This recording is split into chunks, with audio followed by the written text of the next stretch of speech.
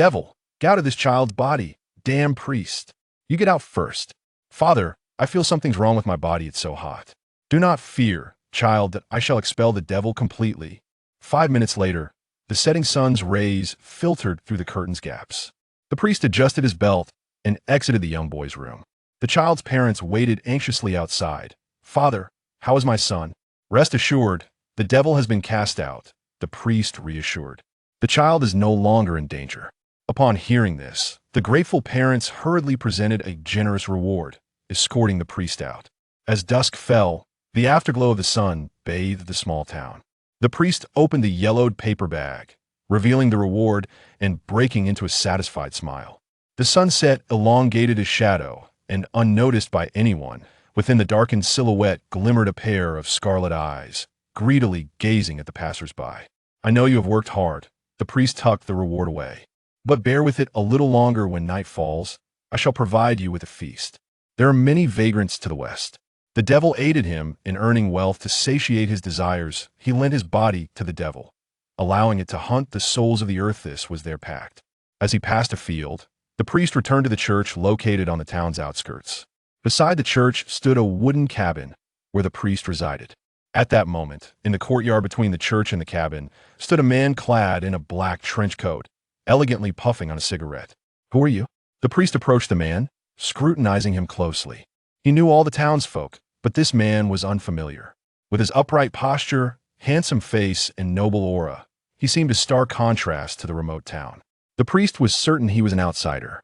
Father, the man extinguished his cigarette and spoke softly. I am guilty. He had come to confess. The priest sighed in relief, opening the church doors and ushering the man into the narrow confessional, while he himself entered the adjacent cramped space, separated only by a thin black veil. The confessional, also known as the reconciliation room, is one of the 7 sacraments in Catholic faith. The penitent confess their sins to the clergy, seeking divine forgiveness. My name is Dunn. The man began his tale from within the confessional. I took someone's life. Did you kill that person? The priest inquired, as crimson eyes flickered in the darkness behind him, fixating on the wooden wall. He felt the devil within him, showing keen interest in the handsome man, eager to devour his soul. Night was approaching after all. He was merely an outsider, and there was only one of him. The priest contemplated perhaps he could use him to feed the devil. No, Dunn replied from the other side. It's worse than murder. It's a peculiar phenomenon, akin to possession. Dunn's deep voice echoed in the confined spaces. Now everyone sees me as him. I have taken ownership of his wealth, his memories, his reputation, even his woman. That is indeed dreadful. The priest had lost interest in Dunn's words. He could only glean one crucial detail from his recent confession. This outsider was wealthy. Perhaps he could seize his riches after the devil consumed his soul. It would be a windfall. The priest felt elated. His shadow flowed like ink, spreading around the confessional, encircling Dunn. It seemed the devil did not intend to devour this man outright. The priest understood this devil. It relished tormenting souls, much like a cat playing with a mouse, waiting until the soul was on the brink of despair before devouring it whole. Such was the devil's nature.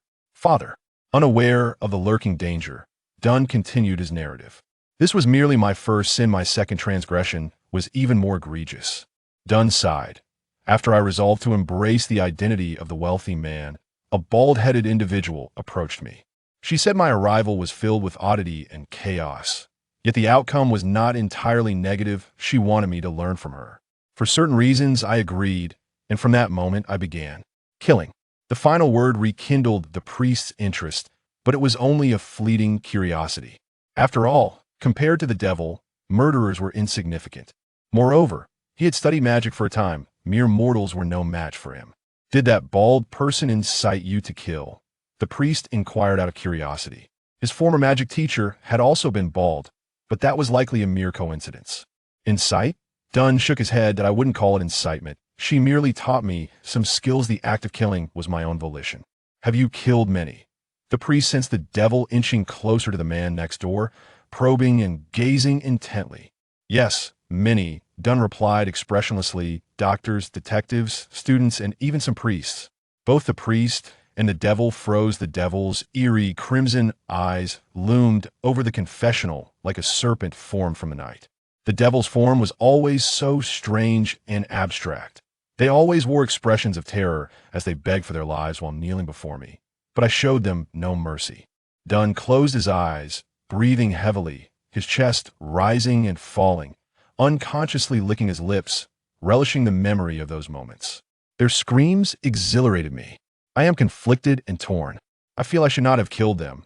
Though they had committed some wrongs, they did not deserve death theoretically. Perhaps they could have been given a chance. But then I ponder, what if they did not want that chance? If they survived and harmed others, would their sins fall upon me? To kill is sinful. To spare is also sinful. What am I to do? Dunn spoke passionately, as if genuinely ensnared in a web of turmoil. I once consulted that teacher, she told me. If I do not enter hell, who will? But if I enter hell, will the Lord still forgive me? Dunn opened his eyes, turning to the thin veil, softly calling out, "Father." The priest swallowed hard. His expression darkening. The man next door was unsettling him, making him anxious. He started to suspect that the fellow might be mentally unstable. He felt a sense of urgency. Why hadn't the devil made its move yet? He opened his mouth, instinctively preparing to respond. "Rest assured, the Lord will forgive." "Father." Before he could finish, Dunn called out his name again, his tone low and clear. Dunn turned, smiling like a refined gentleman, and posed a question he truly wished to ask the person behind the veil. "Will the Lord forgive you?" The sun had fully set outside, and the night descended from the heavens, spreading across the horizon. A chilling wind swept through the church, causing the candle flames to flicker, as though they might extinguish at any moment. Dunn tilted his head back, gazing through the wooden partition of the confessional towards the ceiling, smiling as he asked, "Will he forgive you?" The priest's eyes widened in shock. The scarlet pupils in the shadow radiated an eerie light. "He can see me. Ha ha ha. Thomas, he can see me." The devil's voice echoed within the church, resonating beneath the holy image of Jesus, grating and unpleasant. The priest named Thomas clenched his fists, his face pale, demanding, "Who are you?" Dunn did not answer coldly. He remarked, "How can a priest consort with the devil?" "Hells, what are you waiting for?" The priest shouted suddenly. The demon Hell's dark form swelled grotesquely, resembling a colossal beast, as it lunged at Dunn with claw-like blades. "An ally, you say?" "I have one too." A calm smile graced Dunn's face. "Jarvis." Boom! The stained glass windows of the church shattered into a myriad of colorful shards as a golden-red armored suit descended from above, crashing onto the floor, its surface etched with ancient runes, blocking the demon's assault. Dust and debris filled the air, extinguishing nearly half of the candelaber's flames, while the wooden confessional was crushed. The priest rolled away swiftly, but Dunn remained seated, shielded by the iron armor, untouched by the splintering wood. In the dimly lit church, Dunn stood slowly from his seat, vigorously shaking his trench coat as if to rid of dust. The golden-red armor towered behind him, far more imposing than he. The anti-Hulk armor. It was 1991. The Hulk had yet to be born, yet Dunn had already created it. Moreover, he had enchanted it. As for the individual whose life Dunn claimed to have taken, it was all too obvious. Tony Stark. Approximately a year prior, Dunn had traversed into the body of the newly 20-year-old Tony Stark, only to be unexpectedly summoned for tea by the interdimensional receptionist, the Ancient One. After a conversation, Dunn remained in Kamar Taj, becoming a magical apprentice. This role was far from the ease depicted in films, yet Dunn reaped numerous benefits from it. Benefits derived from the agonizing cries of demons. Dunn gazed at the priest, whispering within the church, "Father, you were once an apprentice in Kamar Taj. You must know that demons are forbidden from entering Earth, correct?" At this moment, the priest finally comprehended. This man had descended from Kamar Taj to capture him, the traitor. The priest's pupils quivered as his gaze shifted to the iron behemoth behind Dunn and the runes upon it. Damn, had he really been gone for just a year? Was Kamar Taj progressing this swiftly? They had integrated technology with magic. "Hells, tear him apart!" the priest shouted. The shadow behind him clawed at the air, a tempest roaring beneath the demon's talons. The last flicker of candlelight was extinguished, leaving only the fading daylight from the window and the incandescent glow of the arc reactor emanating from the armored giant. Simultaneously, Dunn issued a command, "Jarvis, the demon versus the mech." A furious surge of energy swept through the church, shattering glass and demolishing walls. The priest swung his arms, conjuring a golden energy whip that tore through the air with serpentine ferocity. Dunn remained steadfast, unyielding, his serene smile akin to a mask upon his face. The priest despised such a smile. It made him feel like a mere plaything. He was, after all, a superior among mortals, residing in this small town, perceiving the townsfolk as his toys, relying on deceit, magic, and the demon residing within him to survey humanity. He considered himself a ruler, yet with the arrival of this man, he felt his existence threatened. Veins bulged on his forehead as muscles swelled on his arms, exerting all his strength to crack the golden whip. But just as the whip, fierce as a battering ram, was about to strike Dunn, it inexplicably halted mere inches from his nose. Dunn raised an arm, grasping the whip as the wind whipped around him, tousling his hair and coat. How is this possible? The priest gaped in disbelief, every cell in his body straining against the golden whip, yet the man before him stood like an immovable mountain, impervious to his efforts. Though Kamar Taj's mages were primarily melee sorcerers, at their core, they were still ordinary humans. And the priest had forged a pact with the demon from hell, enhanced by its magic, his physique far surpassing that of an ordinary man. Yet faced with this man, he felt as though he were an ant attempting to shake a tree. Dunn's eyes flashed crimson, and in an instant, he moved like a specter before the priest, delivering a heavy slap across his face. The lectern shattered, and the priest fell at the foot of the statue of Jesus. At that moment, crimson light burst forth from the priest, like fireflies in the darkness, drifting from his body into Dunn's. The progress bar in his mind surged. 965-100966-1000. The priest attempted to rise, but the next second, Dunn crushed his ankle. Ah! The priest howled in agony. More scarlet lights scattered the progress bar, climbed rapidly. 970-1000-975-1000. Hells, save me! The priest cried out desperately. Dunn glanced back, noticing Hells being mercilessly pummeled by Jarvis, similar lights escaping Hell's abstract form, flowing into Dunn. Dunn turned his gaze back, looking down upon the disheveled figure beneath him, retrieving a cigarette to light.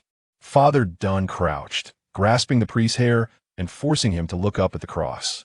"Do you think Jesus will forgive you? Spare me," the bruised priest pleaded. "I merely strayed for a moment." Dunn stared down at the priest, utterly disinterested in his words, his focus solely on the increasing number of crimson lights surrounding him. 980,985 more. More. The sound of bones shattering echoed. The priest shrieked. The runes on the armored suit glowed a golden hue, pinning the demon Hells to the ground, its crimson eyes witnessing the scene below the statue of Jesus. The man in the trench coat, under the Lord's gaze, savagely tormented his believer, blood splattering onto Jesus' face, the statue swaying as if trembling in fear. Hells felt disoriented, momentarily unable to discern who the true demon was. They would die. If something wasn't done swiftly, both it and the priest would perish. Damn it, do not underestimate the bond between us. Hells suddenly roared with all its might, striving to extract every ounce of magic within. A powerful energy erupted from its demonic form, sending the anti-Hulk armor flying, then conjuring a swirling black sandstorm that barreled toward the priest. Upon hearing the commotion, Dunn turned just in time to be swept away by a fierce wind. The demon Hells seized the opportunity to plunge into the priest's body. Hellish magic coursed through the priest's flesh, swiftly mending his wounds. The priest's eyes glowed red, muscles bulging, his clothes tearing apart, dark bristles erupting from his pores, resembling a ferocious wild boar. The priest and the demon were utterly fused. What is this? An ultimate evolved form. Dunn's voice echoed from the far end of the church. Leaning against the shattered wall, he slowly stood upright, shaking his arms, producing a crackling sound. Upon looking down, he noticed a hole in the hem of his finely tailored coat. "You truly lack manners." Dunn spat out the cigarette, but his face betraying a hint of anger. Yet the demon priest trembled inwardly with the strength it had just displayed. A mere human should have been obliterated, yet this man had merely torn his clothing, remaining unscathed. Was this still a human, Wasn't it said that mages were merely fragile? Had he also forged a pact with a demon? The heavy body of the anti-Hulk armor rose from the ground, its steel visage seemingly reflecting fury, poised to teach the vile demon a lesson. But Dunn raised a hand to halt it. Suddenly, a wind swept through the church, coursing through the shattered remnants, tousling Dunn's dark, unruly hair. "Are you quite perplexed?" Dunn lifted his footstep, advancing towards the priest, or rather, the demon. The temperature surrounding them seemed to plummet suddenly by several degrees. The priest, under the demon's control, involuntarily swallowed, sensing a terrifying aura enveloping the church at the edge of the town, spreading through the chaotic air around him. Killing intent surged from all directions. Yet the priest's gaze remained fixed on the man approaching him with deliberate slowness. It was terrifying. This man was more fearsome than the demon itself.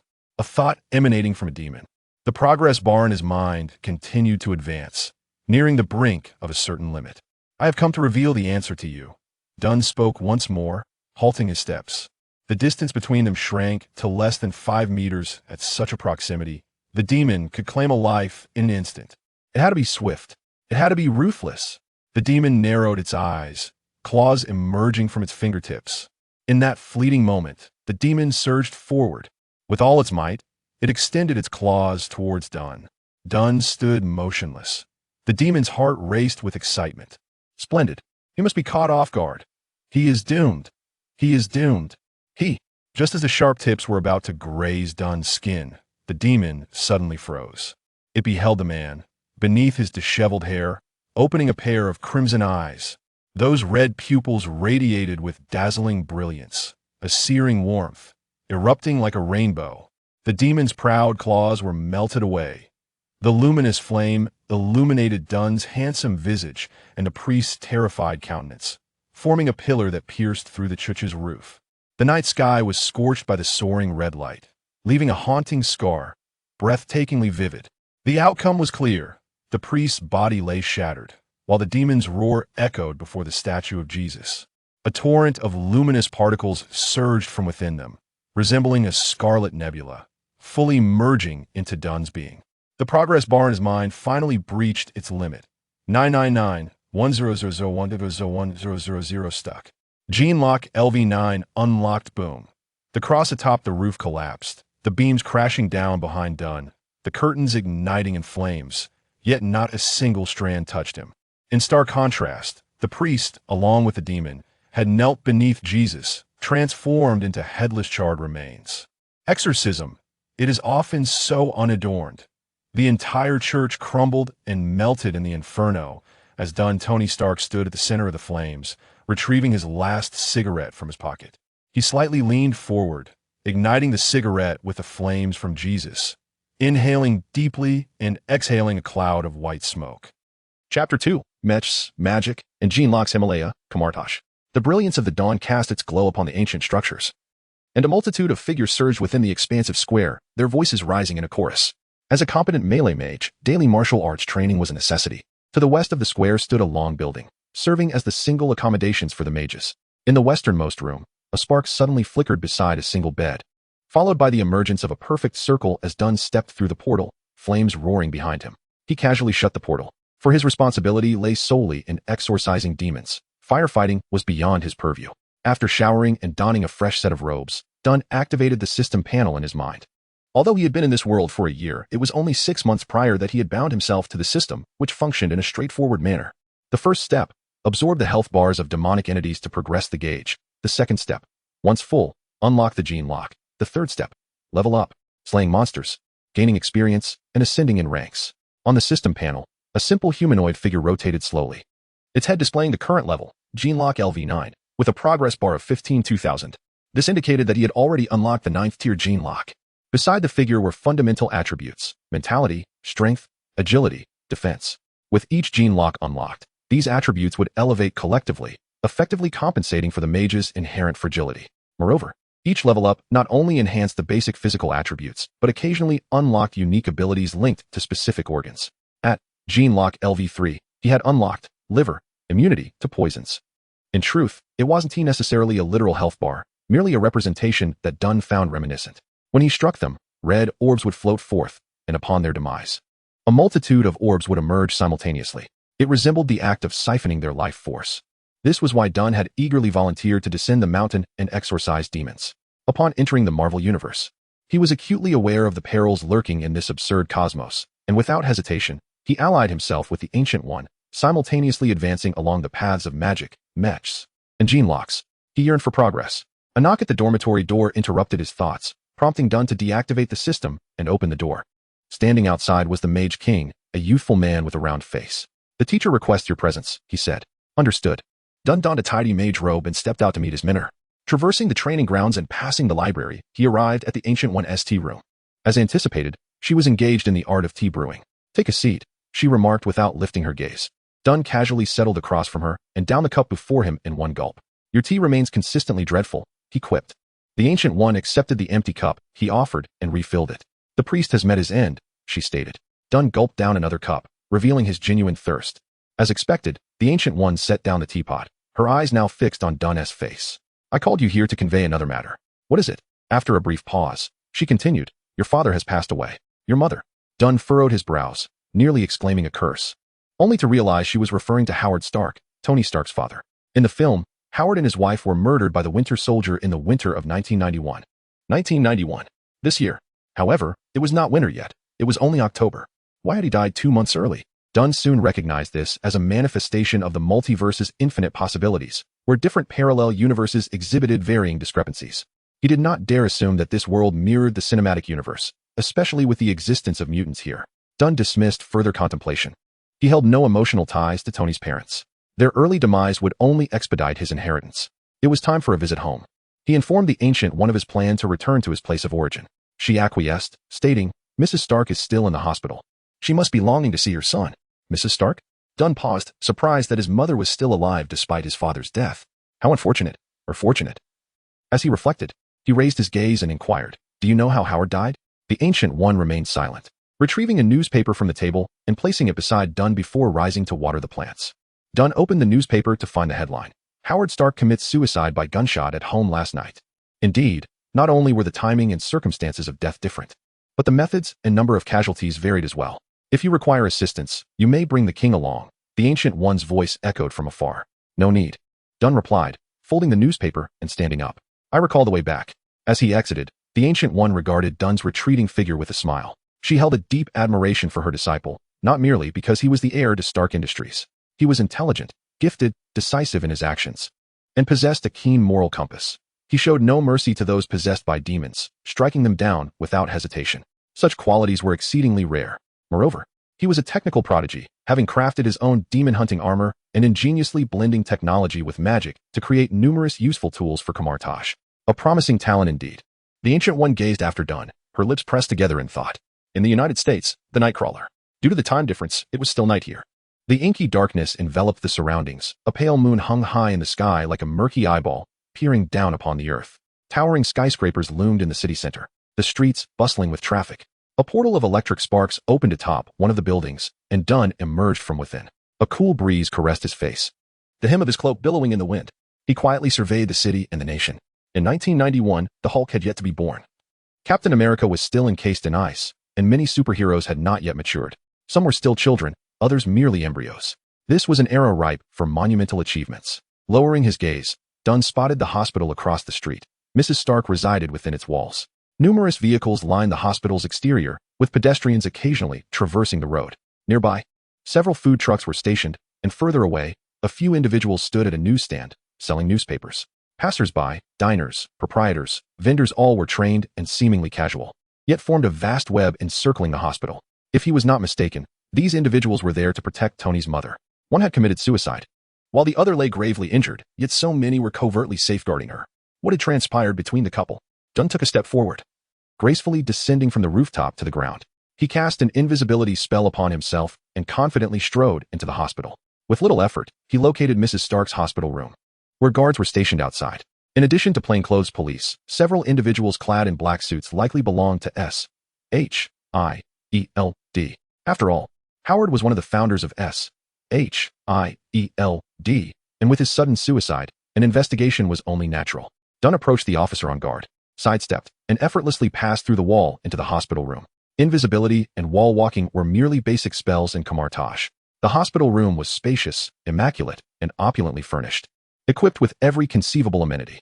A silver-haired elderly woman lay peacefully on the bed, seemingly unscathed, contrary to the grave reports in the newspapers. Dunn casually disengaged his invisibility and pulled a chair to sit beside Mrs. Stark's bedside.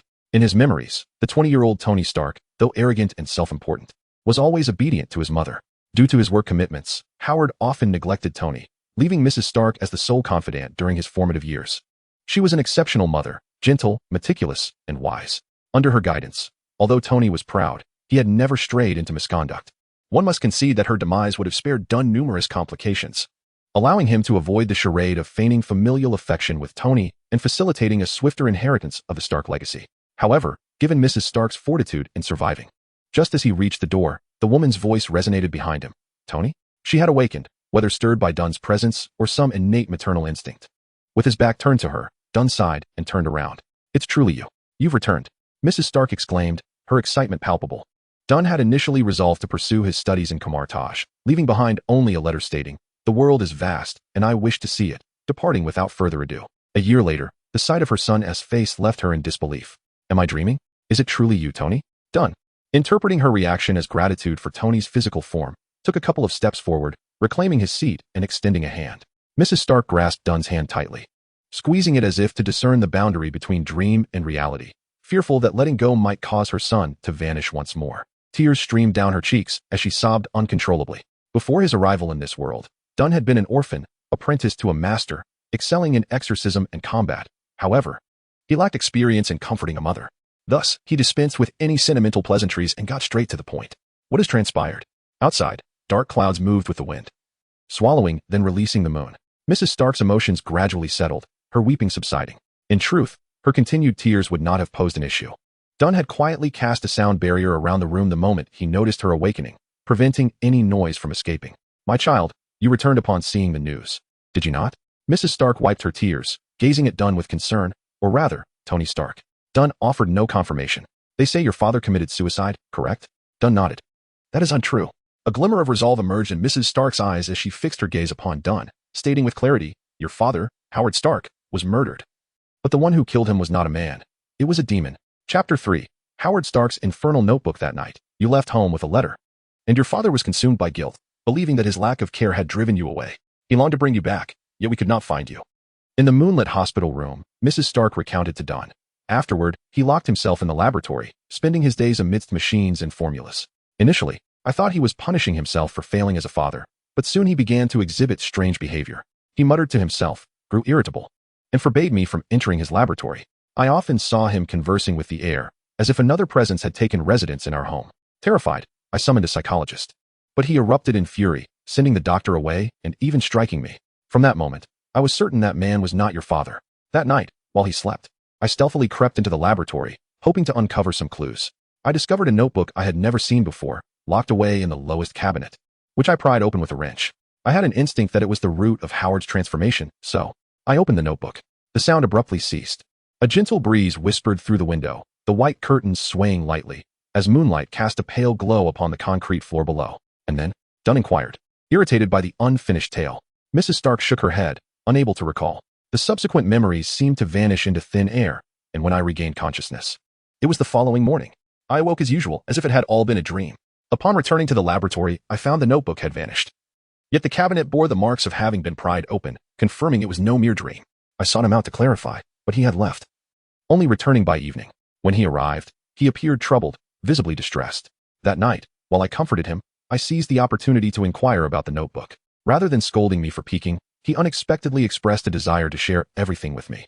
He instructed me to sit on the sofa and soon emerged with the notebook, claiming he had found his faith and glimpsed the truth of the world, eager to share it with me. The narrative halted once more. Mrs. Stark's face bore the weight of exhaustion, as if it took great effort to piece together these memories. You don't remember what happened next, do you? Dunn speculated. Mrs. Stark nodded. When I regained consciousness, I was covered in blood, and your father stood before me, a gun pointed at his own head. I could see his sorrow. He seemed beyond his own control. He apologized, expressing regret towards me and you. And then, Mrs. Stark's composure faltered again, tears streaming down her face. The subsequent events became all too clear. Howard took his own life, and Mrs. Stark fell gravely injured. slipping into a coma, and was transported to the hospital. Following this conversation, it became evident that Howard Stark had indeed succumbed to a dark force. Dunn gazed out the window, the once peaceful moon now appearing ominous and foreboding. Even now, he could not ascertain whether this universe held any relation to the cinematic universe he was familiar with, for the films had scarcely depicted this era. After a year of observation, he found the most striking difference was that this world leaned towards the arcane. Demonic events erupted across the globe, with the sanctum only capable of warding off larger demons, yet many still slipped through the cracks. The entire planet seemed to be split in two. One half was tangible and real, composed of physics and logic, while the other half was its stark opposite, brimming with magic, abstraction, mystery, and the bizarre. The sorcerers of Kamar-Taj acted as enforcers, traversing both worlds. After hearing Mrs. Stark's account, Dunn's mind fixated on a singular thought. This was precisely within his field of expertise. Lacking the skills to comfort her, he resorted to a minor spell to induce slumber upon Mrs. Stark. He then donned an invisibility charm and departed the hospital room. Mrs. Stark was left to uncover the whereabouts of the notebook herself. As the matter pertained to the Stark family and the demons, he felt compelled to intervene. Minutes later, Dunn found himself within a grand estate, the Stark Manor. Expansive in scope, the manor's central structure was a pristine white, exuding opulence. The scene before him overlapped with memories, save for the encircling police tape that now surrounded the estate. Upon entering, he was met with chaos. Exquisite glass artifacts lay shattered on the ground, darkened bloodstains scattered about, while the corridor leading to the bedroom bore a white outline of a human figure. This was likely where Howard Stark had fallen, and his body must now rest in the morgue, awaiting inspection later. His immediate priority was to locate the notebook. Following his recollections, Dunn arrived at Howard's laboratory, filled with various experimental apparatus and scattered sheets brimming with mathematical formulas. He perused the papers briefly and soon spotted the cabinet Mrs. Stark mentioned, still bearing signs of forced entry, yet now empty. Dunn leaned forward, taking a cautious sniff. Alas, he had yet to develop the ability to detect demons by scent. Kamar-Taj maintained an all-seeing surveillance division, with sorcerers tasked to monitor for demonic presence, after which field agents would descend to exorcise them. The sophistication of Kamar-Taj's organization surpassed his expectations, affirming that this world indeed leaned toward the arcane. Unquestionably, Dunn was a field agent, a pure warrior. Yet, a warrior had his own methods. Standing in the living room, he traced a circle in the air, and behind him, a multitude of portals materialized, connecting to a private warehouse within Kamar-Taj. "Jarvis, wake up, I need your assistance." As Dunn spoke, countless pairs of eyes flickered to life within the dim warehouse. The arc reactor hummed to life, and dozens of armored suits ascended, emerging through the portals. Merging Tony Stark's knowledge with his own, Dunn had swiftly upgraded the armor from Mark 1 to Mark 44 within just a year. Though technology was limited, he adeptly compensated with magic. In the films, Tony required a tech chip to control his suits, while Dunn merely needed his mental prowess. Each suit had been infused with varying degrees of magical energy, proving effective against both reality and demons alike. With a mere gesture, the armored suits obediently split into different paths to assist him in the search, scouring his own room, his parents' bedroom, the study, the dining room, the bathroom, nearly exhausting the entirety of the estate. Yet the notebook remained elusive. Perhaps it had already been discovered and taken. Dunn surmised it could either be with the police or SHIELD, with the latter being the more probable option. Howard was still employed by SHIELD at that time, a figure of considerable seniority, undoubtedly. His body was now in their custody. It seemed he would need to present himself at SHIELD under the guise of the deceased son. As Dunn pondered this, he suddenly heard footsteps approaching from outside the manor. Someone was arriving. All the armored suits turned in unison to gaze out the window, creating an extraordinarily eerie tableau. Dunn gradually approached the window, lifting a corner of the curtain to gaze at the visitor in the courtyard. It was a slender man, clad in a black overcoat and adorned with a top hat, who strolled towards him. Bathed in the luminous glow of the moonlight, Dunn recognized that face. It was none other than Howard Stark, the man who had taken his own life with a gun. Chapter 4, Secondary Agent Black Braised Egg, SHIELD. New York branch agent Nick Fury parked his vehicle in the lot and entered the building, arriving for his shift. Despite the surveillance systems installed in every SHIELD branch, the esteemed tradition of manual patrols persisted, a testament to the words of one of SHIELD's founders. Mechanical eyes can never rival the human gaze. Nick Fury stepped into the elevator, pressed the button for his floor, and descended. In the 1990s, SHIELD's technology had not yet reached its zenith, especially after the theft of the Tesseract 2 years prior, which had stalled the ambitious Pegasus project, resulting in a significant setback for the agency. With Howard now deceased, SHIELD had suffered grievously. Rumors suggested that Howard had taken his life under the influence of some mysterious force, leaving Nick Fury in a state of perplexity. Having been with S.H.I.E.L.D. for 3 years, he had dedicated his time to understanding the nature of Earth's enemies and their origins, never imagining that he would find himself entangled with the notion of dark deities. He had perused several novels. If such malevolent entities truly existed, as depicted in literature, he mused that S.H.I.E.L.D. might as well cease to exist and await oblivion. Ding! The elevator arrived, and Nick Fury adjusted his collar. As he stepped out, his foot slipped, sending him crashing to the ground, his palm pressing into a sticky puddle beneath him, an utterly repulsive sensation. What on earth? Fury instinctively cursed, but as he glanced down, his mouth fell agape in horror. It was blood. A pool of crimson surrounded him. A chill ran down his spine as he looked ahead, his pupils trembling in disbelief. Corpses. Scattered all around were dismembered bodies, former colleagues reduced to mere remnants. Some sprawled on the floor, others dangling from fans, while some adhered to the walls. The stench assaulted his senses, forcing Fury to suppress his nausea as he drew his weapon, navigating through the sea of death. At last, he found the source. In the far corner of the morgue stood the freezer, which should have contained Howard Stark's body. The steel door lay torn open, revealing a gaping void within. The body had vanished completely. Nick Fury, Motherfer. Under the pale glow of the moonlight, Stark Manor stood eerily quiet, where a man presumed dead returned to his home, impeccably dressed. This scene was undeniably bizarre. Yet, Dunn had grown accustomed to such occurrences. Instances of demons borrowing the flesh of the deceased were not unheard of. He recalled a peculiar case where a demon had inhabited the body of a recently deceased elder, providing strength to his daughter and granddaughter at his own funeral. At this moment, it was the demon within Howard's body who should feel alarmed. For over 30 pairs of eyes were fixed upon him as he approached the house. With each step, the sound of his footfalls grew clearer, and Howard Stark drew nearer to the dwelling. Inside, the armored suits raised their arms, weapons at the ready. 10 steps, 5 steps, 3 steps. 1 step. Howard placed his hand on the doorknob, and with a creak, he pushed the door open. The moonlight rushed into the room, illuminating the long carpet. Click. A lighter ignited a cigarette, its flame flickering. At the far end of the living room sat a solitary armchair, where the young master of Stark Manor perched, a myriad of pale eyes glimmering behind him. The metallic figure reflected a cold sheen in the moonlight, half illuminated, half shrouded in shadow, reminiscent of a knight of a fallen kingdom. In that moment, 60 pairs of eyes met his gaze. Howard remained motionless, hands still gripping the doorknob. One foot in the room, the other outside. Tony? He called out, addressing his son, the occupant of this body.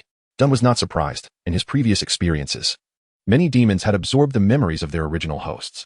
It was also possible that Howard had not been possessed, but rather tainted by that very notebook, which could have led to his current state.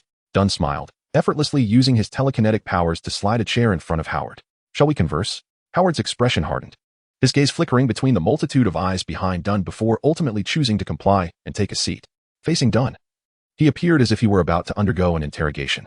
Are you truly Tony? Howard removed his top hat, scrutinizing Dunn. Dunn did not respond immediately, instead countering. Are you truly Howard? My son, Tony, do you also believe I am possessed by a demon? Howard's face bore an expression of deep distress. Please. The tendrils on your head are still waving at me. Dunn waved his hand dismissively, and a nearby full-length mirror shifted, allowing Howard to see his own reflection. Upon removing his tall hat, the grotesque wound on the right side of his head became visible, crimson tendrils writhing nearby. Clearly, it was a previous gunshot wound. Upon seeing the injury, Howard did not exhibit shock or fear. Rather, he appeared exhilarated, gazing at the tendrils on his head with an almost obsessive fascination. This is not possession. Howard smirked at his reflection. This is evolution, a gift from my master. It seemed he had indeed succumbed to mental contamination. He might have become a follower of some dimensional lord. Due to the protective influence of the 3 great sanctuaries, most dimensional lords found it challenging to approach Earth. However, they always devised means to affect Earth's inhabitants, thus hastening their own arrival. Utilizing artifacts to taint humanity and gather followers was merely one such method. As Dunn contemplated this, his curiosity about that notebook intensified. He yearned to uncover its authorship. Mephisto? Lucifer? Or perhaps Shizorn? You are not Tony. Howard rose from his chair. Tony would not resort to such tricks. Who are you, really? Dunn remained silent. He bore no obligation to answer the queries of these lesser beings. These followers referred to the dark deities as their masters, believing in a master-servant dynamic. Yet the truth was they were mere pawns in the grand scheme. Nevertheless, it must be acknowledged that targeting Howard Stark was a judicious choice. Howard was intelligent, wealthy, and had participated in research on the Space Stone. Had the Tesseract not been stolen, he might have easily summoned the dark deity. You are seeking that notebook, aren't you? Dunn rose from his chair, stretching leisurely. In his mind, Dunn had unraveled a coherent narrative. Howard Stark, for reasons unknown, had acquired a notebook imbued with the power of dark deities, subsequently succumbing to its influence and becoming a follower. Mrs. Stark had mentioned hearing Howard speak to himself. And certain mental disorders, including schizophrenia, were indeed side effects of human contamination. Perhaps it was a dual personality, or even multiple. Yet they all shared a singular purpose: to welcome their dark master. They sought to merge science with magic, attempting to replicate the effects of the Tesseract through sorcery, creating a portal for the dark deity's arrival. The discarded formulas in the laboratory served as irrefutable evidence.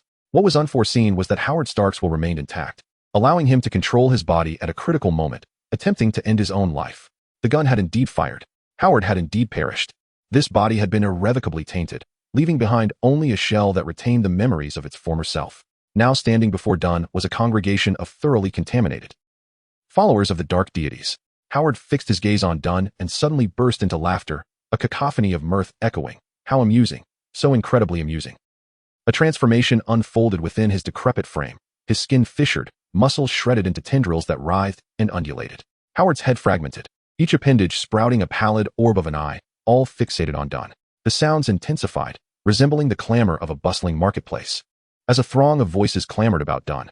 You are correct. We have come to reclaim the notes. After the old man fired his weapon, we succumbed to slumber.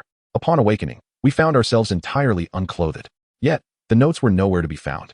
Where could they possibly be? Do you know their whereabouts? Have you discovered them? I implore you, return them to me, please. An uncountable multitude of voices reverberated through the cavernous villa, gradually fading into silence. Dunn's gaze remained fixed upon Howard's myriad eyes, acutely aware of an enigmatic force attempting to invade his psyche.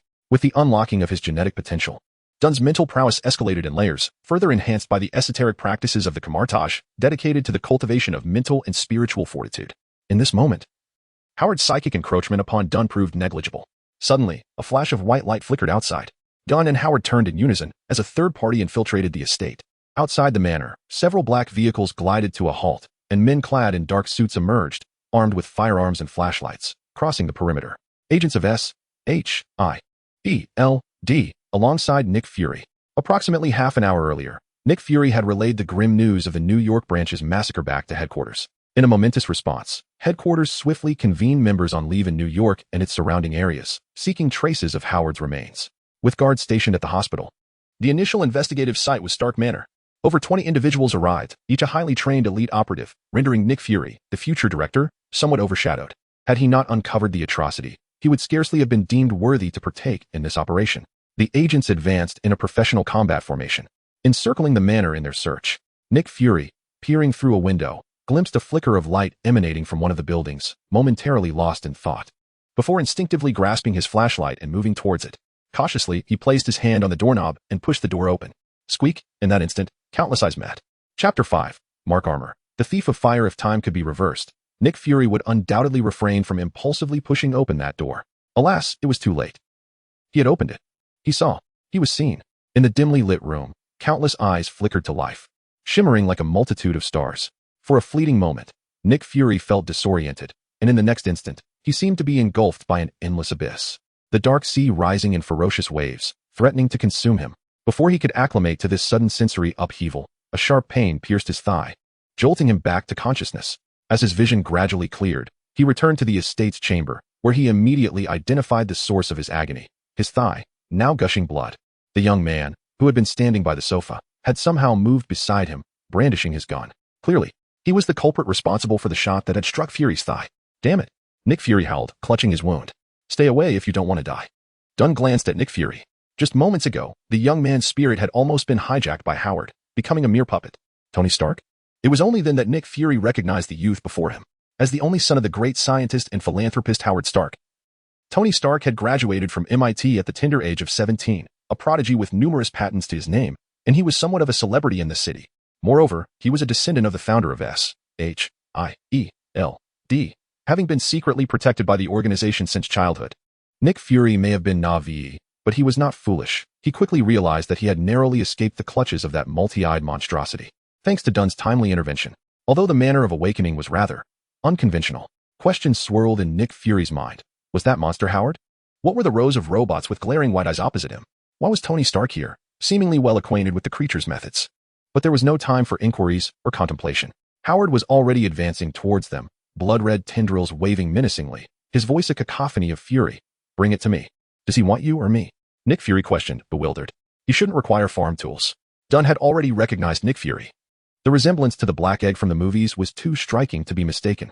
At that moment, other agents, drawn by the commotion, gathered around. A few recognized Dunn's identity and instinctively shielded him. Mr. Stark? The leading agent aimed his weapon at the tentacled creature Howard, glancing at Dunn with surprise. Tony Stark had been missing for a year. It was rumored that Howard had unusually utilized S.H.I.E.L.D. resources to search for him. But no results had surfaced until now. No, now it seemed results were finally at hand. After all, the long-missing Tony Stark stood right before them. Each agent, like Nick Fury, first noticed Dunn, then the tentacled monster and the armored figure, their minds swirling with questions. However, this was not the time for idle chatter. Protect Mr. Stark. The lead agent shouted, and the others immediately encircled Dunn, shielding him from danger. Dunn rifled through his memories but could not recall these agents. They may have had some prior contact with Tony, but he had not remembered them. Given Tony Stark's pride, few in this world warranted his remembrance. Bang! Someone fired at Howard. The bullet halted mere inches from Howard, suspended in midair, unable to advance further. More and more bullets followed suit, forming a metallic barrier before Howard.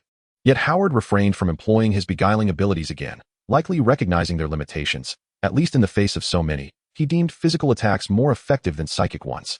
As agents fired while retreating to protect Dunn, Howard sprang into action. Boom! Countless bullets were deflected by an unseen force, ricocheting back toward their origin. The agents instinctively raised their arms in defense, only to find the bullets suspended once more before them.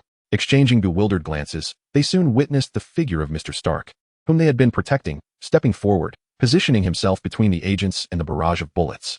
Moonlight cascaded upon his shoulders, rendering his silhouette both majestic and enigmatic. Mr. Stark? Someone softly called out. Dunn rummaged in his pocket, produced a pack of cigarettes and a bronze lighter, placed a cigarette between his lips, struck a flame, and lit it. Get out of here. You cannot handle this creature. Mr. Stark, what are you? One agent had further questions, but was silenced by a companion. Retreat. The agents gradually backed away, exiting into the courtyard. Please help close the door. Thank you. Dunn instructed as he turned back. Nick Fury, clutching his wounded thigh, shut the door behind him. The room instantly turned cold, as if the very essence of vitality had been stripped away. Finally, there was no longer any encumbrance. Dunn's rescue of the agents was not born of altruism.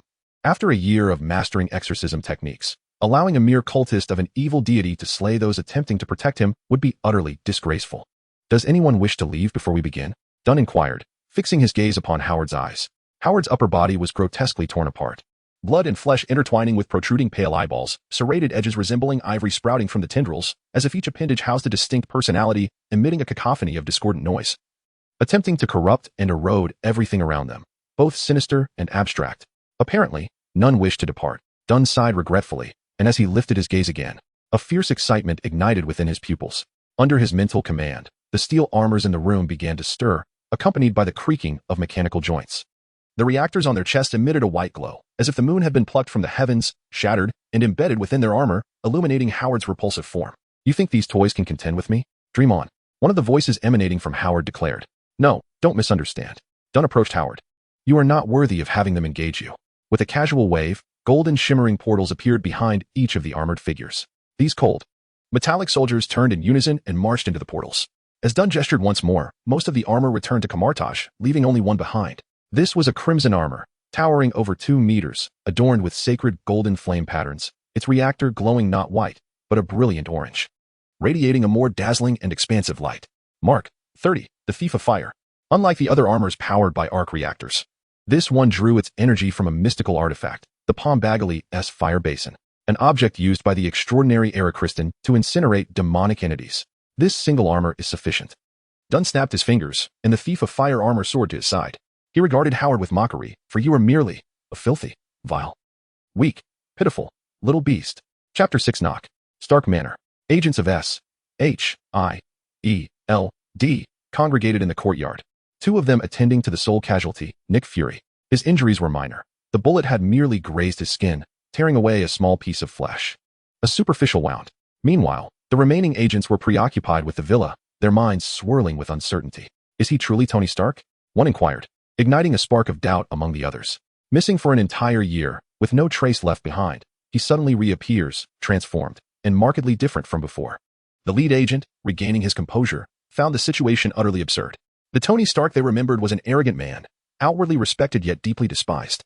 The individual they had just encountered while still retaining some of that haughty demeanor, was a far cry from the man of their memories. Furthermore, the Tony Stark they recalled would have fled at the sight of that monstrosity, not stood his ground. Something was amiss. Should we venture inside for further investigation? One suggested. Yet, before any action could be taken, the villa erupted into light. A torrent of flames illuminated the agents' faces through the glass windows, the searing heat igniting the curtains. And in an instant, a blaze engulfed the structure. Are they fighting? No one replied, for the door swung open. Dunn emerged alone, his black trench coat billowing. The inferno consuming the building behind him, yet he remained unscathed. Do not be alarmed, it has all been resolved, Dunn stated, his expression impassive. As if he had merely swatted a mosquito. This is it. Someone gulped, feeling the abruptness was too swift. A mere 3-second man. Dunn glanced back. A crimson light drifting from the flames, entering his being. The father of Tony, Howard Stark, was utterly deceased. No, to be precise, he had long since departed this world. Now, it was merely a matter of his remains being incinerated. Since the notebook was not in his possession, it held no further value. As for this opulent residence, Dunn felt no sorrow, for in his memories, he possessed 7 such estates. Young Stark, the leading S.H.I.E.L.D. agent John, stepped forward, harboring doubts yet maintaining respect after witnessing the recent events. What exactly transpired? What do you wish to inquire about? Dunn shot a glance at John. The latter hesitated, pondering what to ask. Should he inquire if that monster was Howard? Or why Tony was present here? Perhaps he should question Dunn about his striking presence? If convenient, we could find a place to discuss this in detail, John finally suggested. Dunn raised an eyebrow, contemplating for a moment before replying, not particularly convenient. With that, he waved his hand, summoning a portal behind him, and departed amidst the gaze of onlookers. The agents exchanged glances, utterly perplexed. The Elders' Hospital. Inside the patient room, Mrs. Stark's silvery hair was illuminated by the sparks of the portal as Dunn stepped through, gazing down at the elderly woman. She remained asleep. Seemingly under the influence of Dunn's earlier hypnosis, resting peacefully. Dunn sat quietly by her bedside, doing nothing but observing Mrs. Stark. Dawn was approaching. Although Howard had been cremated, a myriad of complications lingered unresolved. For instance, where did that notebook originate? And where had it vanished to? Who was the malevolent deity orchestrating events from the shadows? And furthermore, if Howard had been tainted by the contents of that notebook, then Mrs. Stark had also perused it twice. Had she not been affected? If not, where had her memories, lost after reading the notebook, gone? What had transpired? If she had indeed been tainted, Dunn regarded the woman on the bed. Her appearance frail and solitary. However, outward appearances could be deceiving. He recalled the texts he had perused in Kamartaj. Beings tainted by malevolent forces differed from ordinary mental afflictions. In their normal state, they might appear unremarkable, yet their internal structures had undergone horrific transformations, just as Howard had morphed into that tentacled monstrosity. Typically, the first aspect to be altered in a tainted human was their mind. Dunn's gaze shifted to Mrs. Stark's gray hair. Whether she had been tainted could be discerned with a glance. Regrettably, he had only unlocked thermal vision and not X-ray vision. Otherwise, he could ascertain the truth instantly. At this juncture, he would have to delve deeper. Dunn flipped his fingers, revealing a gleaming surgical knife. Standing tall, he fixed his gaze upon Mrs. Stark. For Dunn, there was an additional method to determine if Mrs. Stark was still human. However, considering both methods could be employed simultaneously for double assurance, he brandished the knife. The silver blade glinted as it descended, and without a hint of hesitation, he swiftly sliced through the skin of Mrs. Stark's forehead. In his line of sight, a scarlet light emerged from the wound. A blood-red eyeball protruded from the opening. Dunn sighed. Indeed, having read that notebook, if the husband fell victim, how could the wife escape unscathed? Such entities, once entangled with an ordinary person, often led to ruin as the most favorable outcome. Here, ordinary referred to anyone unfamiliar with the realm of magic, including the Starks themselves. Dunn fixated on the blood-red vertical pupil on Mrs. Stark's forehead, which also gazed back at him. After a prolonged silence, Dunn gripped the knife's handle, preparing to strike again. Suddenly, Mrs. Stark raised her hand and grasped the blade, halting the descent of the exquisite surgical instrument. This strength surpassed that of Howard. Dunn feigned retreat, witnessing Mrs. Stark's body levitate in a manner that defied the laws of physics, suspended above the bed. Her consciousness appeared to remain in slumber, her body limp and supported solely by an unseen, mysterious force, her face revealing only the third eye on her forehead, an invisible mental corruption radiating outward. The temperature in the room plummeted, the water in the cup rapidly crystallizing with frost. Dunn furrowed his brow. If Mrs. Stark had not lied, she had indeed read the notebook twice. The first time, she may have merely been subjected to the notebook's inherent taint, but upon awakening drenched in blood the second time, something significant must have occurred, causing her to be more profoundly affected than Howard, who had prolonged exposure to the notebook. Of course, this entire hypothesis hinged on the assumption that Mrs. Stark had been truthful. Dunn casually tossed the surgical knife into a nearby metal bin, raising his gaze to the crimson-eyed matron, speaking as if to himself. You are not a follower, are you? The original? No. That seemed incorrect. Her powers appeared to originate from a different source than Howard's. What, exactly are you? A demon? Or a lord? Wizard, are you inquiring about me? The red-eyed matron, suspended above the bed, kept her eyes closed save for one, which fixated on Dunn. She smirked. For our first meeting, you may refer to me as the Darkheart Demon. Darkheart Demon? Upon hearing that name, Dunn experienced a moment of clarity. As an apprentice of Tony Stark and Kamartaj, he should not have been familiar with such a title. However, as a traveler, he had indeed heard of it. The Darkheart Demon, offspring of the Hell Lord Mephisto. In the film Ghost Rider, there appeared a character known as the Sorcerer, whose essence is akin, yet whose manifestation differs. In that cinematic universe, the Sorcerer could traverse into Earth, unimpeded by the absence of the Supreme Mage and the Sanctum, for each universe operates under its own unique laws. It seems you have long dwelled within her being, and from the moment I unveiled myself, you discerned my identity, did you not? Upon realizing the identity of his adversary, Dunn remained unperturbed, continuing to deduce. You utilized Mrs. Stark's voice to relay that tale, intending to remain in the shadows, manipulating my hands to eliminate that acolyte, and perhaps, simultaneously, assist you in locating the notebook? Mrs. Stark, or rather, the Darkheart, controlled the elderly woman's body, and with a smirk, confirmed Dunn's assumptions, stating, as a human, you are quite astute. Dunn felt no joy. He nearly fell into the abyss of the demon's path upon descending the mountain, revealing that he was indeed more suited to be an executioner. However, the clarity of understanding was preferable to perpetual ignorance. He had maintained his skepticism from the outset. Dunn introspected and reviewed his thoughts, granting himself an escape. He then gazed at the Darkheart with excitement. For this marked his first encounter with such a renowned demon, the son of a lord from the underworld. He wondered what fortune he might reap from slaying it. That notebook is not yours, is it? Before acting, Dunn sought to validate two more hypotheses. Indeed, the voice of the Darkheart resonated within the hospital room. If this is your final wish as a human, I can assure you, it does not belong to me. The Darkheart continued. That acolyte sought to use this body as a vessel and sacrifice to welcome its master, but an error occurred midway. It seems the acolytes will faltered, leading to the ritual's failure. Yet, it was not a complete failure, for that portal serendipitously manifested before me. Thus, Dunn's suspicions were confirmed. The notebook's owner, the Manners couple, and the Darkheart represented three distinct forces. The Darkheart's temptation for him to seek the notebook may also have aimed to draw his attention away from its true owner. Never mind, it is of little consequence. Thank you for your elucidation, Dunn expressed with politeness, bowing like a gentleman. He then inquired, is Mrs. Stark's soul still present? Before we proceed, I have a few words to share with her. A farewell between mother and son? The Darkheart, perhaps confident of victory, generously replied, I can grant you this. Say what you wish, she can hear you. Mrs. Stark. Dunn wasted no words and began, you must feel it.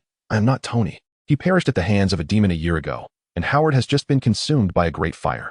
Thus, my forthcoming question is of utmost importance. Please ponder your answer carefully. Mrs. Stark, upon learning of your husband and son's demise, do you wish to live? Yes or no? Yes. I shall endeavor to preserve your body and soul while exorcising the demon, and then take you back for your teacher to save you, though success is not guaranteed. There is at least hope. No, I shall spare no effort in annihilating this body before me, including the demon and your remaining consciousness, but afterward, I will exact vengeance for the Stark family, for Tony, for Howard, and for you.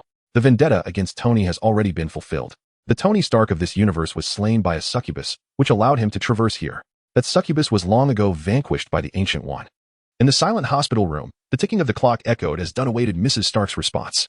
The Darkheart also fell silent, seemingly intrigued by her answer. After a prolonged pause, two streams of tears cascaded from Mrs. Stark's tightly shut eyes, and she spoke, her voice weary. Please, take me to them. I understand. Dunn nodded solemnly. He then removed his trench coat, hanging it on a rack to reveal a white shirt and black trousers beneath, rolling up his sleeves. Mr. Darkheart, let us begin. I am somewhat curious. The Darkheart's raspy voice emerged. How did you ascertain that I was not merely masquerading as that old woman to deceive you? Both the Darkheart and Mrs. Stark shared this corporeal form, and it was curious how Dunn discerned the truth. It matters not, Dunn replied with an unexpected candor. Allow me to share a secret. All my inquiries were merely for psychological reassurance. The Darkheart paused, then erupted in laughter. Ha ha ha. So, you had already made your decision, had you? Regardless of how you choose, your resolve remains unshaken. Yes? Ha ha ha. Humans are indeed more hypocritical than demons, deceiving even themselves. Dunn's expression remained unchanged as he continued rolling his sleeves. Mr. Darkheart. Dunn gazed expressionlessly into those blood-red eyes and inquired, are you prepared to bid farewell to this world? He had indeed made up his mind long ago. No matter how Mrs. Stark chose, that decision would remain immutable. That decision was to prioritize the elimination of the Darkheart above all else. This was the fundamental professional ethic of an exorcist. He was committed to his duty. The laughter of the Darkheart finally ceased, and the temperature in the vicinity plummeted, the atmosphere charged with tension. Behind Dunn Several portals materialized, from which emerged silver-armored figures. 1, 2, 3, 8, 9. Dunn counted the number of armors and muttered to himself. This should suffice. Do you intend to confront me with mere scraps of metal? Absurd. The dark heart felt insulted, its voice ambiguous, neither distinctly male nor female, resonating throughout the hospital room. Do not misconstrue. These are not for you. Dunn responded, I have heard of your renown, and thus shall not underestimate you. I will strive to deliver a decisive blow.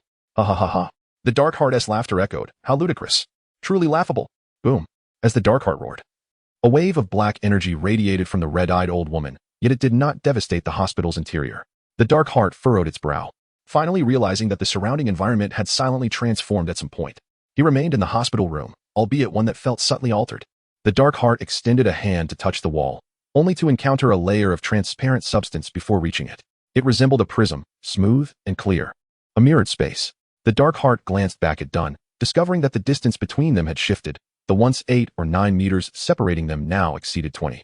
Dunn fixed his gaze upon the dark heart, raising his right hand, his middle, ring, and thumb fingers intertwined, the others extended.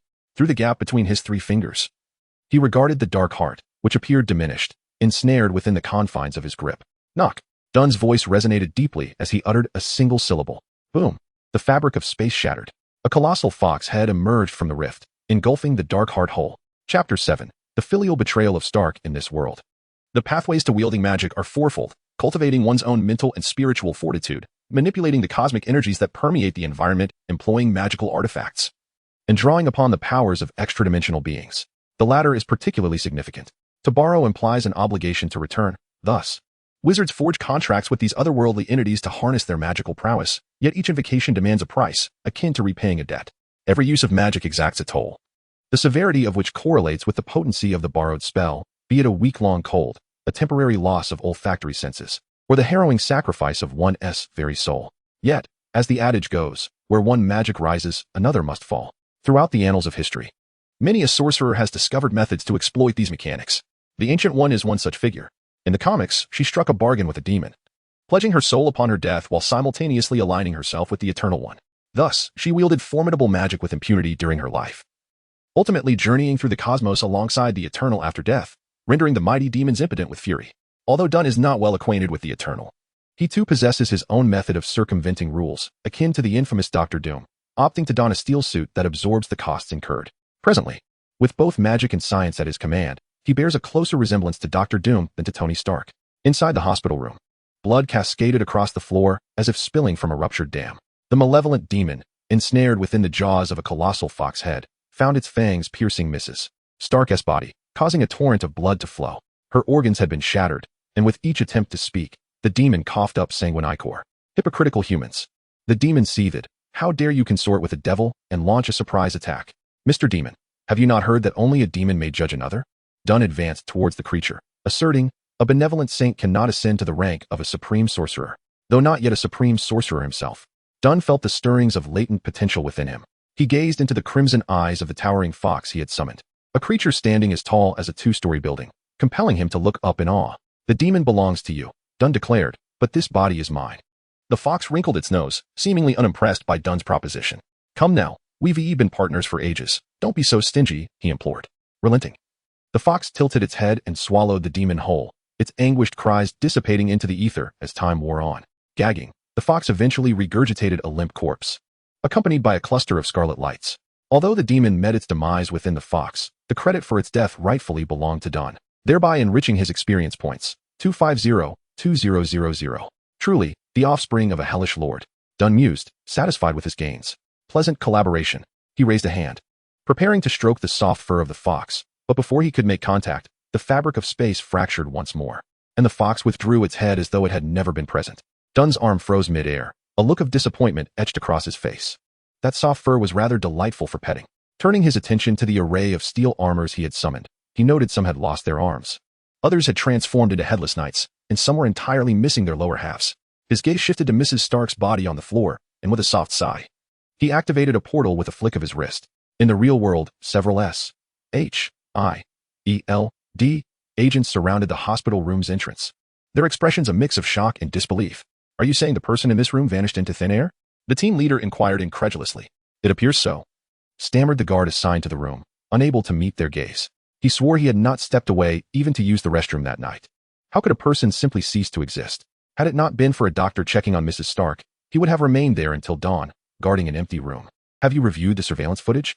The leader asked, noticing the camera in the corner. Yes, but it has been tampered with. The footage is stuck in a loop of Mrs. Stark sleeping, the agent replied, trembling. Blast. The leader frowned, envisioning his career slipping through his fingers. Not long ago, they had received alarming news that the New York division had been attacked and Howard's body was missing, with orders to ensure Mrs. Stark's safety. Now, in the blink of an eye, she had vanished without a trace.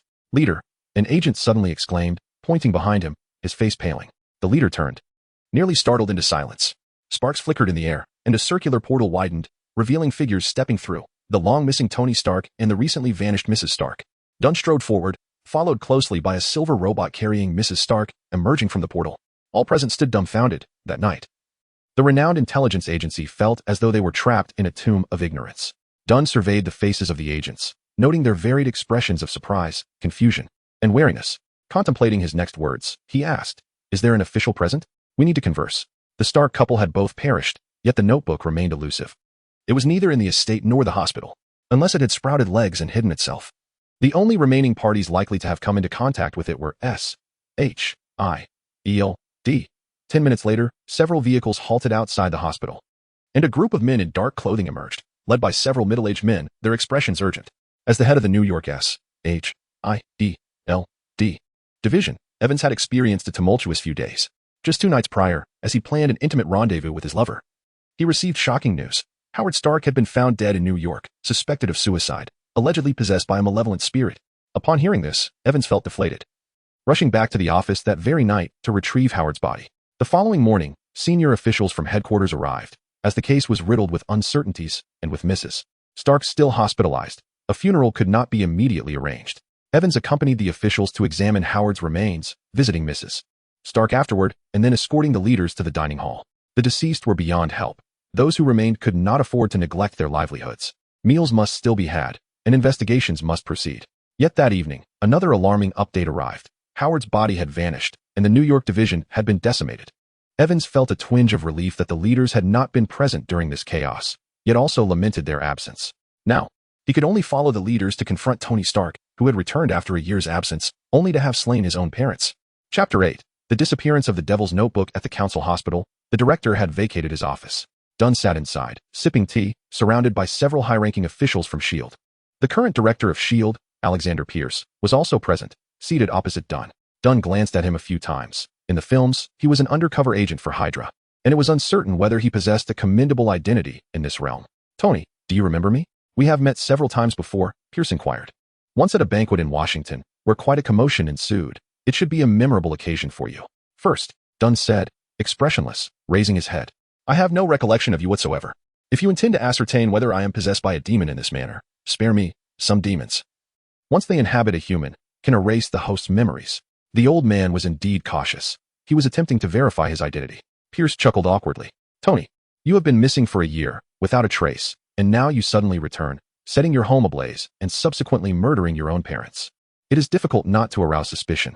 If you seek a reasonable explanation, I can provide one. Would you mind opening the window?" Pierce hesitated for a moment, then signaled to someone behind him, who opened the director's office window. Dunn produced a cigarette, striking a match to ignite it. "The reason for my disappearance is that a year ago I encountered a demon and nearly lost my life. But at the critical moment, a sorceress descended from the heavens to rescue me. She believed I possessed some talent, and I found her quite captivating. So we hit it off, and I left home to study under her for an entire year. I only returned upon hearing of my father's death." Pierce's expression turned serious as he meticulously analyzed Dunn's narrative. It was plausible. Indeed, it was entirely reasonable. The existence of demons was beyond doubt. Dunn's violent exorcism methods had also been witnessed by numerous agents. Moreover, Pierce glanced at the iron armor standing behind Dunn. During World War II, Howard Stark had constructed similar armors. Although not as sophisticated as this one, it was evident that the legacy had been passed down.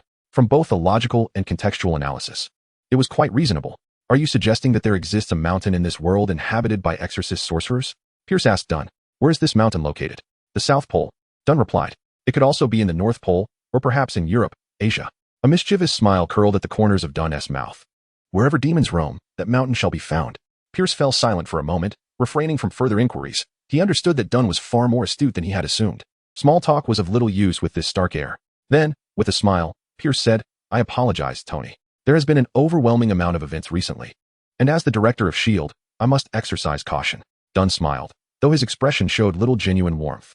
At times, he felt demons were easier to deal with than humans. Demons merely required a swift strike, while humans demanded one to decipher the subtext of their words, remaining ever vigilant amidst the treachery and manipulation. It was exhausting.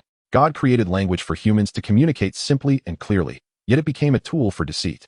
Thus, Dunn displayed a sympathetic smile, conveying understanding. "It appears that during my year on that mountain, you have changed significantly, Mr. Stark," Pierce remarked, chuckling. The former Tony Stark would never have been this courteous. People do change, especially after encountering experiences that surpass their comprehension, rendering them powerless. Dunn replied with ease, "Director, I truly hope you also have the opportunity to visit that mountain, but first, you must be bitten nearly to death by a demon and possess some innate talent." Pierce twitched his lips. "Let us discuss matters of importance." Dunn smiled. "I have long anticipated this." For the next 5 minutes, they exchanged intelligence. It was then that Dunn learned about the massacre at the New York branch orchestrated by Howard. "So, you imply that the source of it all is that notebook?" Pierce gleaned the entirety of the situation from Dunn. "Next, I need you to identify everyone who was present at the estate on the day of the incident and had contact with the bodies," Dunn stated, his tone gentle yet authoritative. "I understand. You suspect someone has concealed that notebook." Pierce nodded, subsequently instructing his subordinates to take action. Half an hour later, another group arrived at the hospital. Among them were police officers and S.H.I.E.L.D. agents, totaling 27 individuals standing in a row. Excluding the 5 agents who had perished at the branch, all remaining personnel were present. Prior to their arrival, they had been questioned, and none had seen that notebook. Dunn glanced past Pierce, scanning the faces before him, unable to discern anything unusual merely by their appearances. Pierce stood behind, quietly observing Dunn, curious to witness the sorcerer's methods. "Ladies and gentlemen." Dunn, cigarette in mouth, rolled up his sleeves. "I need to identify a potential individual tainted by an evil god among you. Henceforth, I shall employ a method of verification that may be somewhat painful. However, do not worry, it will not be fatal." The agents, detectives, and forensic experts stood in a line, gazing at Dunn in bewilderment. They watched as Dunn approached the person on the far end, smiling as he nodded at them before swinging his arm and delivering a resounding slap. Smack! The individual stumbled momentarily, then visibly reddened as swelling appeared on the left side of their face. The director's office fell into a profound silence. Detectives, agents, forensic experts, Pierce, everyone stood in shock. "What is happening?" Pierce stared at Dunn in disbelief, seeking an explanation. But Dunn paid him no mind, immediately striking the second individual. Smack! The third person. Smack! Smack! The crisp and melodious sounds of slaps echoed through the director's office, causing the agents outside to exchange baffled glances. Thus, Dunn proceeded meticulously, administering a fair and just slap to each person in turn. Naturally, it was done with restraint. Otherwise, their heads would spin 360 degrees, landing on the ground like bowling balls. Dunn shook his hands, his gaze slowly sweeping over them. Each person clutched their face, some harbored concealed anger in their eyes. Others wore expressions of grievance, and 2 female detectives had tears welling in their eyes. "Did you find anything?" Pierce inquired, leaning closer. Dunn, disappointed, shook his head, stroking his chin as he murmured to himself, "I miscalculated. Where could it possibly be? Could it have truly sprouted legs and run away?" "Director, what shall we do with these people?" A secretary approached with a question. Pierce sighed, forcing a smile as he ushered the individuals, still covering their faces, out of the director's office, reassuring them, "Thank you all for cooperating with our work. To express S.H.I.E.L.D.'s apologies, please follow my secretary to receive compensation." The secretary stepped forward to escort the individuals away. Through the door crack, Dunn's gaze focused like an arrow drawn on a bow, precisely identifying one of the individuals. By the time Pierce turned back into the director's office, Dunn had already vanished. Chapter 9. Peering the dawn was breaking. A pale white hue emerged on the distant horizon, as if the sun was eagerly anticipating its ascent. Upon exiting the Elders' Hospital, George Stacy, not yet 30, removed his police cap, pressing a hand against his swollen cheek, his expression one of displeasure. Being summoned only to receive a slap was an indignity he could not comprehend. They pretended to be noble, claiming they were searching for someone, but it felt like a deliberate insult. Yet, it could not be dismissed entirely. After all, they had compensated us, an amount equivalent to 2 months' salary. Tom, standing beside George, maintained a more optimistic outlook, believing that enduring a slap for 2 months' wages was quite worthwhile. "You rascal!" George lightly punched Tom's chest. "Is this merely about money? This is about dignity. Hank, what do you think?" George turned to another officer, seeking validation, but received none. The officer beside him walked slowly, head bowed, lost in thought. "Hank." George halted, glancing back at the young officer. "Why do you look so dispirited? Did you not sleep well?" Hank rubbed his cheek. "What is the matter? Did you have a spring dream?" George jested. No. Hank replied, somewhat embarrassed. It wasn't a spring dream. Then it seems you did dream? Tom chimed in with interest. I had a rather strange dream. Hank struggled to recall. I can't remember the specifics, just that someone kept calling my name, and there was an eye fixated on me. Even now, I feel as if that eye is still upon me. You must be rattled by this case, George said, patting Hank's shoulder. You've been here for only a short time. Such occurrences will only increase. Go home and get some rest. Hank nodded, and the three parted ways. Hank, not on duty that morning, headed straight home. His head felt heavy. Ever since awakening from the dream, he sensed he had forgotten something important. What could it be? He simply could not recall. Hank decided to drink a glass of water before taking a nap. Thud, thud, thud. He gulped down a glass of tap water, feeling somewhat relieved. At that moment, the voice from his dream echoed in his ears. Hank. Hank. Hank startled, glancing around. There was nothing in the cramped room. I'm just too tired. I must be exhausted from recent events, he reassured himself. Setting down the glass and heading towards the bedroom, intending to sleep immediately. Just a little rest would suffice. As Hank trudged toward the bedroom, the whispering did not fade with his self-reassurance. Instead, it grew clearer and closer. He felt as though the eye that had been watching him was directly above. He dared not look up, fearful of truly seeing that eye. His mind was wandering, drenched in sweat, droplets cascading down his cheeks. A soft thud. Hank suddenly froze, as if paralyzed, then stiffly turned to face the bedside cabinet. The calling grew more distinct, seemingly emanating from within that cabinet. Hank swallowed hard, wiping the sweat from his brow, convinced he must have fallen asleep and returned to a dream. He began to move, bending down and reaching for the cabinet door. At that moment, the calling ceased. Hank felt as though he had momentarily escaped a non-existent dream, his mind becoming unusually lucid. He even recalled what he had forgotten. It was an event from the night before. The precinct had received a call about a homicide. Subsequently, he had followed George and Tom to a manor. There, he encountered the deceased. There, he discovered a notebook. By some strange twist of fate, he had opened that notebook.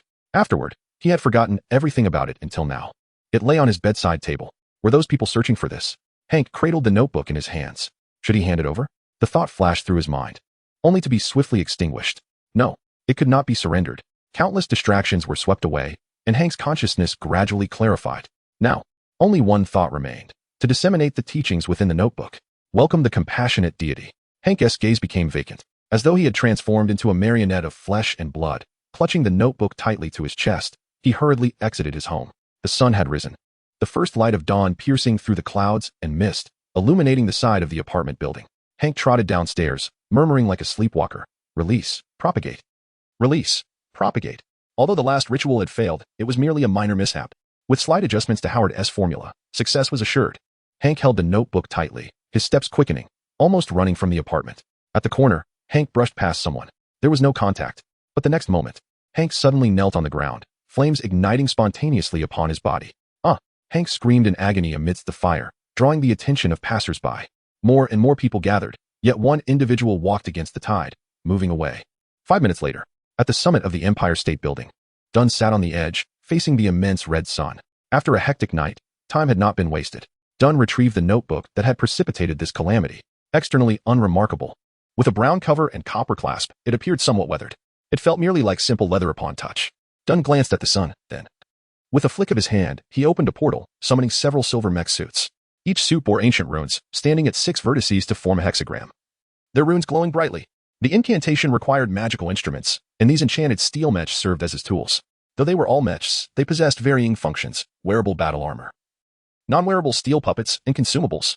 At that moment, the silver rune mechs primarily served as guardians, their runes forming a barrier that enhanced Dunn's mental strength while diminishing the encroaching essence of entities from other dimensions. Dunn sat cross-legged at the center of the hexagram, took a deep breath, and placed his thumb on the edge of the copper clasp, gently prying it open. Let me see who you truly are, my lord. Dunn focused intently, flipping open the notebook. When he opened his eyes again, he beheld an eye. Chapter 10, Captain America and Captain Carter at the top of the Empire State Building. Dunn sat cross-legged, opening a brown leather notebook that appeared unremarkable at first glance, even devoid of any writing, merely blank pages. However, in the next moment, Dunn blinked, and upon reopening his eyes, the world around him had transformed completely. The wind was imbued with color, resembling a vibrant sandstorm swirling around him. The concept of sky and earth vanished. Here, matter was ephemeral, save for the rising sun, which loomed like a colossal eye, suspended before him, gazing intently. Countless tendrils swayed at the edges of the eye, creating a breathtaking spectacle. Dunn fixated on the eye, his vision gradually becoming illusory, like ripples on the water, rendering everything else insignificant, as if it were on the verge of shattering. Only that eye remained. That eye. It expanded within Dunn's perception. Eye. Expanding. Eye. Bang. A A sudden explosion echoed in his ears, yanking Dunn back to reality. Everything around him rapidly receded, the eye reverting to the sun, which hung distantly in the sky. Dunn still sat atop the Empire State Building, drenched in sweat, surrounded by shattered steel armor, now mere scrap metal. A drop of sweat trickled down his cheek, landing on the brown leather surface. The notebook was securely closed once more, appearing as unremarkable as before. Dunn exhaled, a smile creeping across his lips. He finally recognized the owner of this notebook.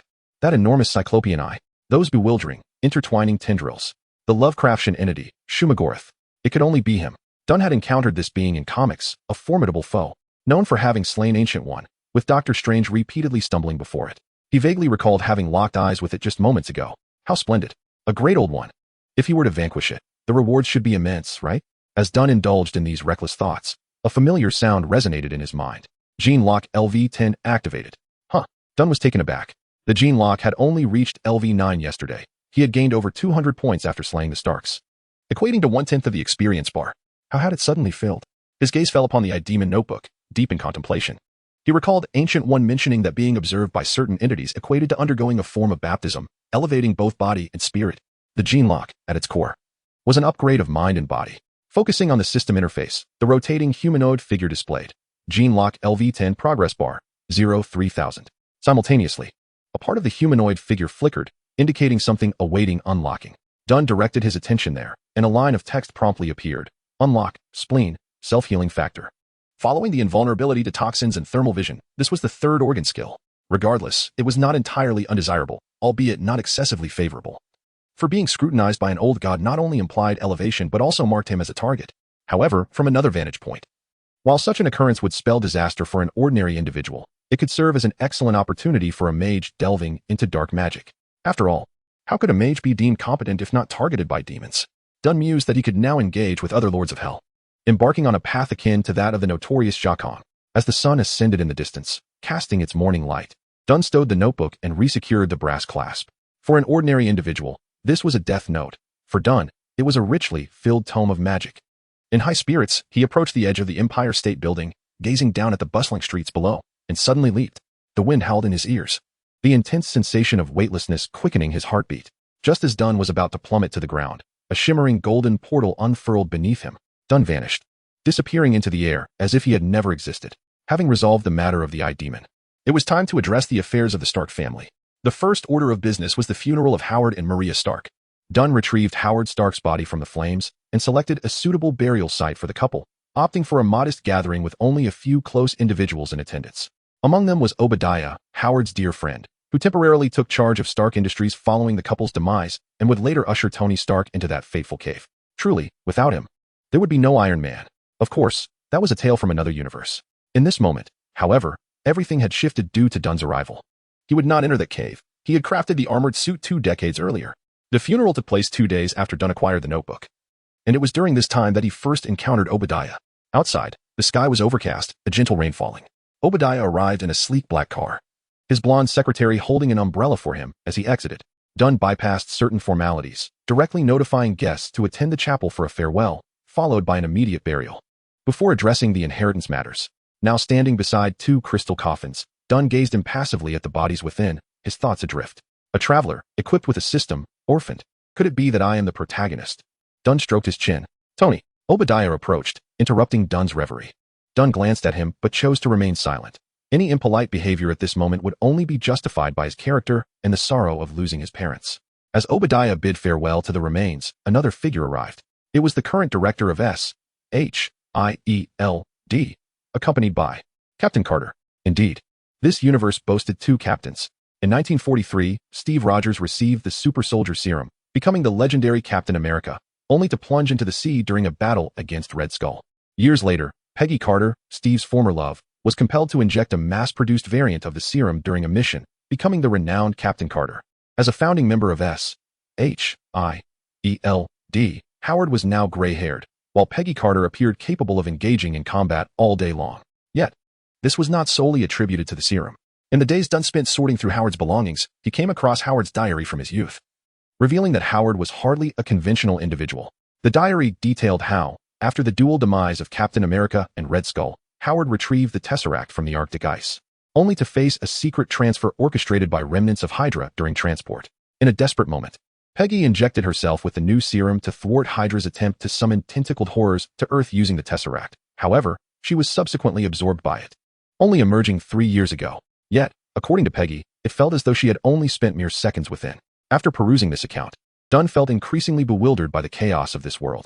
Captain America's rise to fame was a narrative from the cinematic universe, while Captain Carter's absorption and subsequent emergence from the Tesseract belonged to an alternate comic universe. Clearly, this universe had amalgamated these tales. Dunn dubbed it the Melange Universe. Upon Captain Carter's arrival, she sorrowfully bid farewell to the remains before stepping beside Tony, expressing her regret. "I'm so sorry, Tony. I've been on a mission and just returned today." Dunn nodded, assured that she, too, would not wish to see him in his final state. Rest assured, he departed peacefully. "It is rather intense. I heard Pierce mention something about demons." Carter turned to Dunn with a questioning glance. "Ah, just some unruly little imps." Dunn replied with nonchalance, showing no intent to conceal his familiarity with them, as Carter must have already gleaned the details from Director Pierce. Carter's jewel-like eyes scrutinized Dunn subtly. It was evident that she had many inquiries to make. However, the current atmosphere was not conducive to such questions, so she merely exchanged some pleasantries. Time passed. The professionals transferred the 2 coffins to a specialized vehicle, preparing for their descent into the grave. The guests were to follow suit. Beneath the somber sky, black umbrellas unfurled, resembling a sudden bloom of dark dahlias in the cemetery. As noon approached, the funeral finally drew to a close. The crowd dispersed, and Obadiah approached Dunn, offering some insipid words of consolation. Dunn listened patiently until Obadiah remarked, "Your father always intended to hand over the management of the business to you." "Oh." Dunn cast a sidelong glance at Obadiah, pondering if they were finally about to delve into the crux of the matter. Chapter 11. The Sorceress Consultant of S.H.I.E.L.D. "Your father has always desired to pass the reins of the enterprise to you." Obadiah gazed at Dunn and said, "I understand you find this burdensome and have consistently declined, but now, Tony, you must shoulder this responsibility." Dunn looked at Obadiah, whose expression was one of understanding, and felt a twinge of amusement. Given Tony's nature, he would undoubtedly reject this, especially in such a sorrowful context of parental loss. He would likely attempt to deflect this burden onto Obadiah, thereby allowing him to ascend to the position of CEO of Stark Industries. Alas, Dunn and Tony are ultimately 2 distinct individuals. "You are correct," Dunn replied earnestly. "It is time for me to take on this responsibility. I would appreciate it if you could extend my regards to the board members. I will meet with them in 3 days to discuss my succession of my father's work." Obadiah was momentarily taken aback, a flicker of astonishment passing through his eyes. This script seemed to deviate from expectations. "Is that acceptable?" Dunn inquired. "Ah, of course." Obadiah forced a smile. "Tony, you have truly matured. I am curious, what have you experienced this past year?" "Oh, nothing much, just a bit of killing." Dunn replied with an impassive demeanor, eliminating some elderly people, a few children, occasionally dispatching some bald giants. Of course, they were all individuals corrupted by demons. Obadiah instinctively touched his own bald head. "I heard you eliminated the demons within your parents, employing some form of magic, yes? How could one possibly wield such an extraordinary thing as magic?" Dunn explained, "It was merely some magical artifacts, rings, armor, and the like. Without them, I am just an unremarkable ordinary person. Ordinary individuals cannot access magical artifacts." Obadiah chuckled, patting Dunn on the shoulder. "I am genuinely pleased to witness your transformation. I believe your parents feel the same." Dunn smiled in response. "They certainly will." Obadiah departed, and after some distance, Carter approached Dunn to greet him. "Are you also curious about my experiences?" Dunn asked, turning the tables. "No." Carter shook her head. "I heard Pierce mention the incident at the mountain. I shall not pry, as everyone deserves their secrets." "Oh, do you possess secrets as well?" Dunn queried. Carter paused for a moment, then smiled wryly. "I know of a fine bar. Would you care to join me for a drink? It's on me." Dunn watched Carter's retreating figure, his eyes narrowing slightly. Although the conclusion of the funeral marked a temporary closure to the Stark couple saga, several enigmas remained. How did Howard become a target? How did that notebook come into his possession? Now, seeing Captain Carter, Dunn's mind was filled with additional questions. Where exactly did she traverse through the Tesseract? Was there a connection between the tentacled monstrosities summoned by Hydra using the Tesseract and the Eye of Agamotto? Dunn eagerly anticipated answers. After all, that is what makes life intriguing. Life should be filled with excitement and unexpected twists. Half an hour later, in a quaint tavern located in Brooklyn, Dunn and Carter sat opposite each other. The tavern was tranquil, accompanied by melodious tunes, and the gentle patter of rain outside created a comfortable ambience conducive to slumber. "I was incredulous when I heard Howard had a son after I emerged from the Tesseract, especially since he had proclaimed himself averse to marriage." Carter ordered a bottle of whiskey and began recounting her friendship with Howard, perhaps to alleviate Dunn's sorrow, or perhaps driven by her own sentiments. However, Dunn was not particularly interested in hearing it. Some individuals possess an inclination to weave unnecessary emotional layers into conversations, delaying the delivery of the crux. Just as Dunn was about to excuse himself from the tedious discourse, Carter finally downed the last sip of her drink and declared, "Tony, I formally invite you to join S.H.I.E.L.D. Is it because I'm Howard's son?" Dunn inquired, maintaining a composed faade. "I will admit that plays a part, but more importantly, you possess knowledge of magic and demons, areas in which S.H.I.E.L.D. is currently lacking understanding. Thus, I wish to invite you to be S.H.I.E.L.D.'s magical consultant." Carter's expression was earnest. "So it is because I am knowledgeable about the arcane." Dunn reflected quietly for a moment, then gazed into Carter's bright eyes. "I accept." Beginning as Tony Stark, this resolution addressed a significant need for Dunn, financial stability. Thus, he merely needed to address his other desires, such as enhancing his power and seeking amusement in this world.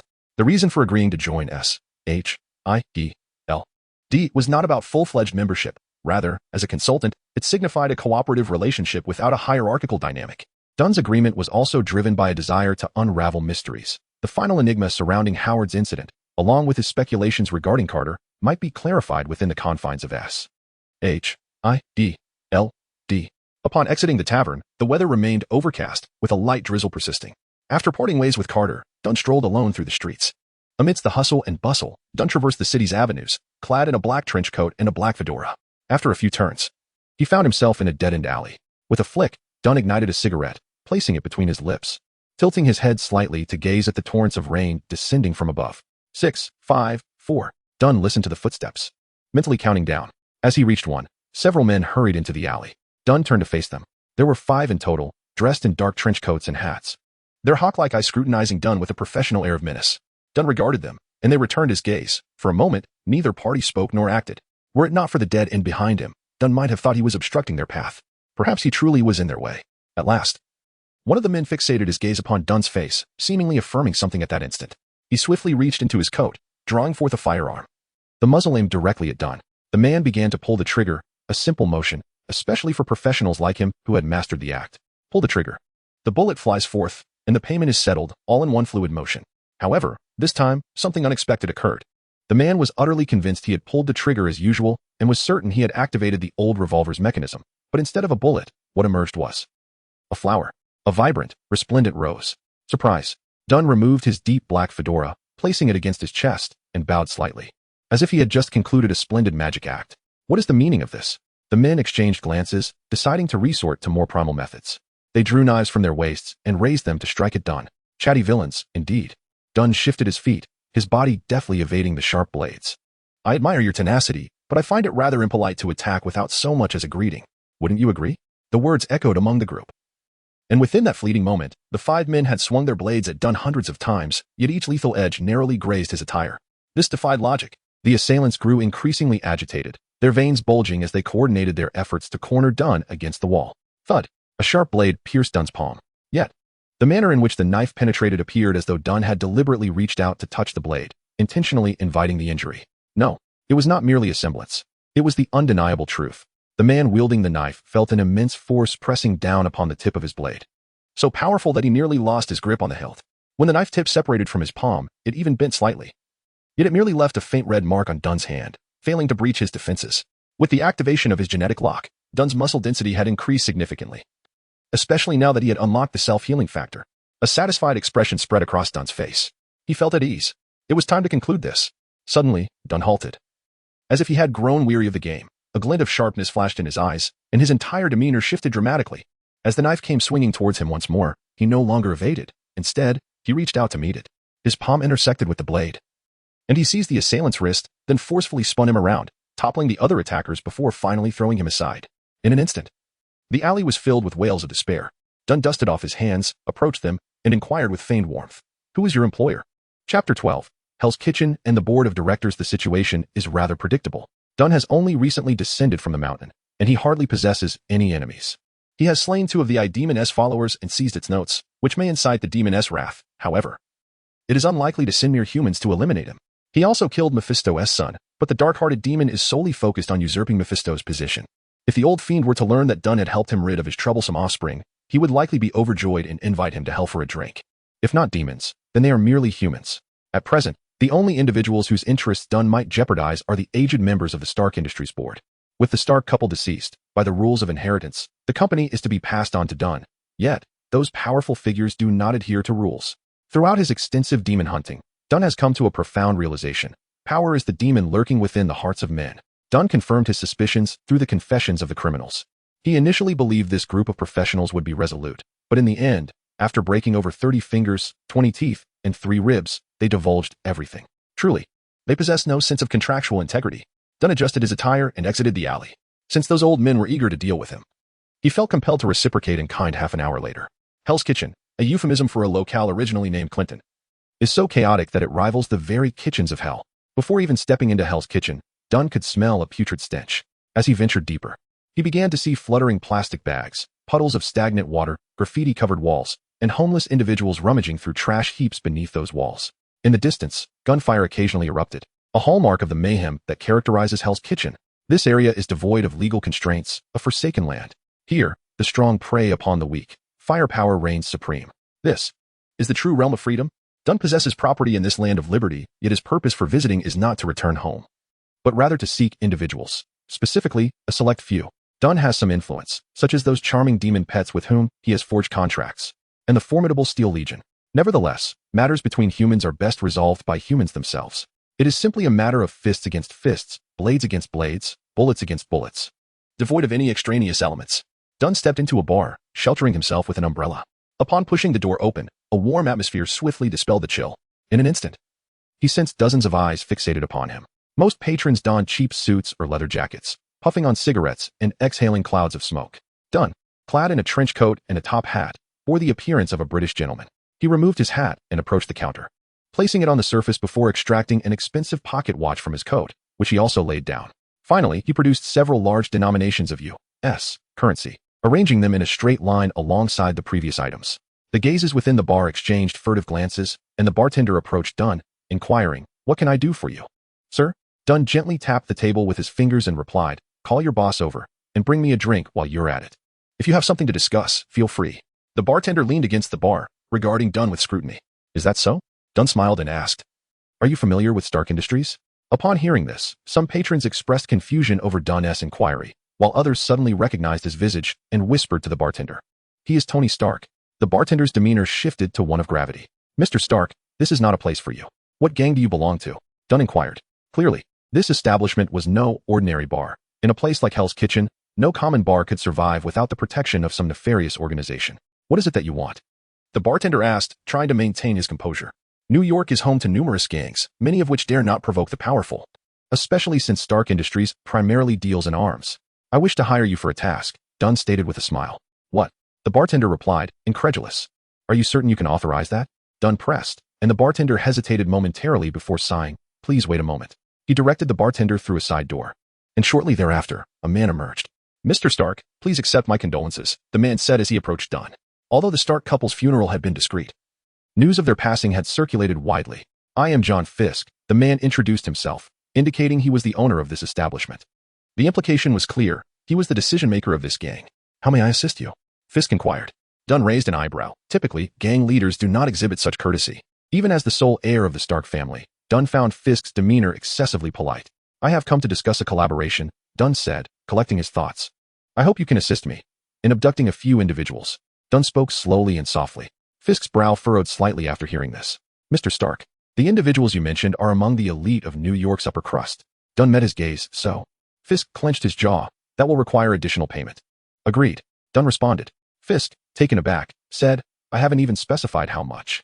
"Whatever the amount, it's settled," Dunn smiled. Many do not comprehend the extent of the Stark family's wealth. Even Dunn himself is uncertain of his own assets at this moment. However, one thing is certain. The Stark family's affluence far surpasses the understanding of the impoverished. John Fisk, as a minor gang leader managing a cadre of underlings while operating this bar, may possess some funds, but to Dunn, he is but a pauper. After finalizing the arrangements, Dunn replaced his top hat and tucked away his pocket watch, preparing to depart the bar. Just then, the door swung open, and a young man entered. The boy appeared to be around 18 or 19 years old, robustly built, with a shaved head, dressed in a simple white old-fashioned shirt despite the frigid weather. "Wilson, how many times must I tell you to be more composed?" John Fisk chastised. Dunn scrutinized the two faces before him and inquired, "Your son?" Fisk nodded. "What is his name?" Dunn asked. The boy replied, "Wilson Fisk." A smile crept across Dunn's lips. He had unexpectedly encountered the future kingpin of the underworld. How intriguing. Chapter 13. The bodyguard and the secretary. 3 days later, at Stark Tower, a sleek black luxury car came to a halt below. As Dunn stepped out, he was immediately besieged by a throng of reporters. "Mr. Stark, are you here to assume the role of CEO at Stark Industries? You have been absent for an entire year. What were you up to? We heard your father was slain by a demon. Can you comment on that? Mr. Stark, what type of girl do you prefer? I am 20 years old, standing at 170, a graduate of MIT, and my measurements are." The cacophony of voices buzzed around Dunn's ears like a swarm of flies. Dunn removed his brown glasses and signaled discreetly. A muscular arm reached out from beside him, providing a shield.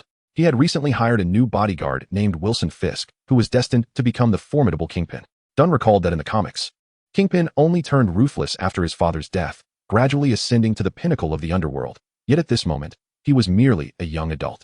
Wilson had initially been reluctant to come, but his father had urged him to follow. Dunn sensed that John Fisk, compared to other minor gang leaders, possessed a certain gravitas. Thus, Wilson escorted Dunn into Stark Tower, followed closely by a blonde girl. The trio entered the elevator, and the blonde girl exhaled deeply. "Are you nervous?" Dunn inquired. "I have never worked in such a large corporation before," she replied, attempting to calm her nerves. "Relax, I believe in your capabilities." As the elevator doors opened, Dunn handed his hat to the blonde girl and approached the boardroom, only to be halted by a man. "Mr. Stark, according to regulations, you may enter alone." Dunn regarded the individual and replied, "Effective today, that regulation is null and void, and you are dismissed." "I apologize, Mr. Stark, but you do not possess the authority to dismiss me just yet." The man stood resolutely, confidence emanating from his demeanor. Dunn scrutinized him further, asking, "Which board member do you represent?" "Mr. Stain," the man replied. "Obadiah Stain." Dunn realized, understanding the source of the man's assurance. Although Dunn had every reason to inherit his father's legacy, in a democratic vote, Obadiah would undoubtedly emerge victorious. The old strategist had cultivated considerable connections over his years at Stark Industries. Dunn, disinterested in further discussion, exchanged a glance with Wilson, who promptly subdued the man against the wall. Dunn walked past him without a backward glance. Bang! Wilson forcefully swung open the boardroom door, startling those inside. Obadiah hastily rose, putting on a congenial fade, but was halted by Wilson's outstretched arm. Obadiah glanced at Wilson's muscular arm, then at the doorman nursing his bruised arm, a flicker of anger passing through his eyes. Dunn ignored Obadiah entirely, striding towards the long conference table that was already populated. He took a seat at the head of the table, the position once occupied by Howard, now the only unfilled seat remaining. Before sitting down, Dunn removed his trench coat, which the blonde girl took, neatly folding it over her arm before standing attentively to Dunn's left. Wilson crossed his arms, taking a position on Dunn's right. "Good morning, everyone." Dunn greeted warmly as he settled into his seat. "Good morning, Tony," a woman elegantly dressed responded. "Welcome to Stark Industries. I cannot believe how much you have grown. Do you remember I once held you as a child?" Her tone, while seemingly affectionate, dripped with condescension, a warning that to Stark Industries, he was merely an outsider and a mockery of his youth. Dunn discerned the underlying implications but remained unperturbed, calmly toying with his pocket watch. Snap! It closed. Snap! It opened. Snap! It closed. Snap! It opened. The sharp sound of metal clashing echoed throughout the room, unsettling the attendees. The board members exchanged bewildered glances, unsure of the young man's intentions. Finally, a gaunt middle-aged man spoke up. "Tony, we are saddened by Howard's passing. You should rightfully take your father's place on the board. I propose each of us contribute 1% of our shares to you." Dunn smirked inwardly. With only 6 board members, their offer amounted to a mere 6%, an insult akin to dismissing a beggar. Yet, he remained silent, merely fiddling with his antique watch. Obadiah, seeing this, interjected, "Tony, everyone feels you are too young to effectively lead the board. Perhaps you should ease into the role." Snap! Dunn closed his watch one last time, setting it gently on the table. 3 days ago, I was the target of an assassination attempt. The assassin was skilled, yet not without flaws. His lips were too loose. Dunn's gaze swept across each board member, finally settling on Obadiah's face. "Stain, I expected you to at least employ some cunning. Perhaps use a knife in the dark." Obadiah's face drained of color as he began to sweat. "I don't understand what you're implying." "Really?" Dunn's eyes bore into Obadiah's. "Do I need to present evidence?" Both men locked eyes in a tense silence that felt like an eternity to Obadiah. Finally, he broke, exhaling sharply, his expression sharpening as he glared at Dunn. "Yes, it was me. I intended to subtly warn you. But who could have anticipated your obstinacy? Why should you take the chair? Just because you are Howard's son? Nonsense. You deserve death." Seeing the situation escalate, Wilson stepped forward protectively in front of Dunn. "Do you think this is unfair?" Dunn remained composed, lifting his gaze slightly to Obadiah. Obadiah Stain, born in Philadelphia, who dabbled in numerous trades, all of which failed. Until one day he encountered Howard Stark. Howard recognized your potential and invited you into Stark Industries, leading you to your current position. While I cannot deny your abilities, it is undeniable that without Howard, you would not be where you are today. Yet, Not only do you lack gratitude, but you also plot against his son. Dun's gaze turned frigid, sweeping across the rest of the board members. I know you all believe I am unworthy of the chair. And I am aware that some of you had a hand in that assassination attempt. Fear not, I am no longer the arrogant Tony Stark of old. I prefer to persuade through reason. Dunn clapped his hands, and Wilson produced a sleek black handgun from within his coat. Gasps erupted in the room. Do you dare to murder us here? That is illegal. Employing assassins is also against the law, Dunn replied. Taking the gun from Wilson and sweeping it across the table at the gathered members before pulling the trigger. Bang! A scream erupted from one of them, but moments later, they realized no wounds had appeared. Do not be alarmed. It is merely a toy gun, Dunn smirked, tossing it casually onto the table. The tension in the room eased slightly. Then, Dunn added, the real gun is aimed at the heads of your families. Chapter 14. The work of a magical consultant. Dunn glanced at his pocket watch. The time was nearly upon them. Perhaps it was prudent for you to contact your families. Upon hearing this, the expressions of those present darkened, and a hint of panic flickered in their eyes. Some individuals hastily retrieved their vintage mobile phones and dialed numbers. As the call connected, one man's face turned ashen. The voice on the other end revealed that his family had been kidnapped. This was no jest. Dunn crossed his legs, reclining in his chair with a bemused expression, observing the turmoil before him.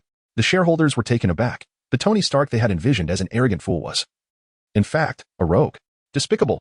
Obadiah cursed vehemently, then turned to incite the others, warning that placing the company in the hands of someone like Dunn would spell ruin for Stark Industries. The crowd furrowed their brows but remained silent. Mr. Stane. Dunn cast a sidelong glance at him, thinking it unwise to encourage others to forsake their families simply because he had none. The group shifted their gaze toward Obadiah, their expressions laden with unspoken meaning. Silence. Obadiah shouted at Dunn, asserting that it was precisely because Howard had been kind to him that he must prevent Dunn from destroying his legacy. Stark Industries was no longer solely the domain of the Stark family. It belonged to the nation and every employee. Bang! Obadiah's fervent speech was abruptly halted as he looked down in disbelief at the crimson blossoming on his shirt, blood seeping through like a vivid rose. Dunn held the toy gun he had just used, his brow furrowed as he remarked, no more interruptions. He placed the toy gun back on the table's edge, his expression impassive, inviting the others to share their thoughts. The room fell into a profound silence, the atmosphere thick with tension. What could they possibly say? The truth lay firmly in Dunn's grasp. Their words seemed futile. Tony. A woman dressed in elegant attire pressed her lips together. We mean no harm. Our opposition is ultimately for the good of the corporation. You are still young and inexperienced. Miss Potts. Dunn interjected, addressing the blonde girl behind him. Please introduce yourself. The blonde, still distracted by the lifeless body on the floor, looked up at Dunn, swallowing hard to regain her composure. She straightened her posture and stated, My name is Pepper Potts. I am 20 years old, a graduate of Stanford University, and my work experience is non-existent. Height, she began. But Dunn coughed lightly, maintaining his expression. As you can see, she is a Stanford graduate, and I have faith that she will adeptly manage the company. Pepper Potts, commonly known as Pepper, was someone Dunn had recruited as an assistant 2 days prior. Despite her lack of experience, he believed she could competently oversee Stark Industries. The woman's eyes darted, and she managed a reassuring smile, realizing the girl was indeed a high achiever, which eased her concerns. Dunn regarded the woman with newfound respect. Although he was aware of Pepper's future significance, the others remained oblivious. Her ability to utter such disingenuous words in this dire situation demonstrated her fierce will to survive. Ladies and gentlemen, I am not fond of killing, Dunn stated. As I mentioned earlier, I prefer to persuade through reason, and I trust you all recognize my rationale. Please, express your opinions. Though he had taken many lives, he truly abhorred the act of murder. It yielded no reward and often resulted in soiling his attire, a loss far outweighing any gain. In truth, Dunn now found himself regretting the demise of Obadiah, as a drop of blood had splattered onto his shoe, inciting his disgust. The conference room fell silent once more. The shareholders began to voice their opinions. And within 10 minutes, their stance shifted from rejection to welcome acceptance. It was evident that reasoning had proven effective. Dunn glanced back at Pepper, who appeared momentarily stunned before hastily retrieving several documents. She carefully maneuvered around Obadiah's corpse to distribute them to the 5 remaining shareholders. You. The shareholders hesitated after reviewing the contracts, their anger boiling beneath the surface, yet unable to voice it. The documents indicated that, upon signing, their shares would dwindle to a mere 2. For me, that is an act of mercy, Dunn declared, not waiting to observe their reactions. He stood and exited the conference room, with Wilson trailing closely behind. Pepper, hastily tossing down her pen, followed suit. The now desolate conference room lingered with the scent of blood, and the shareholders exchanged glances, the echoes of their families' cries still ringing in their ears. They realized they had severely underestimated the cunning of this debonair playboy. Upon exiting the elevator, Dunn turned to the still somewhat shaken Pepper and asked, Is this your first encounter with death? Pepper replied, It's my first experience witnessing murder, and the sensation is overwhelming. Wilson chimed in, It's exhilarating. Pepper looked at him, perplexed. Wilson glanced at Dunn. I'm beginning to find you quite interesting. A commendation indeed. Dunn shrugged, then advised Pepper. You'll grow accustomed to it. Accustomed? Pepper suddenly regretted taking this job, despite its generous salary. Upon leaving the building, they were met by a throng of reporters. Fortunately, Wilson's strong arms pushed through the crowd, escorting Dunn to the car. Once inside, Wilson and Pepper joined him, and the door was shut. Drive on, Happy. Dunn instructed the man at the wheel. The newly hired driver and bodyguard, Happy Hogan, donned his sunglasses and started the vehicle. Shortly after returning to the mansion in Queens with his newly recruited subordinates, Dunn received 2 messages. One informed him that the entire board had signed the contracts, a development he had anticipated. The other message was from Peggy Carter, inviting him to meet. After a refreshing shower and a change of clothes, Dunn arrived at the tavern where they had last met. After waiting for about 10 minutes, Carter finally arrived, apologizing for her tardiness. In truth, Dunn had arrived early. You mentioned over the phone that you encountered a supernatural case? Dunn inquired, swirling his drink. Carter nodded, affirming, yes. I had hoped to invite you to the office for a tour first, but now we must head to the scene directly. Dunn paused before stating, before we proceed, I may need your assistance with a matter. What is it? Dunn replied, his face expressionless. I killed Obadiah Stane in the Stark Tower. Carter exclaimed, what? Dunn explained. It was self-defense. He had previously sent someone to assassinate me. Although Dunn had justification, in a world governed by law, it would not be long before the police sought him out for questioning. While he could manage the situation, it would undoubtedly be a hassle. It was far more prudent to hand this mess over to S.H.I.E.L.D. They were the experts at cleaning up such problems. Very well. Carter rubbed her temples. I will have someone handle it. Dunn smiled, pleased with their collaboration. As they departed the bar, Dunn mounted Carter's motorcycle, and they sped towards the site of the supernatural phenomenon discovered by S.H.I.E.L.D., located in a residential area of Brooklyn. Upon arrival, they found the area cordoned off, several black cars idling beneath the large tree at the entrance. After dismounting, Dunn released his grip from Carter's waist and approached the residence. It was dusk, and a foreboding cloud loomed above the 3-story building, casting an eerie shadow. Crows perched on the gnarled, yellowing branches of the tree, cawing ominously. In the early hours of today, a distress call was received, with the caller claiming to have been kidnapped. The detectives swiftly pinpointed the address to a residence, only to discover upon arrival that it was unoccupied, devoid of any inhabitants. Just as the sheriff began to suspect a false alarm, officers investigating the premises began to mysteriously vanish one by one. This afternoon, the case was transferred to S.H.I.E.L.D., and I immediately thought of you, my esteemed magical consultant. Carter, while elucidating the situation to Dunn, let him pass the cordon. The S.H.I.E.L.D. agents greeted them, addressing him as captain. This title was merely a form of address, not indicative of rank. Peggy Carter now held a position superior to that of the director, yet her robust nature compelled her to volunteer for field work. Dunn stood beneath the grand tree at the entrance of the residence, gazing into the distance. The villa was situated in a secluded area, with only this solitary structure amidst the surrounding woods. Have the woods been searched? Dunn inquired meticulously, recalling instances of deceptive supernatural occurrences he had encountered before. There was a case of a child possessed by a demon, who locked himself in a room and, upon emerging, descended into madness, lashing out at anyone who approached. Upon arriving, Dunn had acted decisively, delivering a resounding slap, yet no crimson light had manifested. It was later revealed that the child had merely been feigning illness to avoid attending school. We have searched thoroughly and found no one, Carter stated. We also attempted to call that number several times, but it consistently indicated it was disconnected. What about the owner of this house? We are unable to reach them either. Dunn withdrew his gaze, contemplating. Let us proceed inside and investigate further. Chapter 15. Exorcism requires firepower. As Dunn approached the door, an agent beside him handed over a sturdy rope. Following the length of the rope, Dunn noticed one end was tied to a tree. So far, 7 people have gone missing inside. Tying the rope might be a safer option, Carter explained. That's unnecessary, Dunn declined. If something crawls out along the rope, it will be quite obedient. The agent fell silent upon hearing this. Carter gestured for the agent to take the rope away, stating, It's just the 2 of us going in. Dunn glanced behind Carter, where a round shield adorned with the Union Jack hung. He had seen it in Howard's diary. It was a shield Howard had crafted for her, the second one, made from a blend of vibranium and other metals. Carter looked at Dunn and inquired, Aren't you bringing any equipment? Equipment?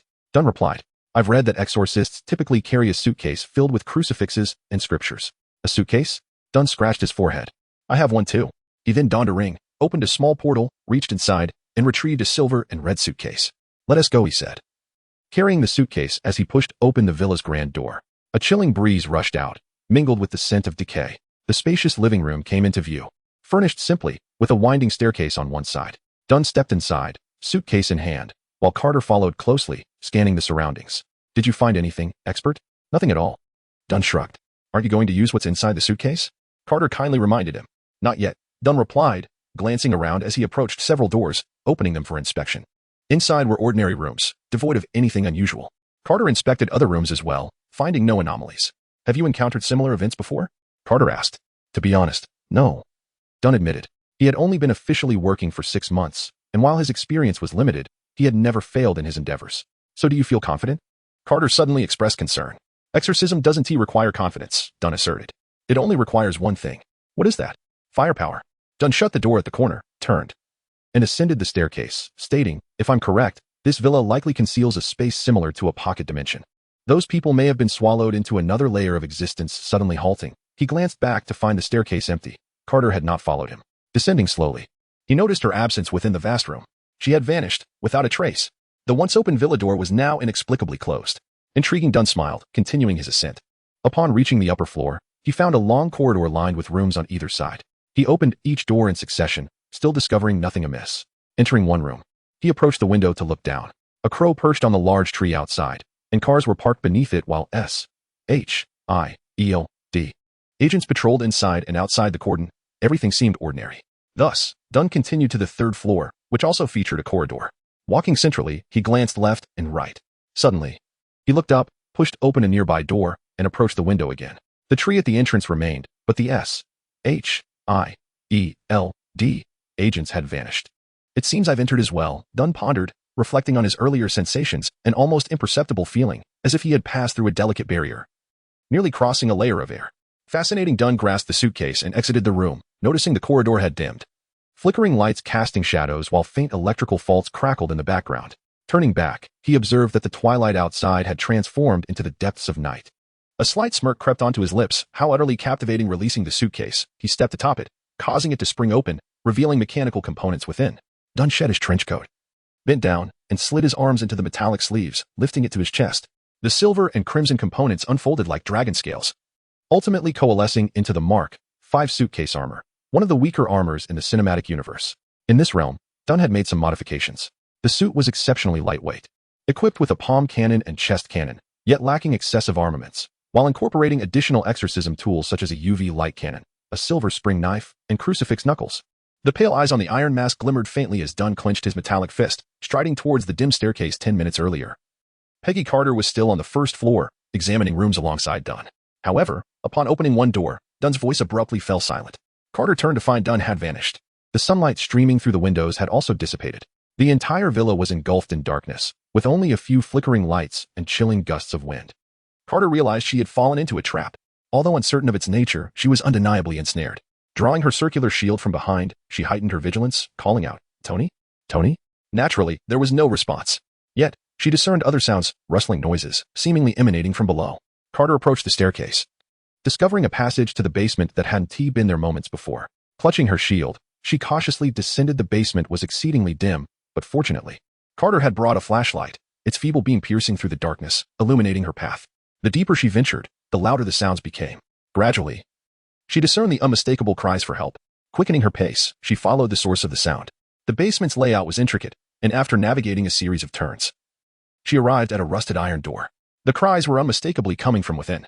Standing at the door, the voices were now crystal clear. People were shouting for help. There were many voices, both male and female. Carter raised her shield and struck the edge against the door lock with force. Click. The door swung open. Inside was a cramped room exuding a stench of decay, with a large iron cage against the wall housing a group of people. Carter peered inside to find 6 individuals, 3 men and 3 women. Among them 2 casually dressed girls, a female officer, a male officer, and 2 SHIELD agents in black suits. They were all the individuals who had previously vanished from the house.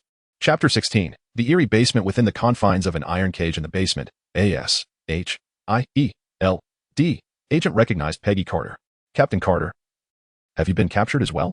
With a resounding clang, Peggy Carter smashed the lock on the iron cage with her shield, freeing the captives before inquiring, "Are you all prisoners?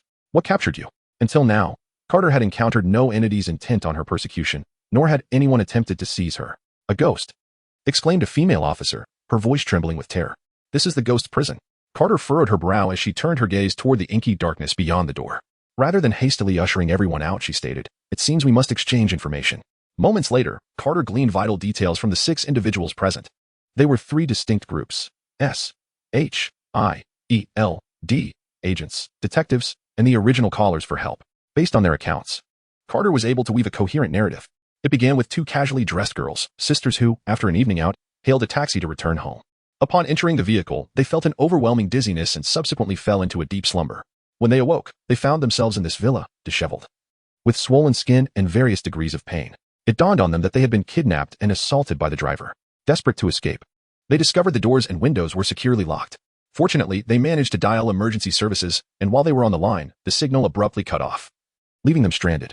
Thankfully, the police seemed to have pinpointed their location and were expected to arrive soon. Clinging to hope, they huddled in a corner, awaiting rescue, until a face loomed before them, causing them to faint from sheer fright. Upon regaining consciousness, they found themselves imprisoned in a cage. Subsequent arrivals included police and S.H.I.E.L.D. personnel, who, after tracking their location, began searching the villa for clues. Some, like Carter, inexplicably slipped into another realm. Without exception, they all witnessed a face floating in midair before being forcefully confined in cages. Was it only the two of you who were captured? Carter suddenly asked, recalling that 3 detectives had gone missing in the villa. No, there was also Ron, the male officer replied, his eyes bloodshot. He is dead. The ghost killed him. Carter paused, her brow furrowing in concentration. She was utterly unfamiliar with the notion of ghosts and could only hope that a specialist would soon find a solution. Suddenly, the corridor outside echoed with the sound of wind, mingled with the eerie cries of some creature. It's here. It's coming. The 2 detectives were visibly shaken. Having witnessed the ghost's murderous rampage firsthand, their fear palpable. The sisters, upon hearing the ghastly wails, immediately curled up together. Carter raised her shield, her expression grave as she fixed her gaze upon the doorway. Despite her formidable skills, a flicker of dread crept into her heart. The wind abruptly ceased, replaced by an unsettling sound, akin to fingernails scraping against a wall, sending chills down their spines. The noise drew closer, ever closer, until it halted at the door. Carter illuminated the entrance with her flashlight, and as the scraping ceased, a shadow materialized at the threshold. Upon recognizing the figure, both detectives widened their eyes in horror. Ron. The apparition was none other than the detective Ron, who had been slain by the ghost. Clad in a blood-stained uniform, his pallid face was marred by blood oozing from his orifices, his lifeless eyes fixated intently on the captives. Whoever it may be. I surmise it is not connected to your colleague, Carter remarked, her expression steely as she raised her shield before her. The 2 locked gazes. And whether it was an illusion or reality, Carter felt the temperature plummet, an oppressive chill enveloping them. She glanced at the others behind her. Most were paralyzed by fear. With only 2 S.H.I.E.L.D. agents managing to maintain a semblance of composure. However, they were unarmed, rendering them almost powerless against the specter. The ghostly wails erupted once more ferocious than before. Carter understood that they could no longer remain in hiding. Whatever the reason behind the ghost's confinement of these individuals, it was surely watching them from the shadows. Staying put would inevitably lead to their demise. Taking the initiative held a glimmer of hope. With her muscles tensed, Carter hurled her shield at Ron. The circular shield spun like a steel frisbee, cleaving through the apparition. The terrifying figure of Ron dissipated like mist. Enough of this charade. Carter caught her returning shield and turned to her companions. We must leave this place at once. With that, she directed the 2 S.H.I.E.L.D. agents to fall to the rear, positioning herself at the forefront. The group of 7 ventured out of the small dark room and into the pitch-black corridor, illuminated solely by a single flashlight. The ghostly wails echoed around them, as if hovering just above their heads. Do not fear. You've just witnessed that it is merely an illusion, Carter reassured them as she pressed forward, retracing her steps. Yet, mere minutes later, she abruptly halted, her expression shifting to one of alarm as her heartbeat quickened. Turning, she realized that the open room beside them was none other than the very small dark room that had initially held them captive. We're back. We've returned. The sisters began to sob. It won't let us leave. It won't let us escape. Panic ensued among the group. Carter gritted her teeth and urged the 7. Press on. The 8 of them passed the small dark room and continued forward. This time, Carter did not adhere to her mental map but instead used the small dark room as a reference point, determined to move away from it. 10 minutes later, they once again encountered the small dark room. The howling wind echoed down the corridor, as if mocking them. Carter shone her flashlight at the broken door lock, confirming it was indeed the mark she had shattered earlier. They had been going in circles. A sense of agitation welled within Carter as she glanced back at the 8 individuals behind her, recognizing that she must maintain her composure. She could not afford to falter. She lowered her gaze to her shield, recalling the man they referred to as the spiritual leader, and an invigorating surge of strength coursed through her. She struck 2 scratches into the wall with her shield, forming an X shape. Then, lifting her head, she declared, "Continue forward. We shall soon find our way out." Yet, just as she took 2 steps, a chilling realization struck her, and she abruptly stopped, casting a glance back in horror. When did we acquire 2 more companions? Chapter 17. Fire at Fear. Bang. Dunn raised his hand cannon and fired a shot at the door. The wooden door shattered, splinters flying in all directions. Clad in his silver-red Mark 5 battle armor, Dunn stepped into the room, which was utterly vacant. The silence was so profound that even a pin dropping could be heard. He had blasted open 5 rooms in succession, yet found nothing. The so-called underground villa appeared to be no different from the outside world, merely varying in temperature and light. As Dunn circled the empty room and turned to leave, he suddenly noticed a brightness in his line of sight. Turning back towards the window, he spotted the large tree below and the S-H-I-E-L-D agents. They are back? Dunn was momentarily taken aback, slightly bewildered. After pondering for a moment, he leaped from the 3rd floor in his armor, startling the agents who immediately drew their weapons aimed at him. It was only when he lifted his visor, revealing his handsome visage, that they relaxed. "Mr. Stark, what are you doing?" one asked. "Has Carter come out?" Dunn inquired. "Not yet. Wasn't she with you?" The agents replied, perplexed. Dunn looked up at the low building before him. He had entered after Carter. Yet he was the first to emerge. Moreover, it seemed he was the first among so many to exit. This house certainly did not seem to welcome him. Dunn closed his visor and re-entered the villa. However, this time he was unable to gain entry for a prolonged period. This left him somewhat vexed. Was the house discriminating against him? Fortunately, having been inside once already, he retained a mental image of the underground villa. He raised the suspended ring, a smirk forming on his lips. "You cannot rid yourself of me." The portal of electric sparks opened, and Dunn stepped through. Since Dunn's mind only held the image of the 3rd floor of the underground villa, the portal could only lead him there. The shattered door, the chilling air, the dim light, and the decaying odor all signified that he had returned. Dunn proceeded to descend the stairs to investigate the lower level. But as he walked down, his surroundings rapidly transformed. The light brightened, the air warmed, and he was outside again. What the? Dunn stood bewildered on the steps, growing increasingly irate. Underground, in the basement, Carter's heart raced, her breath quickened, and she felt every hair on her body stand on end. There were 2 additional people. When had they appeared? Who were these 2? Peggy Carter inhaled deeply, twisting her stiff neck to look back. 2 sisters, 2 detectives, 2 agents. The count was correct. 1, 2, 3, 4, 5, 6, 7, 8. 8 individuals. Not one more, not one less. Carter's head throbbed. She tried to focus on each person individually. Sister. The 1st. Younger sister. The 2nd. Female officer. The 4th.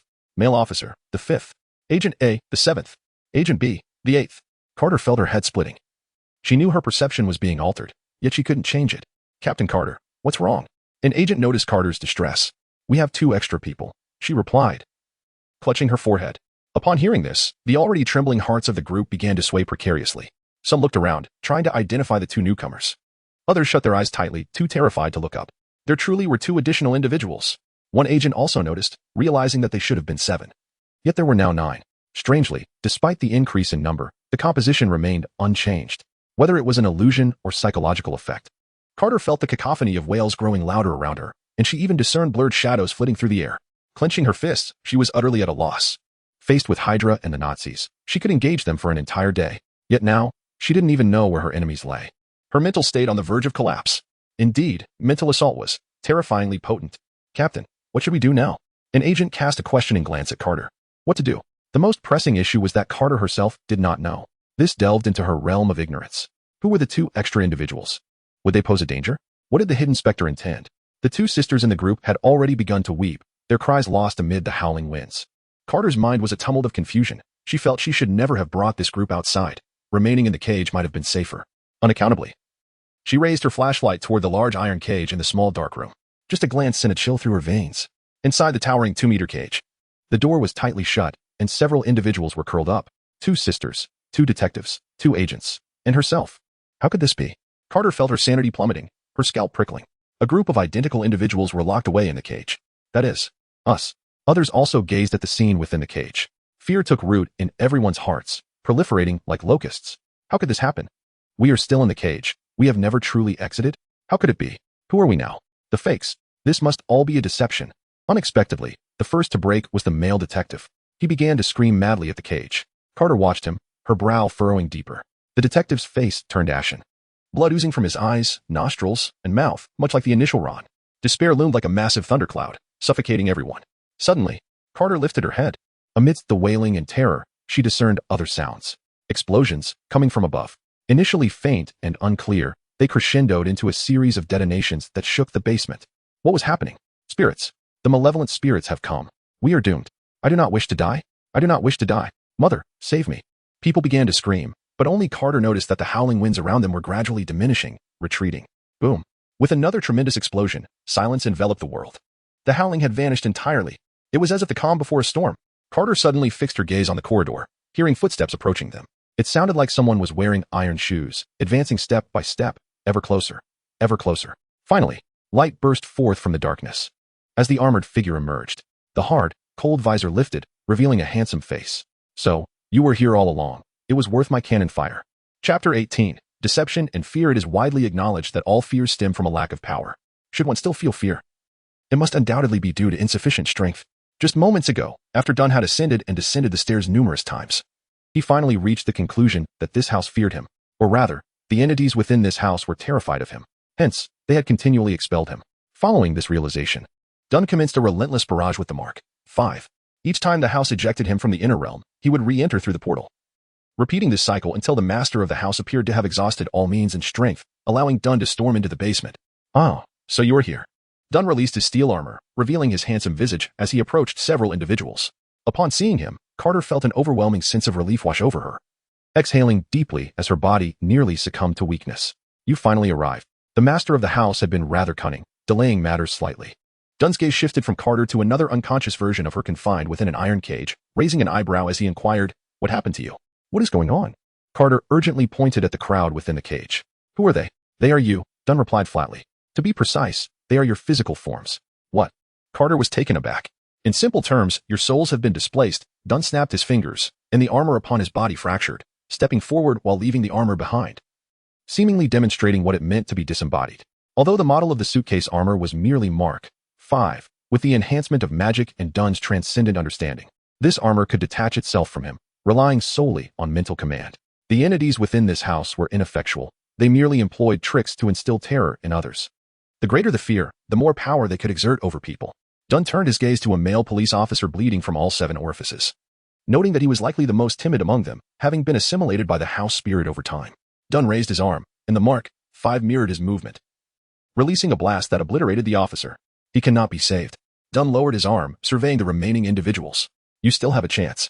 The others trembled at the sight of Dunn effortlessly dispatching the officer, but they felt a slight relief upon hearing that they still had hope. By the way, Tony. Carter suddenly recalled something. How many people can you see? Now including you. There are a total of 6 individuals, Dunn stated. If you felt that there were too many people in the group earlier, it is quite normal. This is a quintessential example of Chinese horror. Chinese horror? Carter clearly had no familiarity with this unfamiliar term, though it had profoundly shocked her. A rather intriguing concept. Dunn dismissed the need to elaborate on the differences between Chinese and Western horror. He lifted his head and hands, addressing them. Prepare yourselves, for we are ready to return home. With a flourish of his hands before his chest, a gust of wind swirled between his palms. The Wind of Wadum. A magic used by Strange and Avengers, Infinity War to disperse city dust, and utilized in Avengers, Endgame for water purification. In truth, it was effective not only against tangible matter but also against souls. A tempest materialized between Dunn's hands as he, like a practitioner of Tai Chi, directed it outward. The surrounding souls were lifted off the ground by the howling wind, then forcefully thrust back into their physical forms within the cage. The bodies within the cage quivered momentarily before falling still once more.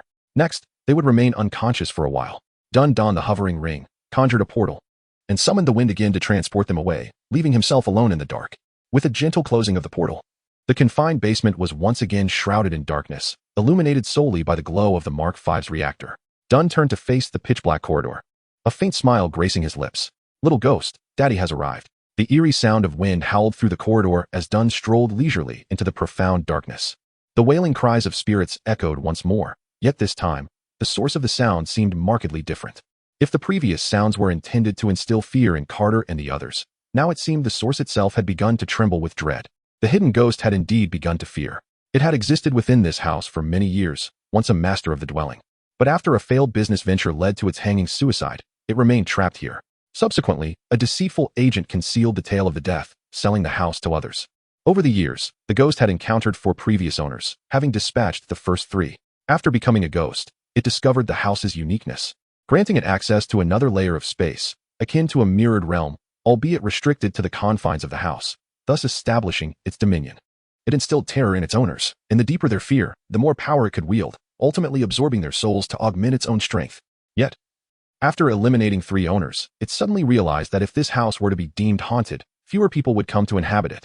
Consequently, it coerced the fourth owner into signing a pact, demanding sustenance delivered to it. Thus, its power grew, eventually enabling it to forcibly pull humans into the mirrored space. Yet, it never anticipated that this time it would encounter a harbinger of doom. Little ghost, cease hiding and come meet Daddy. Dunn traversed the corridor, his steel armor following closely behind like a steadfast guardian. Refusing to reveal yourself? Dunn sighed. Then I shall not hold back. He turned sideways, granting his armored companion space, which raised its arms, palms open, as the chest cannon and palm cannon charged simultaneously, radiating increasing brilliance. At long last, a voice resounded behind Dunn. What do you intend to do? Dunn turned, facing the source of the voice. Congratulations, you have temporarily preserved your home. Above the corridor, a face materialized, seemingly formed from a cloud of white mist. I sent you away. Why do you not depart? The expression on the face was indiscernible, but its tone conveyed evident dissatisfaction. Allow me to introduce myself. I am Tony Stark, a sorcerer, Dunn replied with a smile curling at the corners of his mouth. So, can you guess why I choose to remain? The ghost hesitated. Sensing Dunn's resolve, its tone softened. Please, do not kill me. I have my own grievances. Do you have accomplices? Dunn interrupted the ghost's plea for mercy. Or perhaps a superior. The ghost paused, quickly responding. I can tell you. Will you spare me? With a snap, a lighter ignited, and Dunn's imposing figure loomed. Perhaps, as you are merely a harmless little creature, if you disclose your accomplices, I may consider letting you go. I have. The ghost exclaimed with excitement, hastily revealing the taxi driver with whom it had formed a pact. With a lost ally, one could find another. With a lost life, all would be lost. Though it had perished once before, it had no doubt that this man could bring about its demise once more. Upon hearing the ghost's account, Dunn furrowed his brow. Is that all? Indeed. Just this one accomplice. The ghost was bewildered by Dunn's expression of surprise, as its only desire was to preserve its life. Very well. Dunn extinguished the cigarette with his foot. One last question. From whom did you learn this method of instilling fear? I learned it from books. The Phantom Knows All, a novel of Huaxia. No wonder. Dunn nodded, his doubts dissipated. He reached out to activate the electric spark portal. I shall take my leave now. Upon witnessing this, the Phantom's spirit soared, pleasantly surprised by this man's trustworthiness. This assured them of success. It eagerly focused on Dunn's retreating figure, wishing for his swift departure. As Dunn approached the portal, just as he was about to step through, he suddenly recalled something and withdrew his leg. Wait, have I introduced myself to you? The Phantom paused in surprise. Yes, you have introduced yourself, and your name is Tony Stark. I have committed it to memory. The Phantom was unfamiliar with Tony Stark, yet fear compelled it to remember the name. Is that so? Dunn turned to inquire. Have I mentioned my hobbies to you? Hobbies? No, you haven't. The Phantom was puzzled by Dunn's sudden question, hoping only for his prompt exit. As for me, Dunn kindly added. Willing to share a little white lie? The Phantom replied. Dunn smiled, lifting his gaze, his eyes radiating a kaleidoscope of colors, illuminating the dim corridor. Chapter 19. Feng Shui and Treasures. As Dunn emerged from the spark portal, darkness enveloped the surroundings, and Carter and the others remained in slumber. He bypassed several S.H.I.E.L.D. agents, crouching beside Carter and snapping his fingers a few times. Groggily, she opened her eyes, still lost in dreams. Tony, how did it go? Resolved. Dunn replied, rising to gaze at the moon above, noting its companion, the current owner of the house. After hearing this, Carter swiftly relayed the information to an agent, instructing them to utilize the Bureau's intelligence network to locate individuals. Dunn shifted his gaze to the villa bathed in moonlight and declared, as a reward for my exorcism services to S.H.I.E.L.D., I shall take this house. Carter cast a glance at him, and, without further inquiry, responded, no problem, I will arrange it. Thank you. Dunn smiled, opening a portal and vanishing from the spot. From the outset, Dunn found it peculiar that the ghost, with limited abilities, possessed a space of the underworld from which it could draw individuals at will. This led him to suspect the influence of a higher power behind it. However, after listening to the ghost's narrative, his doubts dissipated, replaced by another theory. The house itself was extraordinary. As the night deepened, Sava drove his taxi through the streets in search of prey. He owned a house in Brooklyn, but after learning of its haunted nature, he had vacated. Initially intending to sell the house and flee, he was instead compelled to sign a sole contract with the ghost residing within, becoming its agent in the hunt for victims.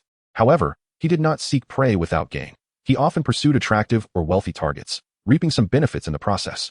At this moment, Sava remained unaware of the unfolding events within the villa, focused instead on his external endeavors, casually scanning for suitable quarry. On the roadside, a figure waved, and through the car window, Sava discerned a man clad in a black trench coat. Without hesitation, he pressed the accelerator, speeding past the man, disinterested. The previous night, he had hunted a pair of sisters, a memory that lingered fondly, igniting a desire for more thrilling encounters. The moon in the night sky resembled a pale eye, watching over the earth. New York, in its current state, was far less vibrant than it would be 2 decades hence. The streets were sparsely populated, and traffic was light. After an extended drive, Sava spotted another figure on the roadside, regrettably another man in a black trench coat. Wait. Sava squinted, scrutinizing the figure outside. Could it be the same man? It was likely just a coincidence of attire. After all, how could a mere mortal match his vehicle's speed? An unsettling feeling crept over him, but he reassured himself internally and continued on his way. Minutes later, Sava encountered the man again. Impossible. It was the very same individual. This was absurd. As someone who had entered into a contract with a ghost, Sava had no doubts about the existence of such entities. He merely lamented his misfortune. Such strange occurrences might elude others for a lifetime, yet here he was, forced to serve as a ghost's lackey while simultaneously encountering one again. Truly unfortunate. He pressed the accelerator firmly, distancing himself from the man. Yet curiosity gnawed at him, prompting him to cautiously glance into the rearview mirror, only to find that the man who had been standing there had vanished. Where did he go? Sava murmured. Are you looking for me? A voice echoed from the back seat. Sava's body seized with terror, instinctively slamming on the brakes. The yellow taxi screeched to a halt, and he was thrust forward by inertia, only to be yanked back by his seatbelt. His hair stood on end, cold sweat drenched his back. He dared not make any sudden movements, cautiously shifting his eyes to the rearview mirror. A handsome man in a black trench coat sat calmly in the back seat, smiling and locking eyes with Sava.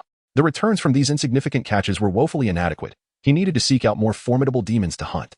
Since the last time he had locked eyes with the eye demon, Dunn had grown dissatisfied with the meager spoils garnered from these trivial beings. Though he understood the adage that even fly meat is still meat, he yearned for a more substantial bounty. Following this, Dunn had hoped to gaze into the eye demon's eyes once more, but upon opening his notes, he found only a collection of magical formulas. Alas, he longed to meet it again. With a flash, Dunn returned to the haunted house in Brooklyn through the portal, the surrounding caution tape now removed. And the current owner had long departed to the afterlife. Following SHIELDS procedures, the house would soon be entirely his. Dunn stood outside, gazing up at the residence. In his previous life in China, the concept of feng shui prevailed, where the positioning of a location could influence the fortune of those within. For instance, a corpse buried in accursed ground might transform into a zombie. A practitioner entering a blessed site could achieve great success.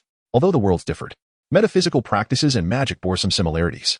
This world also possessed unique geographical locations, often remnants of alien civilizations or ancient deities. Dunn recalled a comic depicting a place known as the Savage Land, located in Antarctica yet resembling a tropical rainforest, home to creatures thought extinct, such as dinosaurs and saber-toothed tigers. This realm had been created by an extraterrestrial civilization that once visited Earth. After circling the villa twice in contemplation, Dunn summoned 10 silver mechas from the portal, each adorned with distinct runes. Under his command, the 10 mechas dispersed around the villa, forming a protective circle. Subsequently, Dunn began to chant incantations softly. The mechas seemed to awaken simultaneously, lifting their heads to gaze skyward at a 40-degree angle, their eyes glowing brightly and converging to form a luminous point above the center of the villa. Points connected to lines, lines formed surfaces, and surfaces became volumes. Soon, the entire villa was enveloped in a cylindrical light barrier. Dunn donned a monocle. The structure of the villa, both interior and exterior, projected instantaneously into his vision. Ancient One possessed a treasure known as the All-Seeing Eye, capable of piercing through all illusions. Dunn had utilized it twice during his exorcism missions, subsequently creating this low-tech version of the analytical eye based on that artifact. At this moment, the entire structure's framework, materials, angles, and magical elements were laid bare before him. The construction appeared to be an ordinary single-family home, with typical materials, yet it radiated an extraordinary supernatural energy. In Dunn's eyes, these energies resembled fireflies, flitting around the villa. Their source, underground. It appeared that some labor was in order. Dunn adjusted his monocle and reopened the portal. He marveled at the genius behind the invention of the suspension ring. It was exceedingly convenient. In no time, several heavy armor units emerged from the door, commencing their demolition work under Dunn's direction. In the tranquil night, under the moonlight, the steel machines operated, smashing through the floorboards, excavating the earth beneath, gradually burrowing deeper. Initially, the larger mechas toiled, but as they neared the source, smaller mechas took over. Dunn sat comfortably outside, awaiting promising developments. As dawn broke, the mecha ceased its excavation. Eureka! Dunn sprang from his armchair and ventured into the basement, now a mere ruin, where a deep pit had been unearthed at its center. Without the aid of a monocle, he could discern a faint glow emanating from the depths below. Jarvis, retrieve it, Dunn commanded. A mecha swiftly leapt into the pit, bending down to grasp a shimmering object, which it then presented to Dunn with both hands. It was a mirror, seemingly crafted of bronze. As Dunn's gaze swept across the artifact, a recollection surfaced in his mind, and he recalled the name of the mirror. He had once encountered it in a tome at the library of Kumar Taj. It appeared to be known as the Yata no Kagami? Chapter 20, The Ancestor? The Eight-Span Mirror? Dunn gazed intently at the bronze mirror before him, lost in contemplation. It is well known that the Marvel Universe is replete with various mythologies, the most renowned being Norse mythology and the mighty Thor. In addition, there exists the Greek god Zeus, the Egyptian deity Khonsu, and even the Jade Emperor from Chinese mythology, not to mention the lesser-known Japanese myths. The Kamar-Taj Library contains a tome dedicated to the origins of Earth's diverse mythological systems, which mentions the eight-span mirror and even includes illustrations, thus enabling Dunn to recognize it. It is said to have been crafted in Takamagara and is revered as the embodiment of Amaterasu. However, the reasons for its current presence on Earth and its burial here remain a mystery. As Dunn grasped the eight-span mirror, he noted it was not as grand as the legend suggested. It was merely the size of two joined palms, exuding a bronze texture. Despite being entombed underground for an extended period, the mirror's surface retained its brilliance, reflecting the luminous moon and stars above. This exquisite quality, whether authentic or a replica, could certainly be deemed a treasure. Yet, as he held this precious artifact, only one question occupied Dunn's mind. How does one utilize it? The spectral energy emanating from the mirror inadvertently allowed the ghost's powers to manifest a mirrored space within this residence, indicating that this was far from the mirror's true capabilities. It appeared a visit back to Kamar-Taj was in order. Without a moment's hesitation, Dunn concealed the mirror and opened a portal. Due to the time zone difference, it was still midday in Kamar-Taj, where sunlight cascaded down and the mages had just finished their lunch. Some returned to their dormitories for rest, while others basked in the sun. Emerging from his single-occupancy dormitory, Dunn made his way to the small plaza, where he spotted Old Wong just exiting the dining hall. "Tony, I have heard about your parents," Old Wong remarked with a sorrowful expression. "I am truly sorry. Events have transpired. There is no need for long faces," Dunn reassured Old Wong, who was surprised by Dunn's comforting words. "You possess a remarkably positive mindset." Old Wong complimented sincerely. "You have quite the appetite," Dunn replied, producing a tissue to gesture for Old Wong to wipe the grease from his mouth. Old Wong awkwardly accepted the tissue and cleaned himself up. "Is the teacher present?" Dunn inquired. "The teacher? She," Old Wong began. But his gaze suddenly froze behind Dunn, pointing, "Right behind you." Dunn turned to find Ancient One standing 10 meters away, quietly observing him, as if deliberately waiting for his arrival. Their eyes met briefly before Ancient One turned and walked away, prompting Dunn to hastily follow her. "Have you drawn the attention of the demon gods?" Ancient One asked, her expression grave. "Indeed," Dunn replied, unfazed by her discovery. "I sought it out intentionally." Ancient One frowned slightly. "Why?" "I wish to see collaboration and establish a favorable impression in advance," Dunn stated casually. "I should have never taught you the method of forging contracts with extra-dimensional beings," Ancient One sighed. "Well, it's done now," Dunn discreetly observed her. "Moreover, isn't it among the Supreme Sorcerer's duties to engage with various demon gods? That is my responsibility, not yours." Ancient One corrected as they reached a cliff and gazed into the distance. "Among the multitude of mages in Kamar-Taj, you only taught me black magic," Dunn said, perching on a large stone. "Are you not eager for me to inherit your position? I taught you because I witnessed you covertly learning." "I did not wish for you to stray from the path," Ancient One retorted, producing a cup of tea from seemingly nowhere and sipping it quietly. "Very well. Believe what you will. I shall consider it mere self-delusion," Dunn shrugged, aware of Ancient One's favoritism toward him and her intent to cultivate him as the next Supreme Sorcerer. After all, as a system-equipped traveler, it would be absurd not to aspire to the role of Supreme Sorcerer. "I have something I wish to show you," Dunn stated, returning to the matter at hand as he produced the excavated bronze mirror. Ancient One examined the object with keen interest, immediately recognizing its antiquity and significance. "The eight-span mirror?" she declared. "Is it genuine?" Dunn inquired. "This is my first encounter with it," Ancient One replied, setting her tea aside to delicately glide her fingers along the mirror's edge. Determining it was not of earthly origin. "Then it is likely authentic," Dunn thought joyfully. Who could resist a fine treasure, particularly one acquired without cost? "How did you come by it?" Ancient One questioned. "One could say it was unearthed," Dunn replied. Ancient One cast a peculiar glance at him. "Truly. It was merely buried in North America, and I stumbled upon it by chance," Dunn continued. "Do you possess any knowledge of how to use it? Or perhaps a manual in the library regarding its operation?" Ancient One returned the mirror to Dunn, shaking her head. "To my knowledge, there is none. Our understanding of Takamagara is scant. At least during my tenure, I have never interacted with its deities, and our knowledge is limited to the ancient texts left by predecessors." Dunn gazed at the mirror in his hand, feeling a sense of regret. Possessing a treasure without knowing its use felt akin to owning a vault without a key. The eight-span mirror, a creation of Takamagara, bore similarities to Thor's Mjolnir, yet differed in nature. The hammer served as a weapon, easily wielded by anyone with strength when unenchanted by Odin, while the mirror in Dunn's grasp leaned more toward a magical artifact, akin to a high-tech device requiring the correct sequence of inputs for proper function. "Perhaps you should seek answers in Neon Country, as their deities have always been venerated there," Ancient One suggested. "Little Neon, you say?" Dunn pondered, scratching his neck. "Will not the language barrier pose a hindrance? You are Tony Stark, the foremost magnate of M Nation," Ancient One replied, lifting her antique tea cup once more. "When you arrive, You need not adapt to their customs. Dunn stroked his chin, a smirk forming. That is a valid point. After concluding his conversation with Ancient One, Dunn activated the portal and returned to Queens. Following the board members' signing of the agreement, the transfer of Stark Industries shares was deemed complete. Yet, several trivial matters still required attention.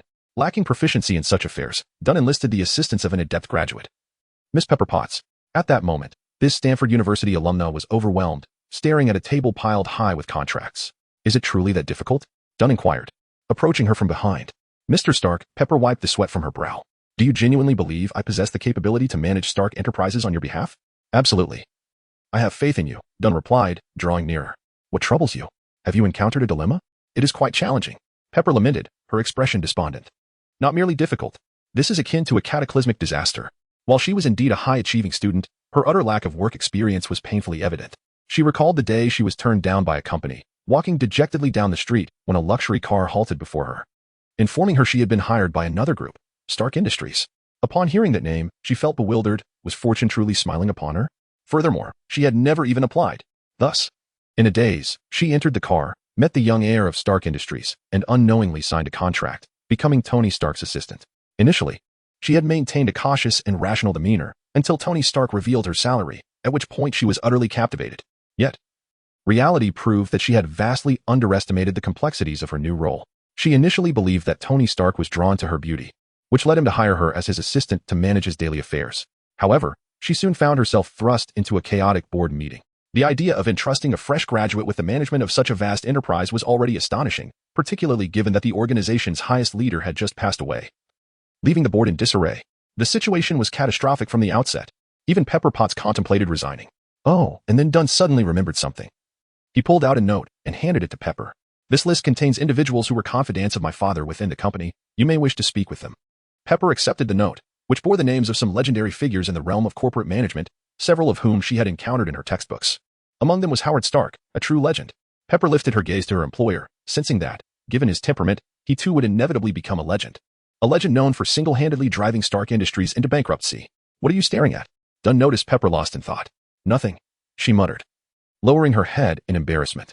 As Dunn exited Pepper's residence, he heard the sounds of a scuffle emanating from a nearby building and followed the noise. It was a bungalow, and through the window, he could see a boxing ring within, where Happy and Wilson were sparring. This estate, located in Queens, spanned over 400,000 square feet, comparable to a school, and Dunn had repurposed it as private accommodations for Stark's internal staff. He chose not to interrupt their training and instead found a quiet room for himself. Once inside, he retrieved two recently acquired artifacts, the Eye-Demon Grimoire and the Yada no Kagami.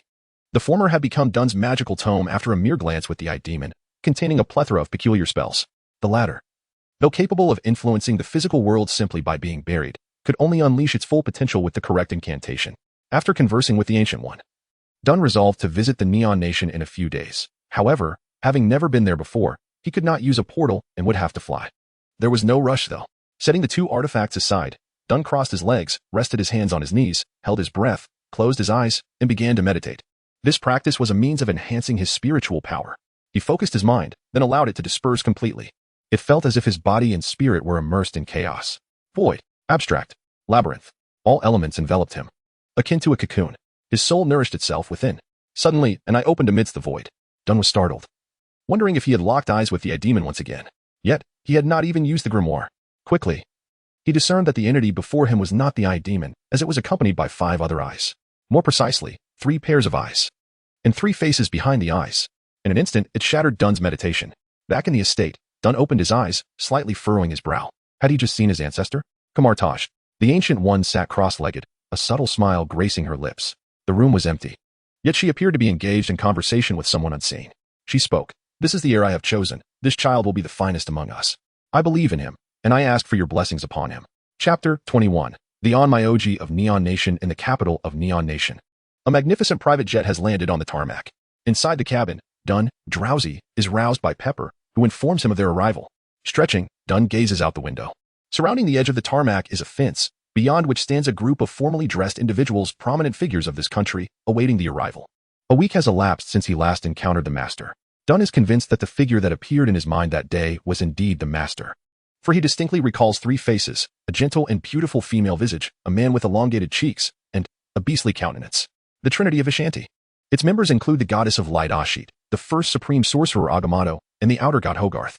As for why they suddenly manifested in his consciousness, Dunn speculates that it was Ancient One's awareness of his gaze with the eye demon that prompted the Master's visit. He inquired about it later. But Ancient One remained tight-lipped. Nonetheless, Dunn's primary concern lies with his genetic lock. After his last eye contact with the eye demon, he ascended to the 10th tier, and he had hoped that this encounter with the three deities would yield another breakthrough. Alas, it did not. Clearly, opportunities are not a daily occurrence. Simultaneously, with the assistance of Howard's former confidants, Pepper has rapidly regained her footing within a mere week. During this time, 2 board members met with fatal accidents, later confirmed to be involved in the conspiracy to assassinate Dunn. This resulted in an additional 4 of shares, which Dunn chose not to consolidate but rather declared would be allocated to capable individuals within the company, merely sketching a vision for the future. With internal matters stabilized, it was time to explore Neon Nation. Dunn arrived as the newly appointed leader of Stark Industries, ostensibly to showcase new weaponry to the stationed American forces in Neon Nation.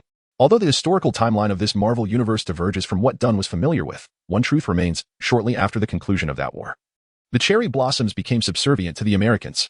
As Dunn disembarked from the aircraft, he was accompanied solely by Happy, Wilson, and Pepper. Almost immediately, they were surrounded by a throng of individuals.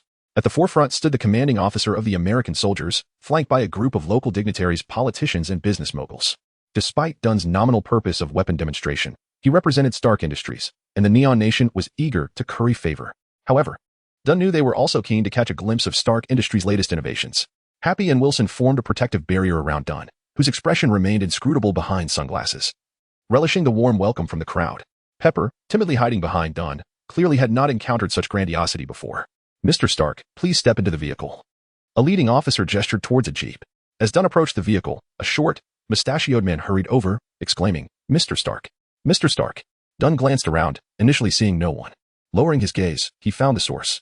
"Mr. Stark, please join us in our vehicle. Allow us to extend our hospitality." The mustached man beamed up at him. "Who are you?" Dunn inquired, puzzled. The tall officer beside him clarified, "This is the Minister of Foreign Affairs of Neon Nation." "Yes, I am indeed the Foreign Minister." The man introduced himself. "My name is—" "That's not necessary," Dunn interrupted.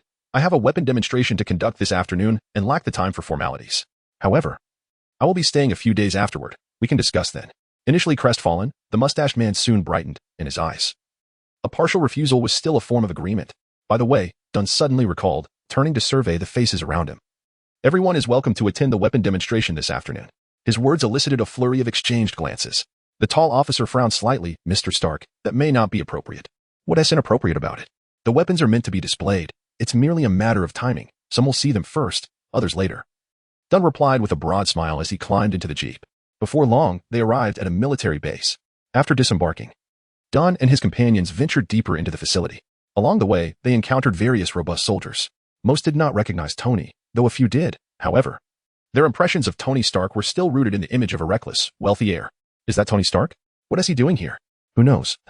But that girl behind him is quite something." The soldiers whispered among themselves, restrained by the officer leading them. They proceeded into a central building within the base and entered a room where several individuals, presumably officers, were already seated around a large dining table laden with an array of food and drink.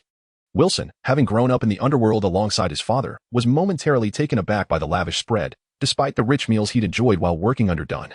The sight of such a feast made his mouth water. Dunn, however, sighed impatiently. More formalities. He believed that humanity would advance significantly once it cast aside such trivial customs. Under the watchful eyes of the officers, Dunn stepped back and exited the room, declaring, "I'm not hungry." He glanced at his companions, particularly the eager young future overlord of the underworld, and added, "You all go ahead and eat." As the three took their seats, the officers' expressions soured. This was clearly a slight to their dignity.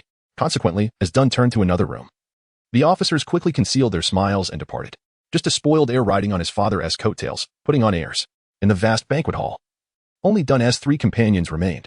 Pepper, watching the officers leave, cautiously asked, "Are we still going to eat?" No one responded. She turned to see that the other 2 had already begun to feast. Dunn, under the pretense of needing a moment to rest, secluded himself in the reception room. He retrieved the 8-span mirror, initially shaking it as if searching for a signal on a phone. No response. This artifact remained unresponsive in Neon Nation. Prior to his arrival, Dunn had acquainted himself with the supernatural framework of this country. One aspect involved mutants. Individuals not confined to North America or East Asia, but rather scattered globally. Just as North America boasts the X-Men, Neon Nation must have its own mutant team. However, the 8-span mirror belonged to a realm of mystical and fantastical artifacts. Thus Dunn had specifically researched the local mystical power system, the Onmyoji. Chapter 22. Eliminate them. The Onmyoji, originating from the Great Xia, was adopted during the Tang dynasty by the Japanese. Their skills are extensive, encompassing star observation, physiognomy, directional divination, and foretelling disasters. However, what is most widely known is their bond with Shikigami. In Japan, Shikigami refers to the spiritual entities or divine beings that Onmyoji can summon, akin to summon beasts. Through specific incantations, Onmyoji establish a master-servant relationship with these beings, allowing them to command them in daily affairs.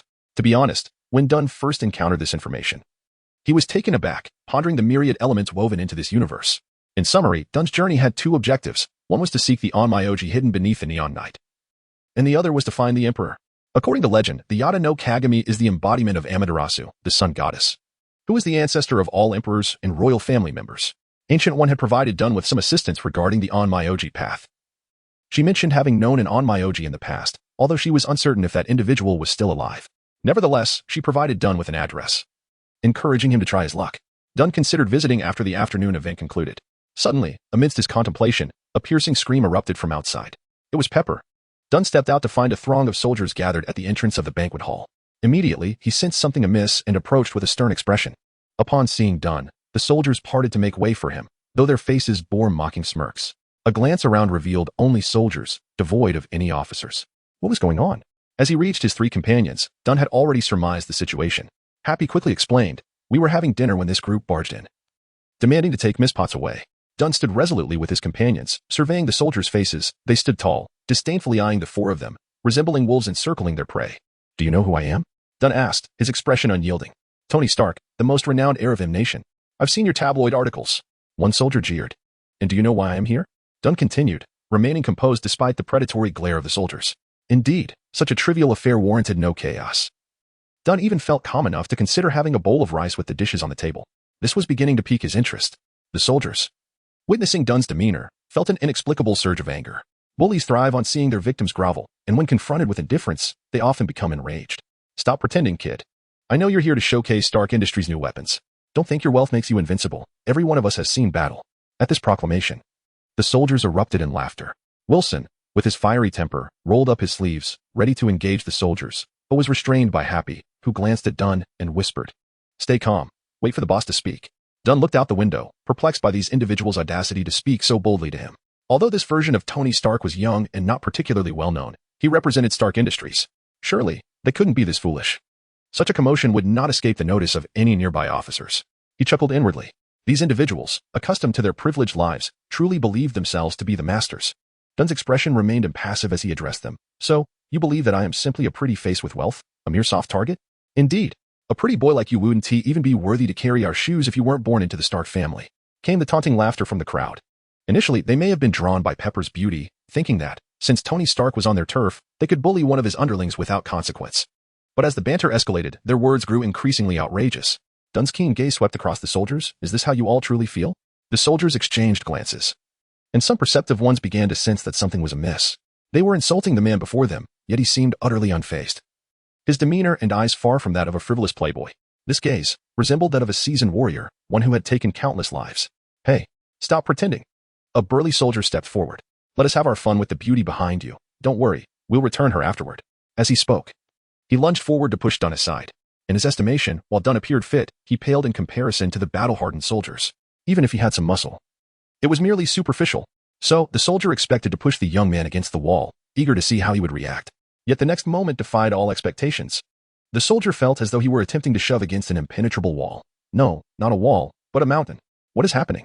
The soldier began to sweat profusely, beads of perspiration forming on his brow, cascading down his cheeks. "John, what are you doing?" Other soldiers began to sense the growing tension. A powerful hand suddenly seized John's wrist, like a vice grip. A sharp pain coursed through him. He attempted to withdraw his hand, but it remained firmly in place, as if ensnared by an indomitable force. Crack. The sound of bones fracturing echoed. "Ah!" John screamed in agony, bending over as he met Dunn's gaze, which still bore a faint smile. "Haven't you eaten, soldier?"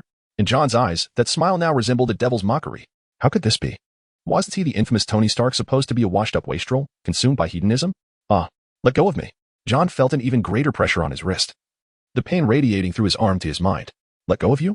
Dunn raised an eyebrow, his smile widening. "Very well." With that, he released his grip. As John struggled to free his arm, he stumbled backward, finally escaping the demon's clutches.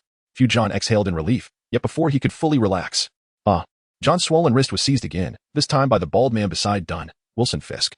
For a moment, it felt as though the air had solidified. John leaned back, his one arm outstretched, only to be ensnared by Wilson's grasp, as if engaged in a dance. A flicker of flame erupted from a lighter, igniting a cigarette. Dunn casually pulled out a chair, lit his cigarette, and proclaimed, "Eliminate them." Wilson smirked, revealing a sinister grin. Understood. Chapter 23. The Unveiling of New Weapons. Bang. Wilson yanked the soldier John back to his side, simultaneously delivering a powerful punch that struck John's head. Bang. Flesh crumpled. Bones cracked. The splatter of blood painted Wilson's face, igniting an exhilarating thrill within him. In this world, some individuals are born with extraordinary gifts that transcend the ordinary. Not due to genetic mutations, but simply innate talent. Some are blessed with melodious voices, others possess remarkable artistic abilities, and some are inherently suited for combat. Take Wilson Fisk, for instance. Although he is merely an ordinary man, he possesses a natural muscle density superior to most, and his combat skills are effortlessly acquired. This is his gift. Bang! Soldier John's lifeless body fell to the ground with a thud. The remaining soldiers were momentarily stunned. Had one punch truly killed him? Such ferocity? Bang! Bang! In the instant of their bewilderment, Wilson took down 2 more men. It was only then that chaos erupted. Happy Hogan, the boxer, joined the fray. Pepper Potts, a non-combatant, instinctively sought refuge behind Dunn. "Shouldn't you be shielding me at a time like this?" Meanwhile, Dunn remained unfazed, teasing Pepper Potts. "Don't even think about it." Crouched behind Dunn, Pepper muttered, "I'm merely a bed warmer. I won't shield anyone from a blade." Just as she spoke, a soldier advanced, intent on striking Dunn. Dunn flicked a cigarette but into the soldier's face with a casual gesture. His other hand danced gracefully, as if playing a piano. The soldier bizarrely collapsed, only to have Wilson swiftly crush his neck beneath his foot.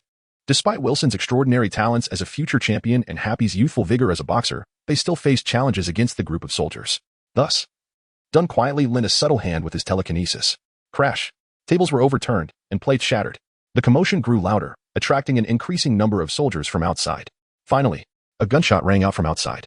The officer who had previously welcomed them squeezed through the crowd, his expression grave. Upon witnessing Wilson and Happy's astonishing feat of dispatching a dozen soldiers with their bare hands, he was momentarily taken aback, then swiftly positioned himself in front of Dunn. Brandishing his weapon at the soldiers, bellowing, "What are you doing? Are you rebelling?" Dunn noticed that several officers who had vanished earlier had also returned. "Get out of here." The welcoming officer's forehead bulged with veins as he shouted at the soldiers. Only then did their faces turn pale as they exited. "I apologize, Mr. Stark. It's my failure to manage this. Are you all unharmed?" Once the crowd dispersed, the welcoming officer stood before Dunn, offering his apologies. Dunn's gaze swept over the officer's face. Though he was certain the recent absurdity involved some officers, the one before him appeared genuinely remorseful, not merely acting. After all, in such a vast military base, it was improbable that all were fools. Dunn extinguished his cigarette, rose from his seat, and expressionlessly addressed the welcoming officer. "There is no need for apologies. One must pay the price for their mistakes." Dunn looked intently at the welcoming officer. "Since we are set to showcase new weapons this afternoon, why not have those who just caused trouble test the weaponry's efficacy?" The officer paused, slightly taken aback. "Mr. Stark, this might not adhere to protocol?" "Protocol?" Dunn shot him a glance, and the officer quickly lowered his gaze upon meeting Dunn's eyes. "I understand. Let us proceed as you suggest. If this uprising occurred without the tacit approval of the officers, I would find it hard to believe." Dunn fixed his gaze on the welcoming officer. "You comprehend my meaning, do you not?" "I do," the officer replied, eyes downcast. "I had stepped away for a moment and truly did not know, but rest assured, I will ensure a thorough investigation and have the involved officers apologize to you. However, they are officers after all. If they meet the same fate as those soldiers, I would have difficulty justifying it to my superiors. Fear not. I understand your predicament." Dunn displayed a sympathetic expression, patting the welcoming officer on the shoulder. "I am not so petty. An apology suffices." With that, Dunn turned to Wilson, signaling that this matter was concluded.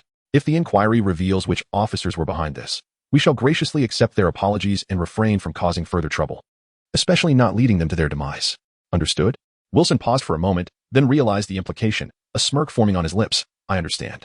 In the afternoon, the welcoming officer arrived with 3 of the implicated officers to extend their apologies to Dunn. In truth, they had not conspired against him. They merely failed to act. However, Dunn felt that sometimes inaction is as egregious as wrongdoing, particularly when it comes from those in positions of power. Nonetheless, Dunn graciously forgave them, while Wilson diligently committed their faces to memory. Once this was concluded, it was time for the weapon demonstration. The welcoming officer, however, appeared puzzled. "Have the weapons already been delivered? Should I fetch them?" Since only 4 individuals had arrived, without any large weapon cases, the welcoming officer had assumed the weapons were still en route. Dunn smiled and replied, "They are right here." Subsequently, the group boarded a jeep and proceeded to a valley. Outside, a considerable crowd had gathered, primarily comprised of soldiers from M Nation and those who had come to greet them earlier. A portion of the media was also present. Equipped with outdated photographic and filming equipment, eager to report, Dunn stepped out of the vehicle, approached the crowd, and courteously welcomed everyone to the Stark Group's new weapon demonstration, stating that this new weapon was crafted over the course of a week.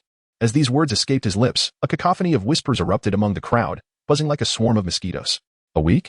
Surely, this must be a jest. Moreover, where are the weapons? They couldn't possibly be tucked away in his pockets, standing on a dirt rise over half a meter high. Dunn surveyed the audience and continued, perhaps some of you are already aware, while others are not, that the Stark Group has recently undergone some changes. Howard Stark, my father, has passed away.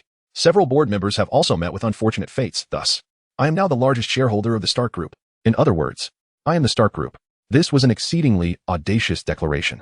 As the world's premier industrial conglomerate specializing in armaments and encompassing various sectors, no one dared utter such words, not even Howard Stark himself. Yet today, the sole heir of the Stark family boldly proclaimed this. The crowd murmured in response. Some were dismissive, while others began to reconsider their perceptions of him.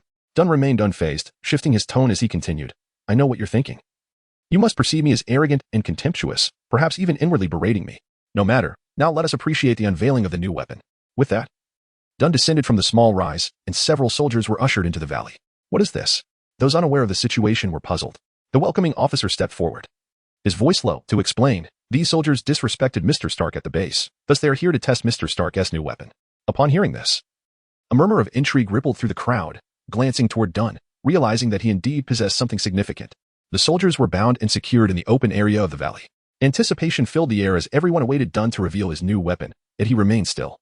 Arms crossed, donning brown sunglasses, coldly observing the soldiers below. Moments later, some noticed an unusual sound overhead. They looked up, eyes widening in astonishment.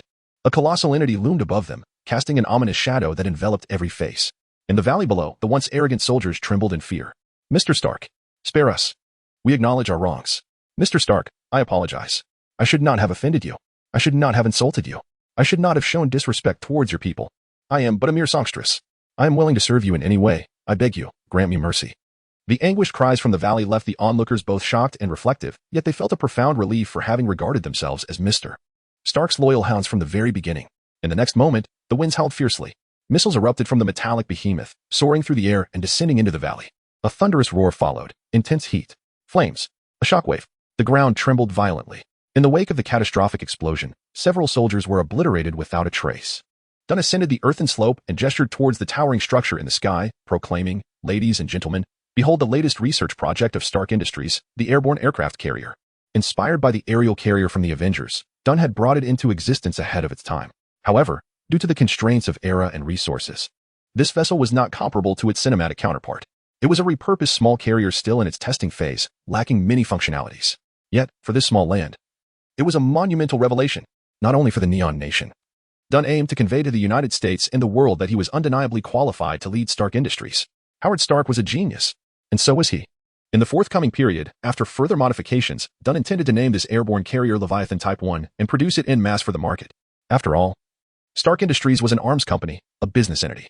The grand display of new weaponry concluded, and the journalists would subsequently report this spectacle in their publications. However, this was merely a side note in Dunn's agenda. Now, it was time to draw the curtain on this brief interlude. Following the weapon demonstration, representatives from various factions arranged a banquet, which Dunn accepted without hesitation. Meanwhile, within the military base, 3 officers were rife with unease. Do you think Tony Stark has truly forgiven us? He wouldn't dare retaliate, would he? A silence fell over them. One officer cast a glance at another. Did you not assert that Howard Stark was deceased and that Tony Stark had been excluded from the upper echelons? That's what my cousin wrote in the letter a week ago. The officer lamented. Remain calm. The 3rd officer interjected, we are military personnel. He is merely a businessman, and we have done nothing wrong from the beginning, correct? Yes. Indeed. The trio steeled their resolve. Suddenly, the glass by the window shattered, and an object crashed into their room. Who is it? One officer shouted in anger, only to behold the object that had been hurled within. A grenade. Oh, for heaven's sake. Chapter 24, Shikigami, Neon Country. In military base, 3 officers have perished, victims of a grenade. It was only after the banquet that the grim reality was unveiled. At the time of the incident, the surveillance equipment had malfunctioned, failing to capture the assailant responsible for hurling the grenade. Yet, the officer who received the guest was acutely aware of the culprit's identity. At the crime scene, he turned to gaze at the bald figure behind Dunn, wrestling with his conscience for a long while, ultimately choosing to remain silent. Following the afternoon's weapons demonstration, The officer realized that while Tony Stark may be a businessman, he is also a genius and the world's foremost arms dealer. There may be many soldiers and officers, but such a prodigious arms magnate is a rarity. What a pity. Dunn cast his eyes down upon the mangled corpses of the officers, sighing softly. Indeed, it is quite regrettable. Upon exiting the military base, Dunn, accompanied by his 3 young followers, boarded the vehicle of the foreign minister, known for his distinctive mustache. They would remain in Neon Country for an additional 2 days, as the living conditions at the military base were far from satisfactory. Thus, Dunn sought a more suitable place to stay at the dining table, specifically the Meiji Shrine located in Shibuya, Tokyo. This was the very site where Eri and Sakura had originally planned to hold their wedding. In theory, the Meiji Shrine forbids lodging for outsiders. However, with Dunn's affiliation to the Stark Group and his possession of technological prowess rivaling that of his father, the minister, after a brief consultation, consented to Dunn's request. Moreover, who would notice a clandestine visit in the dead of night? Upon arrival, the minister assigned rooms to the 4 individuals and, after exchanging a few pleasantries, took his leave. The shrine was enveloped in silence under the night sky. Dunn retrieved the Yada no Kagami, hoping to ascertain its reaction within the shrine, but regrettably, it remained unresponsive. Just as he prepared to explore the area with the bronze mirror in hand, a sudden knock echoed from outside. "Come in," Dunn instructed, concealing the Yada no Kagami. The door swung open, and several elegantly dressed young women in kimonos entered, bowing respectfully before beginning to disrobe. Dunn's expression turned stern. "Wait a moment. What are you doing?" "We are here to attend to your needs for the night." One of the older women, her English broken, replied. Dunn immediately comprehended their identity, comfort women. "No, thank you. Please leave," he firmly rejected. "Rest assured, sir, we are all virgins, untainted." The woman assumed Dunn found them unappealing. In truth, while he did harbor disdain, that was not the primary reason for his refusal. Dunn scrutinized the young women and quietly inquired, "Are you all doing this voluntarily?" He was well aware of the answer but feigned ignorance. The young women lowered their heads, unable to meet Dunn's gaze. The eldest among them hesitated, recalling that they were to serve a prominent tycoon from M country. From that moment, she had prepared herself and the other girls for the worst. She had witnessed how the soldiers from M country treated other girls, hardly considering them human. If an ordinary soldier could behave so atrociously, what could be expected from a tycoon? Yet, she never anticipated Dunn would pose such a question. She opened her mouth, forcing herself to articulate a response that conflicted with her heart. "We are all volunteers. We genuinely wish to serve you." Dunn's gaze flitted across the faces of the young women, and with a slight smirk, he rose to his feet. "You may stay. I shall return shortly." With that, Dunn strode out, leaving the girls in a state of bewilderment. As Dunn traversed the shrine's corridor, a chilling wind whipped past him. He did not consider himself a benevolent savior. He had no qualms about inflicting harm upon others. However, he believed that before causing harm, one should at least possess a reasonable motive, be it revenge, the presence of a demon, or a threat posed by the other party or their environment. Without any justifiable motive, Dunn found it unconscionable to inflict suffering upon innocent and vulnerable individuals merely out of base desires, nor did he wish to engage in such conduct, even if those girls were deemed deserving of their plight. Moonlight illuminated the path beneath his feet as Dunn halted, gazing at the shrine's main hall before stepping inside. The enshrined figures were not deities, but rather a former emperor and empress. Dunn shook the bronze mirror, yet it continued to elude any indication of a response. It seemed he would need to consult a living person for answers. Dunn produced a slip of paper containing an address pinned by Gui, the location of a sorcerer from many years past. Coincidentally, it was also situated near Tokyo. Exiting the main hall, Dunn surveyed his surroundings before donning the suspended ring and summoning a suit of iron armor from the Comitage warehouse. This armor, composed of black, silver, and bronze, was a stealth model, Mark 16, nightclub. Not only did this armor cloak him from radar detection, but it also featured a special coating that allowed it to blend seamlessly into its environment, particularly during the nocturnal hours. As Dunn donned the nightclub armor, silent flames ignited beneath his feet, propelling him into the sky as he departed the Meiji Shrine. Dunn could only open the portal's other end to a location he envisioned in his mind.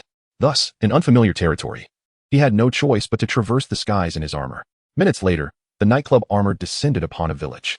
In stark contrast to Shibuya, this village appeared notably dilapidated. Upon landing, Dunn was met with the barks of wild dogs nearby. Unfortunately, while the nightclub armor could evade radar and confound the naked eye, it still failed to eliminate the dispersal of scent. Dunn retracted the steel faceplate, crimson eyes glinting as he glared at the wild dogs, which immediately ceased their barking and scurried away, tails tucked. Observing the village, a sense of unease washed over him. According to Gui, her acquaintance with this sorcerer had spanned nearly a century. He wondered if the individual still lived. Exiting the armor, Dunn surveyed the area for a moment before raising his hands before him, conjuring a swarm of glowing butterflies that fluttered towards the village. If the sorcerer or their descendants were still present, they would undoubtedly notice this extraordinary phenomenon. If not, Dunn would have to pay a visit to the emperor. Just as the butterflies had not ventured far, Dunn suddenly squinted his eyes, sensing an approach. Slowly turning, he cast his gaze behind him. A spider, larger than a man, emerged from the earth, lunging at him with its fangs bared. How uncivilized.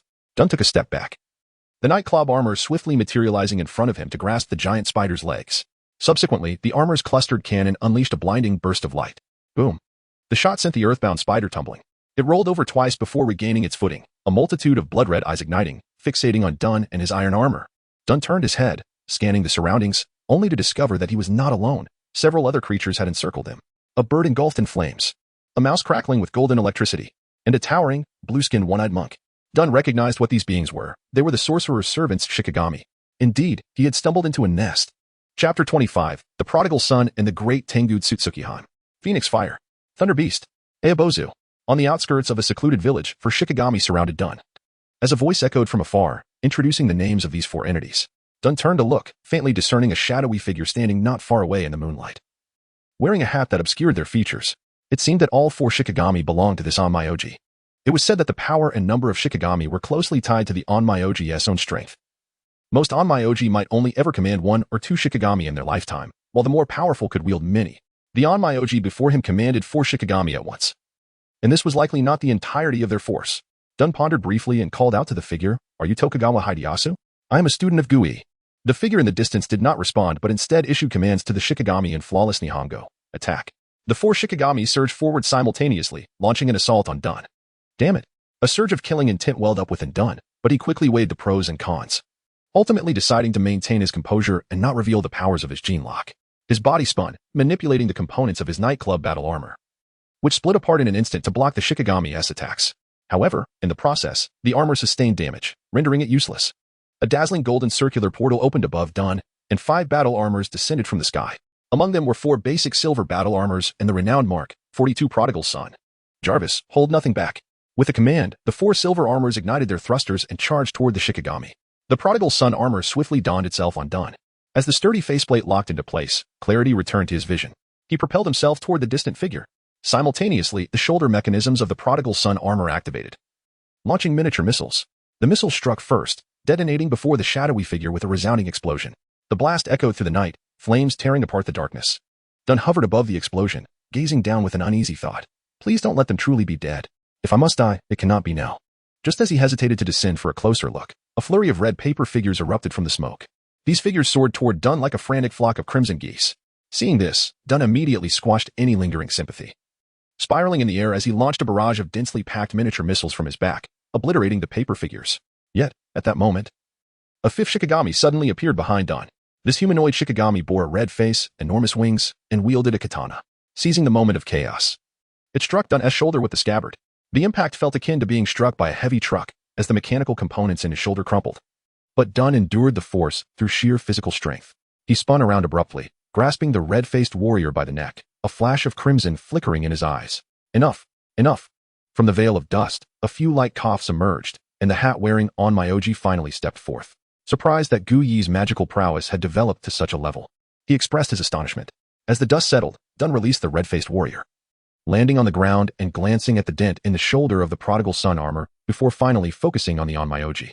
Dressed in a deep gray kimono and wooden clogs, the Onmyoji wore a mismatched top hat, which he removed to reveal the face of a middle-aged man in his 40s. "Are you Tokugawa Hideyasu?" Dun inquired as the faceplate retracted. Upon receiving a confirming nod, Dun deduced that this individual possessed some means of delaying aging. As he spoke, the Shikigami ceased their attacks and returned to Tokugawa Hideyasu's side, including the winged red-faced warrior. The Great Tengu, Tokugawa Hideyasu casually introduced. Dun studied the red-faced Shikigami more closely. He had heard of this renowned entity in his past life, likely the strongest among the 5 Shikigami. "This village has not seen visitors in ages, especially not sorcerers," Tokugawa Hideyasu remarked, waving his hand as the 5 Shikigami dissipated into the wind, as if they had never existed. "What brings you here?" he asked. Dun opened a portal, returning the 4 silver armors but choosing to keep the Prodigal Son. As if it were an essential safeguard, one must always have a few hidden cards, a lesson he had learned before arriving in this world. "Mr. Tokugawa." Dun momentarily suppressed his murderous intent and feigned calmness as he addressed Tokugawa Hideyasu. "I have come to request your assistance." "Oh, it seems Gui has come seeking a favor," Tokugawa Hideyasu said, turning to enter the village. Dun removed his steel helmet, revealing his handsome visage, hastening to keep pace with Tokugawa Hideyasu. Gui had once saved this Tokugawa Hideyasu's life many years ago. However, Dun held little hope for this act of gratitude, for these individuals were often the most adept at forgetting favors. Wolverine was a prime example. "It has nothing to do with my master," Dun clarified. I recently stumbled upon an object, but I am uncertain of its use, and I seek your guidance. Tokugawa Hideyoshi glanced back at Dun, inquiring. Is it an artifact from the land of the rising sun? It was no surprise he could guess. For Gui was a being who had lived for many years and had traveled extensively in her youth. As an apprentice of Gui, seeking counsel from an outsider suggested that the object was linked to the land of the rising sun or the Onmyoji system. It is the Yada no Kagami. Dun thought for a moment before stating directly, one of the three sacred treasures.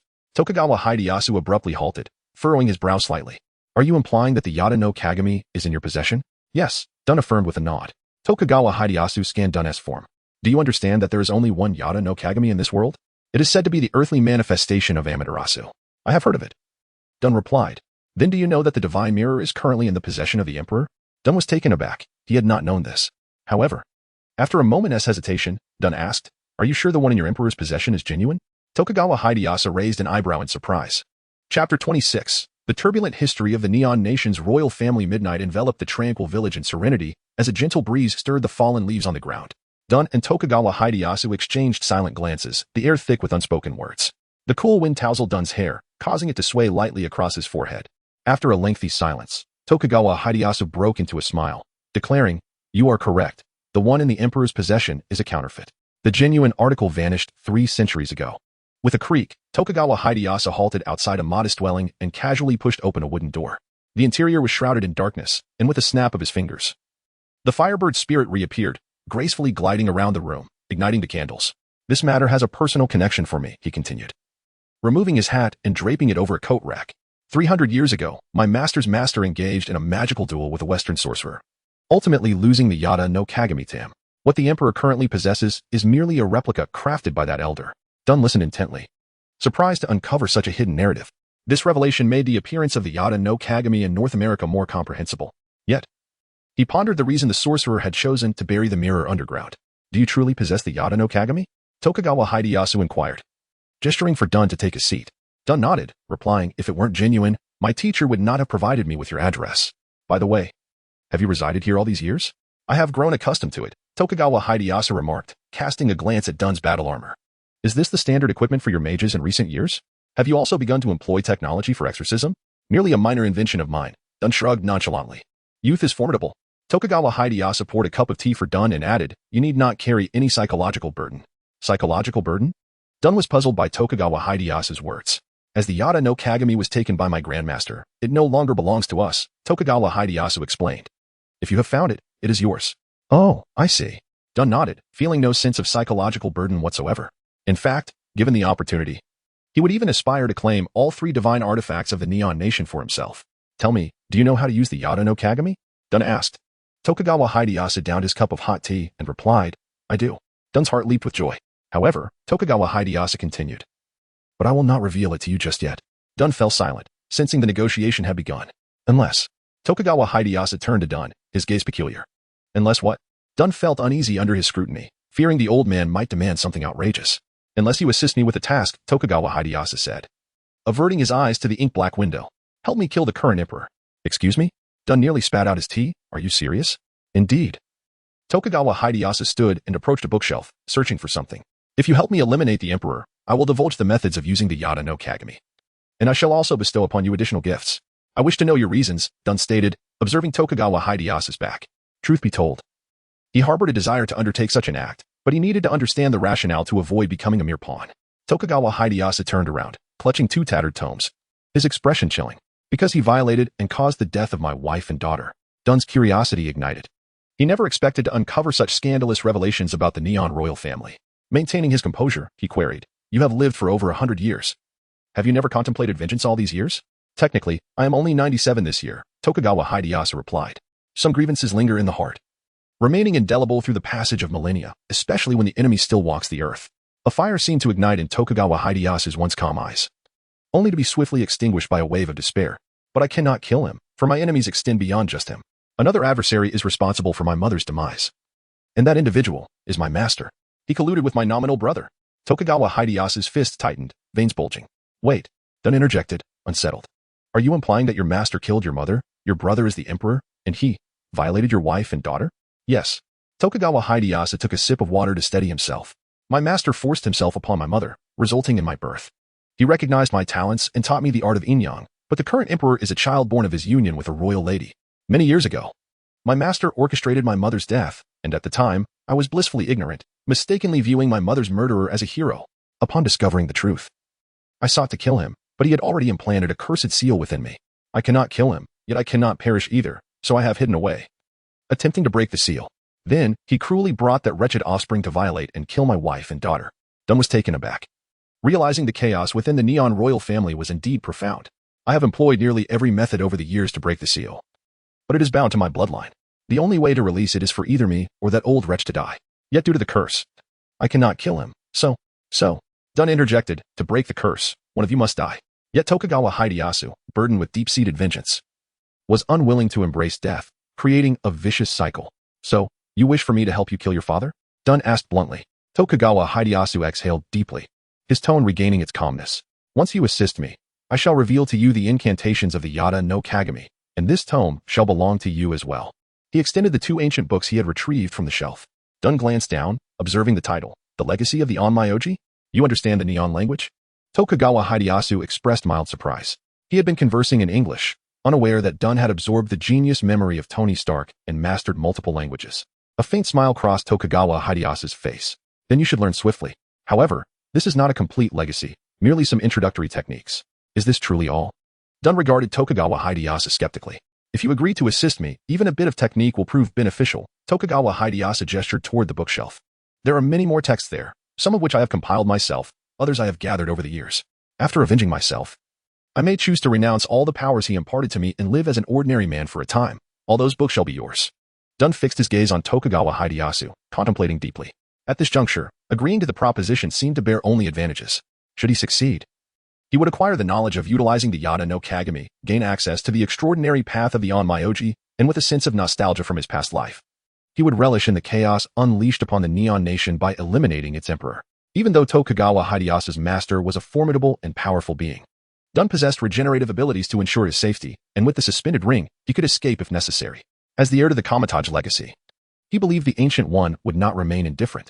This transaction seemed far from a guaranteed profit, yet at the very least, it would not result in a loss. However, a shred of doubt lingered in Dun's mind. This series of events felt rather fortuitous. It was not that he doubted the authenticity of Tokugawa's words. While the narrative was somewhat melodramatic, it was quite plausible within the context of the Neon people. His suspicion lay in the fact that after all these years, had Tokugawa Hideyasu truly encountered no other means or individuals capable of assisting him in his quest to slay his father? Why, of all things, had he chosen to solicit his help? This inevitably led Dun to ponder, as if Tokugawa Hideyasu were an NPC patiently awaiting the arrival of a player, with Dun embodying that very player, triggering the character's quest upon his arrival. With his mind whirring, Dun formulated some conjectures. Re-evaluating both Tokugawa Hideyasu and the 2 tomes before him, resolute in his decision, he would seal the deal. Chapter 27, The Onmyoji and Wolverine as Dun departed from the village. He carried with him 2 books. Dawn broke. Standing atop a modest earthen rise, Dun cast a lingering glance back at the village, bathed in the soft morning light, his eyes momentarily betraying a tinge of complexity. Ultimately, he donned the suspended ring and returned to the shrine. He activated the portal in a secluded corner and then made his way back to his residence. Upon reaching the entrance, he noticed 3 young followers waiting outside, along with the previously encountered Foreign Affairs Minister and several local inhabitants. What brings you here? Dun approached, chest held high. We've come to deliver your meal, the fiery woman explained, her demeanor easing somewhat at Dun's presence, for she found the expressions of the locals rather intimidating. Dun responded nonchalantly, intending to bypass the minister and retreat to his quarters. Mr. Stark, the minister abruptly called out to him. Is there something you need? Dun turned his gaze toward him. Mr. Stark, I heard you were absent from your room last night. To ensure your safety, I must inquire where you spent your evening, the minister said, stroking his mustache. I went out for some leisure, Dun replied casually. Is that a problem? Out at night, that seems rather inappropriate, the minister responded, a look of discomfort crossing his face. Do you suspect me? Dun narrowed his eyes. No, it's merely a routine inquiry for your safety, the minister hurriedly clarified. I'm quite safe at the moment. Aren't I? Dun spread his arms wide, showcasing his robust physique before turning to re-enter his room. Mr. Stark, the minister called out once more. I've heard that the women from the consolation department disturbed you last night. They have been reprimanded, and I hope it did not cause you any distress. Dun answered indifferently, shutting the door behind him, unfazed. Whether the minister was attempting flattery or moral coercion, it bore no effect on him. Once inside, Dun retrieved the 2 introductory texts on Onmi-D and began to delve into their contents. 1 volume documented practical techniques, encompassing directions, geomancy, and celestial bodies. The other was steeped in mysticism, detailing methods involving spiritual communication, manifestation, barriers, and spirit familiars. Dun had arranged with Tokugawa Hidetaka to act in 10 days. As the emperor would be visiting the revered Amaterasu shrine for the annual rites, this would present an opportune moment for action. As both the emperor and his father would likely be absent, during these 10 days, Dun intended to thoroughly explore the Onmi-D techniques, which had been pilfered and refined from the Tang dynasty by the locals. The principles of Onmi-D bore similarities to the magic of Kamar-Taj, often requiring the utilization of external forces. These forces could be classified into two categories: the elemental energies of earth, wind, water, and fire found in the environment, and spirit familiars. To this end, Tokugawa Hidetaka generously gifted Dun a spirit familiar. With a snap, Dun lit a cigarette, exhaling a plume of white smoke. Strangely, the white smoke did not dissipate upon contact with the air. Instead, it swirled around him, rapidly coalescing into the form of a stunning woman clad in a white kimono. The apparition, born from the smoke, Yayoi, greeted Dun with a respectful bow, addressing him as master in the local tongue. Their master-servant bond had been forged in the village. From Tokugawa Hidetaka, Dun learned that while Yayoi possessed moderate combat abilities, she had a notably practical skill, transformation. Demonstrate your abilities, Dun commanded her. With a slight nod, she dissolved into smoke in an instant before reconstituting, astonishingly taking on Dun's own likeness. Upon closer inspection, Dun noted minor imperfections, yet the resemblance was striking, reaching a remarkable 95% accuracy. Quite intriguing, Dun allowed Yaya to remain by his side as he sought out a pair of scissors to craft paper figures. Halfway through, he turned to her and asked, "Can you perform Onmi-D?" "If by that you mean manipulating talismans and magical tools, then yes," Yaya replied. "However, more advanced techniques are beyond my capabilities, as I am merely a spirit." Dun nodded, finding the exchange rather intriguing. 10 days swiftly passed. Throughout this period, Dun remained in the shrine, refraining from venturing outside. He had provided his 3 young followers with funds for entertainment, but they soon grew weary of their pursuits, finding little amusement in such a diminutive land. In the following days, the minister invited them to witness the emperor's grand ceremony. And as Dun planned to carry out his assassination of the emperor, he readily accepted the invitation. The night before the ceremony, Dun and his companions were driven by the minister to the city of Rishi, where they settled into the finest hotel. In contrast to the vast expanse of the Great Sia, the counties and cities of the Neon Kingdom were somewhat reversed. Thus, Rishi was relatively small, with a third of its area covered by forests where the Amaterasu shrine lay concealed. The hotel, perched on the forest's edge, offered a view of the shrine's red structures from its rooftop. Bathed in moonlight, Dun stood atop the building, the cold wind howling around him. Before long, a figure clad in heavy layers, wearing a hat and glasses, approached from behind. "Tokugawa Hidetaka. I never imagined you were a magnate from the M Nation," he said, joining Dun at the edge as they gazed into the distance. "What compelled you to become an exorcist?" "Curiosity," Dun replied casually, turning to face him. "Are you not concerned about being discovered?" "The ceremony begins tomorrow. Our esteemed emperor will not arrive until then," Tokugawa Hidetaka remarked, also turning to Dun. "How has your study of those 2 books progressed?" "I've grasped the concepts. Onmi-D is not particularly difficult," Dun stated without modesty. "Comprehended?" Tokugawa Hidetaka expressed skepticism. "It's only been 10 days. Even a genius like myself has merely scratched the surface. How could you claim to have mastered it?" Tokugawa Hidetaka assumed Dun was simply youthful and brash, boasting without basis. "Mr. Tokugawa," Dun suddenly interjected, "since we are to take action tomorrow, perhaps you could enlighten me on the use of the Yata mirror. In the event of an unexpected turn of events, it would be prudent to have a contingency plan. Wouldn't it?" Tokugawa Hidetaka smiled slightly at Dun's request. "Do not even think about it. I can assure you that the moment I impart that knowledge to you, you will instantly activate a portal back to North America." Dun sighed, regarding Tokugawa Hidetaka thoughtfully. He chose not to press further, merely shrugging and stating, "You truly have a keen insight into character." Early the next morning, the minister arrived to escort Dun and his companions for the tour, only to find that Dun had already taken the 3 young followers up the mountain. At the foot of the mountain and along the path, various vendors had set up stalls. Dun purchased some food for his companions and encouraged them to explore independently, while he concocted an excuse to depart and rendezvous with Tokugawa Hidetaka. A spirit-summoning sparrow guided Dun through the woods, drawing him further away from the lively crowd outside. As he traversed the forest, he spotted 2 figures in the distance, wondering if Tokugawa Hidetaka had enlisted additional assistance. Quickening his pace, he soon realized that Tokugawa Hidetaka and another individual appeared to be engaged in a tense standoff. Several red paper figures floated around Tokugawa Hidetaka, who was executing hand seals and glaring sternly at the opposing figure. The adversary, a towering and robust individual of European descent, returned the glare with a fierce intensity. Dun's attention was immediately drawn to the man's tightly clenched fists, each adorned with 3 gleaming silver claws. Wolverine. Chapter 28. The assassination of the emperor begins. Dun focused intently, locking eyes with Tokugawa Hideyasu and the foreign man before him, each brandishing 3 metallic claws. This figure bore an uncanny resemblance to Wolverine, Logan Howlett. Indeed, Wolverine had resided in the land of the rising sun for a time, even fathering a child with a Japanese woman in the comics. Yet, what was transpiring now? After a moment of contemplation, Dunn approached, tentatively calling out, "Logan." Both men turned to look at him. Tokugawa Hideyasu asked, "Do you know him?" The foreigner replied, "You know me?" Dunn exhaled in relief. It truly was Wolverine. He stepped forward once more, inquiring of Tokugawa Hideyasu, "What is happening?" Tokugawa Hideyasu remained wary, keeping his gaze fixed on Logan as he explained to Dunn, "I just discovered this fellow attempting to assassinate the guards of the Imperial Shrine. I feared he might raise an alarm, so I led him here." The Imperial Shrine, a bastion of national spirit, was the only shrine protected by a self-defense force. Dunn then turned to Logan, pressing, "Logan, what is going on?" Logan's expression was grave, and he regarded Dunn with suspicion. "Who are you? Why do you know me? You don't remember?" Dunn was aware that Wolverine had suffered amnesia during this period, so he feigned familiarity. "Logan, you truly do not recall me?" "Indeed," at Dunn's words. Logan appeared momentarily dazed, his tone tinged with anger. "Who the hell are you?" "I am Stark." Dunn continued, "A few years ago, you saved me, Logan. What has transpired in these years?" Logan furrowed his brow, scrutinizing Dunn as if striving to recall something. But it was evident he could not conjure any memories associated with Dunn. He concluded that Dunn must be someone he knew before his amnesia. Yet he still offered no warmth, retracting his claws and turning away. "I don't remember. Don't get in my way. What do you intend to do?" Dunn persisted. Following Logan, "Kill Inoue Zeo," Logan stated firmly. "Inoue Zeo? Who is that?" Dunn turned to Tokugawa Hideyasu, who mirrored his confusion. "A sycophant of the Emperor. He is responsible for Aichi's death," Logan replied in a low voice. "Aichi?" Dunn paused, then began to recollect. The films bore no trace of this so-called Aichi.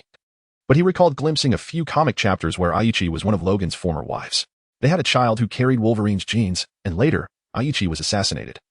With their child abducted, it appeared that in this universe, Aichi had been murdered by an official named Inoue Zeo, likely to seize the child who inherited Wolverine's genes.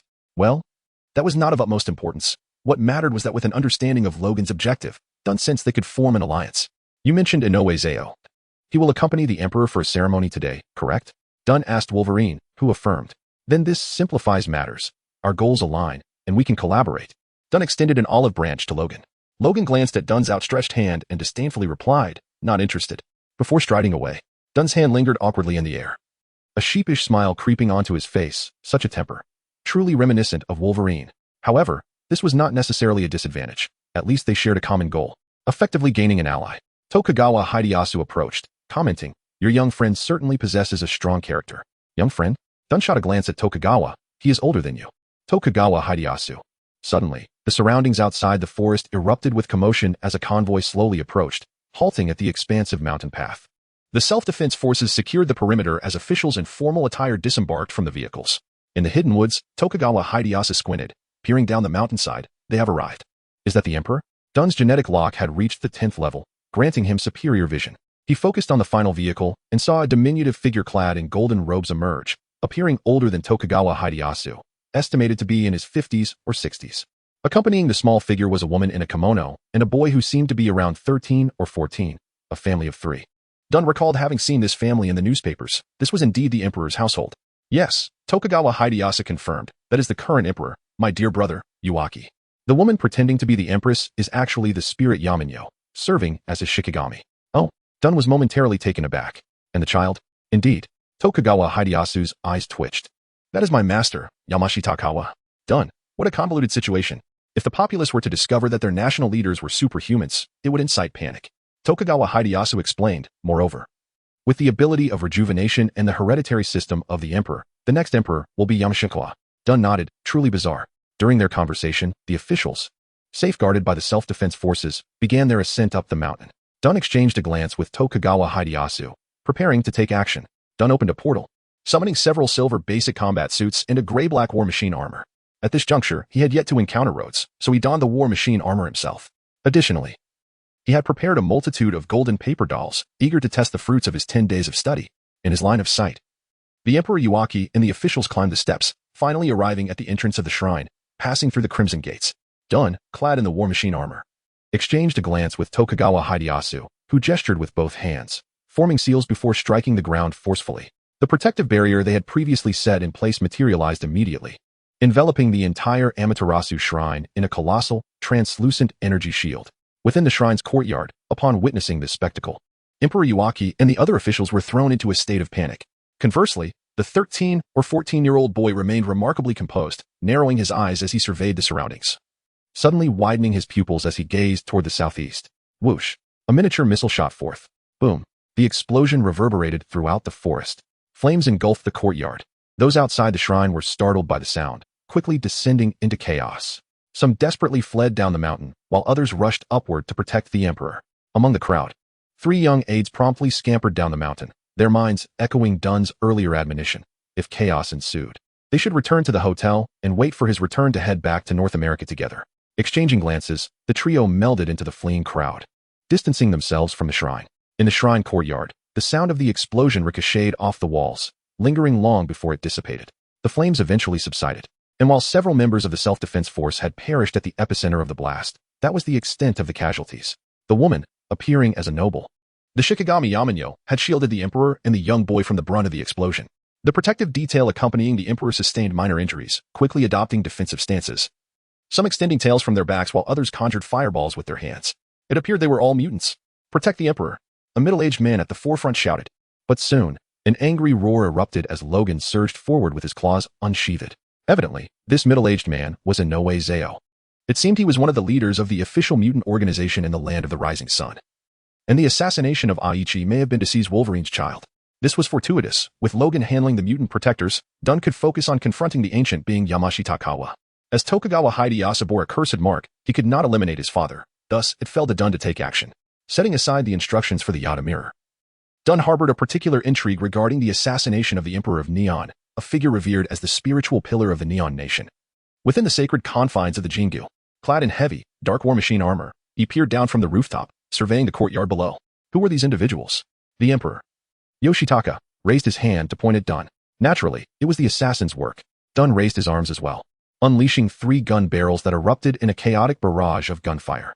Beside the Emperor stood a woman, none other than Hanya, swiftly employing her vengeful power to shield the family from the onslaught of bullets. Kill him, hissed Yamashikawa, as a colossal white dog materialized from thin air, lunging towards Dun atop the roof. This was the Shikigami Inagami, according to Tokugawa Hideyasu. Even he was unaware of the true number of Shikigami that Yamashikawa possessed, only knowing that among them were some exceedingly powerful yokai. Facing the charging Inagami, Dun remained steadfast, showing no inclination to evade. Boom. Tokugawa Hideyasu descended from the heavens in a billowing black robe, positioning himself before Dun, swiftly forming seals with his hands. He conjured a pentagram talisman that detonated in mid-air, toppling the Inagami. The Kikyo seal, a renowned technique of the Onmyoji. Is that you little beast? Yamashikawa squinted, fixated on Tokugawa Hideyasu. Back then, I'll let you escape. I never imagined you would still be alive, daring to confront me. Old beast, if you're not dead, how could I possibly die?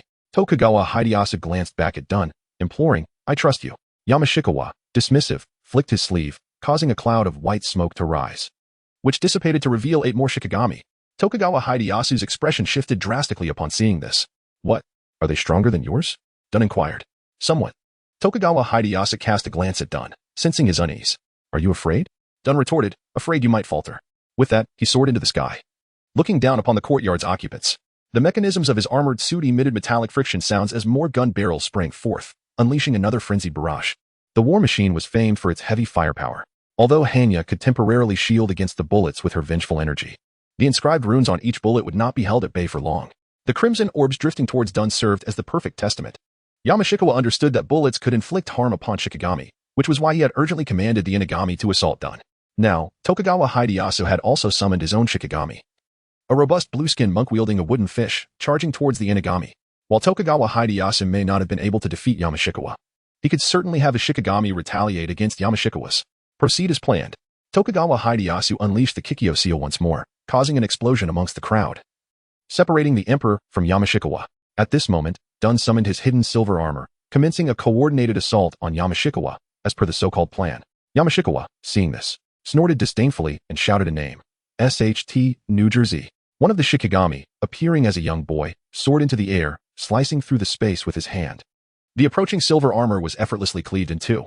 Dun's pupils constricted.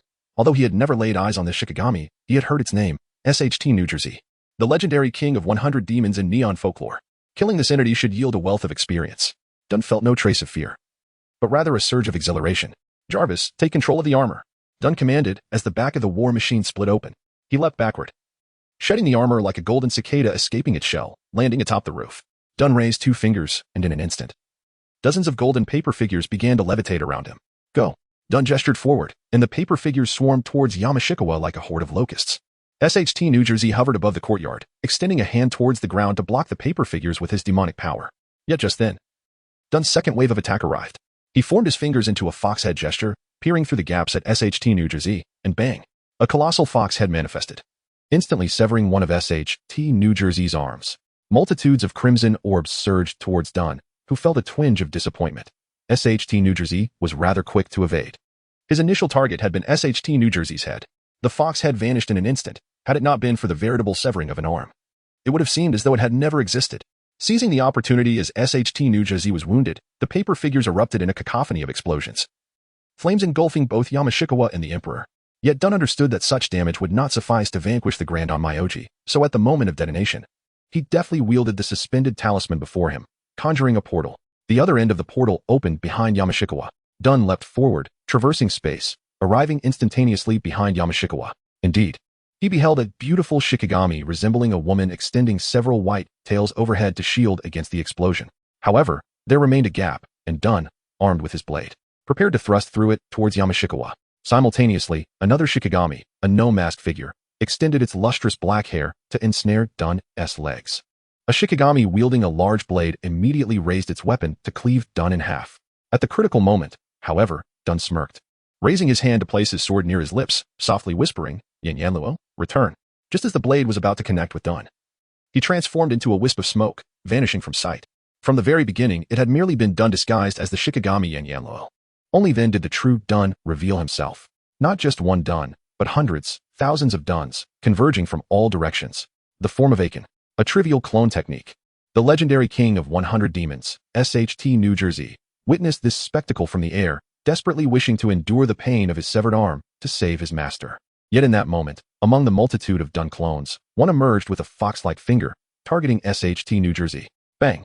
Chapter 29. The Plan of Gu E. With a sudden jolt, the snow-white fox's eyes opened wide, resembling a great shark surging forth from the ocean's depths, devouring the rapidly descending king of 100 demons. A gasp escaped from Shan Yichuan as he was struck by a backlash, spitting out a mouthful of fresh blood, his hand clutching his chest, revealing an expression of shock and agony. How could this be? The king of 100 demons has been slain. What sort of ally has this little wretch found? Before Shan Yichuan could ponder further, Dun's avatar had already soared to his side. The Shikigami took defensive positions, shielding Shan Yichuan. Bang! Like the shattering of bubbles. In a second round, all avatars vanished, and not a single true form remained. Shan Yichuan furrowed his brow tightly. The king of 100 demons under his command lay dead, yet he had yet to even glimpse the opponent's true form. This esteemed Onmyoji was being toyed with. Baka! Shan Yichuan roared, bringing his hands together to prepare a seal. Yet, a circle of golden arcs suddenly appeared beneath his feet, swiftly tracing a circle and opening a portal. Shan Yichuan fell unprepared. This time, the other end of the portal opened high above him, 100 meters in the air. He plummeted towards the ground. The Shikigami immediately took flight, ready to catch Shan Yichuan. This scene was somewhat touching. At that moment, the final killing move prepared by Dun for Shan Yichuan arrived. It was neither magic, nor machinery, nor Onmyo techniques, nor the thermal gaze of genetic locks. Instead, it was a heavy, unadorned black sniper rifle. Bang! A bullet inscribed with runes burst forth, slicing through wind and clouds, striking the falling Shan Yichuan. Crimson blood blossomed against the azure sky. The Shikigami soaring to intercept Shan Yichuan gradually dissipated like smoke, brushing past the falling figure. Bang! That sound marked Shan Yichuan crashing to the ground, reduced to a mere pulp. It was only then that Dun truly emerged from the rooftop, shouldering the black sniper rifle. He gazed down at Shan Yichuan's mangled body, a smirk rising within him. He had learned from those 2 books that the contract between Onmyoji and Shikigami typically had 2 forms. One was a standard master-servant contract, wherein if the Shikigami perished, the master would remain unscathed, while the death of the master would grant freedom to the Shikigami. The other was far more severe. Should the Shikigami die, the master would suffer backlash, and if the master fell, all Shikigami would perish alongside them. This compelled the Shikigami to protect their master with utmost zeal. Shan Yichuan could hardly have anticipated that controlling so many high-risk Shikigami would ultimately benefit Dun. At this moment, within Dun's line of sight, crimson orbs fell like snowflakes, flowing into his being. SHTN, Kaibai no Kitsune Tamamo, Nibutani, Ibaraki DG, Inagami, Kita Oni, Habezu, Yukiana. These legendary demons of neon lore transformed bit by bit into sustenance for Dun. Progress bar, 1502-3000. The yield from Shan Yichuan and these Shikigami surpassed that of the previous black-hearted demon, directly boosting his gains to half. Done. Now atop the rooftop, turned his gaze towards the battle between Tokugawa Hideyasu and Emperor Yoshinobu. Tokugawa Hideyasu's Shikigami were fully deployed, while the Emperor summoned his own, revealing over 20 Shikigami aside from the earlier mentioned Hanya. While not all were particularly powerful, their sheer number allowed them to match Tokugawa Hideyasu blow for blow.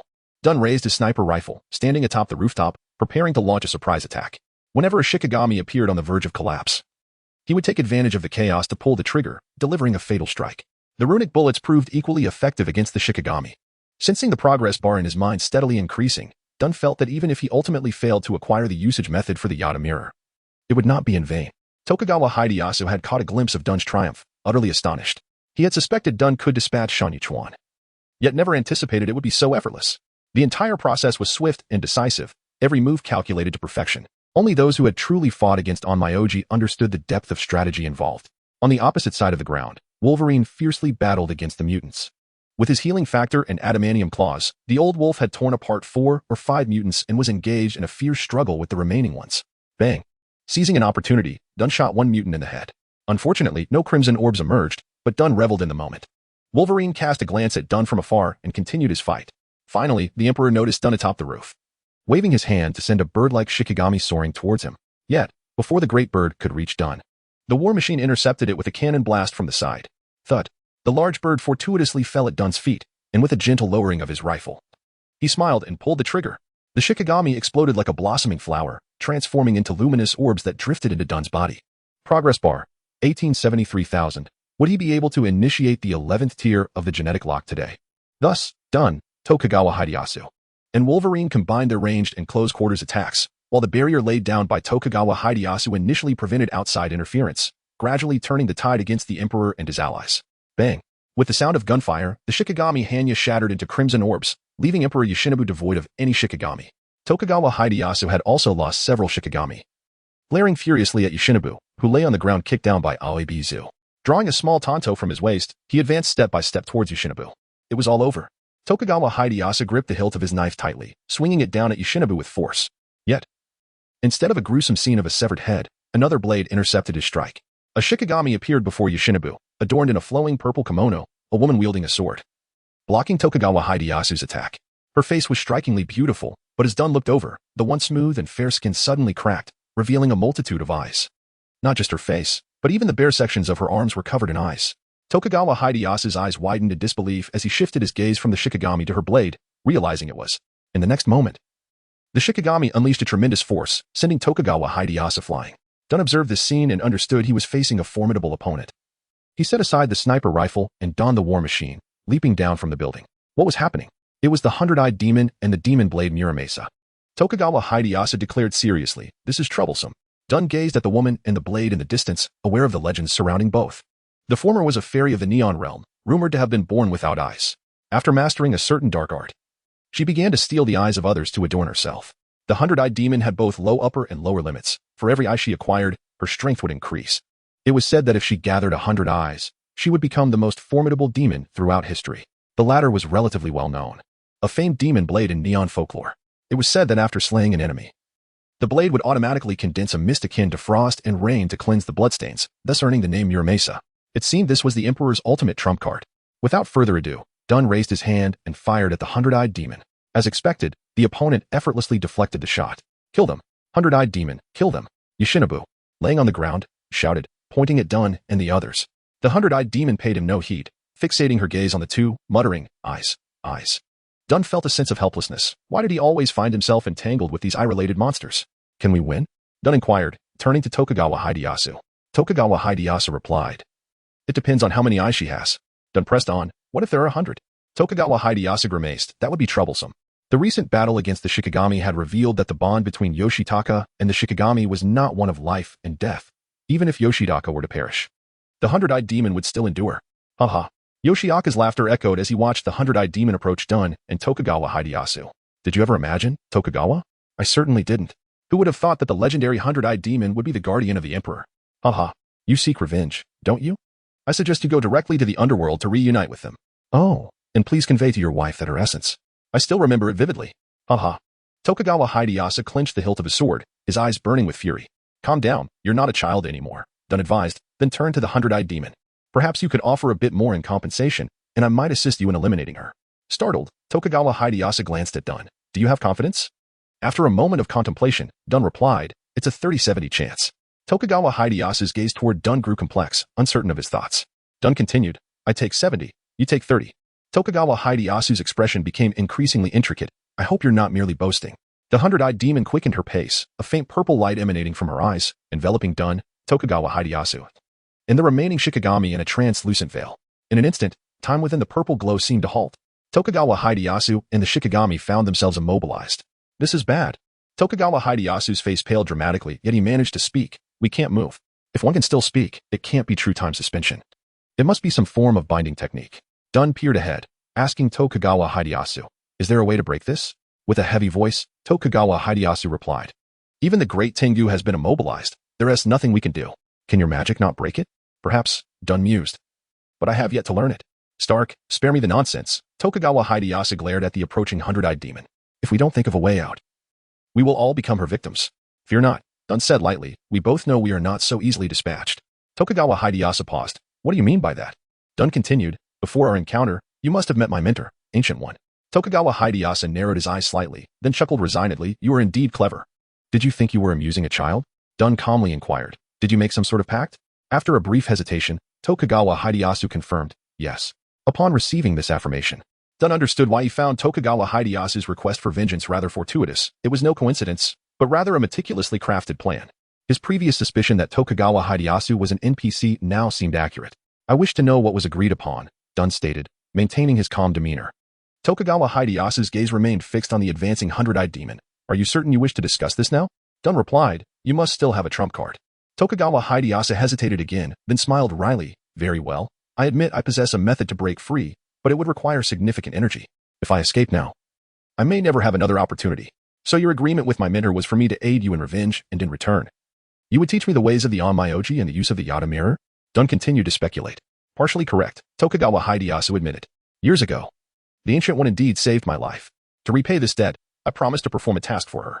Later, upon discovering my master's true identity and bearing a great grudge, when the time came for vengeance, the Ancient One instructed me to wait for a certain person. Thus, I waited nearly a decade, until you finally arrived. 10 years. Dun furrowed his brow. Did the Ancient One predict my arrival a decade ago? You can inquire about the specifics with your mentor. We lack the time to ponder further. Tokugawa Hideyasu's tone grew urgent as he saw the hundred-eyed demon nearing. Raising her cursed blade, Muramasa. Well then, Dun had validated his suspicions and it was time to act. He inhaled deeply, preparing to unleash a devastating strike capable of vanquishing the hundred-eyed demon. He opened his mouth and called out, Mentor, if you don't arrive soon, I will perish here. His voice rang clear and resonant through the forest. Tokugawa Hideyasu was momentarily taken aback. Is this truly your strategy? But in the next moment, Tokugawa Hideyasu felt a strange tremor, and the bindings that held him vanished, replaced by a stillness that ensnared everyone except him and Dun, even the winds in the forest. This was the true essence of time suspension. A figure clad in yellow robes appeared behind them, a bald head adorned with an eye-shaped ornament radiating green light. Dun turned to see Ancient One emerging from the war machine, smiling down at him. Ancient One glanced at Tokugawa Hideyasu and said, Old friend, you have performed admirably. Now you may proceed with the final step. Upon hearing this, Tokugawa Hideyasu grasped his sword and approached Emperor Yoshitaka. Ancient One then turned to Dun. This shrine is vast. Shall we take a stroll? Certainly, but grant me a moment. Dun replied as he stepped before the hundred-eyed demon, scrutinizing her closely. He conjured a golden sword, the sword of the Mountain Emperor, a technique reminiscent of Doctor Strange's assault on Thanos in Infinity War. Without hesitation, Dun plunged the sword into the hundred-eyed demon. Pure white magic surged through the demon's body. Moments later, the hundred-eyed demon dissipated into a multitude of crimson light, merging into Dun's form. Progress bar, 2983 3000. The harvest was indeed substantial, yet he still fell short. Dun's gaze shifted to the fallen Emperor Yoshitaka. He calmly remarked to Ancient One, Shall we depart? As they crossed the threshold of the shrine's courtyard, they soon heard the anguished cries of Emperor Yoshitaka. Tokugawa Hideyasu had made his move, yet even with a blade to Yoshitaka's neck, death would not come swiftly. Thus, Dun seized the moment as Tokugawa Hideyasu turned his back to the dying Yoshitaka, subtly controlling a paper figure to deliver the final blow, seizing a fortunate opportunity. Snap. Gene Lock LV11 activated. Unlocking. Lung frozen breath. Dun raised an eyebrow imperceptibly. Now, apart from his inability to fly and dulled senses, he felt akin to a lower-tier Superman. 3 of the 5 organs had been unlocked. He wondered what abilities the remaining 2 might yield. Tony, you are exceptional, Ancient One remarked, walking ahead of Dun. I concede. You are the most outstanding among us. Thus, you foresaw my arrival a decade ago? Dun queried. Do you comprehend what the future timelines entail? Ancient One countered with a question. Dun shook his head. Ancient One halted, turning to Dun. Come, let me show you. Chapter 30. The woman in the Yata mirror. Dun stepped forward, observing Gui as she pressed 2 fingers against the gem on her chest, then waved outward. Suddenly, the scene before them transformed, revealing a tapestry of shimmering threads unfurling before Dun's eyes. Is this the future? Dun inquired, his voice laced with curiosity. This is indeed the future, Gui affirmed. Each thread before you signifies a potential future. Some are more probable, while others are less so. Until that moment truly arrives, no one can discern what the future genuinely holds. Gui continued, the past is immutable, while the future is ever-changing. Dun listened in silence, refraining from interjecting. Gui elaborated, the position of the Supreme Sorcerer pertains not only to the earth but to the entire magical realm of the universe. It bears great significance. Shortly after I ascended to this role, I sensed who my successor would be. He was meant to be a doctor, a role he maintained for many years without alteration. Yet, one fateful day, as I gazed into the future once more, I discerned an additional possibility. A faint and delicate thread appeared, swaying gently but remarkably resilient across the vast river of time. Following this thread, I glimpsed vague possibilities, faintly perceiving someone more suited to inherit my mantle. Is that person me? Dun asked, a hint of realization dawning upon him. At that moment, I could not see clearly. I merely laid the groundwork based on these nebulous possibilities. In retrospect, I was correct. So you were uncertain of my authenticity and made Tokugawa Hidetaka wait for a decade? Dun expressed his surprise. Gui remained silent, tacitly affirming his assumption. Dun pondered for a moment before continuing. So, the master of the secret arts who won the Yata mirror was also you? Gui once again acquiesced. But what was your ultimate purpose in all this? Dun pressed. Was it merely to acquire the Yata mirror and obtain the Onmyoji legacy? To cultivate and to connect, Gui articulated. There exist numerous mythological systems on Earth, as well as various so-called divine realms, the Takamagara of the Neon Nation, the heavenly court of the Great Xia, and the Asgard of the Norse. As the Supreme Sorcerer, you will inevitably engage with them. I have been doing so for many years, but I hope for you to achieve more. Do you wish for me to usurp their powers? Dun inquired. Not to usurp. Gui rectified with conviction. It is to learn. Those divine realms may be beyond your reach for now. So you should begin with the remnants of Earth's secret arts, magic, witchcraft, Onmidi, Taoism, and so forth. Gui paused, observing Dun before continuing. I apologize. This is merely my intention, and I did not consult you beforehand. I am willing. Dun interjected, eager to express his agreement. He understood the nature of this world, where even ordinary individuals could potentially obliterate the universe. The only sensible course of action was to enhance one's strength. The prospect of someone guiding him in this endeavor brought him immense joy. Gui appeared momentarily taken aback, then smiled with satisfaction. The path of trials ahead is yours to traverse. But fret not. After Tokugawa Hidetaka's vengeance is fulfilled, he will bestow upon you another gift. At that time, do not hesitate to accept it. Dun nodded with a smile, acknowledging her words. As Gui departed, accompanied by her time-stopping magic, resolution finally settled in. Upon returning, Dun found Tokugawa Hidetaka retrieving the cursed sword, Muramasa, from the ground. Upon seeing Dun, Tokugawa casually tossed the sword to him. It's yours now. Let us depart. Dun caught the cursed blade but did not take the time to examine it.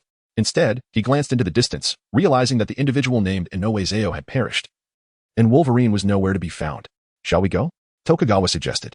Yes, let us, Dun responded, raising the suspended ring to open a portal. As Tokugawa exited the sacred realm, his protective barrier dissipated, allowing the self-defense forces to rush in, only to discover a scene of despair. The Emperor's family had been exterminated. The Neon Nation was on the brink of chaos. Dun and Tokugawa returned to the small village, where they shared a few sips of water, seated across from each other in silence. Dun remained quiet, anticipating Tokugawa to speak of the gift Gui had promised him, urging him not to refuse. Dun would never decline such an offering. However, he wished Tokugawa would expedite the process. After 2 minutes of silence, Tokugawa leisurely rose, retrieved an old book, and handed it to Dun. All the information you seek regarding the Yata mirror is contained within. He then tossed Dun 2 additional tomes, which detailed methods for advancing in Onmidi and also contained information about the cursed sword Muramasa. Take these as well. Dun accepted them gratefully, expressing his thanks. Finally, Tokugawa waved his hand, summoning spirit beings. After the recent battle, Tokugawa was left with but 3 spirits, the Daikokuten, the Phoenix Fire, and the Eobozu. Having avenged my grievances, I find no further use for them. If you do not mind, let them accompany you. Thus, this was the gift he had spoken of. Remembering Gui's words, Dun accepted this gift with gratitude. Upon altering the contract, Dun inquired of Tokugawa's future plans. Tokugawa reclined in a wicker chair, savoring a long-awaited sense of relaxation. I have lived many years, yet never have I felt so at ease. My next endeavor is to travel the globe and then await my demise. Dun regarded Tokugawa with a smile. I wish you the best. After departing the village, Dun returned to the hotel, seizing the opportunity to take the 3 small companions with him. Suddenly recalling something he had seemingly forgotten, he activated the portal once more to return to the Neon Nation. Wearing his War Machine armor and hovering above a particular sacred site, Dunn raised his arm and launched 2 miniature missiles, obliterating the structure beneath him. Ah, what a relief. Upon returning to the Stark mansion, Dunn sought a quiet room to commence testing the Yada mirror's functions. After perusing the content of the book, he positioned the Yada mirror in the sunlight, mimicking the gestures outlined in the text while reciting the incantation. Finally, he pressed a hand against the smooth surface of the mirror, exclaiming, "Open." A languid yawn echoed from within the mirror, and a captivating figure gradually emerged in the sunlight. Stretching languorously, after completing a grand yawn, the figure elongated her form to its fullest extent, raising her arms above her head, arching her back, and slowly opening her eyes to meet Dunn's gaze. Following 2 seconds of silence, both Dunn and the woman spoke in unison. "Who are you?" Chapter 31. The marvelous use of the Yada mirror in the vast expanse of the Stark mansion, sunlight streamed through the enormous floor-to-ceiling windows, casting a warm glow upon the copper mirror. Upon its surface, a holographic projection materialized, revealing the figure of a woman, standing at a mere half-meter in height. Adorned in a resplendent golden kimono, with a voluptuous figure and a cherubic face, she stood with her hands on her hips, gazing intently at Dunn. "I am the esteemed sun goddess, Amaterasu Amakami. And who might you be?" "You are Amaterasu?" Dunn scrutinized her from head to toe, pondering silently. Legends spoke of the Yada mirror as the embodiment of the great Amaterasu. Could this be a fragment of her divine essence left upon the mirror? Yet, the lady before him bore little resemblance to a celestial deity, appearing more like a young matron. Before Dunn could respond, the self-proclaimed Amaterasu exclaimed with excitement. "You are from Earth, aren't you?" "Yes," Dunn nodded. "How splendid." Amaterasu seemed genuinely delighted, exclaiming, "Finally, someone to converse with." "Huh?" Dunn was taken aback by her reaction. "You must be the new master of the Yada mirror. Judging by your appearance, you are not from the land of Awaji, are you?" Awaji refers to the realm of mortals in the mythology of the Neon Nation. Dunn opened his mouth to speak, but Amaterasu waved her hand dismissively. "Never mind. It's not important. Quickly, tell me your name, your age, and share some amusing tales." It appeared that this was not a mere spirit, but a connection to Takamagara. Engaging with the true essence of the sun goddess herself, Dunn was taken aback by the eager expression of the supreme deity he had envisioned, which starkly contrasted with his expectations of Amaterasu. Nonetheless, seeing her anticipation, Dunn, with a moment of idle time, recounted a few stories from his memory. Amaterasu listened intently, clapping and laughing at times, while at other moments, her brow furrowed with sorrow. After finishing several tales, Dunn was left with a sense of bewilderment. How could this grand deity seem so unworldly? Could she be an impostor? Contemplating this, he boldly asked, "Are you truly Amaterasu Amakami?" Upon hearing this, the lovely figure puffed out her chest. "Could it be otherwise?" Dunn pressed on.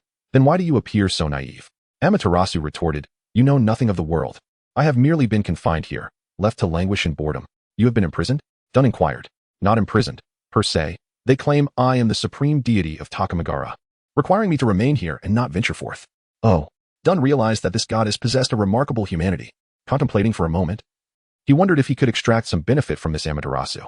After all, if she enjoyed stories, perhaps he could barter this for some reward? It was not greed, rather. In such a perilous world, he wished to seize every opportunity. However, before he could voice his thoughts, the delicate golden figure suddenly displayed a frantic expression, whispering urgently, "My subordinates have come looking for me. Little earthling, I shall remember you. We shall converse again." With that, the projection abruptly vanished, leaving Dunn standing there, bewildered.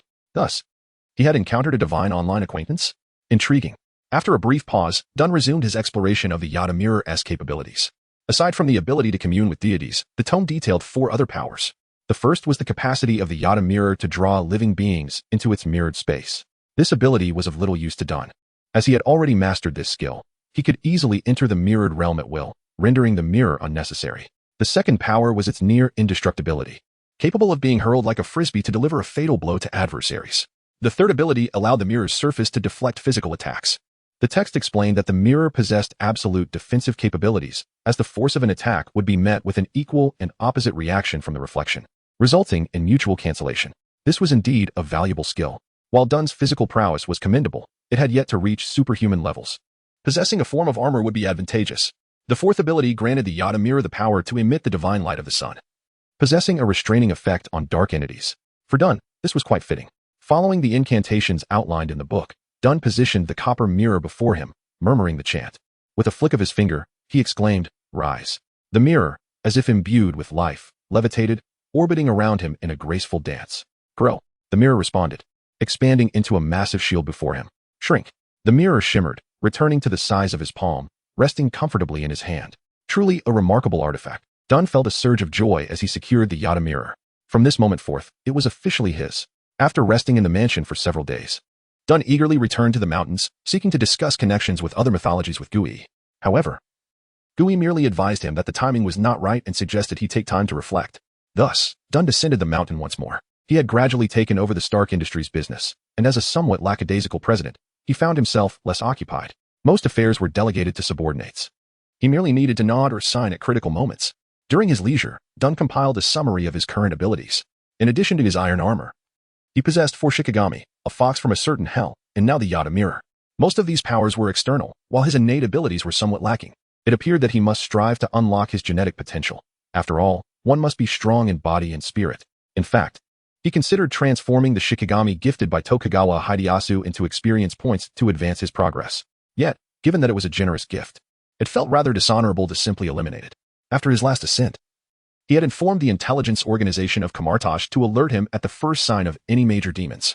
However, with the Sanctum's protection, large demons were rare occurrences on Earth. He would simply have to wait. Another day passed. While awaiting news from Kamartash, Dunn instead received a visit from Peggy Carter of S.H.I.E.L.D. Just as dawn began to break, Carter rang the doorbell of the Stark mansion. Upon opening the door, Dunn found her clad in a brown leather jacket, with a sleek motorcycle parked behind her. A round object wrapped in black cloth secured to the back. Without needing to guess, he knew precisely what it was. A new case? Dunn welcomed Carter into the living room. Indeed, Carter replied, taking a seat. The client is Richard Parker. Richard Parker. Dunn silently repeated the name, suddenly struck with realization. Spider-Man's father? What had happened to him? Chapter 32. Richard Parker, father of Spider-Man. Richard Parker, the father of Spider-Man, encountered a ghost. According to Carter, since Dunn agreed to serve as a magical consultant for S.H.I.E.L.D., the agency swiftly established an intelligence network to monitor unusual events across the digital realm. During this monitoring process, they came across Richard Parker seeking help online and quickly made contact with him. On a smooth highway, a crimson Rolls-Royce sliced through the air. Dunn occupied the driver's seat while Carter sat beside him. Initially, Carter intended to ride his motorcycle with Dunn, but Dunn declined. The reasons were simple. He wished to avoid the wind, and he didn't want the luxury cars in his garage to gather dust. After a brief journey, the Rolls-Royce halted beneath a grand edifice. The name Osborn was emblazoned atop the building.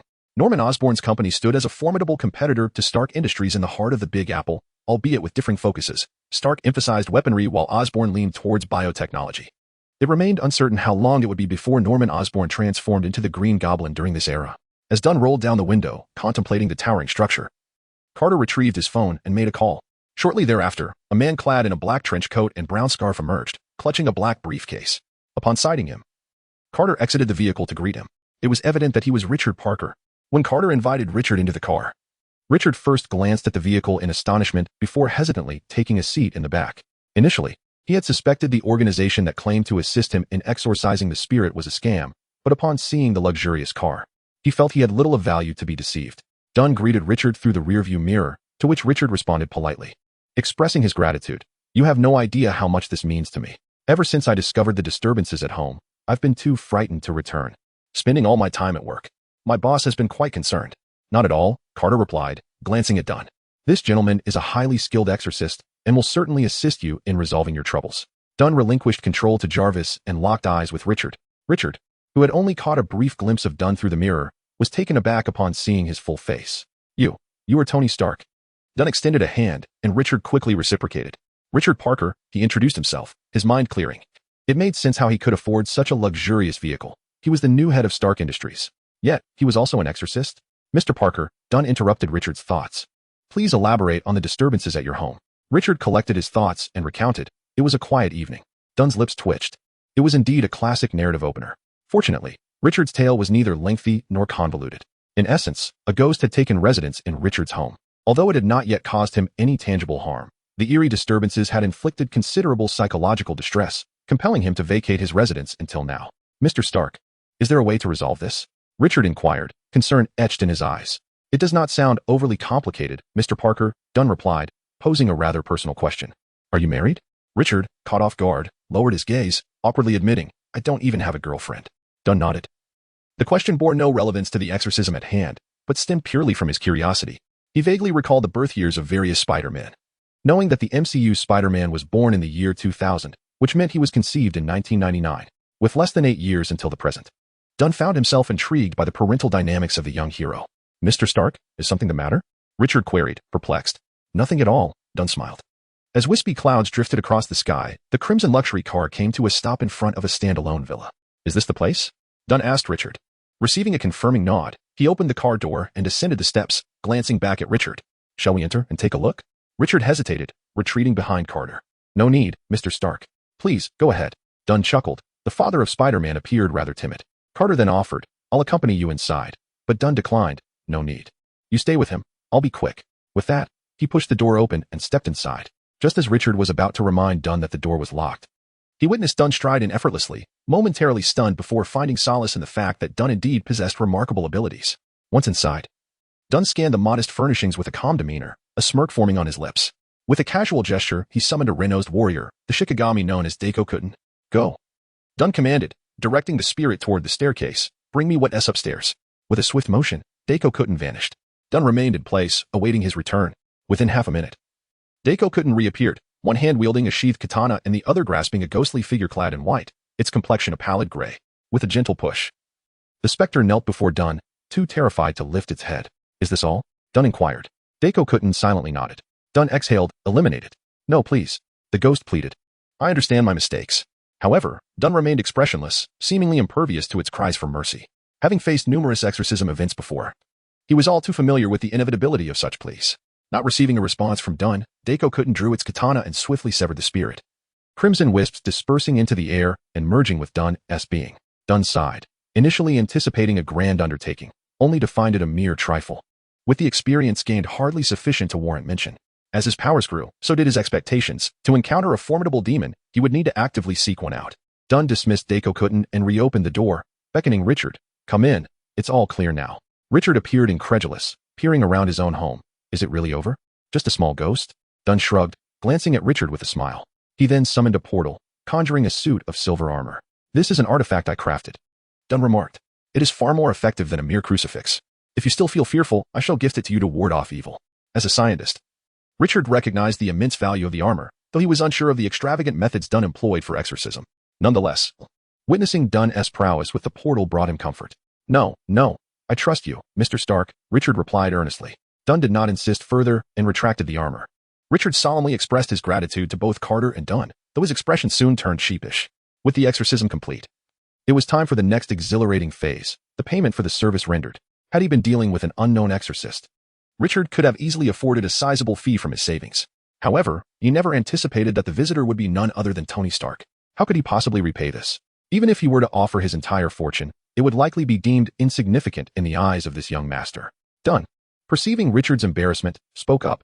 "I am not in need of money. If gratitude is to be expressed, let us share a meal together." Richard, upon hearing this, quickly waved his hands. A meal was certainly in order, but it could not simply be a meal. That was out of the question. Dunn chuckled lightly, reassuring him not to feel pressured, stating that he had other matters to discuss later. After a moment of hesitation, Richard nodded in agreement, albeit with the condition that he would select the dining venue. He had specifically chosen what he considered the most extravagant and expensive restaurant in Manhattan to treat Dunn. However, upon arriving in the evening, they were informed that a reservation was required. Thus, Richard stood awkwardly, glancing at Carter and Dunn behind him, at a loss for what to do. Observing the situation, Carter approached Richard and comforted him. "It's all right. We can dine anywhere."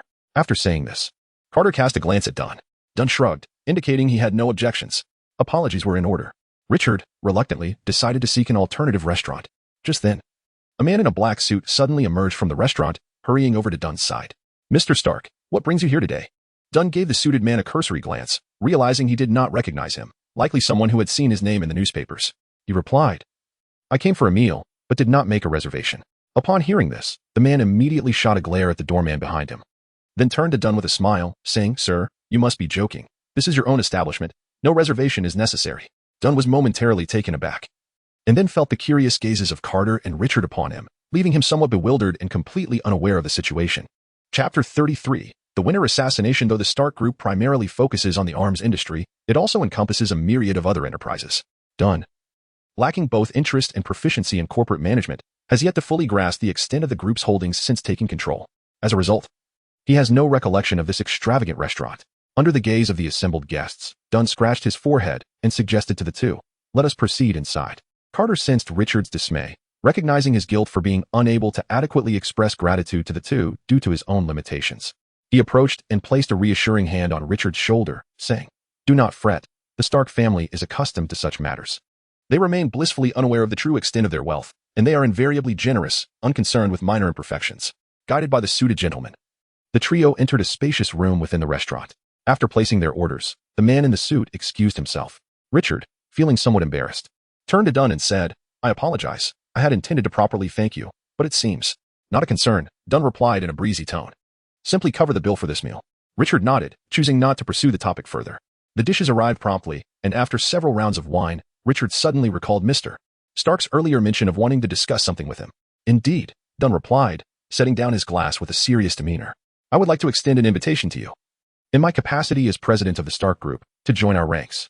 Richard was taken aback by this proposition, and Carter, equally surprised, had not anticipated that Dunn's conversation would veer into such territory. "There is no rush for a response. Take your time to consider it," Dunn continued. "After all, Osborne is also a commendable company, perhaps even more aligned with your expertise. Mr. Stark, may I inquire as to what prompted this invitation? We have only met once." Richard inquired with self-awareness. Dunn, having prepared his reasoning, responded, "You may have heard that I recently took over the group and currently lack capable personnel. Your tenure at Osborne indicates that you possess exceptional talent." He looked directly at Richard, adding, "Moreover, I have a project in mind for which I seek to recruit biologists."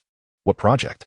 Richard immediately regretted his question, realizing he had not yet agreed to join Stark and felt it somewhat presumptuous to inquire.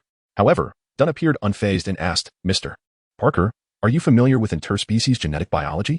Richard's eyes widened in surprise. "Mr. Stark, you." Dunn raised his glass to clink with Richard's. "Mr. Parker, do take some time to ponder this." He had already had Jarvis investigate Richard's background. At this moment, Richard had recently joined Osborne and had yet to penetrate the core of their research, thus likely remaining oblivious to the interspecies genetic biology referenced in the Spider-Man films. Dunn was intent on securing Richard's allegiance. Moreover, the potential to create a Spider-Man was not lost on him.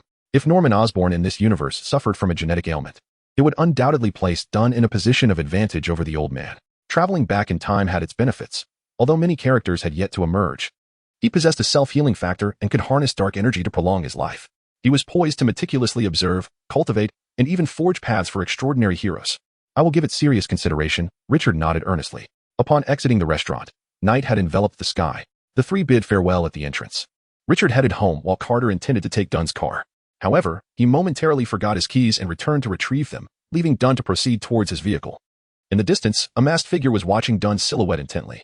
As Dunn approached his luxury car, he suddenly sensed something amiss and turned toward the sound of a shutter click. Yet, there was no one present. Almost immediately, Dunn's enhanced hearing, a result of his 11-level gene lock, detected a faint sound beneath the car. He bent down slightly and squinted upon seeing something beneath the vehicle. Boom. A violent explosion erupted. The searing heat and towering flames engulfed the Rolls-Royce and Dunn in an instant. An assassination attempt. The assailant had stealthily planted a bomb beneath the car, awaiting this very moment. A scorching wave surged skyward, igniting the night. Flames soared 2 stories high, and the opulent vehicle shattered in the blast, its hood flung into the air, landing ablaze on the ground. Carter, Richard, and the onlookers nearby gasped in shock at the spectacle. However, amid the inferno, a crimson iron figure soared from the flames. It leaped high and hovered in the air. "Ah, it seems being the head of the Stark family is no easy feat," Dunn mused, surveying the panicked crowd below through the lenses of his armored suit. Some fled in terror, while others stood frozen, gazing upward at him. Among them, perhaps there were assassins, or perhaps not. Only Dunn's keen observation and Jarvis's system could discern the truth. Dunn knew that the higher one stood, the more precise the aim would be. After initially taking control of the family business with decisive measures and showcasing weaponry, his reputation as a natural arms dealer had spread far and wide, even amidst the chaos plaguing Neon Nation. Consequently, there were those who sought to eliminate him. The M-Country government had sent representatives to establish contact with him multiple times, all of which he had declined. Naturally, this would attract many who wished to see him removed from the equation. Yet, he had not anticipated such a swift attempt on his life. Whoosh! The armor rapidly descended, creating a metallic clash against the asphalt. As the golden red armor opened its faceplate, Dunn's handsome visage was revealed. "Oh, thank heavens." Upon confirming Dunn's safety, both Carter and Richard exhaled in relief. Dunn cast one last glance at the luxury car that had perished in flames after only one use. He then shifted his gaze to the fleeing pedestrians. Internally sighing, it appears the time has come to hold a press conference. He had envisioned unveiling his identity as Iron Man akin to Tony Stark in the MCU universe. After all, with both parents deceased and no ties to bind him, the only elder figure in his life was an incompetent one. relieving him of any concerns regarding exposure. He had intended to wait for the right opportunity, but it had presented itself unexpectedly. Yet, the manner of its arrival was far from friendly. But for now, he could only contemplate. For the assassination attempt was not yet concluded. Bang! A missile hurtled toward him from the front. Dunn closed the faceplate and grasped the cylindrical missile with his hand. Boom! The missile detonated in his grasp, flames engulfing him. The data panel within his armor illuminated red at the right-hand section. Jarvis, prepare a new suit from my residence. Dunn commanded with a flick of his wrist. In recent days, he had transported a portion of the Camartage armor to his mansion and had even created a makeshift warehouse in the basement. As he issued his command, the warehouse door of his mansion swung open, and a golden-red suit emerged, propelled by flames. During this time, Dunn's gaze extended beyond, observing the panicked crowd and the assassins advancing toward him against the flow of fleeing pedestrians. Only 3 figures, clad in black tactical gear and fully armed, approached, wielding various firearms. Quite the audacious display. Dunn nudged Richard. Mr. Parker, it would be prudent to return home amidst this chaos. We shall reconnect another day. Mr. Stark. Richard hesitated, seemingly reluctant to abandon his companion in such a moment. Go on, do not become our burden, Dunn urged, his eyes fixed on the trio in the distance. Upon hearing this, Richard ceased his bravado and hastily joined the throng, escaping amidst the chaos. Meanwhile, Carter had retrieved the shield that had been sent flying and stood alongside Dunn, inquiring, Your adversary? Perhaps, though I'm not entirely certain. Dunn replied with a hint of resignation.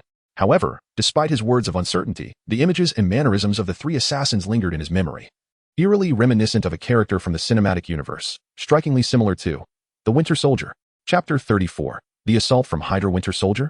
It is no wonder that Dunn's imagination ran wild. The assaulting figures bore an uncanny resemblance to the Winter Soldier's attack on Steve in Captain America, The Winter Soldier. A mere glance allowed Dunn to draw the connection. Clad in black tactical combat suits, sporting half-masks, and fully armed, they were particularly marked by the crimson 5-star insignia on their shoulders, an unmistakable proclamation of their allegiance. They were Soviets. At this juncture, the Soviet Union had yet to disband. However, if these were indeed the individuals in question, their true identities would be the elite suicide squad of Hydra. Carter raised her shield to protect herself, while Dunn, encased in his armored suit, stood behind her, his mind racing with scenes from the Marvel Cinematic Universe. Although he was aware that this was a mixed universe, at that moment, the film served as his only reference. He recalled Bucky's words. The Winter Soldier was not a solitary figure. In the films, after the Winter Soldier assassinated the Stark couple and absconded with the vials of super serum from their trunk, he injected the elite squad of Hydra, thus creating a new legion of Winter Soldiers. Yet in this universe, Stark had perished prematurely, and Dunn had not discovered those vials in Howard's laboratory.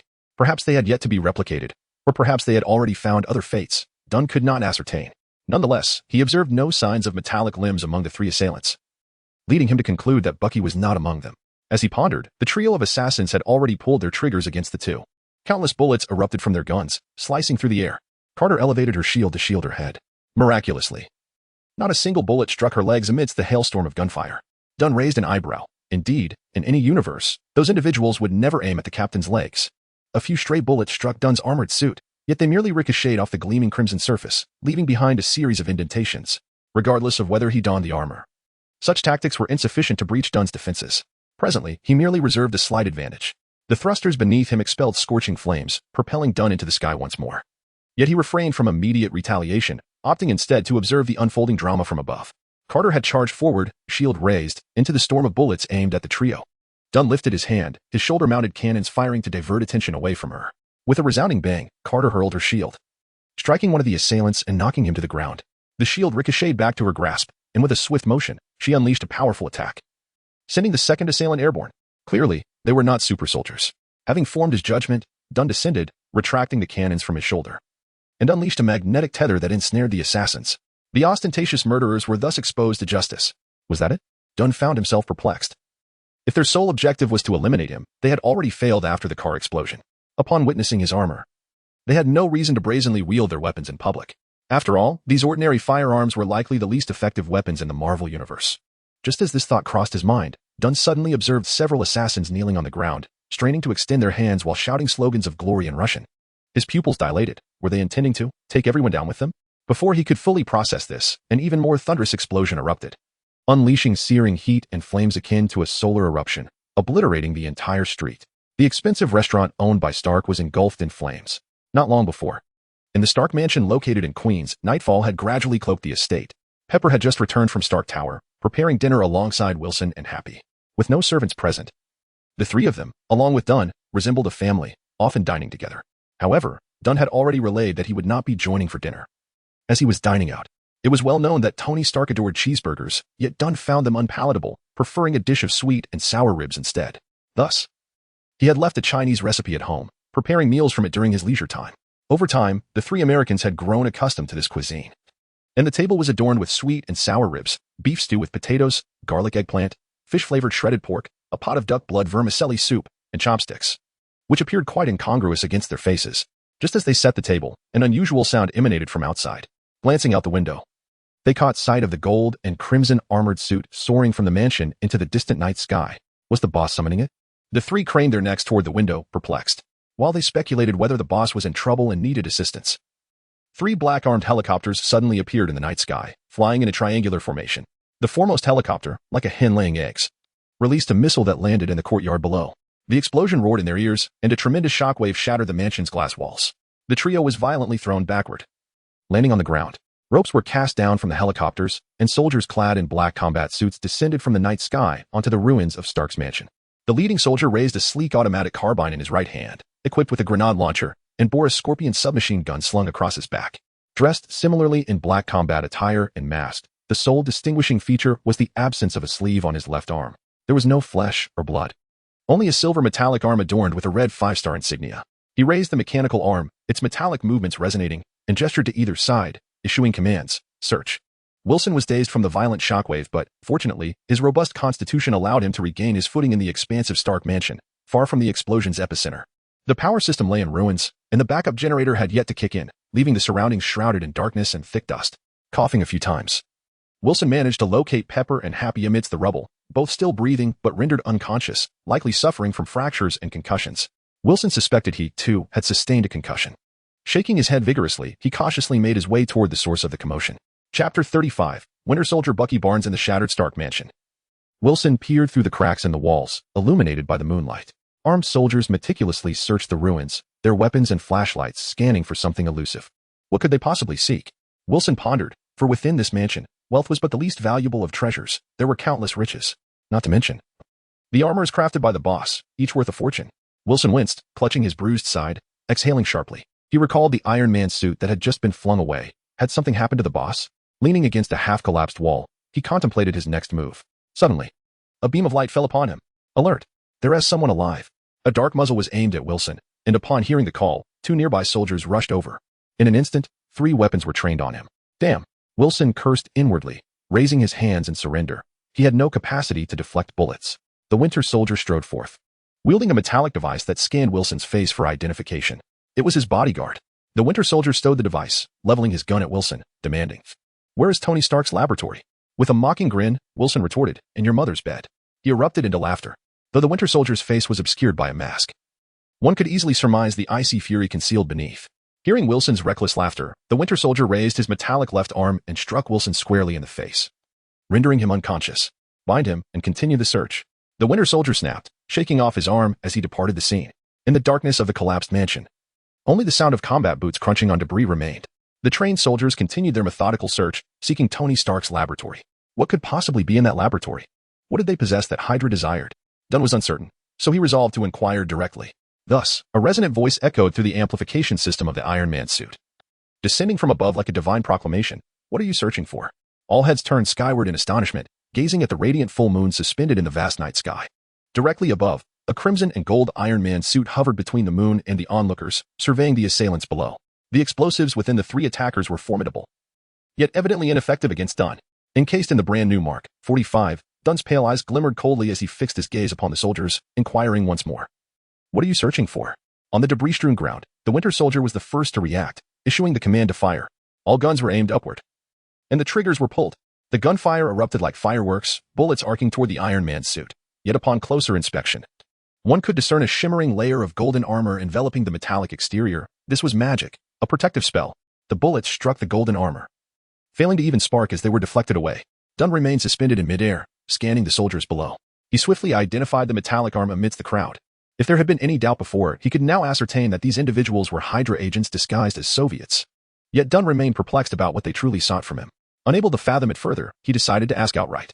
He suddenly dove downward, like an eagle swooping towards its prey, amidst the bullets flying past. During his descent, mechanisms in the shoulder of the suit activated, launching a barrage of micro-missiles that, aided by Jarvis's targeting system, effortlessly dispatched the soldiers with precision strikes to their heads. Only the Winter Soldier remained in view. Dunn raised his hand, firing a repulsor blast that sent the Winter Soldier tumbling. As the Winter Soldier struggled to rise, Dunn landed deftly, placing his foot upon the Winter Soldier's mechanical left arm. The repulsor energy coalesced, aimed at the Winter Soldier's head. Dunn's voice resonated from above. "Buddy, are you ready for a swim?"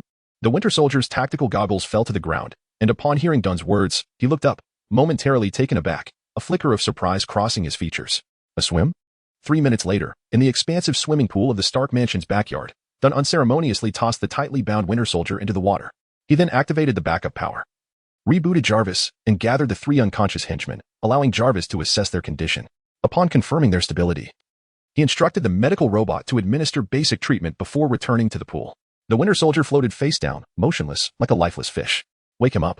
Dunn removed his armor, directing Jarvis to retrieve the Winter Soldier for a jolt of electricity. The Winter Soldier's body convulsed violently, as if reborn, sputtering water onto the ground. Dunn approached him, hands tucked into his trench coat pockets, gazing down at the disheveled Winter Soldier. "Should I call you the Winter Soldier, or Bucky Barnes?" Gasping for breath, the Winter Soldier gradually regained composure. He looked up at Dunn, yet said nothing. Exhaustion etched across his features. This state was a testament to his current identity. Dunn settled into a nearby chair, scrutinizing Bucky. "Now, tell me, what are you seeking from me?" Bucky lowered his gaze, murmuring, "You shouldn't have pulled me out of the water. Save your confessions for later." Dunn was uninterested in idle chatter and pressed on, "Answer me. What are you searching for?" Bucky fell silent, seemingly lost in thought. After several minutes, he finally spoke. "The formula." "The formula?" Dunn probed further. Bucky raised his head, his damp, tousled hair clinging to his face, meeting Dunn's gaze. "The formula for the Super Soldier Serum. They believe it lies within your father's legacy." Dunn sighed, realizing they were indeed after this elusive substance. While the Super Soldier Serum might not hold great significance within the Marvel Universe, it carried weight on Earth. If someone were to acquire the formula and cultivate a super army, or even an empire, it would spell catastrophic consequences for global powers. However, did that old man's legacy truly contain the formula? Dunn reflected quietly, while Bucky continued, "The others have but this single mission. Mine is one more." "Oh?" Dunn regarded Bucky with keen interest. Bucky replied, "I need to confirm whether you have opened that journal." Chapter 36. The Hydra joins the fray. Let us engage. The mention of notes piqued Dunn's interest entirely. "What notes?" Dunn inquired deliberately. "The notes that led to Howard Stark's demise," Bucky replied. "I don't know much. Only that they seem to be related to some supernatural force." It appeared that Bucky was indeed referring to the ancient tome of the Eye Demon. Dunn had possessed this tome for some time, yet a lingering question plagued him. How did it come into Howard's hands in the first place? It now seemed to be the handiwork of Hydra. After a moment's contemplation, Dunn queried, "If your plan proceeds successfully, I might already be dead in Manhattan. How would you ascertain this?" "The directive given to me was that if you had opened the tome, it would not be easy for you to perish." Bucky replied, "I only need to confirm your survival if you are still alive." "For instance, no?" Dunn retorted. "No." Bucky shook his head, gazing intently at Dunn. "I confirmed it when you appeared in the sky." "How did you ascertain that?" Dunn was momentarily taken aback, clearly not having anticipated this. Bucky extended his right hand, removing his combat glove to reveal a striking emblem of a singular eye. A curse. Dunn recognized the essence of this mark, but was momentarily perplexed. Was there a sorcerer among Hydra? Bucky regarded the eye emblem on his palm and stated, "The one who assigned me this mission mentioned that if you had opened the tome, a similar eye mark would manifest on you. At that time, a gaze would allow me to determine if you had been marked. If you were marked, my emblem would react. And the one who drew this mark would also sense it." Dunn listened carefully to Bucky and then smiled gently, asking, "Pray tell, what was the outcome of your confirmation?" Bucky shook his head once more. "At least the eye on my hand showed no reaction upon seeing you." Dunn felt a surge of delight within. This was indeed favorable. Since returning from the Neon Nation, he had not only upgraded his armor to Mark 45, akin to the suit from the conclusion of the Avengers, but had also been delving into the book gifted to him by Tokugawa Hideyasu. He had indeed uncovered some valuable insights. The book contained a method of misdirection that could transfer curses and mental imprints of negative energy onto Shikigami. Dunn surmised that this method had found its way into his possession as part of Master Gu's plan. He attempted to divert the gaze of the Eye Demon onto the Great Tengu, and the result was a resounding success, due to the existence of a soul contract. In a certain sense, the Eye Demon's anchor mark still resided upon Dunn. He could continue to communicate with the Eye Demon through that lingering gaze. However, he could sever the connection at will, akin to a subtle deception. After absorbing all the information Bucky provided, Dunn swiftly organized his thoughts. Firstly, he had confirmed the origin of the Tome of the Eye Demon and learned of the presence of sorcerers within Hydra, who were now aware of the tome's existence in his possession. What was their intention in confirming whether he had opened the tome? Did they wish to make him the vessel for the Eye Demon's rebirth?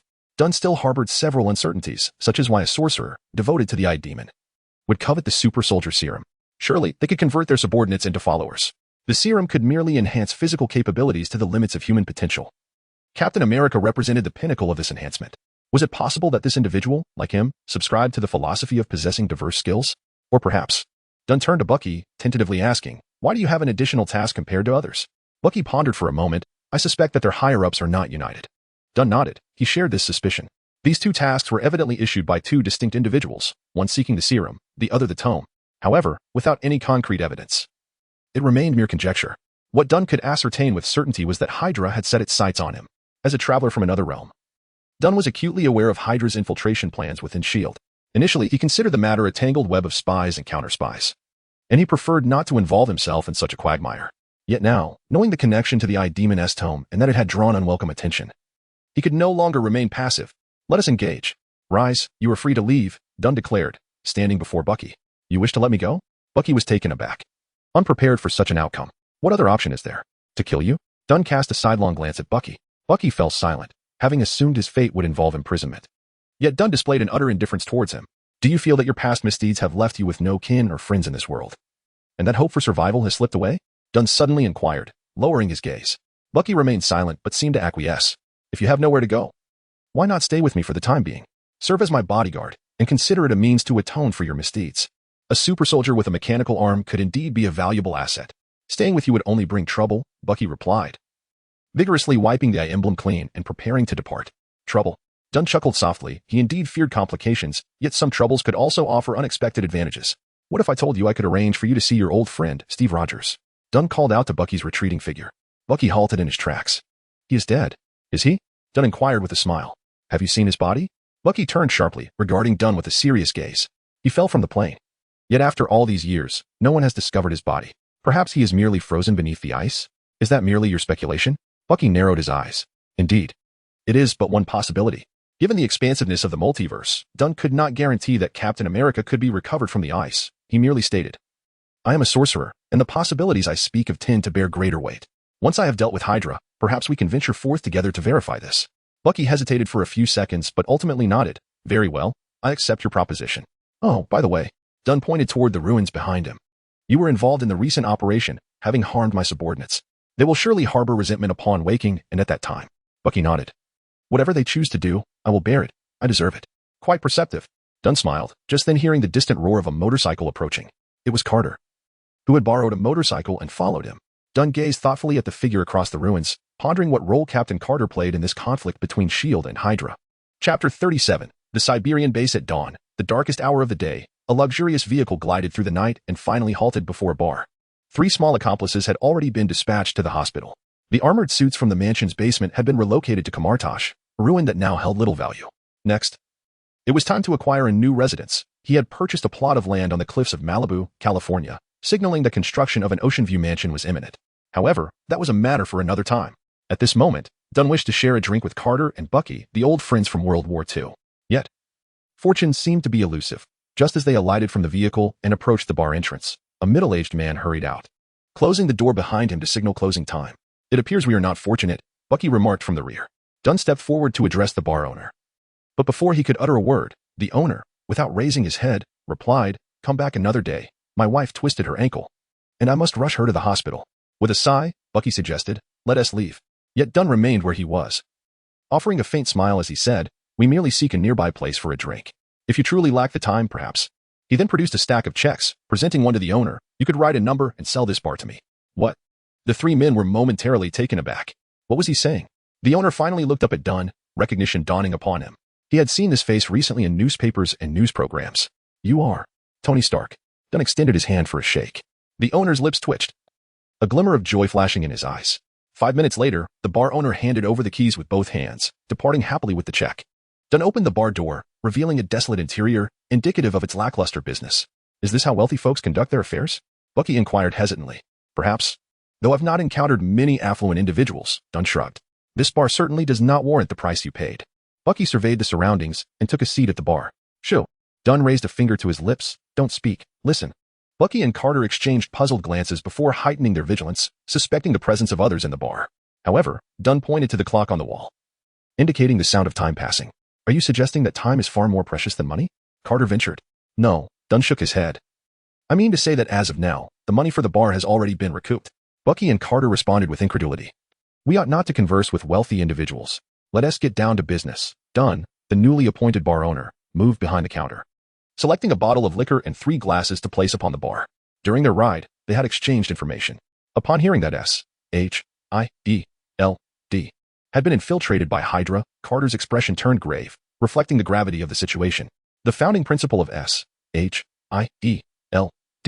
was to safeguard the Earth from unknown threats. If Hydra had indeed penetrated its ranks, the implications were dire.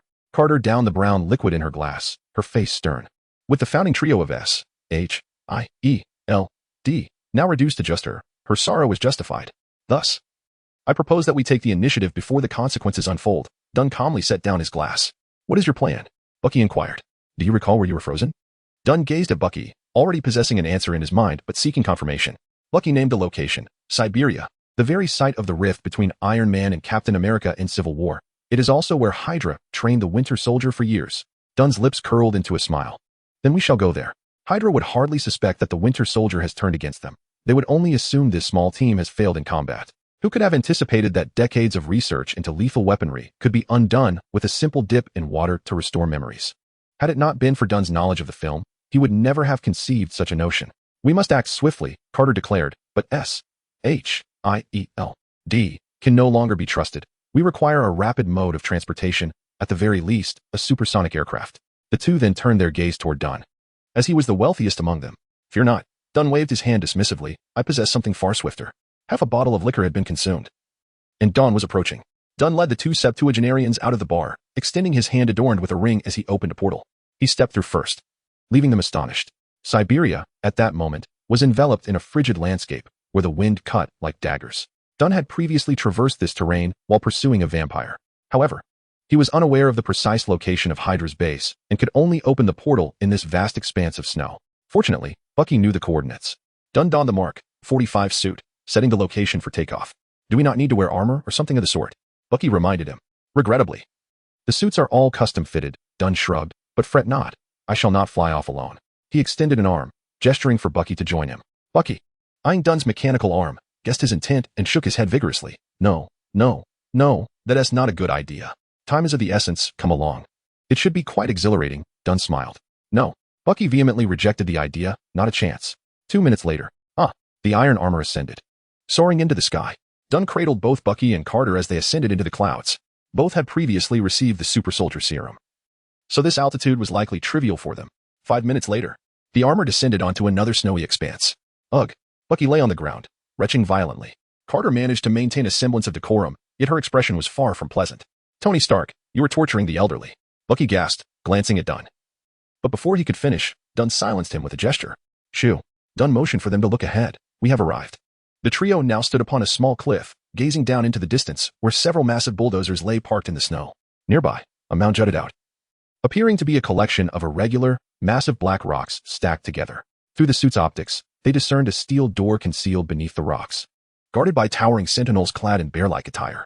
Hydra's secret base in Siberia had been located. Dunn glanced at Carter. Let us descend and investigate. Chapter 38, Invasion Base Siberia. A realm enveloped in snow and ice. The frigid wind, mingled with swirling snowflakes, bites sharply at the skin. The Hydra base resembles a vast training ground, with black rocks protruding from the snowy expanse, concealing the underground facility. Several massive bulldozers are parked on the ground, surrounded by 4 watchtowers, 3 of which have guards on duty, while 2 sentinels stand by the iron gate beneath the rocks. In total, 5 individuals. In the air, Dunn, clad in Mark 45 armor and cloaked in stealth, surveys the ground below. Various data patterns float before his eyes, and in an instant, a holographic map of the entire base unfolds. Within the grayish scene, red dots intermittently move. Activating thermal imaging reveals that these dots correspond to human heat signatures. There are 5 on the surface and 57 underground, amounting to 62 individuals. Dunn distributes a wireless earpiece to 2 companions, engaging in remote communication with them. Behind one of the black stones on the ground, Carter bears a shield while Bucky remains in his combat suit from the previous night, armed with an array of weaponry, poised for action. Jarvis, how long will it take to take over the building's network? 10. Jarvis begins the countdown. 9. 8. It seems the base's firewall is rather inadequate. Seizing the opportunity during the countdown, Dunn raises his arm, locking onto the 5 red dots displayed on the panel before him. 3, 2, 1. Inside the base, in the monitoring room, the screens flicker as if the signal is unstable, momentarily displaying static before returning to normal. Network access achieved, sir. You may proceed. Jarvis's voice resonates in Dunn's ear. A faint smile graces Dunn's lips as he releases 5 wasp-sized micromissiles from his shoulder, which simultaneously strike the 5 sentinels on the ground. As the guards fall, Bucky and Carter reach the imposing iron gate. The two bend down to investigate, confirming the sentinels are utterly lifeless. Dunn descends from the air, landing between them, facing the heavy green iron door, and inspects it. The door is not connected to any system and can only be opened by brute force. Dunn fires a crimson laser from his wrist, severing the locking mechanism, then inserts his hands into the gap of the door, forcefully prying it open. With a hum, the colossal steel door splits apart, revealing a long, hollow elevator leading directly underground. Let us proceed, gentlemen, as planned. Dunn steps through the iron door and boards the elevator. As it descends, some within the base take notice, but before they can react, Dunn casually tosses 2 smoke grenades. The pale smoke swiftly envelopes the entire underground facility. The alarm blares, and red lights flash. Both Hydra soldiers and researchers are momentarily bewildered by the sudden commotion. Attention! This is not a drill. The base is under attack. The base is under attack. The deafening alarm echoes throughout the building. Dunn raises his hand, shatters a loudspeaker, and stands amidst the smoke. He removes his battle armor, revealing an exquisite tailored suit, raising 2 fingers and murmuring incantations. In an instant, a cloud of smoke transforms into a woman clad in a kimono, wielding the cursed blade Muramasa. Flanking her are a blue-robed monk and a fiery phoenix.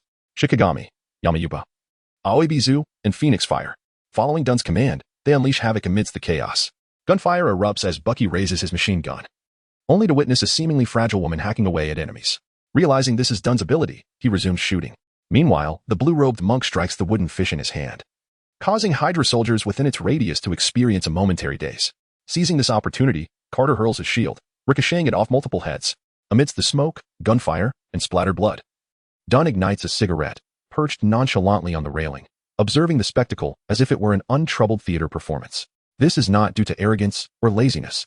It is simply that he has an entire armored legion above and a golden paper figure below, along with 4 Shikigami and a foxhead dwelling in hell. Whether through large-scale attacks or numerous summons, in a sense, he is an army unto himself. 2 soldiers spot the relaxed Dunn and exchange glances before raising their guns to aim at him. However, before they can pull the trigger, a red-nosed samurai appears from behind, swiftly dispatching them with a single strike. He then vanishes, not engaging in the battle but solely to protect Dunn. Sir, someone is attempting to escape. Jarvis's voice suddenly echoes in Dunn's ear. Dunn raises an eyebrow, discards the cigarette butt, and opens a portal, stepping into the snowy expanse outside the base, where he spots a fighter jet preparing for takeoff. Quite the hasty retreat. Dunn smirks, gesturing with his hands, and a purple magical circle materializes beneath the aircraft. From the magic circle, tendrils of purple energy emerge, eerily grasping at the jet's undercarriage. Magic, gravity, adhesion. The bald man in the cockpit pulls the control stick to the floor, yet the massive aircraft merely trembles violently, refusing to ascend. What is going on? Take off already. The bald man is drenched in sweat, oblivious to the portal that is opened behind him, from which a dapper young man strides forth. Dunn, observing the bald man's frantic demeanor, does not hesitate. He narrows his eyes and unleashes 2 searing beams of light that obliterate the control panel. You. The bald man is startled, turning to aim his gun at Dunn, firing twice, without hesitation. Bang, bang. The bullets ricochet off Dunn and fall to the ground. With his 11th level gene lock activated, even without relying on self-healing factors, his muscle density renders him impervious to mere handguns. Moreover, his tailored suit is also bulletproof. The bald man panics, recognizing Dunn's face. You're Tony Stark. You've come for revenge. Given this knowledge, there is little left to say. Dunn's eyes glow red once more, immense energy surging forth. No, you can't kill me. Before he can ponder why Tony Stark's eyes are radiating red, the bald man hastily pleads. A demon seed has been planted in me by a sorcerer. If you kill me, the demon will take over my body, and you won't survive either. Dunn quickly realizes that the sorcerer the bald man references is likely the one from Hydra who worships the Eye Demon, and as for the so-called demon seed, Dunn scoffs. I truly want to see it. With that, his heat vision, akin to a blade of flame, swiftly and cleanly decapitates the bald man. Chapter 39. Wanted. Tony Stark knock, knock, knock. The bald head plummeted from its neck, rolling to Dunn's feet. The headless body remained upright, rigid in its stance. As its skin grew pale with each breath, the palms of its hands writhed, and astonishingly, 2 eyeballs emerged, slowly rotating, as the eyes on its hands lifted. Seemingly attempting to discern Dunn's visage, Dunn wasted no time and swiftly snapped both of its arms. The headless body emitted no sound, as it was clearly incapable of doing so. Its clothing rapidly fell away, revealing a muscular torso, with each breast opening an eye. Dunn, astonished, delivered a powerful kick, sending the headless body crashing through the glass. where it tumbled over 10 meters in the snow before coming to a halt. Do you think you are a deity of war? Dunn approached the shattered glass opening of the cockpit, gazing at the fallen headless corpse. Flecks of crimson light scattered from the body, penetrating Dunn and enhancing his experience points. However, this creature was merely a vessel containing a fragment of demonic power. Far from a true believer, yielding minimal rewards. The higher the gene lock level, the more experience required. It appeared he must seek more effective means to elevate his experience points, as dealing with such insignificant foes was far too slow. With a wave of his hand, Dunn opened a portal once more, arriving at the headless corpse. He observed as the pupils of the eyes at its breasts widened in fury, its abdomen torn open, revealing a gaping maw intent on consuming him. Dunn remained motionless, simply exhaling a breath colder than the surrounding snowscape. The headless corpse's movements stiffened, its skin turning a ghastly gray, quickly encased in a layer of frost. The howling winds of the snowy expanse intensified, and the frozen headless body collapsed, shattering into countless fragments. A multitude of crimson light points radiated from the remains, seeping into Dunn's being. Without a second glance, he opened another portal and departed the snowy terrain. Back at the underground base, the battle was nearing its conclusion. Hydra had only 50 or so personnel present, all mere mortals, and could not withstand the onslaught of 2 super soldiers and 3 Shikigami for long. Upon returning to the base, Dunn found Carter and Bucky already engaged in clearing the battlefield. Carter had initially intended to capture a few prisoners for interrogation, but to his surprise, the Hydra soldiers displayed remarkable resolve, choosing to take poison and end their lives. In contrast, the bald leader preparing to flee appeared cowardly. Yet Dunn understood that even if a few lives were spared, little information could be gleaned, and he had no intention of extracting anything from this base. Storming into this desolate place, demanding the Hydra roster from S.H.I.E.L.D. at gunpoint? Even if they complied, how credible would it be? Dunn's first step was merely a response. The Stark couple had perished due to a Hydra dossier, and now they sought to ambush and manipulate Tony, the last remaining heir. Dunn recognized he was not Tony Stark, yet regardless of his acknowledgement, from the moment he traversed into this world, he could only exist under this identity. Dunn was Tony Stark. Tony Stark was Dunn. Thus, he merely wished to convey to Hydra that he, Tony Stark, was not just a frivolous playboy. For years, Hydra had schemed in the shadows, and now, this slippery creature hiding in the mud had drawn Stark's attention. This base was merely the beginning. Washington, S.H.I.E.L.D. headquarters. Director Alexander Pierce had just settled at his desk when a bespectacled bald man hurriedly entered. Agent Sitwell, did I not instruct you to knock? Pierce displayed his displeasure. Director, you must see this. Agent Sitwell produced his phone and handed it to Pierce. On the screen, an antiquated display revealed several glowing green characters. Tony Stark sends his regards to Hydra. Pierce queried, what is this? Agent Sitwell leaned closer, whispering, the Siberian base has been destroyed. When our team arrived, they found only this. Everyone else was dead. Pierce's expression shifted. Have you notified the higher-ups? The 2 above are already aware, Agent Sitwell replied. The directive given is unanimous. Agent Sitwell fixed his gaze on Pierce, stating earnestly, capture Tony Stark alive. This command, issued from Hydra's upper echelons, reverberated through their ranks, prompting covert actions among remnants worldwide, with S.H.I.E.L.D. taking the most conspicuous measures. After all, the current S.H.I.E.L.D. had lost 2 founders, and the only surviving Carter had been missing for decades, wielding little authority. Even the director was an agent of Hydra, rendering the moniker S.H.I.E.L.D. somewhat fitting. 2 days after the destruction of the Siberian base, wanted posters for Tony Stark appeared across the nation, charging him with treason. Upon returning from the land of the rising sun, Dunn found the country in chaos. The Emperor's family had been slain, and such turmoil was expected. However, within a few short days, the situation gradually stabilized. This was largely due to the Prime Minister revealing the truth that the Emperor's family were monsters, introducing a child claiming to be the legitimate heir to the imperial bloodline. A series of decisive actions ensued, and the situation surprisingly settled. Given that Dunn had coincidentally been in the land of the rising sun to display new weaponry during the upheaval, S.H.I.E.L.D., or rather, Hydra, outrageously accused Dunn of involvement in the royal conflict and of selling confidential information to the nation. Although the land of the rising sun was widely recognized as a lapdog of the U.S., it remained 2 distinct nations. Furthermore, Dunn had clashed with the Japanese military and subsequently met with the foreign minister. This sequence of events, embellished by Hydra, resulted in Dunn being branded a traitor. Fuming upon reading the newspaper, Dunn slammed his fist down, exclaiming that he could endure any accusation. But to suggest collusion with the Japanese was more offensive than any insult to his lineage. Once his anger subsided, Dunn contemplated calmly. The swift stabilization of the land of the rising sun might have involved Hydra's participation. Though Hydra may lack substantial military might, they were akin to indestructible cockroaches, utterly repugnant. They proliferated across the globe. In certain comics, Hydra's headquarters was even located in the magical metropolis of China. This was one of the reasons Dunn had initially refrained from provoking Hydra too chaotic. But now, with war declared, he was determined to seize all 9 of their heads, leaving none behind. Having resolved this, a slight smile crept across Dunn's face. Hydra was indeed formidable, but in the eyes of Kamartash, they were hardly a cause for concern. Chapter 40. Speed and Fury. The night in New York was frigid. Even the pale crescent moon hanging in the clouds seemed to wear a veil of frost, casting a chilling glow. The wail of police sirens echoed through the streets as a police car stood idly at the curb. George Stacy and his partner stepped out of the vehicle to relieve themselves in a public restroom. Who would have thought that the Stark family scion was a traitor? His partner, cigarette in mouth, unzipped his trousers, followed by a cascade of sound. Although the precinct was not directly involved in the pursuit of Tony Stark, orders had been issued from above to intensify patrols. Any relevant sightings were to be reported immediately, with the issuance of the arrest warrant. A surveillance video had also been released on online platforms, showcasing Tony Stark donning his iron armor. The higher-ups believed Stark had acquired some form of advanced weaponry, posing a significant threat. Thus, the officer's directive was merely to patrol. That guy. George Stacy still felt a flush on his cheeks at the mere thought of Tony Stark, recalling the sting of the hardest slap he had ever received. After leaving the hospital that day, George had cursed Stark profusely, yet to label him a traitor felt too simplistic. Not long after exiting the hospital, he received the news of Hank's death. Officially, it was reported as a sudden death due to overwork, yet the decision was made for cremation. George, however, had been vigilant and snuck a glance at the corpse before the funeral. To his horror, the head had been opened, teeming with grotesque tentacles resembling maggots.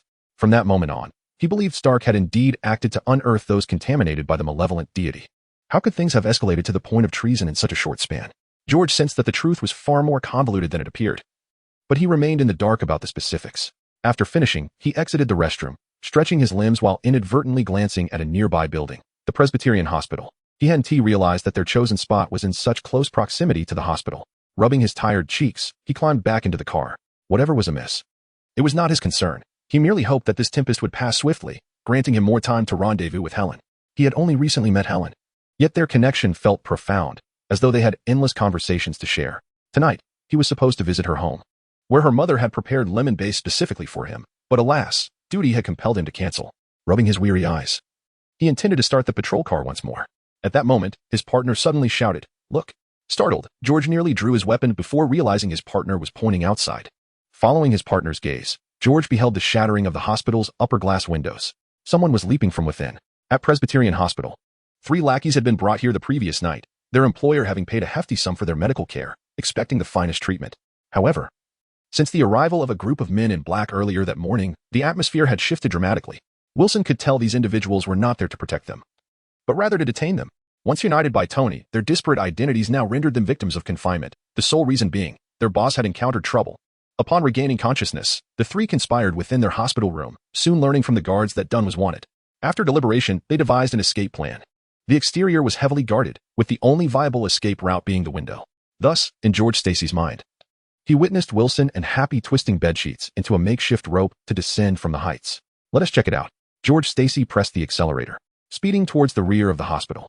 Meanwhile, Wilson and Happy tumbled to the ground amidst a shower of glass. Wilson, gifted with remarkable agility, landed unscathed, executing a superhero-like descent. Happy, however, despite attempting a roll to absorb the impact, fell in a rather undignified manner. Let us go. Wilson helped Happy to his feet, both glancing up at Pepper, who stood at the window, before sprinting away. The agents from S.H.I.E.L.D. rushed into the room almost instantaneously as the window shattered, spotting the duo's retreat and immediately issuing commands to pursue. However, upon closer inspection, the lead agent appeared to wear a faint smile. Pepper, still in the room, noticed this smirk and her expression shifted to one of alarm. This was a dire situation. The agent, Sitwell, adjusted his glasses and turned to Pepper. "Why haven't you left?" Pepper glanced down at the cast on her leg. "I'm willing to contribute." The 2 who had escaped the hospital found themselves fortunate, as they stumbled upon a trendy man on a motorcycle at the corner. Just as he halted at a traffic light, Wilson delivered a swift kick. "Thanks for that." Before the owner could react, Wilson had yanked Happy onto the back seat and revved the throttle. "Damn you," the owner cursed, still in shock. When suddenly a chorus of roaring engines surged past, several black vehicles racing by. Thankfully, he narrowly dodged them, avoiding a catastrophic collision. What on earth was happening? Just as the owner pondered this, a police car whizzed by. Realization dawned upon him that the 2 individuals were likely dangerous criminals, causing him to swallow back the curse that had been on his lips. On the dark and windy streets of New York, a thrilling chase began. Yet before it could fully unfold, the motorcycle sputtered to a stop. Fortunately, a visual gap had formed between them and their pursuers. allowing Wilson and Happy to swiftly conceal the motorcycle behind a pile of refuse and scale a wall into a residence. It was only when they pressed against the wall, hearing the sound of distant engines fading, that they exhaled in relief. What is next? Wilson inquired, glancing at Happy. Shall we head to Hell's Kitchen to find my father? Happy, hands on his knees, gasped for breath. Those are official agents. Let us avoid causing trouble for your dad. We should contact the boss first. Happy approached the darkened window of the residence, searching for a communication device to reach Tony. Outside, George Stacy had slowed his speed, but still managed to track them down. As he passed the high wall of the residence, he slammed on the brakes. What is going on? His partner asked. George exited the car, moving behind the refuse, where he spotted the motorcycle. What if we simply pretend we didn't see anything? His partner suggested. They were merely on patrol tonight. It hardly warranted such seriousness. You stay outside, George replied, surveying the footprints on the wall, silently rejecting his partner's proposal. He then drew his firearm and scaled the wall to enter the residence. Inside, Wilson and George had both made their way into the premises, finding no sign of the homeowner, but fortuitously discovering a telephone. Happy dialed a series of numbers, connecting to Tony Stark's private line. Welcome to Tony Stark's private phone. Please leave a message if you have any inquiries. The voice of Jarvis echoed through the receiver. Jarvis. Is the boss there? Get him on the line.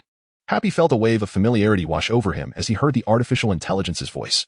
After a brief silence, Dunn's voice responded, Happy? Have you left the hospital? Happy quickly recounted the night's events to Dunn, emphasizing the exhilarating thrill of their narrow escape. So you abandoned little Pepper alone in the hospital? On the other end of the line, Dunn was momentarily taken aback. After all, they were a government agency. Miss Potts would be safer there. Happy articulated their thoughts. Well, they were still unaware that their captors were Hydra and mistakenly believed it to be a government operation. Nevertheless, they were willing to trust this fugitive. Dunn felt a twinge of emotion. Well, given the circumstances, let us first gather for a hot pot. Jarvis, locate their signal. Happy. Hot pot?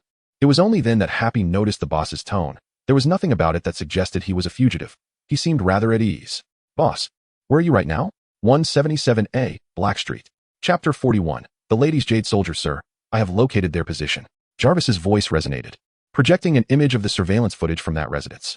Dunn waved his hand, conjuring a portal. He remained seated, gazing across space at the two sneaky accomplices engaged in a phone call. Come in. Happy and Wilson, upon seeing the portal, were momentarily startled. Then they beheld their boss seated at a grand square table. The table was adorned with an array of dishes, with a large pot simmering in the center, bubbling away. Are they truly having hot pot? Happy and Wilson were taken aback. Is this the demeanor one would expect from a person on the run from a nationwide manhunt? They exchanged glances and stepped through the portal. Dunn, however, did not hastily close the door, but instead glanced outside at the residence before casually waving his hand to shut the portal.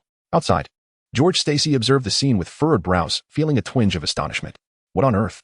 177A, Blake Street, a 3-story building. Also known as the New York Sanctum, the Holy Sanctuary. Since returning from Siberia, Dunn had made this his base. The Hydra organization indeed posed a formidable challenge. Yet if one were to inquire about the strongest force on Earth today, Kamar-Taj would undoubtedly claim the top spot. Not only are its inhabitants proficient in close combat magic, but its leader has lived for centuries, Ancient One, who bears the responsibility of guarding the sanctum, deliberately choosing a life of seclusion. Otherwise, Hydra and its ilk would be reduced to mere fodder for the brew. Dunn was not hiding. He was waiting. He had already informed Kamar-Taj about the existence of an organization on Earth that worships a demonic overlord known as Hydra. Now, he needed to await the intelligence department of Kamar-Taj to identify the wizard within Hydra.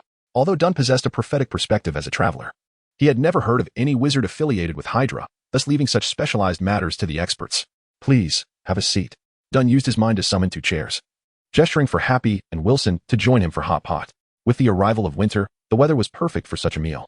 Besides Dunn, 4 others were seated at the table, Carter and Bucky, along with Little Wong and the current guardian of the New York Sanctum, Drum.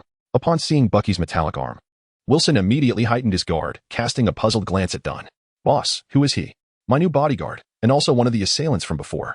Dunn picked up a piece of tripe, stating, although he was coerced into wrongdoing, if you feel anger, you may take him outside for a beating. He won to retaliate. Bucky remained silent, acknowledging Dunn's words. Wilson, not one to be overly dramatic, pulled out a chair and sat down after hearing Dunn's explanation, addressing Bucky, if you seek redemption, then work diligently under the boss. Happy also limped over to take a seat without uttering a word. Dunn set down his chopsticks and stood up. You all continue eating. I shall return shortly. After a moment's thought, he decided to fetch Pepper back. Allowing the shield to detain them was a necessity for their recovery, especially since they were targeting him. As long as he stayed out of sight, they would be safe. Yet now that these two had emerged, it was unreasonable to leave Pepper behind. With a zapping sound, a portal opened before Dunn, and he stepped through, transitioning from the sanctum to the corridor of the Elders' Hospital. Coincidentally, a SHIELD agent noticed the portal opening, and upon seeing Dunn, they braced themselves, exclaiming, "It's the traitor Tony Stark. The traitor Tony Stark has arrived." Dunn felt a flicker of discontent. After all, he was a long-standing figure in the realm of villains. Why the harsh language? Agents brandished their weapons, aiming at Dunn, who, however, disregarded the ominous firearms and continued forward unabated. Thud, thud, thud. Rapid footsteps echoed. Agent Sitwell jogged over, a smile breaking across his face upon spotting Dunn. He raised his communicator, broadcasting the news. Tony Stark has appeared at the hospital. Dunn chuckled softly, extending 2 fingers and gently waving them aside. Instantly, the narrow corridor was divided into 3 sections, with the SHIELD agents pushed to either side as Dunn passed through the corridor. The agents were astonished. As if a glass wall separated them from Dunn, no matter how hard they tried, they could not break through. One agent, in frustration, pulled the trigger, only for the bullet to ricochet off the invisible barrier, striking his own arm. Damn it! Dunn turned his head, momentarily expecting to see Black Egg. But it was not him. Likely, Black Egg was still recuperating from his leg wound and currently on leave. In a twist of fate, it turned out to be a fortunate circumstance. Dunn strode step by step, flanked by agents, arriving at a patient room. Indeed, Pepper was within. The glass-like energy material spread like a gradually forming layer of ice with each footfall of Dunn's. As he entered the room, the mirrored space enveloped Pepper. Boss. Pepper was taken aback. She had never read a domineering CEO novel from China, and even if she had, she would find it dull. Yet, at this moment, the figure before her was clad in an exquisite tailored shirt, possessing a striking visage, wielding high-level magic, the foremost CEO of North America. Let us go. Dunn approached Pepper, turning to face the agents, who were seething with impotent rage within the mirrored space, smiling as he opened a portal behind him. This fugitive, branded with the label of treason, now resembled an elegant magician, gracefully departing the stage alongside his partner, amidst a multitude of spectators. The moment the electric portal vanished, the mirrored space dissipated as well. The agents exchanged glances, realizing that the very criminal they had yearned to apprehend had slipped through their fingers, leaving them grasping at air. Agent Sitwell grimaced, clutching his communicator. Capture failed. Tony Stark has left the hospital. Understood, came the voice from the other end of the communicator. Stand by. The Madam and I are en route to the hospital. Madam? Agent Sitwell's excitement surged upon hearing this title. The Madam was the sole female among the upper echelons of Hydra, the only leader delving into sorcery and magic. It was said she had made a pact with a certain demon, granting her the gift of eternal youth. Hence, even amongst several Hydra leaders, only those 2 immortals held the most sway. Naturally, these tales were passed down through the organization, with few having ever laid eyes on the Madam herself. To think that Tony Stark had been bestowed such an honor. After ending the call, Agent Sitwell promptly organized the disheartened agents to assemble downstairs for a reception.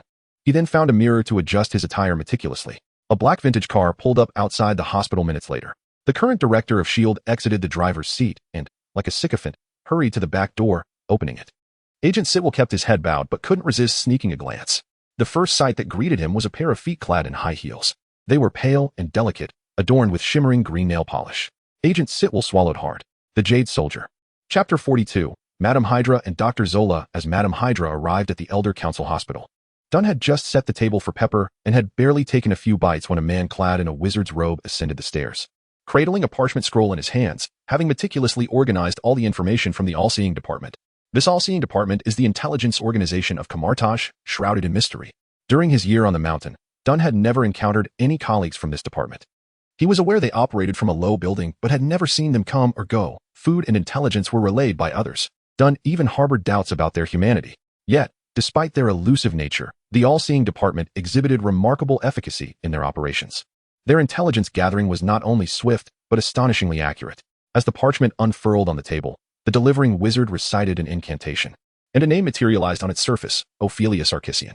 Dunn regarded the name, devoid of any recollection, surmising it must be a character from a comic. He glanced at Bucky, seeking clarification, but Bucky shook his head, clearly unfamiliar with the figure, perhaps due to his own violent tendencies keeping him from such knowledge. The information on the scroll continued to update. Alias, Viper, born in Hungary in 1921, an orphan with a congenital scar on her right cheek, previously a mercenary. Joined the Nazis during World War II, gradually ascending to the upper echelons of Hydra, a master of toxins, immune to poisons, suspected of possessing longevity, and had once forged a pact with an other-dimensional demon. Possible locations for her appearance within the next day: Siberia, 5 likelihood, Sokovia, 10 likelihood. As the information gradually appeared, Dunn wore a knowing smile. It was akin to a detailed entry from an encyclopedia. Within less than a day, they had unearthed the core members of Hydra. a capability rivaling that of the Red Skull, who relied on the Soul Stone's guardian status. Yet, what was the all-seeing department's source of power? Dunn's gaze shifted to the last few addresses on the parchment. If the preceding intelligence pertained to the past, these addresses bore an uncanny prophetic quality. Dunn had learned from Ancient One that the future comprises countless possibilities. These coordinates represented the most probable outcomes.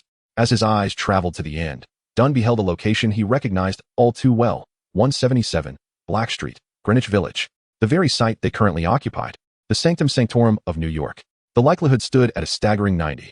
However, Dunn expressed little astonishment at this revelation. Instead, he felt a sense of relief, as if he had anticipated this intelligence to confirm his suspicions. After all, he had known from the outset that their adversaries had methods to pinpoint their location.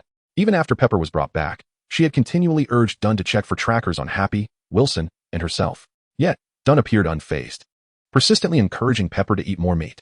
As the delivering wizard departed, Bucky abruptly turned to the window and whispered, "Someone is coming." Dunn and the others glanced outside to witness a crowd surging into the previously empty street. An armored vehicle was parked at the curb. Helicopters sliced through the night sky, casting searchlights that enveloped the sanctum. They were a bit late. Dunn smirked, his suspicions regarding the disunity within Hydra's core intensifying. "We truly have trackers," Happy exclaimed in alarm. Dunn casually reached into the three companions' pockets, retrieving three ladybug-shaped miniature devices, and reassured them, "Do not worry, do not blame yourselves. It was all part of the plan. My lord, you had already anticipated drawing them here," said Dram, the current guardian of the sanctum, smiling. Dram, a senior to Dunn, addressed him affectionately as my lord, reflecting their mentor-student relationship. Dunn replied, "Go have a cup of tea at Camartage. I shall guard the sanctum for you tonight." In theory, the sanctum guardians were not permitted to leave without the supreme sorcerer's directive, yet upon hearing Dunn's words, Dram did not refuse. Instead, he opened a portal and took a thermos with him. Little Wong attempted to follow but was halted by Dunn's fingers. "You think you can just leave after eating?" Dunn chided. "I thought you wouldn't need me," Little Wong retorted, rubbing his stomach. "You didn't call me when you had hot pot. How did you know it was ready?" Dunn shot Little Wong an incredulous look, moving to the window. "I am not familiar with the sanctum's defensive magic array. You assist me." "Assist you?" Little Wong was taken aback, his expression suggesting disbelief that Dunn required his help. Dunn merely returned a meaningful smile before shifting his gaze back outside. He noticed that the fully armed troops were now prepared for action. As the officer signaled with a few gestures, the troops quietly advanced, surrounding the sanctum. To the untrained eye, the sanctum, safeguarding the earth, appeared as merely a modest three-story building. "They are preparing to enter," Little Wong remarked. "Open the door," Dunn ordered, turning away from the window, welcoming them. With a mischievous grin, Little Wong produced an ancient copper lamp and recited a few incantations. A plume of white smoke billowed from the lamp's spout, quickly spreading downstairs, forming a thick fog. The doors of the sanctum swung open automatically, and the tactical team exchanged glances, tightening their grips on their weapons, donning night vision gear as they entered the mist in an orderly fashion. Next to the farthest black vintage car, Director Pierce of S.H.I.E.L.D. and Agent Sidwell stood beside it. Sidwell was still entranced by a pair of exquisite shoes. Moments ago, those shoes had paraded around the hospital before returning to the vehicle, where everyone had gathered. Following the lady, Sidwell was lost in thoughts of those beautiful feet, now utterly distracted from his work, sneaking glances at the car window, though the darkened glass revealed nothing. Pierce discerned that the poor lad Sidwell was smitten with the lady and sighed as he approached, advising, "Focus, don't let your eyes wander. There are more leaders in the car than just the lady." "There are others in the car?" Sidwell gasped. Pierce nodded. "Dr. Zola is also present." Sidwell snapped to attention. "The two highest authorities in the organization were here. All for one Tony Stark?" Pierce raised his gaze to the three-story building ahead, noting, "This is no ordinary Tony Stark." Pierce, having ascended to the role of director of S.H.I.E.L.D., was no fool. He sensed that the lady seemed particularly intrigued by the mountain Tony Stark had mentioned. As for Dr. Zola, even the formula for the super soldier serum would be enough to entice him, let alone the fact that Tony Stark had once showcased his groundbreaking armored suit in front of the agents. The highest rank within Hydra was the Supreme Leader, a position that had remained vacant for many years. Below the Supreme Leader were Madame Hydra and Dr. Zola, one a master of sorcery, the other captivated by technology. And this Tony Stark, who had been missing for a year and suddenly reappeared, happened to embody both qualities. Chapter 43. The followers of the ancient gods disguised as Hydra soldiers from the Serpent Shield, they gradually entered the sanctum, only to be engulfed by a thick mist. "Captain, something feels amiss." One soldier cautioned, but received no reply. Upon closer inspection, he realized that both his comrades ahead and behind had seemingly vanished into thin air.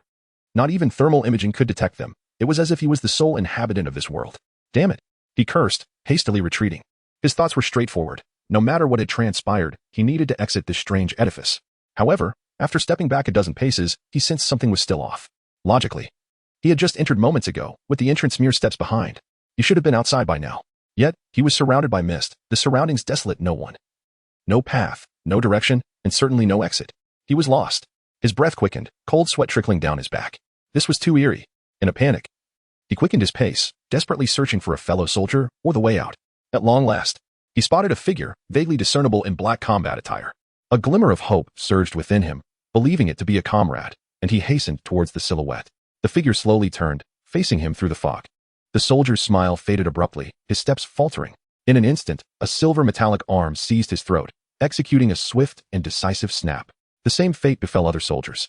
First, they wandered in the black mist, then either met a shield crashing into their faces or stumbled over unseen obstacles. Swiftly transported from the sanctum to the desert mere cannon fodder, heading towards their inevitable demise. Outside the sanctum, an officer hurriedly approached Pierce, reporting the soldiers inside were unaccounted for. Pierce lightly tapped the car window, a melodious voice emanating from within, acknowledging the message. Inside the luxurious vehicle, the Hydra Madam donned a refreshing, elegant green silk gown, lounging in the back seat. The front passenger seat was reclined, her feet resting upon it, high heels discarded, revealing her smooth calves and fair, bare feet. Opposite her, embedded in the car's control panel, a screen flickered with the visage of Dr. Zola.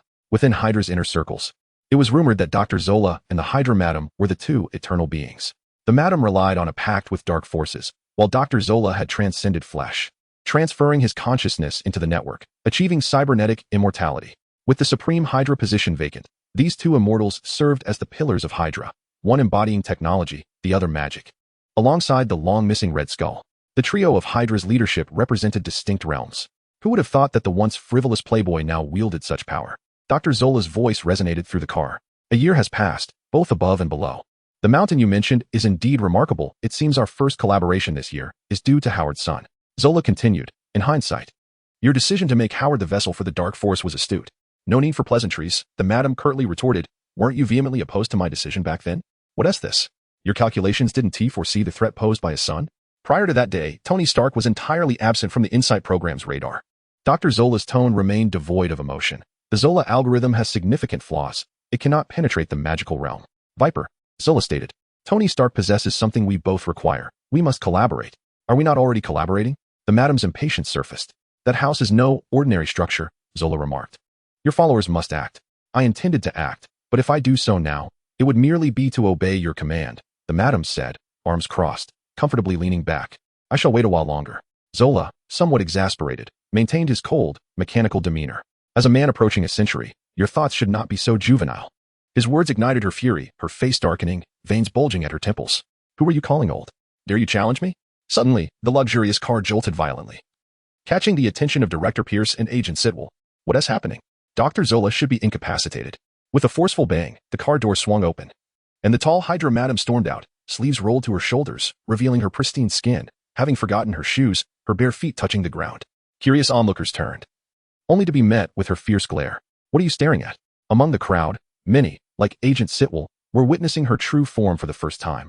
Feeling a wave of astonishment, wasn't she supposed to be an elegant, noble woman? How did she not align with the legendary portrayal? I knew I couldn't connect with this electronic pet. The Madam frowned, her face unmarred by scars, skin remarkably smooth and delicate, unlike most Westerners. Beneath her exquisite features, her emerald eyes sparkled like gems, her lips as red as fire. One could easily mistake her for 18 rather than a century old. Initially, she wished to leave a favorable impression in front of Zola. The Hydra Madam lifted her substantial bosom, swaying her slender waist and long legs, barefoot as she descended to the sanctum's lower level. Extending her hand, someone immediately placed a book into her grasp, casually flipping it open. The Hydra Madam began to chant incantations. On the third floor of the sanctum, Dunn gazed out through a colossal circular window, witnessing the strikingly green-dressed woman as she opened a book. He too retrieved his own tome of arcane notes and the Yada mirror, arranging them beside him. A classic showdown of magical prowess. As the Madam's deep voice resonated with her spell, a colossal shadow shifted across the sky, obscuring the stars, leaving only a pale, ethereal moon in its wake. Awaken, followers of the ancient gods. The Hydra Madam intoned. Both the Hydra soldiers poised outside the sanctum and those lost in the black mist within trembled, abruptly lifting their heads. It was as if they had transformed into entirely different beings. Even many of the Hydra soldiers remained unaware that they were not only valiant warriors but also devout followers of the Hydra Madam. Simultaneously, on the first floor of the sanctum, at the mist's edge, Carter trembled, lifting his leg to ascend the stairs. They were coming. Dunn sensed everything around him, revealing a long-awaited smile. Chapter 44, captain of Hydra, as the fervent Hydra soldiers charged into the sanctum. The sound of footsteps echoing on the staircase reached Dunn from behind. Turning around, he saw Captain Carter approaching. "What's the matter?"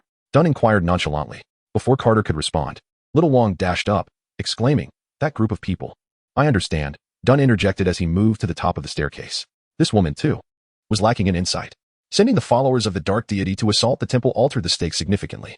Ancient One had every right to intervene personally and eliminate them with a mere slap. Downstairs, soldiers transformed into followers, and more zealots surged forward, their skin stretching grotesquely as a third eye emerged, piercing through the fog to reveal the true entrance of the staircase. Bucky attempted to halt the followers, but was overpowered by 4 or 5 of them, who pressed him to the ground, chanting in a mechanical tone in Russian, "Desire. Rust. 17. Upon hearing these words, pain etched itself across Bucky's face. "No. Shut up. Silence. Dawn. Forge. 9. Dunn stood at the staircase's edge, listening intently. Time was of the essence. He had yet to cleanse Bucky's mind of the indoctrination. Surprisingly, this super soldier had not succumbed to conversion, which left Dunn somewhat astonished. While 4 or 5 followers forcibly attempted to brainwash Bucky, the remaining zealots charged up the staircase toward Dunn. Unperturbed, Dunn maintained a calm smile as he gazed down the stairs. What was once a wooden staircase seemed to transform instantaneously into an escalator, the followers racing upward while each step descended beneath them. The speed of the zealots matched the downward rush of the stairs, rendering them effectively stationary. Finally, one follower had an epiphany, contemplating an escape from the staircase via another route, only to find themselves encased within a layer of glass that had mysteriously formed around them, resembling a colossal vertical coffin, trapping them inside. "Go," Dunn commanded, and a massive bird ablaze with flames burst forth from behind him, diving into the staircase. The flames ignited spontaneously, rapidly incinerating the followers within. Countless crimson sparks ascended, merging with Dunn's being. He increasingly anticipated the moment he would confront the true form of the Eye Demon. Meanwhile, outside, Madame Hydra opened her eyes, closed the book in her hands, and stepped towards the classic automobile, declaring, "I have failed. It is your turn now." Dr. Zola did not respond to her, but instead took control of the armed helicopter hovering above. In an instant, the missiles on the weapon rack tore through the air and night, plunging toward the sanctum.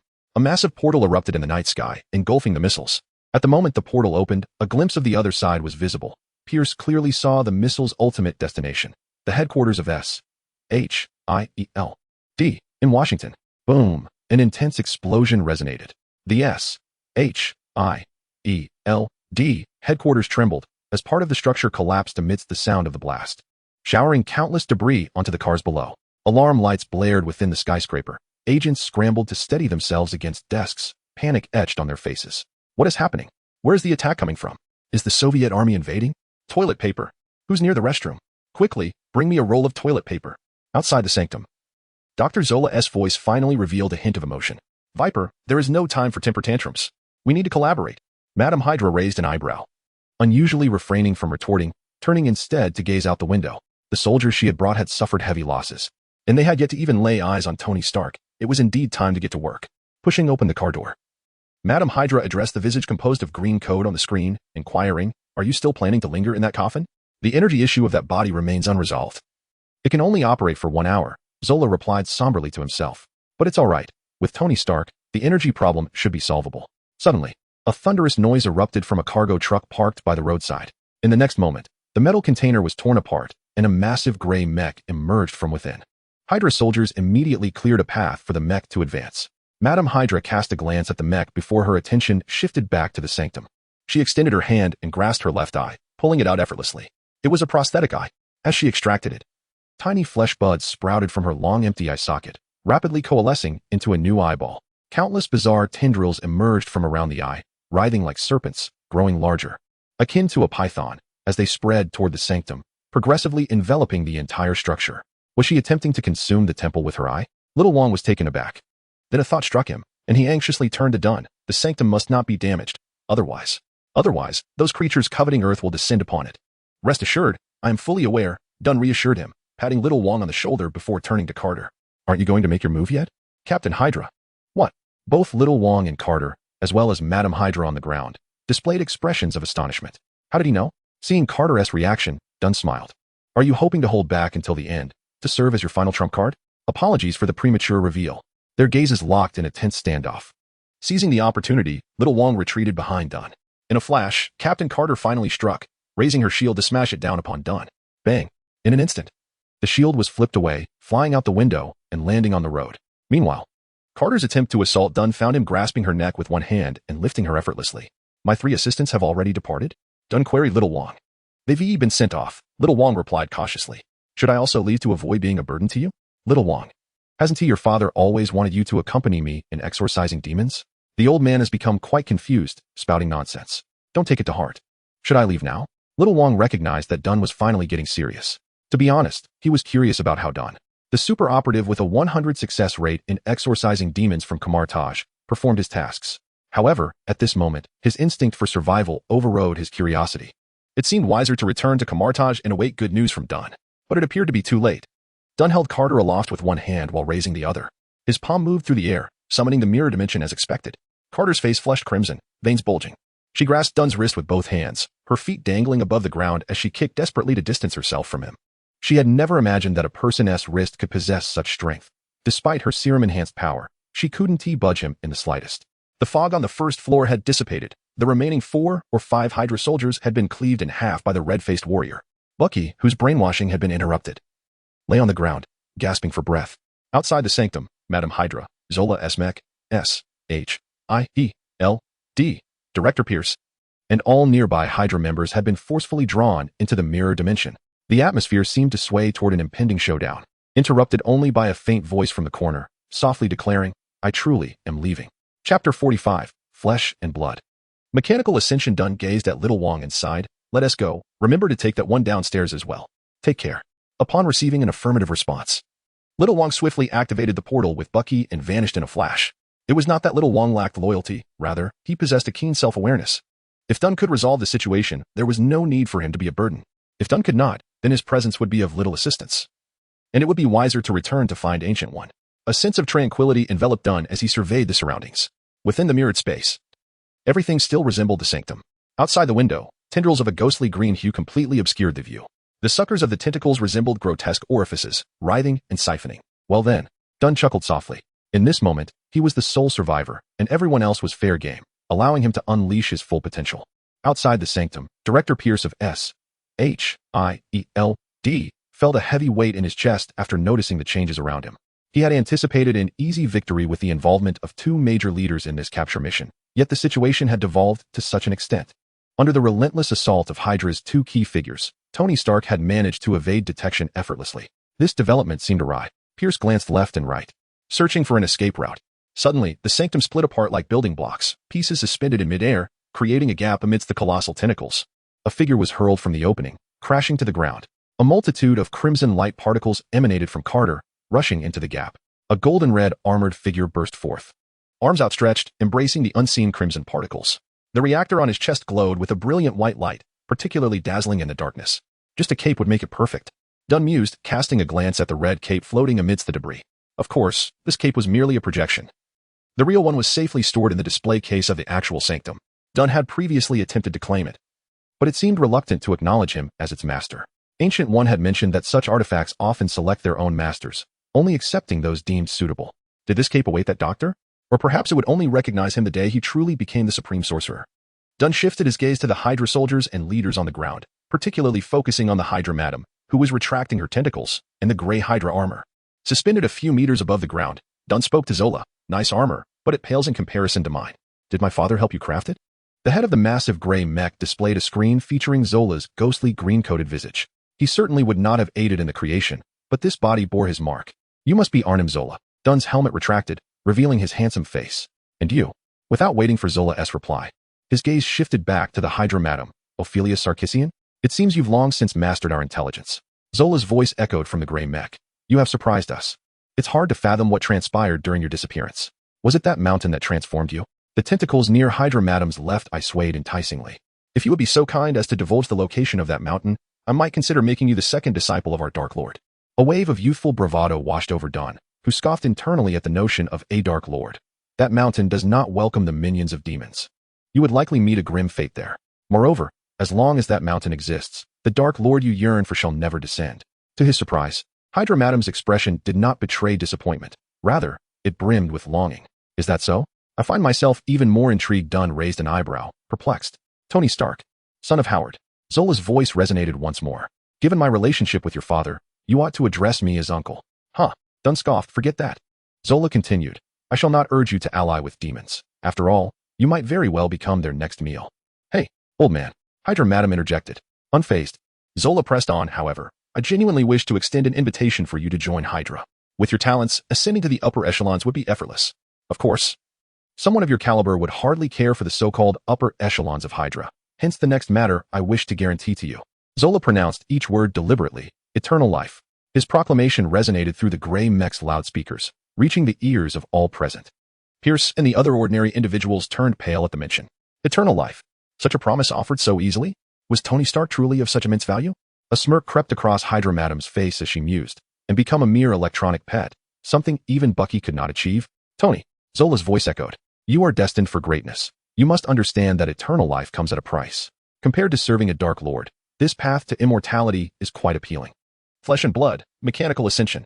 The final words ignited a spark of desire in the eyes of the conscious Hydra members. Indeed, what was Bucky in comparison to eternal life? Flesh and blood, mechanical ascension. This was verily a profound truth. Only Dunn scoffed derisively. Eternal life? I've long possessed that, and not merely in one form. He fixed his gaze upon Zola's gray mech, remaining silent until, in a flash, he extended his hand to seize a projectile that had been launched from behind. A diversion meant to facilitate a surprise attack. Dunn chuckled coldly. Boom. The smoke bomb in his grasp erupted, releasing a cloud of green mist. Both Hydra Madam and Zola revealed sly smiles. Tony, our internal strife is merely a ruse. Zola's voice echoed. This is a potent toxin engineered by Viper. We have tested it specifically against humans, goats, mutants, and those with genetic mutations. Thus far, no one has withstood it. It will seize control of your nervous system, decimating your bodily functions. As Zola's harsh electronic voice reverberated in the mirrored space, the toxic mist released from the smoke bomb seeped into Dunn's body, as if it possessed a life of its own. Dunn inhaled deeply, allowing the mist to fill his lungs before exhaling slowly. Is this it? Hydra Madam, Zola, other Hydra members. You. Hydra Madam's shock surpassed that of anyone present. The poison she had concocted, which she deemed utterly insurmountable, had been crafted with sorcery. She was confident that every carbon-based life form on this planet would succumb to it. Yet, how could this be? Hydra Madam furrowed her brow. You are not human. What exactly are you? Dunn cast a disinterested glance at the voluptuous woman on the ground. Not succumbing to your poison doesn't make me inhuman. You seem to have a rather inflated sense of self-worth. Well then, it appears our negotiations have come to an end. Dunn's voice turned somber as his steel helmet descended once more to obscure his face. Jarvis. In the darkness, fiery trails erupted from behind Dunn, resembling a constellation of newly born stars. It was an army clad in unified silver and white armor. Go. At the command, the armored legion swooped down towards the Hydra's stronghold. In the next moment, the air erupted with the thunderous roar of artillery. Simultaneously, the Shikigami Qing Fangzhu, the Great Tengu, and the Phoenix Fire emerged from Dunn's rear, joining the fray. Should the outside world witness this scene, one can only imagine the trepidation that would grip the hearts of the national leaders. The esteemed representative of Stark Enterprises, possessing not only immense financial resources but also commanding a high-tech armored legion, is, moreover, a sorcerer. Which leader could possibly find peace in their slumber amidst such formidable circumstances? Chapter 46. The Captain's Sacrifice. In the mirrored space beyond the disassembled sanctum, the armored legion and Shikigami surged past Madam Hydra and Zola, mercilessly slaughtering the remaining Hydra members. The two Hydra leaders adhered to the principle of capturing the king before the thieves, launching a direct assault on Dunn. The colossal gray mech ignited flames from its feet, attempting to soar beside Dunn. However, a heavy suit of armor descended from the heavens, crashing down upon the gray mech with tremendous force. Mark 44, Anti-Hulk Armor. The golden red heavy armor resembled a steel bear, forcefully pinning the gray mech beneath it and unleashing a furious barrage.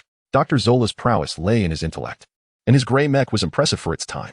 Yet, it was no match for Dunn, a time traveler who had inhabited the persona of Tony Stark. The enchanted anti-Hulk armor in this era appeared almost divine to the onlookers. The gray mech was quickly vanquished, its lower half torn away and flung into the distance. Pierce and Sitwell, who were crouched behind an old car, watched in horror as a pair of mechanical legs soared toward them, prompting them to flee. Sitwell, slightly slower, was struck down by those legs, meeting his demise. Pierce, witnessing this scene, felt thankful for his rigorous training, but the next moment, a flaming phoenix swept by, piercing through his body like a high-speed projectile. Zola's armor was cleaved in two, and the public director of S.H.I.E.L.D. perished, while the remaining Hydra members were methodically exterminated by the armored legion and Shikigami. Those soldiers had transformed into mere acolytes, possessing little ability but serving as ample sustenance. At this moment, Dunn perceived the scene below as a vast crimson ocean, coalescing toward his essence. Yet, until now, Dunn had not lifted a finger. He merely stood upon the floating wall, intently gazing at Madame Hydra's left eye. At this point, all of Hydra, including Zola, could not evoke as much intrigue in him as that singular eyeball. Suddenly, like a pulse being unleashed, Madame Hydra's left eye emanated an invisible radiance, enveloping Dunn. Simultaneously, the tentacles beside her eye elongated once more, lunging toward Dunn. The book beside Madame Hydra flipped pages rapidly, the rustling sound echoing throughout the mirrored space. Before Dunn's armor could even contact those tentacles, it mysteriously cracked. In an instant of astonishment, the tentacles pierced through the steel armor, tearing it apart. Yet inside, there was no sign of Dunn, only an empty shell of armor. Madame Hydra frowned slightly, then turned to see Dunn, sharply dressed, behind her. 3 fingers intertwined, and Dunn uttered a word, knock. A massive fox head materialized from thin air, swallowing Madame Hydra whole. The space trembled, the reverberation lingering. Dunn gazed at the fox's mouth, noticing no crimson light spilling forth this time. This indicated she was not dead. Suddenly, a pained expression manifested on the pale demon fox's face. Dunn furrowed his brow and swiftly extended a hand. The emerald tentacles shot forth like spears, piercing the fox's head. At that moment, Dunn hastily severed the fox's neck with a portal. A multitude of crimson light particles erupted from the fox's head, swarming into Dunn's body. 3,967 4,000. Dunn exhaled, relieved that he hadn't wasted the opportunity.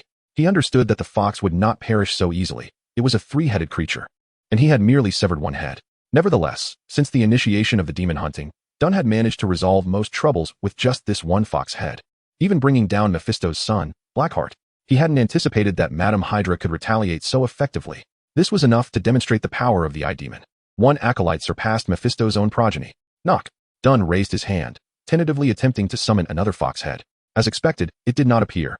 Logically, his proficiency at collecting heads was impeccable. The demon fox would surmise that Madame Hydra had caused the disappearance of that head. If it had any fighting spirit, it would have lent the other 2 heads for vengeance, yet it remained hidden, perhaps, intimidated.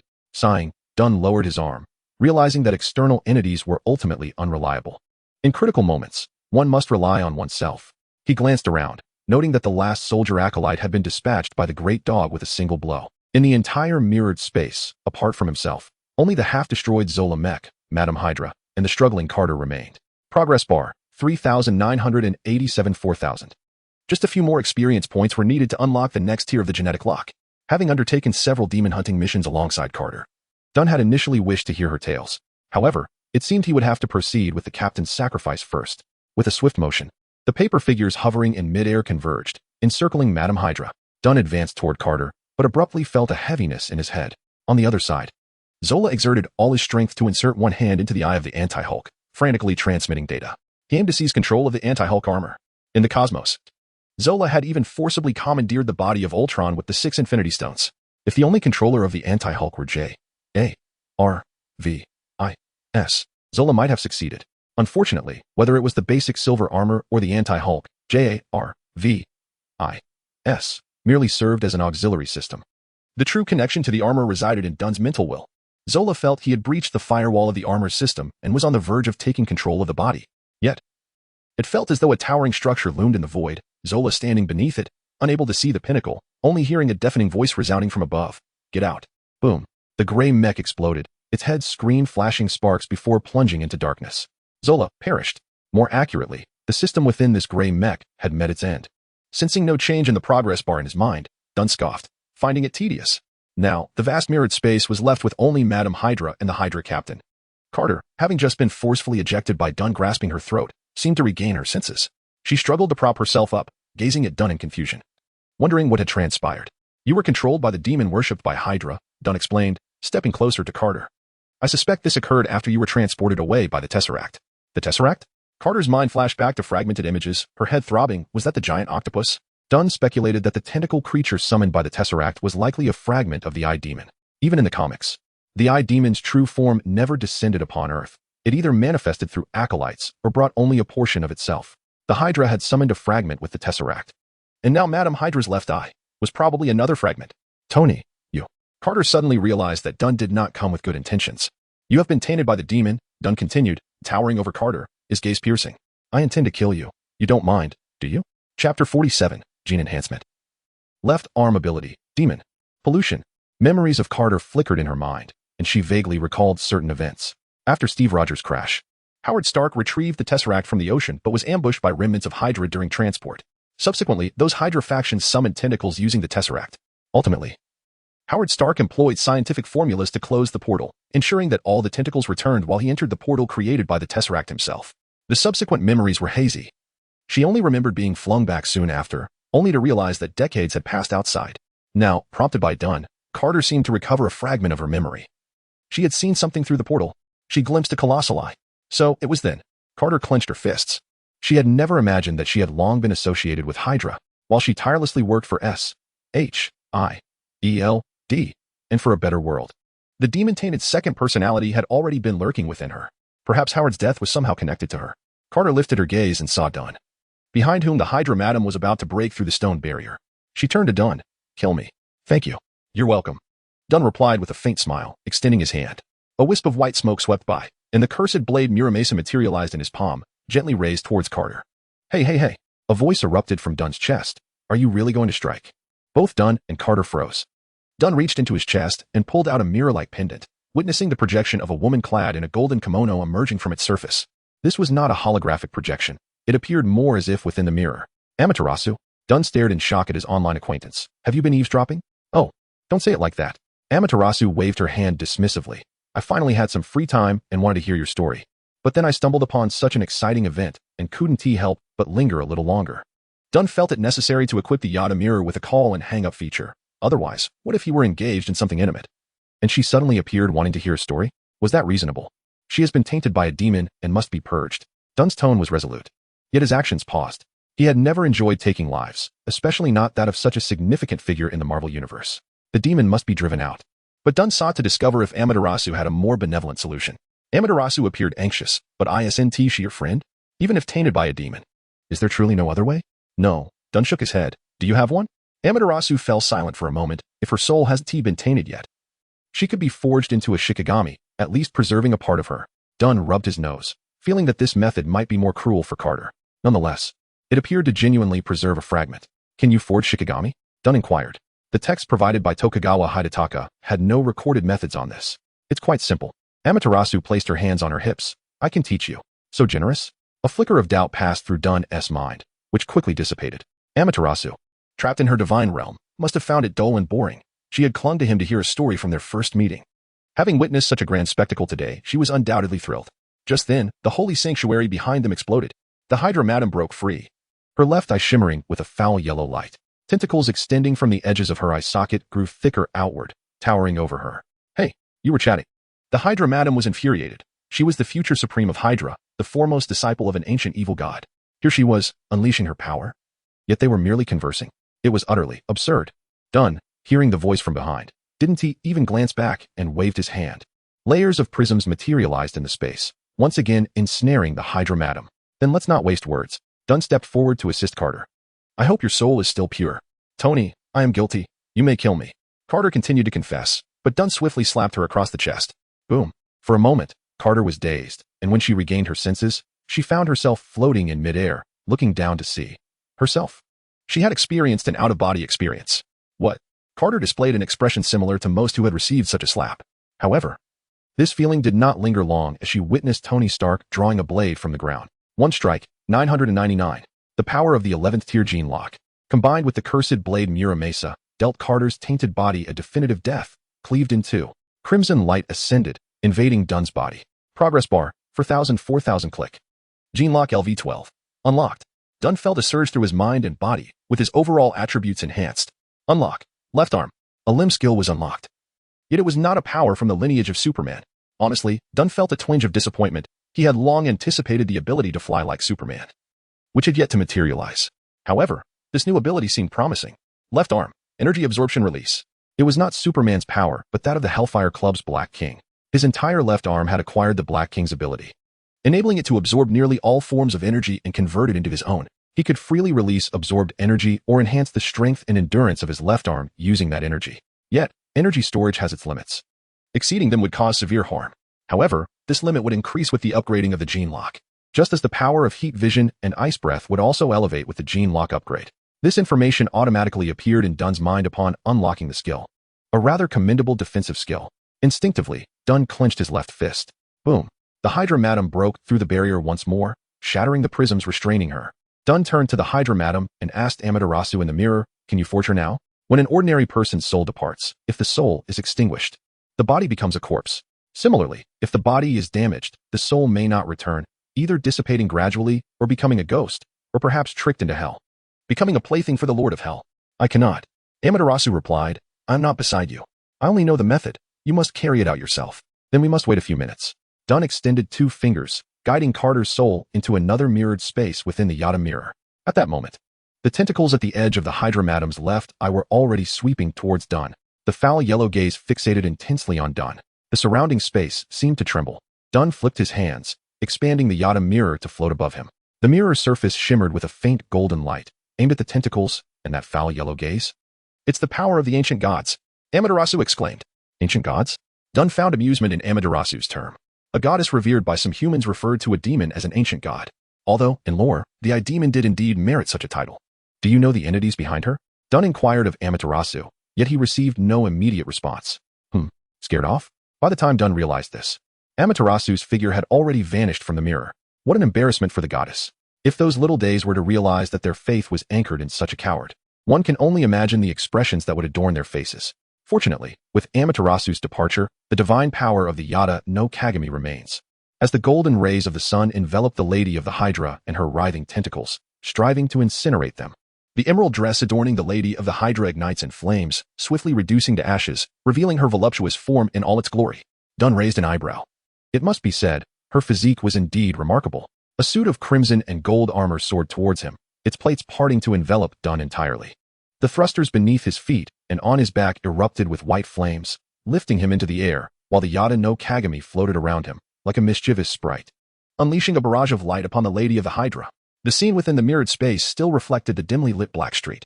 Yet under the divine illumination of the Yada no Kagami, it seemed as if the heavens themselves had been momentarily set ablaze.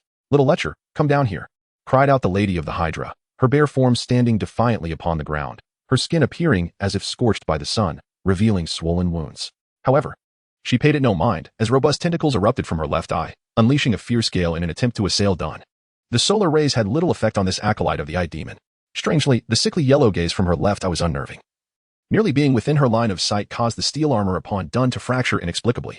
Even the internal systems faltered, with the white light in his eyes flickering erratically. Dun understood that it was time to bring this to an end.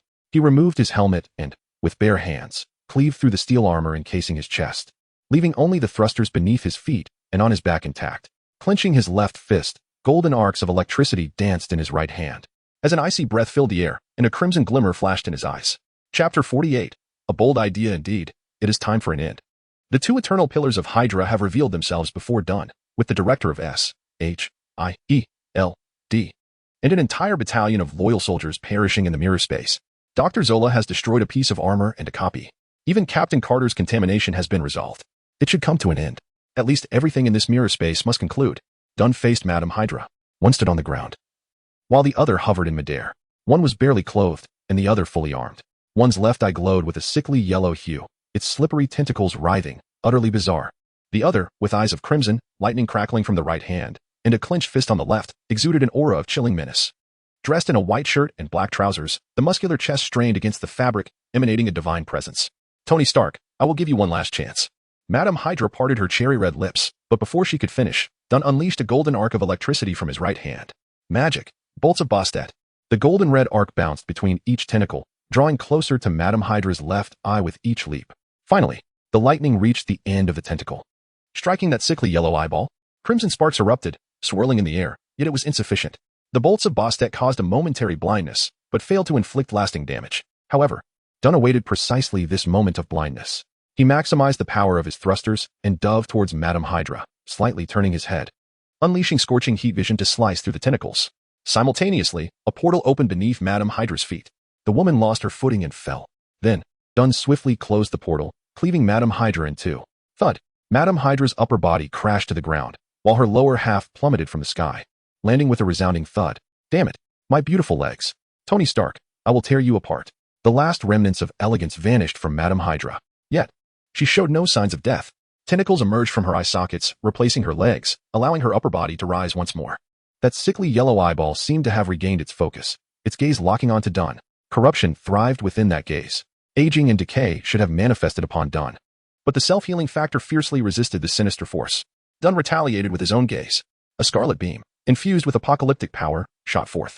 The tentacles were severed again, though they continued to regenerate. The sickly yellow eyeball clashed with the heat vision, astonishingly enduring the searing assault. Suddenly, the book behind Madame Hydra burst into chaos, its pages fluttering like leaves in an invisible wind, swirling through the streets. In an instant, each page opened an eye, gazes converging from all directions. Sleep now. Madame Hydra's voice pierced the air. Dunn extended his left hand, feeling no assault of energy levels. It was a mental attack. Dunn chuckled. His mental resistance was extraordinarily high. Standing amidst those gazes, in the shocked eyes of Madame Hydra, he clasped his hands together. The bolts of Bastet reappeared, ricocheting between all the fluttering pages. How can this be? Madame Hydra was bewildered. Too many incredible events had transpired this night. With a powerful exhalation, Dunn froze the regenerating tentacles. His thrusters sustained damage beneath the sickly gaze, but exerted the last vestiges of energy to propel into Madame Hydra. Time seemed to halt in that moment. In the mirror space, the sanctum had become a wasteland. The streets lay strewn with corpses, crimson lights like fireflies danced about, and golden red lightning flickered among the flapping pages. Amidst this chaos, Dunn stood tall in the street, extending his left hand, fingers embedding into the eye socket, grasping that left eye. The surrounding frozen tentacles shattered, leaving only small flesh buds writhing, attempting to escape Dunn's grasp. A scarlet ray swiftly severed Madame Hydra's neck. From a distance, Dunn appeared to grasp a basketball with one hand, holding a head that trembled with fear. What manner of monster are you? A monster? I am not. Dunn scoffed lightly. I am merely an unremarkable exorcist. An exorcist? As a devotee of an evil god. Madame Hydra had encountered many so-called exorcists over the years. Most were charlatans or deluded fools. When did exorcists become so formidable? Dunn noticed the disbelief on Madame Hydra's face, a cold smile forming within him. Even the Kamar-Taj was unaware, a testament to this woman's ignorance. You cannot kill me. Madame Hydra's voice quivered. If you kill me, the dark god will descend, and the entire world will perish with me. Is that so? Dunn's lips curled into a smirk. His gaze icy. Let it come. As he spoke, the pressure of his fingers increased, the sickly yellow eyeball on the verge of being plucked out. No. You cannot kill me. You cannot kill me. Madame Hydra's voice nearly spiraled into madness. The eyeball seemed to possess a life of its own, spinning violently within its socket. The temperature rising steadily. Boom. A golden energy beam erupted from the eyeball, attempting to melt Dunn's left hand. Dunn merely raised an eyebrow. Oh, an energy attack? The surging energy made contact with Dunn's palm, but contrary to Madame Hydra's expectations, it did not incapacitate him. Rather, it was entirely absorbed. How can this be? How is this possible? Madame Hydra, once so haughty, now appeared utterly disheveled and astonished. How could an exorcist possess such immense power? Feeling the transformation in his left arm, Dunn smiled with satisfaction. Initially concerned about lacking the strength to destroy the eyeball, it now seemed he had more than enough. Dunn parted his lips, producing a resonant bang. The golden beam returned along its original path. Flesh dissolved, bone shattered. The fluttering pages spontaneously ignited, consumed in flames. Madame Hydra's screams faded gradually. Moments later, all that remained in Dunn's hand was a dim, lifeless eyeball, smooth and glass-like, resting in his palm. So hard. Dunn pinched the eyeball between his fingers, scrutinizing it closely, finding no signs of life. Raising his head, he observed that all Hydra members in the mirror space had perished. The street was devoid of any life but Dunn. Clutching the eyeball in his left hand, he retrieved the notes on the eye demon obtained earlier, summoning the great Tengu who bore the eye demon S-mark. With the essence of the eye demon, the notes carrying the eye demon's spiritual power, the marks that had been observed by the eye demon, and the arcane knowledge to summon demons, Dunn possessed everything he needed. Could it be? Chapter 49, Collaboration with Amaterasu, Summoning the Eye Demon. Once this thought emerged, it took deep root in Dunn's mind. He was not a person with antisocial tendencies. On the contrary, he held life in high regard. It was precisely for this reason that the notion of summoning the eye demon arose. To encounter the eye demon. To understand the eye demon. To summon the eye demon. To vanquish the eye demon. Dunn was aware that summoning a complete eye demon was likely beyond his reach. If it were that simple, the Hydra Madam would not have spent years scheming only to ultimately fail. Perhaps he could only summon a fragment, akin to this eyeball.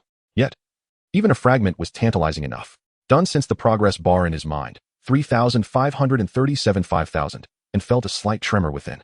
He exhaled deeply. Summoning was indeed imperative. Since surpassing level 10, each upgrade of the genetic lock brought about significant changes, and each ascension unlocked an additional bodily skill. However, the experience required for subsequent levels was increasingly substantial. Relying solely on trivial creatures for advancement would take an eternity. A different approach was essential. Yet, summoning could not occur now or in this place. As a disciple of Kamar-Taj, summoning a super evil deity on Earth was fraught with peril. Even if it was not the complete form he anticipated, the Ancient One would undoubtedly strike him down first. What of being an exceptional heir to the Supreme Sorcerer? Such a being posed a threat to the world. Dunn silently strategized, determining that he must wait until the genetic lock advanced another level, until the steel armor was upgraded, and until he procured another divine inheritance. For now, his objective was to refine Carter. Then he would deal with Hydra outside. Although he had personally slain the Hydra Madam and S.H.I.E.L.D. agents, he remained a wanted man. He could not live his life under the cloud of being a fugitive. Lost in thought, Dunn did not hasten to leave the mirror space, but instead held the Yada no Kagami, tapping its surface. After a brief moment, Amaterasu's voice echoed, "Is it done?" "Yes, it is done," Dunn affirmed, placing the Yada no Kagami on his person. "Teach me to refine a Shikigami." Amaterasu responded with enthusiasm, eagerly divulging the methods for Shikigami refinement in great detail. It was evident that she often found herself bored. Following her instructions, Dunn released Carter's soul from the mirror. Hundreds of golden paper figures surrounded him, forming a magical array. Dunn formed hand seals, uttered incantations, and focused his gaze on Carter's corporeal form as it gradually solidified from the ethereal, ultimately landing on the ground, transforming into an entity akin to the Great Tengu. Yatagarasu. It is accomplished. The technique itself was not particularly challenging, and with Amaterasu's guidance, it took less than 5 minutes. What is this? Carter opened her eyes, astonished by her transformation. Dunn briefly explained the concept of Shikigami to her, allowing her to process the information, then turned to Amaterasu. "Do you recognize that individual?" "I do not, but his aura is terrifying." Amaterasu's tone revealed her trepidation. "Can you defeat him?" Dunn inquired further. "I do not know. I've never fought him." Amaterasu recoiled slightly. "I prefer not to engage in violence. Sometimes it is better to enjoy a good meal." Dunn chuckled lightly, amused by the timidity of a deity. As thoughts swirled in his mind, a sly smile crept across his face, and he said to Amaterasu with a serious demeanor, "This may not be entirely up to you." Amaterasu blinked. "What do you mean?" "He has already noticed us," Dunn sighed. "The next time we meet, it will likely be when he intends to devour us." "Are you overthinking this?" Amaterasu hesitated before speaking. "You killed his followers. I did not intervene. He should have merely taken note of you, correct?" "Indeed," Dunn replied nonchalantly, "but I utilized the power of the Yada no Kagami when I killed her. And that eyeball witnessed you within the mirror. If you assert that it is unrelated, who would believe it? Are you suggesting that I, merely a bystander, caught the attention of an ancient god and now face the risk of being consumed?" Amaterasu's tone shifted noticeably. "To be honest, I am not entirely certain. But it is quite possible." Dunn displayed the eye-demon mark on his body to Amaterasu. After all, he had previously attracted attention after slaying 2 of the Tengu's followers. Though her true form resided in Takamagara, an ancient god's power might still locate her. "Are you attempting to scare me into enlisting my help against that individual?" Amaterasu suddenly wore a shrewd expression. Dunn paused, then confessed candidly, "I do have such intentions, but not solely for my own sake. It is for all living beings on Earth. Will you join me, Amaterasu? I can only offer technical support. Is that acceptable?" Amaterasu hesitated before finally conceding. "That is sufficient." Dunn did not expect Amaterasu to descend from Takamagara to form an alliance, and he welcomed the collaboration. When Dunn emerged from the mirror space, dawn had broken. His 3 little companions and young King Bucky were likely enjoying tea in Kamartaj. The New York temple stood empty. As he pushed open the grand door of the temple, the outside was serene, showing no signs of the battle that had transpired the day before. Dunn summoned a suit of armor and reviewed the footage captured last night. It clearly documented the moments when the director of S.H.I.E.L.D. and the Hydra Madam stood together, as well as the transformation of Hydra soldiers disguised as S.H.I.E.L.D. agents into followers. After a brief processing, Dunn saved the footage. This would undoubtedly serve as evidence, at least proof of S.H.I.E.L.D.'s collusion with demons. But to whom should he present this evidence to ensure Tony Stark's name was expunged from the wanted list? The Secretary of State? Or the President? At this moment, Dunn's thoughts crystallized. He did not journey to Washington or the White House. Instead, he piloted Mark 45 directly to New Jersey. The original site of S.H.I.E.L.D. lay there. According to the information Dunn had acquired, one of Dr. Zola's backups was also located there. Chapter 50, The Supreme Hydra, New Jersey. Once the headquarters of S.H.I.E.L.D., it now lay desolate, littered with fallen leaves. Dunn, clad in battle armor, descended to the ground and released Carter. Familiar, isn't it? Dunn approached a building. Ever since he severed Carter's physical form, she had completely lost her memories of being Captain Hydra. Perhaps she had never possessed such memories. Captain Hydra was merely another facet of her persona. It was not uncommon for one to suffer mental afflictions after being tainted by demons. It was astonishing to think that their infiltration had begun from this very place. Carter furrowed her brow. Dunn entered an underground fortress, traversing deeper within to find dilapidated equipment and activating a machine. The entire process was not overly complex. especially since this desolate base had little data left. A green light flickered, and a nearby camera slowly turned. Soon, a face appeared on the screen before Dunn. Good morning. Tony Stark. I never expected you to find this place. It seems Viper and another version of myself have already failed. Good morning, Captain Carter. Your current existence is rather unique, Dunn replied. Thanks to you. Carter glared, wishing she could smash her shield into the screen. Enough with the pleasantries, Dunn said as he exited his armor, casually pulled up a chair, and sat down opposite the screen, lighting a cigarette. I'm here to discuss a potential collaboration. Collaboration? Carter was taken aback, struggling to comprehend Dunn's reasoning, yet the Shikigami contract subconsciously aligned her with his decision.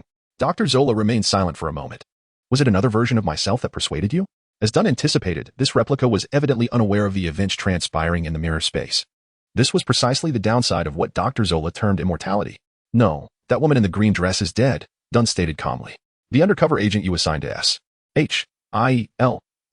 has also perished. With that, Dunn projected video evidence from his armor. Should these videos be released, S.H.I.E.L.D.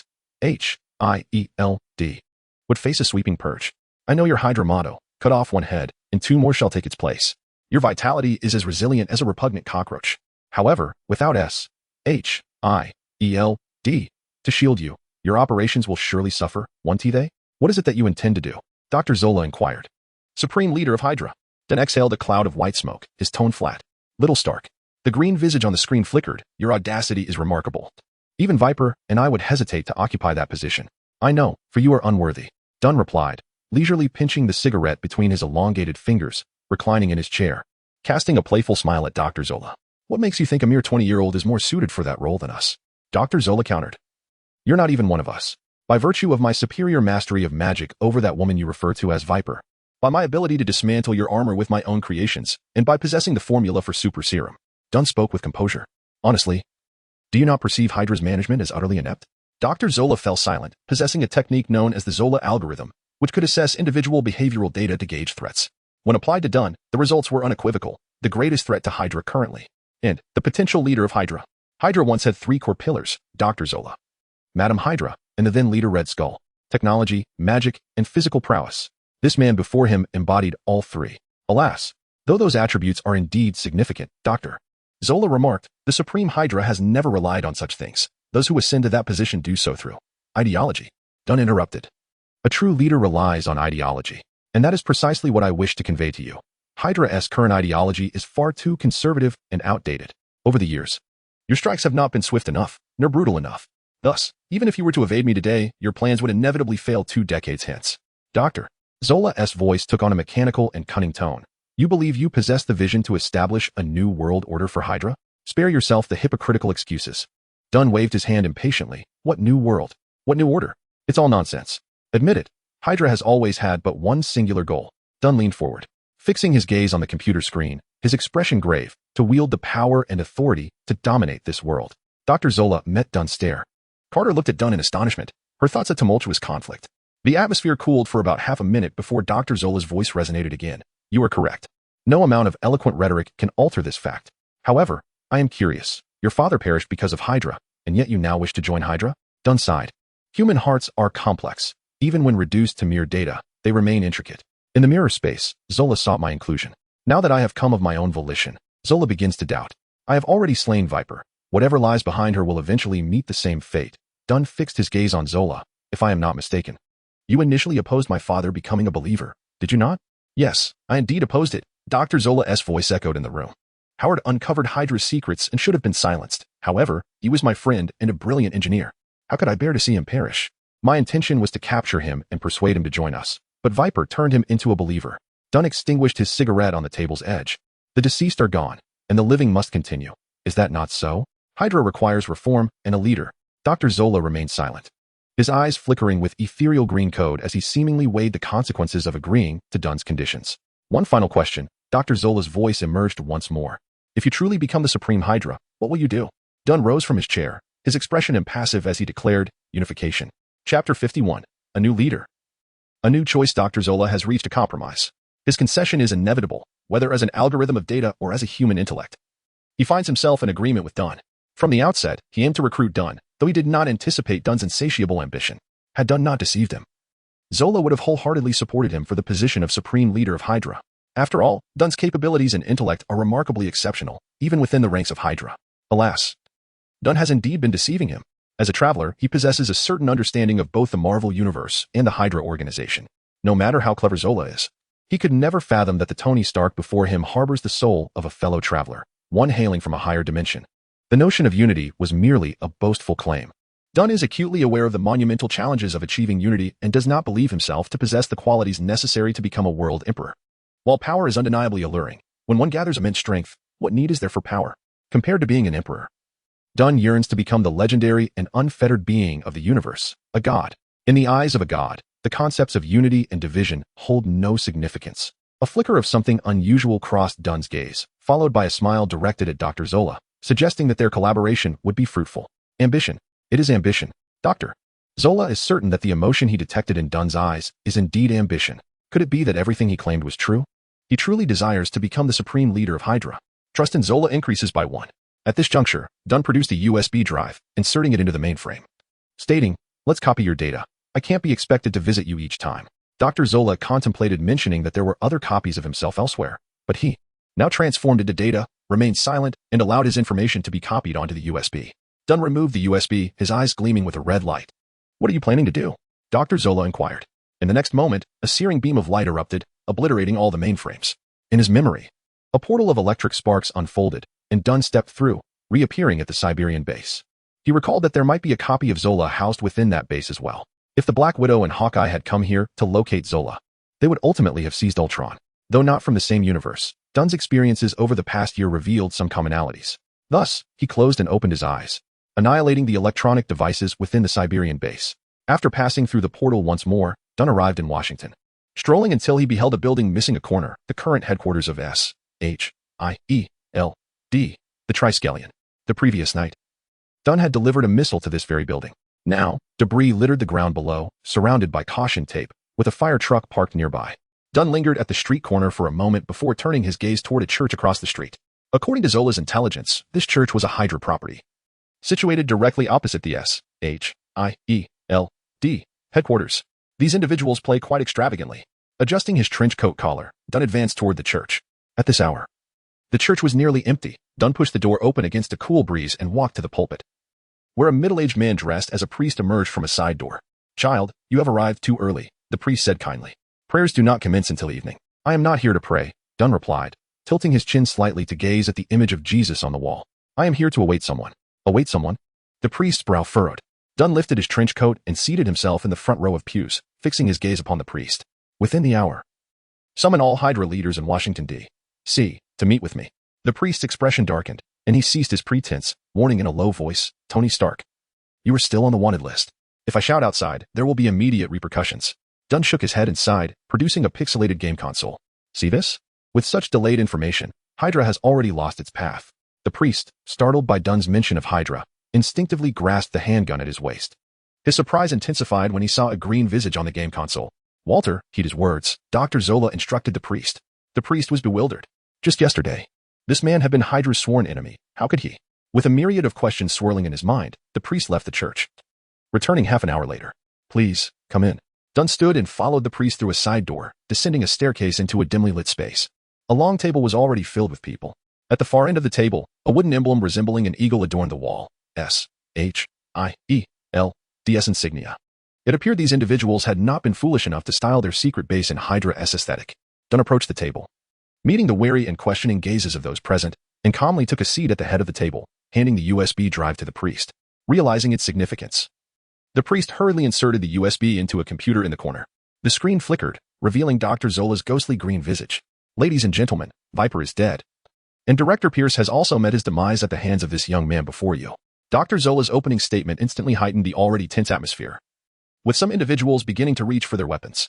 "But do not be alarmed," Dr. Zola continued. "For the young man before you, the most notorious playboy in New York, the prodigious son of Howard Stark, Tony Stark, will, from this day forth, assume the role of acting supreme leader, surpassing even Viper's position." "Arnhem, do you realize what you are saying?" A bald man glared at Dr. Zola. "He is still on our wanted list. Baron Strucker, you should understand that there are no permanent enemies." Dr. Zola's voice resonated in the room. "Tony Stark's talents are sufficient to uphold the position of acting supreme leader." Dunn raised an eyebrow. The old man had cleverly added the word acting, quite cunning indeed. However, it mattered little, as long as the official supreme leader remained absent. There would be no distinction between the acting and the official titles. This statement sparked an uproar at the long table. Everyone was visibly unsettled. After all, Hydra had long been without a supreme leader. Even an acting leader should not be someone who had never made an appearance in Hydra. Arnim Zola. I see your mind has been infected by data. Baron Strucker lightly adjusted his monocle. If the position of supreme leader is handed to him so hastily, all those years of vacancy will become a farce. Dunn regarded the bald man with the monocle. Clearly, he was a leader, perhaps the second most significant figure after Dr. Zola and Viper. It was evident that even within Hydra, unity was lacking. It was utter chaos. I understand your discontent. Dunn surveyed the table of individuals, which is comprehensible. For I too find you all rather unimpressive. What did you say? A burly man slammed his fist on the table. Do not be so quick to take offense. Dunn smirked. From the time Red Skull fell to now, many years have passed. You have failed to conquer even the United States, merely scurrying like mice with an S-H-I-E-L-D. What else can you be called but worthless? You ignorant little brat. An elderly woman with gray hair glared at Dunn. Do you think this is child's play? Perhaps playing child-esque games would be more effective than your current methods. At this moment, Zola interjected, Tony, I do not believe it is wise to provoke everyone at this juncture. Listen, Dunn rose from his chair at the end of the long table. I hope you understand that today's meeting serves merely to inform you, not to solicit your opinions. Perhaps he had unwittingly absorbed some of the youthful arrogance of Tony Stark. Or perhaps it was his growing prowess that had fostered a hint of hubris within him. The most vital quality of an organization is unity. Dunn tilted his head to light a cigarette and continued, otherwise, it will become as fragmented as S-H-I-E-L-D, and evidently, you lack this essential trait. I harbor no intention of inciting division, yet fissures have already begun to appear. Dunn resumed his seat, noting that Dr. Zola and Viper had each made their choices. Now it was your turn. What do you mean by that? Baron Strack scoffed. Are you suggesting we turn against one another? Not infighting, but rather new choices, Dunn corrected. Suddenly recalling something, he added, Dr. Zola, you should present my chips to them. Dr. Zola paused momentarily before playing the video from before the sanctum. A brief silence enveloped the table. Ladies and gentlemen, Dunn announced, let us commence with the selection. Chapter 52. Hail Hydra. Silence enveloped the room like the smoke curling from Dunn's cigarette, thickening the atmosphere. Time flowed like water, passing moment by moment within the stillness. Some pondered, while others weighed their options. The most difficult aspect for the majority to accept was Dunn's sudden rise to the pinnacle of Hydra, especially considering that just a day prior, he had been wanted for wreaking havoc at the Siberian base, only to have his identity undergo a complete transformation overnight. It was akin to a young rogue who had destroyed a faction of a gang, becoming the target of the entire organization, only to be proclaimed the leader the very next day. When viewed from their perspective, it was indeed hard to comprehend. Dunn, ever considerate, understood this dilemma. Rather than seeking their acceptance, he decided to present them with a stark choice, surrender or face death. This was an overt threat, yet it proved effective among this motley crew of Hydra operatives. At the very least, the disdain etched on their faces vanished upon viewing the footage, replaced by a grave seriousness. Is this a threat? Baron Strack's face turned ashen. Indeed, Baron, you may perceive it as such, Dunn replied, gazing at him intently. Siberia, New Jersey, in this very place, are you not curious how I managed to locate each of your hiding holes? Baron Strack turned to Dr. Zola, who mechanically explained. The first two locations bear no relation to me. You were aware of our existence all along? The burly man stared incredulously at Dunn. Ah, at last. You come to realize. Dunn's expression softened. I vanished for a year, and soon after my return, you fixated on me. But how can you be so certain that it was you who targeted me first, rather than I who sought you out? Strack found himself momentarily speechless. Ladies and gentlemen, it is time for you to make your choice. Without waiting for their response, Dunn extinguished his cigarette on the table, declaring, will you join me in presenting Hydra in a dignified manner to the public, or will you remain hidden like the vermin that the world seeks to eradicate? Tick-tock, tick-tock. In the corner of the basement, a dilapidated faucet dripped water, while genuine mice scuttled about the cramped space. To present Hydra to the public in such a manner, what must be done? Baron Strack fixed his gaze on Dunn's eyes. After witnessing the earlier footage, no one dared to underestimate this dandy any longer. Yet, the words escaping his lips were audacious, even ludicrous. Curious to know? If so, Dunn met his gaze. You know what must be done. Strack's expression darkened further, yet his demeanor had shifted. Though he remained unconvinced by Dunn, he acknowledged the latter's prowess, which was formidable enough to elevate him to the pinnacle of Hydra. I may scoff at your words, but I am intrigued. What do you propose? Listen closely. If you truly possess such abilities, I would not hesitate to kneel before you. However, should you merely be toying with us, I assure you, I will not let you escape unscathed. Dunn chuckled nonchalantly. Almost all who aspire to rule the world commit a grave error. They believe that sheer force can actualize their ideals. Yet history teaches us that this approach is futile. While dominion over the world indeed requires might, the most crucial element is. Dunn surveyed the gathering before uttering a single word. The people. The people? The individuals at the table were taken aback. Dunn continued. Forceful oppression is ineffective with the populace. Where there is oppression, there will be resistance. But what if you endeavored to nurture them instead? Nurture the people? The attendees exchanged incredulous glances, as if simultaneously questioning, what jest is this? We are villains. Of course, those truly striving for their ideals would never regard themselves as villains. The people constitute the world. If you safeguard the populace, they shall, in turn, support you. The world war may have ended, but the strife persists. Countless individuals continue to suffer. What they require is not oppression, but liberation. In the pursuit of global dominance, the artist from decades past failed. Why not learn from that experience and adopt a new approach? Dunn reclined in his chair, leaning back. Ladies and gentlemen, I shall conclude here. Regardless of whether it is a threat or a plea, I hope to embark on a reformation with you and Hydra. Dr. Zola, recovering from the shock of Dunn's words, noted that this was the first time he had heard such sentiments from him. At first, it seemed mad, but upon reflection, there was merit to the argument. For years, he had adhered to Red Skull's ideals, yet Nazism had faltered, and Red Skull had vanished. Perhaps it was indeed time to explore a fresh perspective. He slowly spoke. Everyone, please cast your votes. Around the long table, the attendees exchanged glances, none anticipating that it would be Baron Strack who first raised his hand. Soon, as if springing forth like mushrooms after rain, all hands were lifted. It seems we have finally reached a consensus. Dr. Zola's voice echoed, Hail Hydra! The others joined in the chant, Hail Hydra! Only Dunn and Baron Strack exchanged a glance, the meaning of which remained ambiguous. The meeting concluded. Baron Strack exited the church into the dimming light. As raindrops began to fall, he tightened his coat around him as he walked down the street. Suddenly, as he passed a narrow alley, he halted abruptly. He turned to see Dunn. Are you here to eliminate me? Strack reached into his coat pocket, gripping his pistol tightly. Do not cast such dark assumptions. This is not Gotham.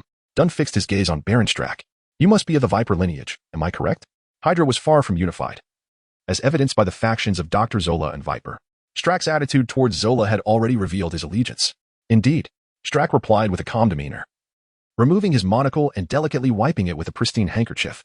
Allow me to offer you a warning. Your family has set their sights on you. Your position will not endure for long. Family? Dunn hesitated momentarily, quickly recalling the name of a family, the Malik family. Baron Strack appeared momentarily taken aback, seemingly surprised that Dunn had uttered that name. Realizing he had guessed correctly, Dunn understood the implications.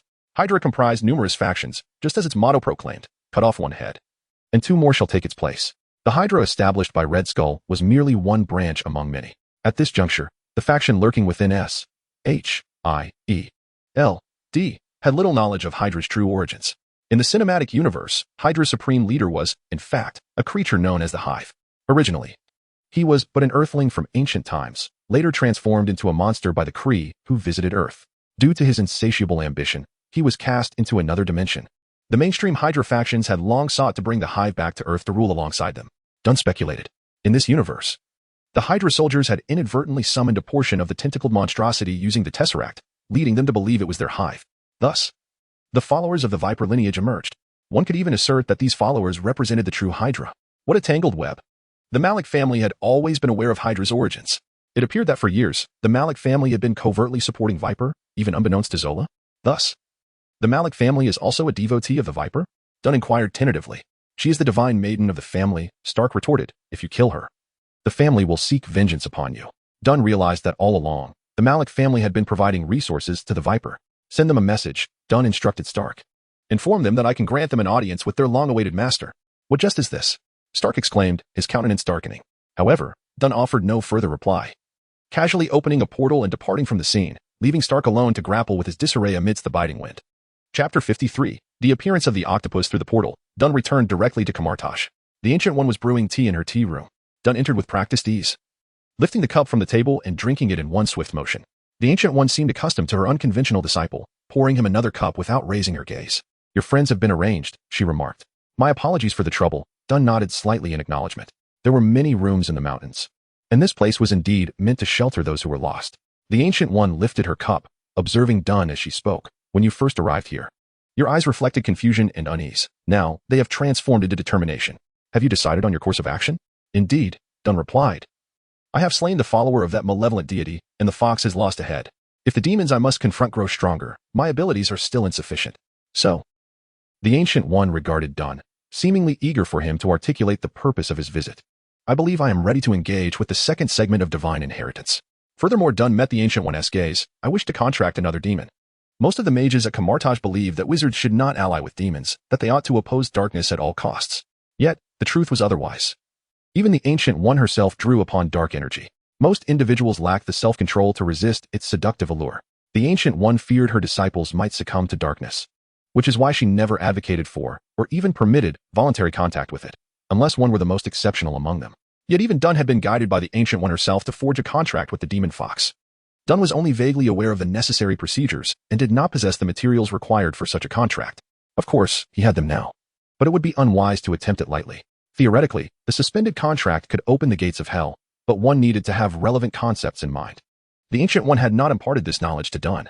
Otherwise, he would have already burst forth with laser eyes at the borders of hell. Finishing her tea, the Ancient One stood and said, "Follow me." She contemplated that before entering the next divine trial, it would indeed be prudent to prepare a bit more leverage. With a flick of her sleeve, she led Dunn into the mirrored space. "Master," Dunn suddenly called out to the Ancient One. "The candidate demons for the contract. Were they not demons you had once encountered, or even bullied in your youth?" The Ancient One smiled, neither confirming nor denying. "If possible," Dunn continued, "I wish to choose the form of my next contracted demon." "What?" the Ancient One inquired. "An octopus." Half an hour later, Dunn emerged from the mirrored space, feeling invigorated. The next divine trial would commence in a month. He needed to prepare. The Ancient One stood behind him. "May I inquire which deity's trial it is?" Dunn understood that the Ancient One spoke of engaging with the mythological inheritance. "You will find out when the time comes." The Ancient One smiled, withholding details. Dunn did not press further. After all, the pantheon of deities on Earth was rather limited, and it would certainly be one of them. After bidding farewell to the Ancient One, Dunn opened a portal to return to Washington, reappearing at the church across from the Triskelion building. "Why have you returned again, Mr. Stark?" the priest inquired, somewhat surprised. "Waiting for someone," Dunn replied, sitting on the bench, his gaze lifted to the statue of Jesus. While the sound of rain falling outside filled his ears, the rain intensified, mingled with icy droplets. Before long, the church doors swung open, a cold wind howling in. Baron Strack entered, closing his umbrella and standing beside Dunn. "Mr. Malik wishes to see you." "Mr. Malik, is he a member of Hydra?" Dunn asked, his eyes still on the newspaper he held. "Indeed, one could even say he is Hydra's true leader." Baron Strack was puzzled as to why Dunn had yet to rise and accompany him. "Baron, your memory seems to be faltering." Dunn closed the newspaper, raising his gaze to scrutinize Strack. "In the recent vote, I was unanimously elected as the supreme leader of Hydra." "What do you mean?" Baron Strack frowned. "Have him come to see me, within 3 minutes," Dunn commanded, his expression shifting to one of seriousness. Strack's face stiffened as he stared at Dunn in silence for a moment before turning to step into the pouring rain. 2 minutes later, he returned, accompanied by a middle-aged man in a coat, Mr. Malik. He had arrived earlier, remaining in the car deliberately to summon Dunn outside. "Tony Stark, quite the prodigy, Mr. Malik approached Dunn, extending his hand for a handshake between men. However, Dunn ignored him completely, feigning not to notice as he focused on his newspaper. Mr. Malik's hand faltered, remaining suspended in midair before awkwardly retreating, along with the last vestiges of his smile. "I hear you have an audience with Hydra's sovereign?" Dunn finally raised his head, locking eyes with Malik. Suddenly, a resounding slap echoed through the air as Malik was caught off guard, sent sprawling by the force of the blow. The guards at the door and Baron Strack moved to retaliate against Dunn, but in the next moment, as they realized what had struck Malik, they were rendered speechless, including Malik himself, who had initially clutched his red, swollen face in anger, now gazed at Dunn with nothing but fear in his eyes. Dunn had risen to his feet, hands in pockets, observing Malik. From his body emerged 6 robust tentacles, swaying in the air. As all the tentacles curled downward, forming a perfect symmetrical shape, they coincidentally formed the emblem of Hydra. Malik, disregarding his aching face, lost all semblance of defiance as he knelt before Dunn, gazing up in reverence before bowing deeply. Baron Strack, along with the guards, followed suit, kneeling in imitation of Malik. Even the priest, hiding in the corner, knelt after touching his forehead and shoulders. Dunn looked down upon them, slowly retracting the tentacles as he approached Malik, towering over him as he inquired, "What was it you wished to discuss with me?" Chapter 54. I am Tony Stark. Malik knelt in the church, his hands pressed against the ground, forehead touching the floor, until Dunn approached him. Only then did he lift his head, his eyes filled with devotion. The members of this family had devoted themselves almost blindly in preparation for the return of the Hydra Dominion. Ever since the tentacles had emerged from the Tesseract, they had regarded these creatures as their sovereign, oblivious to the fact that these tentacled beings were not even a singular species. Yet, this ignorance granted Dunn the perfect opportunity to deceive them. "From this day forth, you shall be the chosen son of the Malik family," Malik reverently declared, gazing up at Dunn. With the death of one goddess and the arrival of another son, Malik increasingly believed that the Hydra Dominion was secretly safeguarding his family. However, he heard Dunn's voice descend from above. "Do you think I am like that woman?" As the words fell, another tentacle emerged, coiling around Malik's neck. He felt the cold, slimy touch of the tentacle against his skin, which ignited a rush of excitement within him. Yet, in the next moment, the tentacle tightened, lifting him off the ground. Malik's face flushed crimson as he grasped at the tentacle with all his strength, his feet flailing in the air, his bulging eyes fixed on Dunn. Dunn stood there, hands in pockets, his expression unperturbed. Malik suddenly recalled how Viper would always employ gestures and incantations when wielding Dominion's power, often leaving himself in a disheveled state, never appearing as effortless as Dunn. This ease suggested that these tentacles were inherently a part of him, not summoned from elsewhere. Of course, Dunn would not reveal to Malik that numerous collapsing suits were silently bearing the cost for him. On the brink of suffocation, Malik stared at Dunn. No. You are stronger than her, more suited to become the Supreme. Suddenly, the tentacle released him, and Malik fell to the ground, clutching his throat and coughing violently. Once he regained his composure, Malik knelt again before Dunn. From today onward, everything belonging to the Malik family is at your command. Dunn regarded Malik, a tentacle gently brushing through his hair, reminiscent of a loving father caressing his beloved son. You will be a good dog, Dunn remarked. I hope you can attend the next meeting punctually. Absolutely. Certainly. Malik fervently nodded. It was not until the sensation of the tentacle's touch faded from his head that he heard Strack's voice. He has left. Cautiously, Malik raised his head, and indeed, Dunn's presence had vanished. He let out a deep sigh of relief and slumped to the ground. Strack knelt beside him, waving off the surrounding useless bodyguards. Before Strack could speak, Malik raised a hand to silence him. I do not know if he is indeed the Hydra Dominion. Just as I do not know if Viper is. But you have seen it. He killed Viper. He is stronger than anyone in Hydra, and that is enough. With Strack's assistance, Malik stood, declaring, from now on, Tony Stark is the new Supreme of Hydra and our new totem of faith. 3 days after Dunn departed the church, the government rescinded the warrant for his arrest. The official statement claimed that everything had been instigated by Soviet forces, the scapegoat once again. As for the death of S.H.I.E.L.D. Director Pierce, it was glorified as a heroic sacrifice in the battle against Soviet spies. Meanwhile, a new director took office, Peggy Carter, the only surviving founder of S.H.I.E.L.D. Undoubtedly, the true leader behind the scenes was Dunn, the current master of the Shikigami Carter, secret head of S.H.I.E.L.D. and Supreme of Hydra. To the unknowing members of S.H.I.E.L.D., Dunn remained merely an advisor on magic and technology. As the news of the warrant's cancellation spread, the plummeting stock of Stark Industries began to rebound. A week later, Dunn finally made a public appearance as the sole head of the Stark family and a board member of Stark Industries. He even convened a press conference on the first floor of Stark Tower. On the day of the conference, the venue was overflowing with people, and Dunn nearly struggled to enter. The crowd was notably diverse. Unlike previous press events that were predominantly attended by media personnel, today, there were many unfamiliar faces. A World War II veteran, Bucky, held a chilled bottle of cola, observing from the second floor. The new S.H.I.E.L.D. director, Peggy Carter, donned a dark coat, pulling her cap low to conceal herself amidst the crowd. There were also Hydra's Malik, young scientist Richard Parker from Oscorp, a sorcerer from Kamartaj, and military personnel among others. Bathed in the spotlight, Dunn gradually ascended the stage, facing the audience and the flashing cameras. He adjusted the microphone, leaning slightly forward, and welcomed everyone. The crowd erupted into thunderous applause. Dunn was momentarily taken aback. Such an intense reaction? He had not anticipated that this fugitive incident would remarkably enhance the reputation of this playboy. Before Dunn's arrival in this world, Tony Stark had merely been the extravagant heir of the Stark family, not exactly infamous but often perceived as arrogant, dismissive, and a genius who was nevertheless annoying. However, in recent times, Dunn not only inherited Stark Industries, but had also been placed on a wanted list. Following the incident, the official statement proclaimed, Tony Stark has made indelible contributions in the fight against espionage. He is a hero. This was certainly not orchestrated by Dunn. He was unaware that Hydra would craft such a narrative. To have them whitewash his image was unexpected, and they had done so remarkably well. Sensing the heightened emotions from the audience, Dunn fell silent, realizing that the speech Pepper had prepared for him was perhaps unnecessary. He even considered simply snapping his fingers and declaring, I am Iron Man, after the revelation of the iron armor had already been made public alongside the warrant. Ultimately, however, he gazed at the hive of cameras and calmly recited the meticulously crafted speech from Pepper, delivering a commendable response to the recent events. In closing, he smiled at the camera, thanking everyone. I am Tony Stark. Once more, the venue erupted into thunderous applause, the fervent sounds quickly spreading across this planet's technological achievements. In a modestly decorated family home in Brooklyn, the applause from the press conference echoed through the television. A father sat on the sofa, his gaze fixed on the screen, his expression grave. A woman donned an apron, serving dinner at the table, calling out, Natasha, Yelena. Dinner's ready. The sisters, busy assembling firearms within the house, rushed out, glancing at the television, querying their mother, "Is this our next target?" The mother untied her apron, neatly folding it and placing it on the table. "Yes, my children." Chapter 55. Super Soldier Serum. As dawn broke, sunlight streamed through the window. Dunn, clad in a pristine white lab coat, stood in the sunlight and stretched languidly. It had been precisely 3 days since the press conference, and the storm surrounding the great hero Tony Stark was gradually subsiding. Dunn had entrusted all company matters to Pepper Potts and relocated to another luxurious residence in Queens to focus on his research. After subduing Hydra, Dunn meticulously organized Howard's belongings and remarkably discovered the formula for the super serum.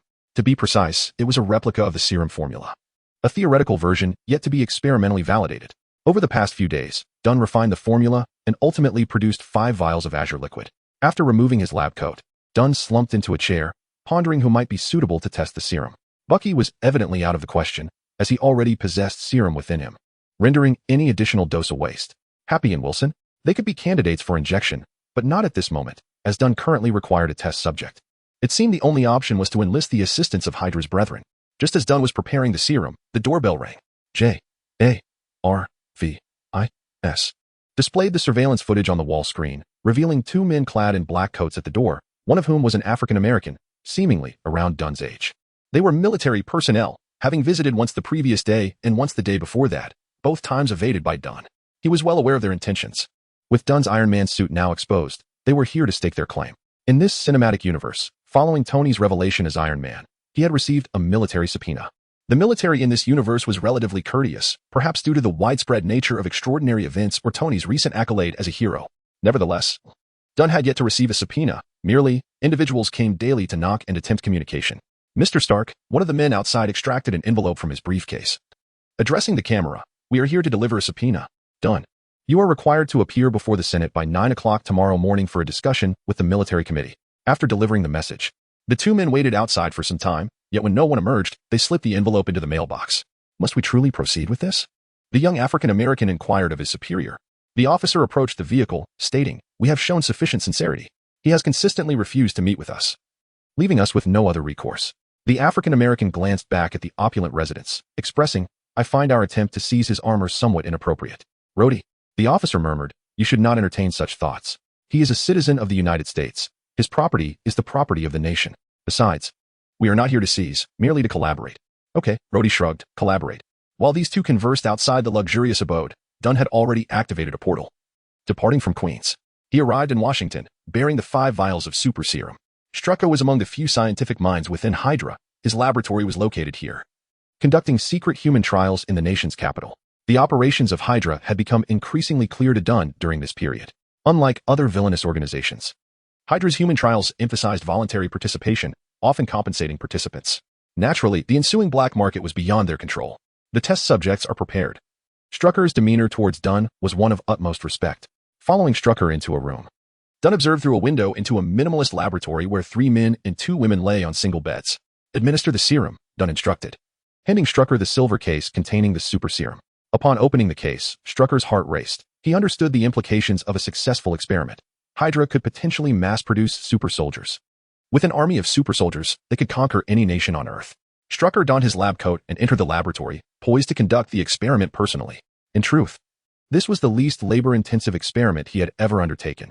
All that remained was to inject the serum into the subjects' bodies and observe the results. Dunn stood behind the glass, closely monitoring the outcome below. As the injections commenced, the 5 test subjects displayed expressions of agony, yet relief washed over them as the needles were withdrawn. After half an hour, the first subject suddenly began to thrash about, contorting in distress upon the bed. Fortunately, they were secured with specialized restraints. 40 minutes later, the remaining 4 subjects exhibited similar symptoms. The metallic single beds creaked ominously, akin to the sound of demons sharpening their teeth. The subjects' heart rate soared to 500 beats per minute. Their temperatures rose. Muscular tissues tore and regenerated. This was evident without data. Dunn could see the subjects' clothing begin to bulge, even tear, their muscles inflating like balloons. 1 hour later, the cries gradually subsided. The subjects lay exhausted on the beds, disheveled and drenched in sweat, as if they had endured an unspeakable ordeal. Heart rate stabilized. Temperatures returned to normal. Vital signs were stable. It was a success. At least, it appeared to be successful on the surface.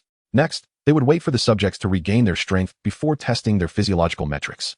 Dunn left the laboratory and summoned Carter for lunch. Though a Shikigami could survive independently, the master could summon it at will. However, Dunn refrained from employing the art of Onmi D for the summoning. as Carter, currently serving as the director of SHIELD,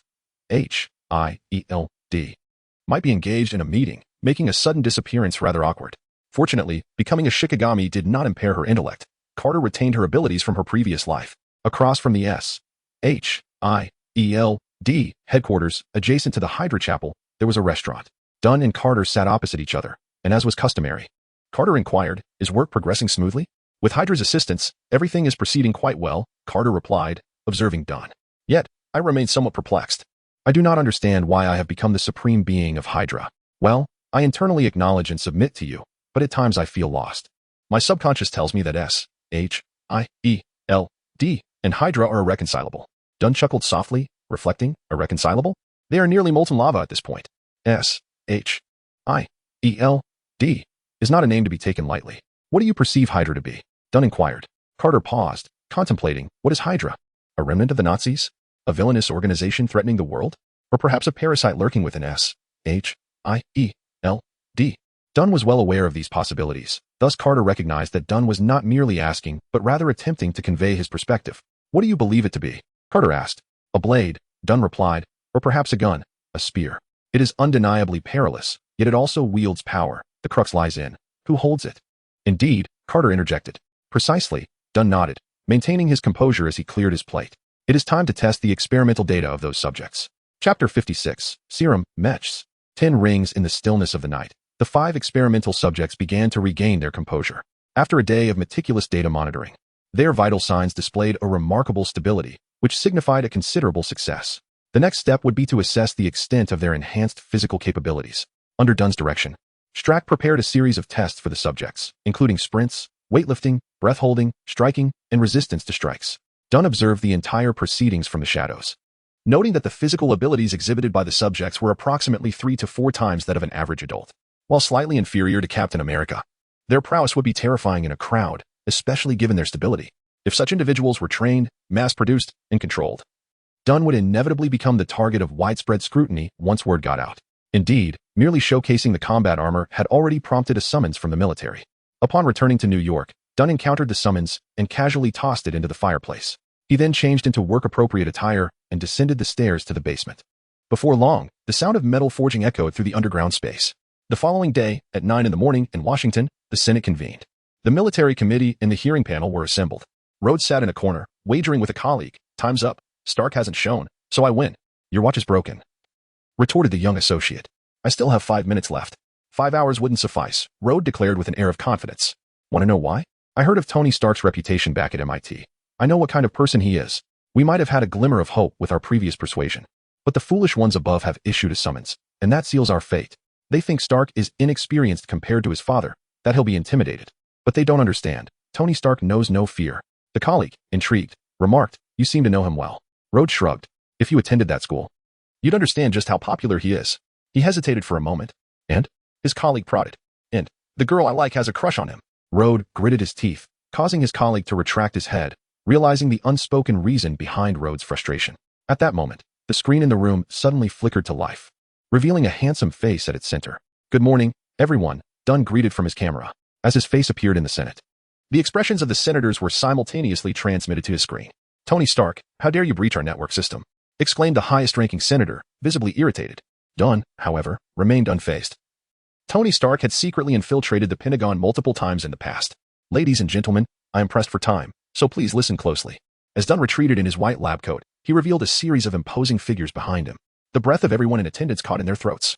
Before them stood towering suits of iron armor, each over 3 meters tall, with formidable, fierce lines that twisted and flared with wild abandon. Their massive nuclear reactors shone like radiant suns, emitting a dazzling brilliance. Stark Industries presents Peacekeeping Combat Robots, crafted from titanium alloy, remote-controlled, equipped with a total of 37 types of weaponry, including arc pulse cannons, sonic cannons, surface-to-air missiles, anti-tank missiles, and alloy chain blades, featuring infrared systems capable of land, sea, and air operations. Dunn gazed into the camera and slowly proclaimed, "Each suit of armor is priced at $1 billion. A bargain." Initially, the awe inspired by the godlike armor dissipated with Dunn's final price announcement. Truthfully, the price was not exorbitant. As Dunn stated, it was indeed a fair deal. Yet, what astonished everyone was that Dunn had breached the Senate's network to publicly market his weaponry. This was an affront to the military committee. However, Considering the towering mechs behind Dunn, if his claims held true, they represented a veritable treasure. And Dunn, the creator of these mechs, was an unparalleled gem. After a prolonged silence, the highest-ranking senator cleared his throat and said, "Tony Stark, perhaps you should step forward. We ought to discuss your weaponry in detail." "Am I not stepping forward now?" Dunn replied, looking into the camera. "Senator, I know you are truly after the technology. I can answer you even without being present. Dream on." The senators exchanged uneasy glances, their expressions darkening. "But I never stated I would cease the manufacturing and sale of Stark Industries weapons. So instead of scheming to pilfer my technology, you might as well prepare the funds." With that, Dunn abruptly severed the signal and shut off the camera.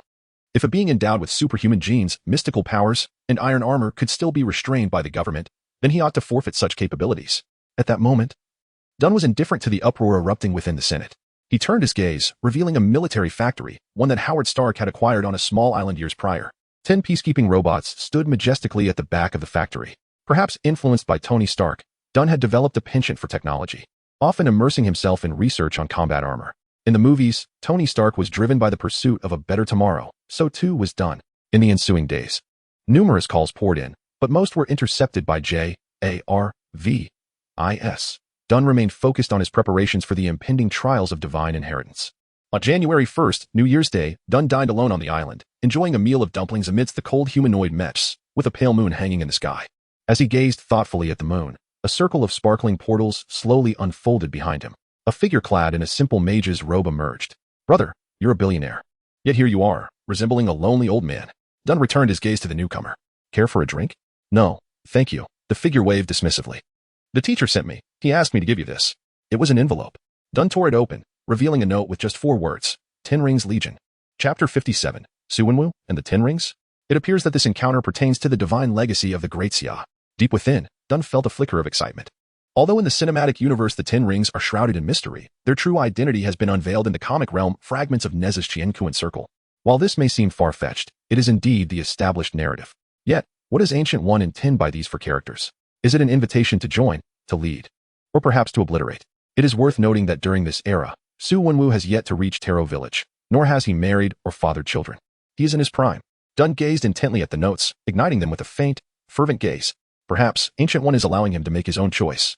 Ultimately, the goal remains to appropriate, to learn the arcane arts from various deities. I understand now. Dunn flicked the ash from his fingertips onto the ground and turned to Xiao Wang. Will you accompany me? Xiao Wang immediately shook his head like a rattle. My teacher has assigned me another crucial task. What task? Dunn inquired, perplexed. You know my teacher's first disciple, right? Xiao Wang said mysteriously. Dunn nodded. The film depicts Mordo as the eldest disciple, yet here, he can only be considered the third. The first disciple of Ancient One was a man named Jaiber, who has since defected from Kamartosh to pursue dark magic. He has sacrificed himself to the dark arts, eluding even the search of his teacher. Xiao Wang continued, recently. Intelligence suggests he has been sighted on a small island in the east. My teacher has tasked us with investigating. Dunn had little knowledge of Mr. Jaiber, so he could only symbolically remind Xiao Wang to exercise caution. Shortly after Xiao Wang departed, Dunn too left the island. The note from Ancient One contained only the 4 characters Ten Rings Legion, devoid of any specific address, compelling him to engage Hydra's intelligence network for further inquiry. The following morning, Dunn awoke to a flurry of messages, the majority originating from the government of Nation M, armed with divine weaponry and intent to sell. They were understandably anxious. Yet, Dunn merely instructed them to wait. A few messages were dispatched from Hydra, although they had not located the headquarters of the Ten Rings. They had identified several hideouts in the East District. That evening, a private jet ascended from the solitary island. Dunn, accompanied by Wilson and the Winter Soldier, embarked towards their destination. In the cinematic universe, Su Wenwu met his wife in 1993. At this juncture, he should be actively seeking ways to grow stronger. In this regard, Dunn's objectives align with his. Upon landing, dawn had already broken. Outside a vast private airport, individuals awaited Dunn's arrival, the Hydra representative in this locale. Garbed in a black trench coat and a low-brimmed hat, Dunn descended from the cabin, immediately noticing the opulent estate beyond the airport. It seemed the mustachioed representative was a man of considerable wealth. After receiving directives from above, we worked through the night to uncover several Ten Rings hideouts. The mustachioed man dutifully followed Dunn, presenting a dossier with a sycophantic demeanor. Within were the addresses of the hideouts and information on their leaders. Our operatives are currently stationed, awaiting your next command. Due to the mustachioed man's clearance, he lacked the standing to know Dunn's rank within Hydra. It sufficed for him to understand Dunn's elevated status.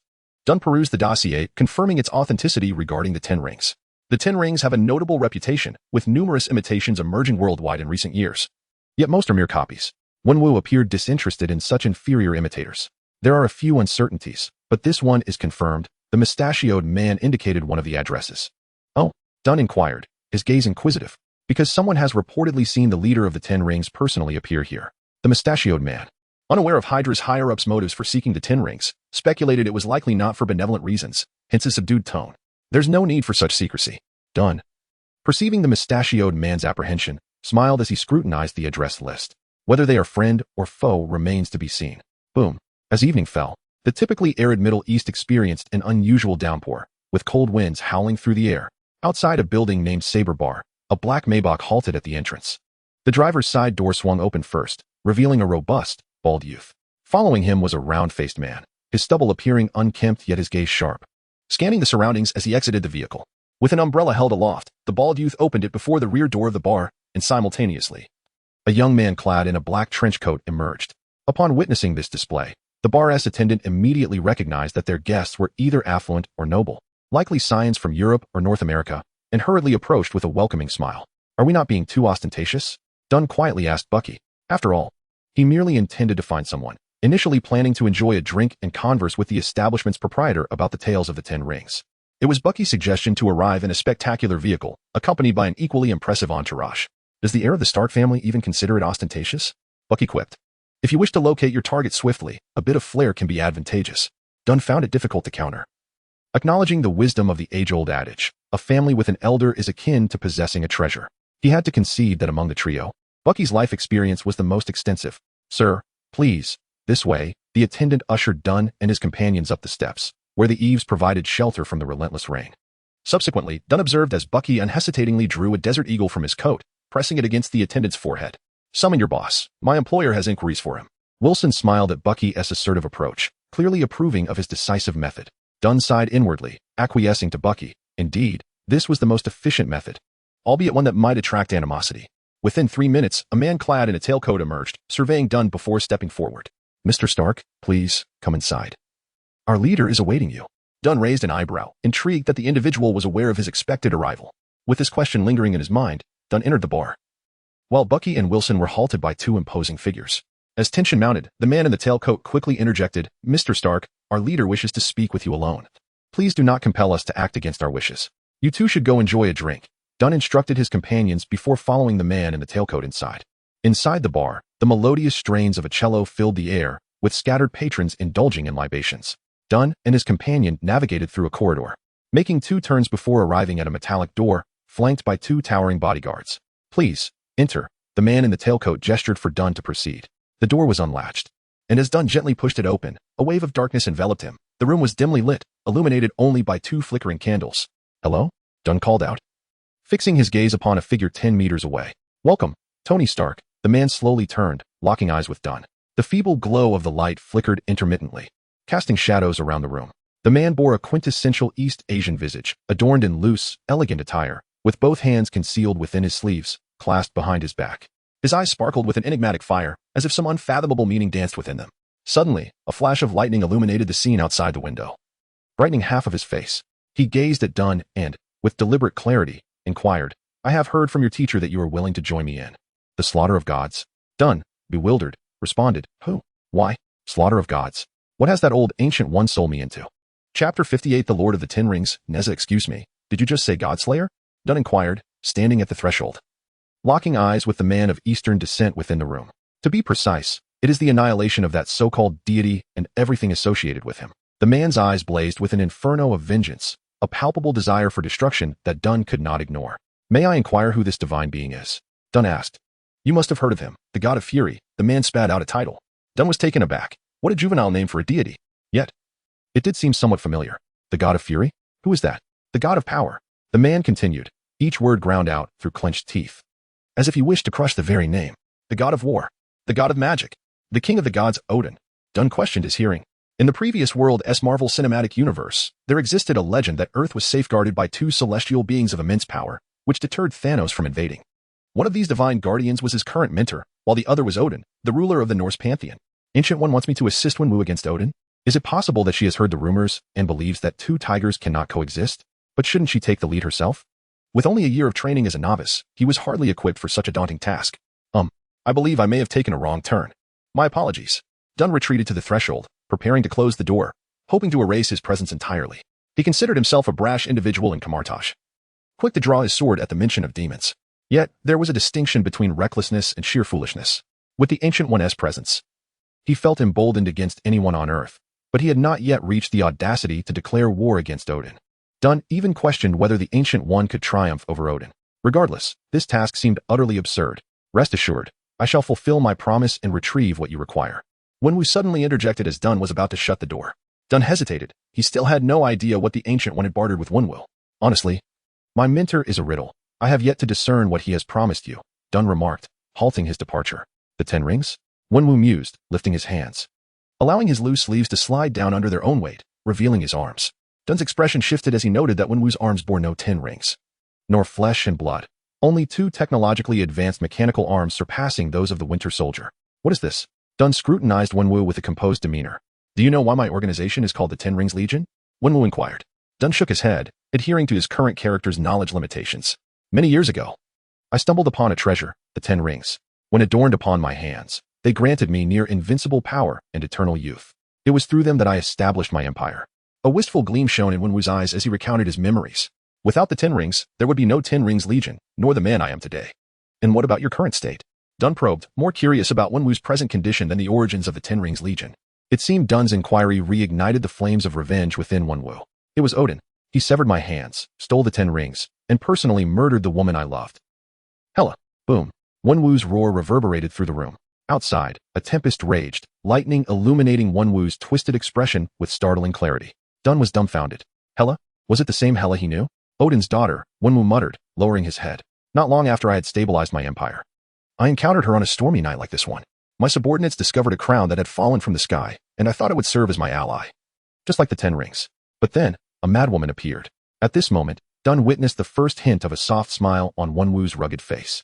Forgive my description, but she proclaimed herself a goddess, yet lacked any divine power. She was merely a confidently provocative wild woman. Later, I learned that Odin had cast her out from Asgard. He taught her about war and conquest, but ultimately deemed her ambitions too grand, believing she was unworthy of divinity, thus stripping her of her godhood. Odin cast a spell upon her crown, declaring that only those worthy could lift it. Wenwu gestured for Dunn to join him at the tea table. Dunn sat quietly, someone pouring tea beside him. Clearly, Wenwu continued, at that moment, Hela was unworthy. I watched her forlornly gaze at the crown, her eyes filled with despair, like a puppy abandoned by its master. In that instant, I felt she was not lying. Perhaps she truly was a goddess. As Dunn sipped his tea, he caught a glimpse of a faint sense of happiness on Wenwu's weary, rugged face.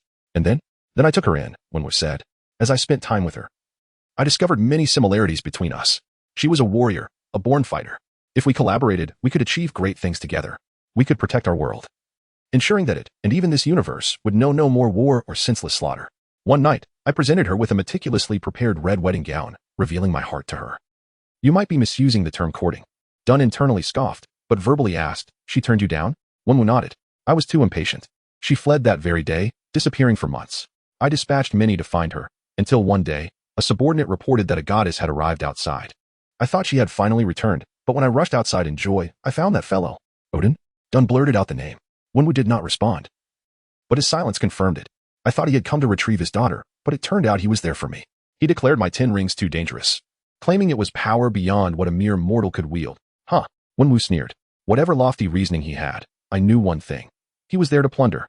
Dunn listened in silence. We clashed fiercely, but his might was overwhelming. Even with the power of the 10 rings, I was no match for him. Yet, at that moment, she returned. Wenwu's face lit up with reverie. She wielded a spear, clad in a radiant red armor said to be crafted from dragon scales. Together, we fought against her father. At one point, she even regained the crown's recognition, transforming into the White Hela, and managed to defeat Odin. But Dunn leaned in, intrigued, as the story unfolded before him. The narrative echoed tales he had known from his past life, particularly one universe's lore. Hela, Odin's eldest daughter, groomed as a warrior, was cast out by Odin for her overwhelming ambition after he utilized her to become the ruler of the 9 realms.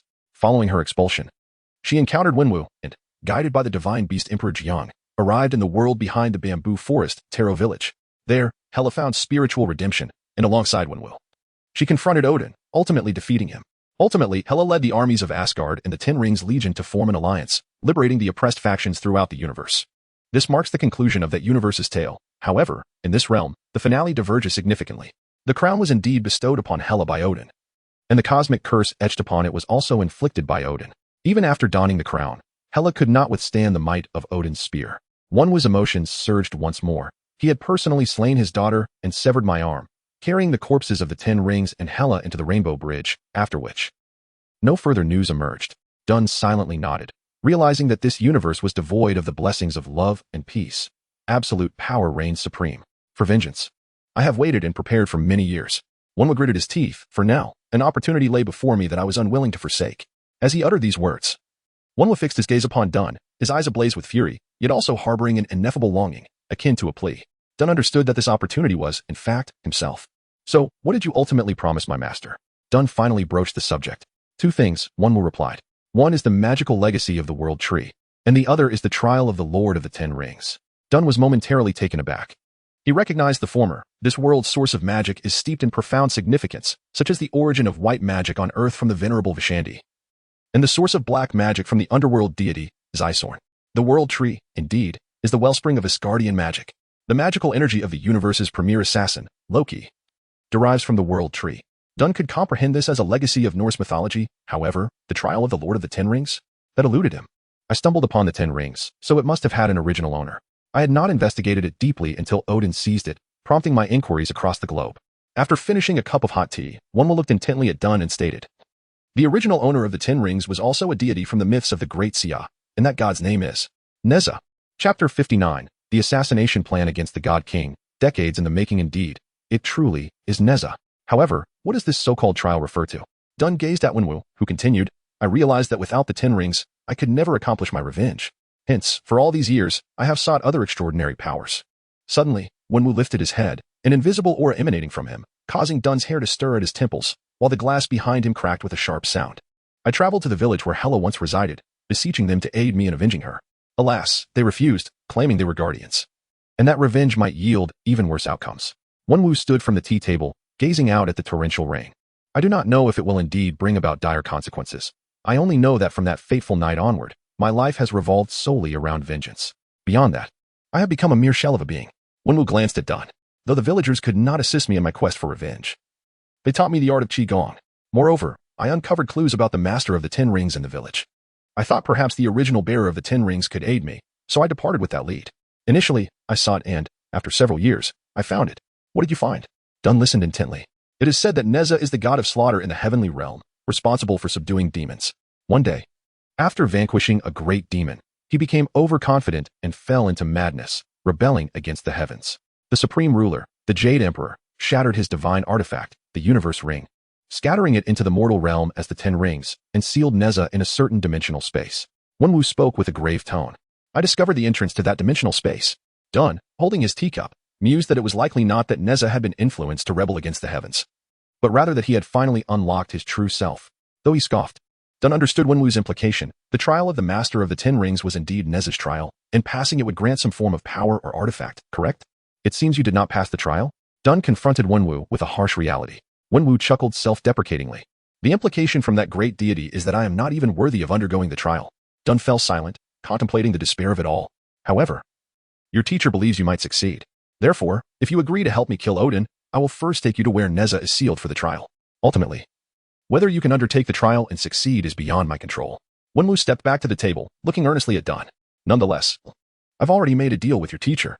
If the trial is unsuccessful, you need not accompany me in challenging the divine might. Dun remained silent, weighing the prospect. If there was no success, he would bear no responsibility, a rather fair trade. Yet, if he succeeded, it would equate to agreeing to assist in the assassination of Odin. Although he could retract his agreement later, it seemed unnecessary. With my involvement, how confident are you of successfully killing Odin? Dun posed a critical question. Wenwu paused. Exhaling deeply, I cannot make such a promise. However, throughout these over 1,000 years, I have meticulously planned for this moment. I believe that when I confront that old fool again, he will be utterly astonished. Wait, over 1,000 years? Dun suddenly realized he had overlooked the passage of time. Hela was cast down to the mortal realm after Odin conquered the 9 realms, which indeed meant it had been over 1,000 years. With this thought, Dun looked at the man before him with newfound respect. He had schemed for a millennium to exact revenge on a god. Quite the character. Dun flashed a grin, leaning back in his chair to meet Wenwu's gaze. I shall join you. A revenge plan forged over a millennium, solely to slay a god king. It sounds exhilarating. What reason do I have to decline? If it comes to it, I can always flee, but I will require some time to prepare. That is acceptable, Wenwu readily agreed. However, do hurry. I have already waited over 1,000 years and wish not to linger any longer. Rest assured, it will not be prolonged. Dun waved his hand dismissively. More importantly, I am eager to witness the visage of Neza. If you desire, that can happen now. Wenwu raised his arm and snapped his fingers, causing the outside world to suddenly illuminate as if it were day. A cascade of light brightened the night, and the torrential rain became a blur of countless lines. Dun squinted, finally discerning the source of the illumination, a massive black, shuttle-shaped flying vessel. You were certain I would agree to join? Dun inquired. No, Wenwu denied. Had you declined, I would have taken this vessel to the sealing site, attempting the trial myself, just as I have always done. Seems you need not be so solitary, Dun smiled. Standing to adjust his attire, he then addressed his attendant by the door, instructing, please inform my two friends to relax, enjoy a drink, and once they have finished, they may retire to rest. I shall reunite with them after I conclude my business. The attendant glanced at Wenwu, and upon receiving a nod from his employer, departed. Moments later, the black shuttle ascended into the air, disappearing into the rain-soaked night. Inside the cabin were only Wenwu and Dun, aboard a highly advanced, unmanned flying vessel. After a brief jolt, the craft began to glide smoothly through the stormy night. Dun fastened his seatbelt, looking out at the blurred rain, slightly apprehensive about the possibility of being struck by lightning. At that moment, Wenwu approached with a bottle of red wine and seated himself across from Dun. Do not worry. I found this vessel in Antarctica, and it appears to be of extraterrestrial origin. Thunderstorms will not affect it. Found it as well? Dun questioned, wondering if Wenwu possessed some extraordinary luck. Ever since acquiring the 10 rings, I have been vigilant for extraterrestrial artifacts, Wenwu briefly explained, pouring a glass for Dun. This too was found, I presume? Dun inquired, gesturing towards Wenwu's mechanical arms. While both possessed mechanical arms, Wenwu's design was distinctly more advanced than that of the Winter Soldier. The Winter Soldier's arm retained a semblance of human form, resembling a hand in overall shape, while Wenwu's was decidedly more technological, primarily black with glowing golden joints, revealing intricate mechanical parts and gears that whirred as he moved. Indeed, the metal used to forge my arm is also of extraterrestrial origin, known as Edmund metal, Wenwu remarked. Shaking his arm, the sound of metal components rubbing together resonating within the cabin. The modification surgery was performed by a German scientist. Well then, starting with a life and relying on scavenged equipment, Dun felt a genuine admiration for Wenwu blossoming within him. After leaving the 10 rings, I became merely an ordinary person. With a lifespan of no more than a century, Wenwu downed a glass of wine. But can I complete my aspirations in such a brief time? Over these years, I have undergone many transformations. Wenwu set down his glass and removed his shirt, revealing a body marred by scars. Even Dun, who had witnessed numerous horrors, could not help but draw a sharp breath upon seeing his form. Qigong, psychic energy, mechanical augmentation, genetic serum. Wenwu's eyes sparkled with fervor. To grow stronger and to secure enough time, I have transformed myself into this ghastly semblance of a being. Now, the time has come to reckon with the gods. I wish not to wait any longer. Therefore, Tony, I hope you can succeed in the trial. Have you never considered giving up? Dun asked calmly, studying the horrific scars on Wenwu's body. To carry such resentment for 1,000 years must be exhausting. If it were you, would you give up? Wenwu calmed his breath and donned his attire once more, his mechanical fingers deftly fastening the buttons. Uncertain, perhaps. Dun could not definitively choose among the possibilities of events that had yet to unfold. Some truths may only reveal themselves at the moment of their occurrence. Had I abandoned this endeavor midway, I fear I would now be lost to the annals of obscurity. Wenwu resumed his seated position opposite Dun, pouring 2 glasses of wine anew. He lifted one glass, reassuringly stating, I have promised your mentor that if our fate is ultimately doomed, I shall do my utmost to preserve your life. There is no need, Dun replied, raising his own glass, the crimson liquid shimmering splendidly beneath the light, gently swaying with the turbulence of the vessel. When the time comes, I shall take my leave. Wenwu paused momentarily, then managed to smile. If we succeed, I hope we may forge a friendship. Perhaps, Dun replied with a courteous smile, clinking glasses with Wenwu. The soft sound of glass meeting glass echoed around them, a subtle yet distinct melody reaching their ears. Dun understood that the prospect of friendship was elusive. Wenwu had fought to live for the sake of vengeance. Hatred had seeped into his very marrow, intertwining with his essence. When he finally drew his blade against Odin, regardless of the outcome, only one fate awaited him, an inescapable conclusion. Tony, we have arrived. Wenwu turned to gaze out the window, noting how the weather had unexpectedly brightened. The golden sun ascended from the clouds, radiating brilliance, while a majestic mountain rose imperiously, emanating a sacred glow in the sunlight. Dun approached the window, bowing his head in contemplation, his anticipation growing ever more profound. Chapter 60. Neza's trial. The aircraft descended at the foot of the mountain, a grayish-white haze billowing outward like smoke. As the hatch opened, Dun followed Wenwu's lead, and before him unfolded a vibrant jungle filled with the sweet melodies of birds and the fragrant blooms of flowers. Towering vegetation obscured the sky above, allowing only scattered rays of sunlight to filter through. Was Neza sealed beneath this mountain? Dun gazed around, pondering why most divine seals in mythology were situated at the base of earthly mountains, such as Peach Mountain, Huashan, and Wuzishan. The passage to the dimensional realm lay beneath this very mountain. With familiarity, Wenwu guided Dun through the forest, and soon they arrived at a dark cave entrance. Wenwu stepped forward, producing a verdant bottle, uncorking it, as the surrounding air stirred and fluttered his garments. This was a manifestation of his chi manipulation. In the next moment, a crimson liquid spiraled forth from the small green vessel, coiling gracefully towards the cave's entrance, gradually coalescing into an exquisite double-fish Taiji emblem. What was this? Dun turned to Wenwu, who softly murmured, "Dragoness blood." Dun stared at Wenwu in astonishment, surprised that he could procure such a substance. The final drop fell. Wenwu stowed away the emptied bottle, aware that if they failed this time, opportunities would be scarce. Dun noted that Wenwu spoke of difficulty in obtaining Dragoness blood again, rather than a complete lack of opportunity, implying that he still had avenues to acquire it, albeit challenging ones. As he pondered, the blood-red Taiji symbol above them gradually faded into nothingness, as if absorbed by some force. "Enter," Wenwu declared, stepping into the cave. Dun followed closely, his vision momentarily blurring as they crossed the threshold, only to find themselves in what seemed to be the innermost depths of the cave, where the temperature suddenly soared. Conical stalactites hung from the ceiling, and on the foremost cave wall rested a niche resembling a Buddhist altar, within which stood a half-meter-tall stone statue. As Dun approached, he discerned the statue's likeness: 3 heads and 8 arms, each wielding a weapon, with 2 fiery wheels beneath its feet, clothed in what appeared to be a long, flowing fabric. It bore a striking resemblance to the Neza he knew. Wenwu stepped in front of Dun, once again retrieving the small green bottle, angling its opening towards the statue's head and allowing the last drop of dragon's blood to fall. Boom. In the next instant, the entire cavern trembled, dust swirling as the temperature seemed to rise further. A voice resonated, echoing within the cave. "Do not struggle, I have said, you are unworthy." The voice appeared directed at Wenwu, while Dun remained fixated on the statue, which showed no sign of movement after absorbing the drop of dragon's blood. "This time, I brought him for the trial. Please grant him a chance." Wenwu retreated a step, pushing Dun forward.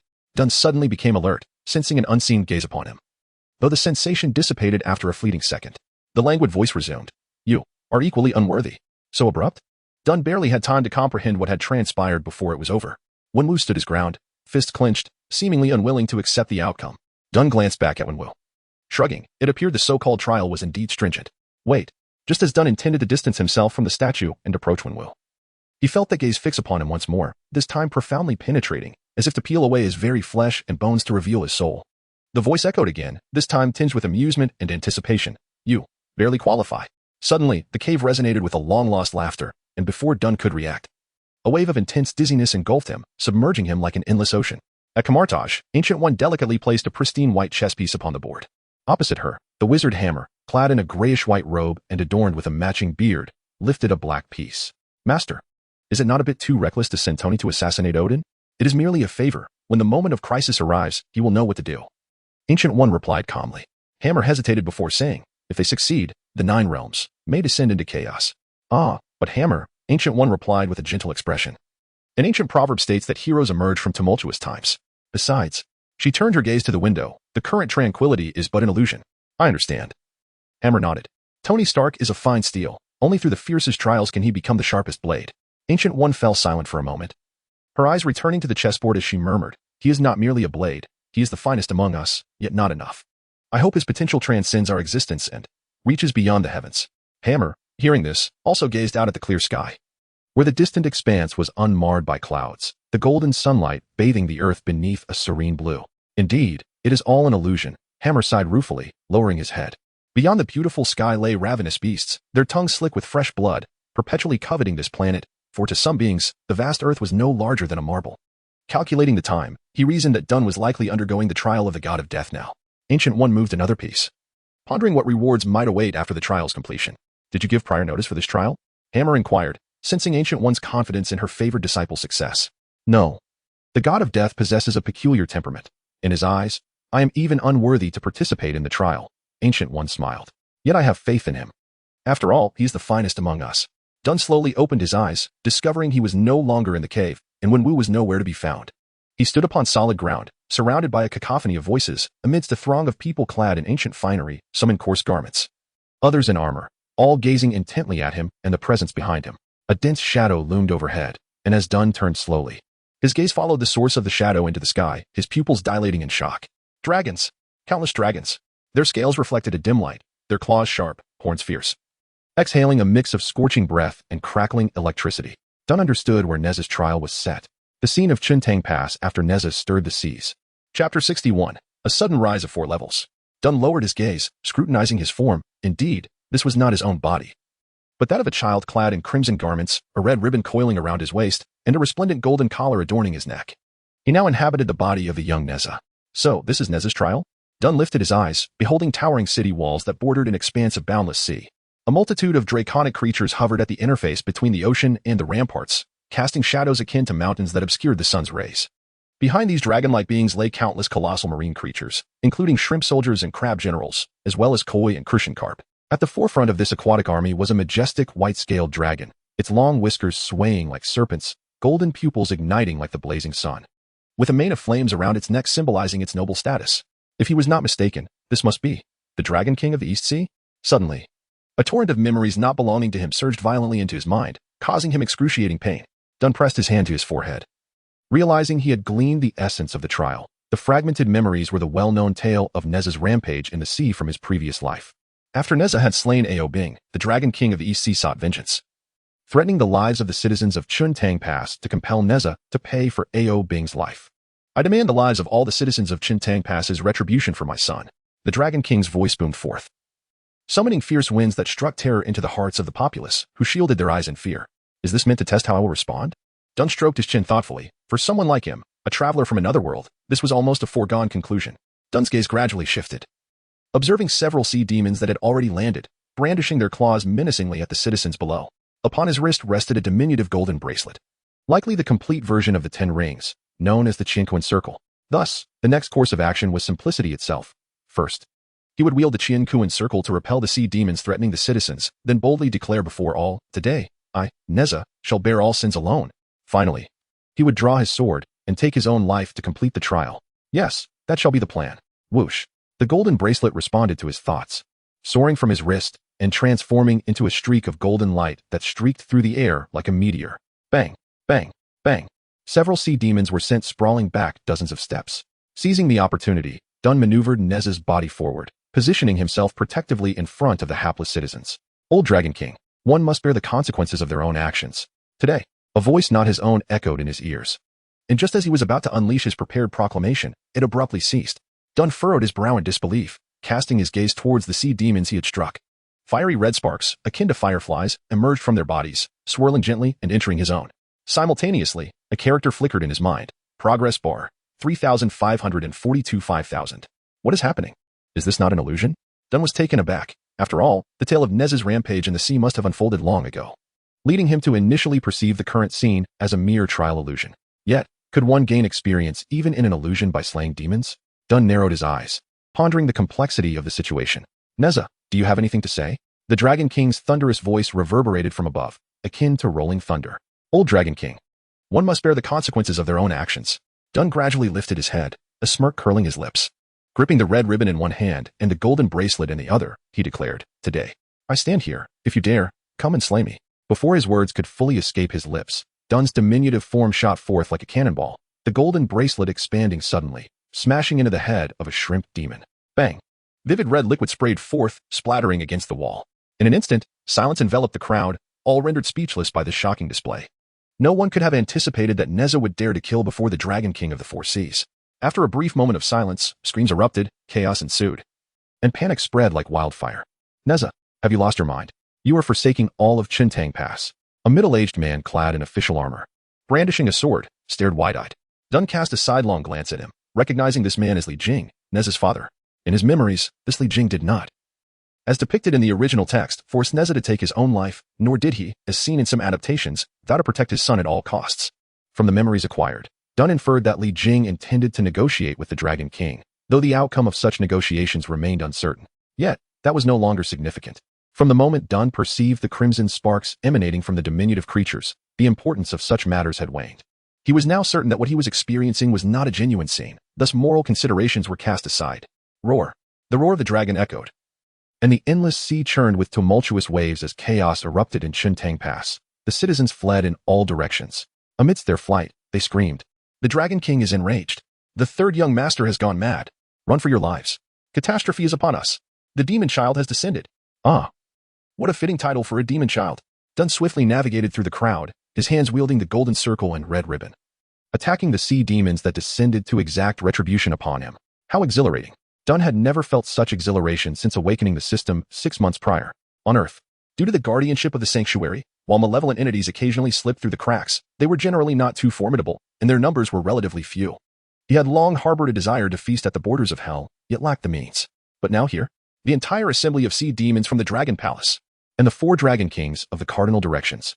These entities, whether illusion or some more profound existence, inexplicably bore health bars. How could he possibly resist? Boom, boom, boom. Utilizing the reincarnated physical form bestowed by the Spirit Pearl and the dual treasures of the Qian-Kuan Circle and the Merging Heaven Ribbon, Dun unleashed a massacre amidst the countless shrimp soldiers and crab generals. An endless surge of crimson sparks ascended like a vast ocean, swirling into Dun's being. Come on, come slay me. Dun's frenzied voice mingled with the blood of the sea beasts, soaring high into the air. This scene truly resonated with the chants of the citizens of Chintang Pass. The third young master has gone mad. The demon child has descended. Would this be the key to passing the trial? Dun was uncertain, equally. He could not guarantee that following the original text's method of self-immolation would ensure success in the trial. After all, this Neza was a version shaped by prejudice and alterations within the Marvel Universe. Since there was no certainty, he resolved to pursue the path that would yield immediate benefits. 3,678 5,000. 4,217 5,000. 4,983 5,000. 5,000 5,000. Genlock LV13. Unlocked. Unlock. Right arm. 00056,000. 00956,000. 03476,000. The figures on the progress bar soared with breathtaking speed, leaving Dun no time to discern which skills had been unlocked. He was consumed by slaughter, frantically killing, fearing the trial might conclude too soon. Roar. The Dragon King roared again, a pillar of purple lightning descending from the ominous clouds above. Merging Heaven Ribbon. Shield me. Dun tugged forcefully at the red ribbon, and as the wind surged, the crimson cloth enveloped his head, indeed shielding him from the lightning strike. These 2 treasures, merely by stirring in the water, could incite chaos within the Dragon Palace. Even with all 4 Dragon Palaces mobilized, Dun, in Neza's petite form, felt no trepidation. Of course, this was predicated upon disregarding the cries for help from the citizens of Chintang Pass. The scattered electric sparks struck the fleeing citizens, piercing their bodies. Yet Dun did not even cast a glance, perceiving everything as merely a level in a video game, where the heavens above, the earth below, and all around were but NPCs. His immediate objective was to conquer 4 formidable bosses. The mystic sky silk rose higher than the city walls, resembling a celestial ladder that supported Dun's ascent, gradually bringing him closer to one of the Dragon Kings. With one hand raised high, Dun wielded the cosmic ring. Leaping from the end of the crimson silk, beneath him surged a throng of people, while above loomed ominous thunderclouds, and directly overhead was the Dragon King of the East Sea. Bang! The golden ring shattered the dragon's horn, unleashing ripples of divine power that resonated across the cosmos. This was a divine artifact, far more impressive than the 8 Shaco mirror. With 2 divine artifacts at his disposal, Dun felt an overwhelming sense of superiority, as if he alone reigned supreme in the heavens and the earth. Boom! The Dragon King plummeted, stirring up tumultuous waves. Crimson orbs swirled, forming a tornado that rushed towards Dun. The numbers on the progress bar ascended at an unprecedented rate. If the system were mechanical, it would have sparked flames by now. 1,573 6,000. 2,784 6,000. 5,869 6,000. 6,000 6,000. Click. Genlock LV14. Unlocked. Unlock. Left foot. 00017 7,000. 6,999 7,000. 7,000 7,000. Click. Genlock LV15. Unlocked. Unlock. Ear. Click.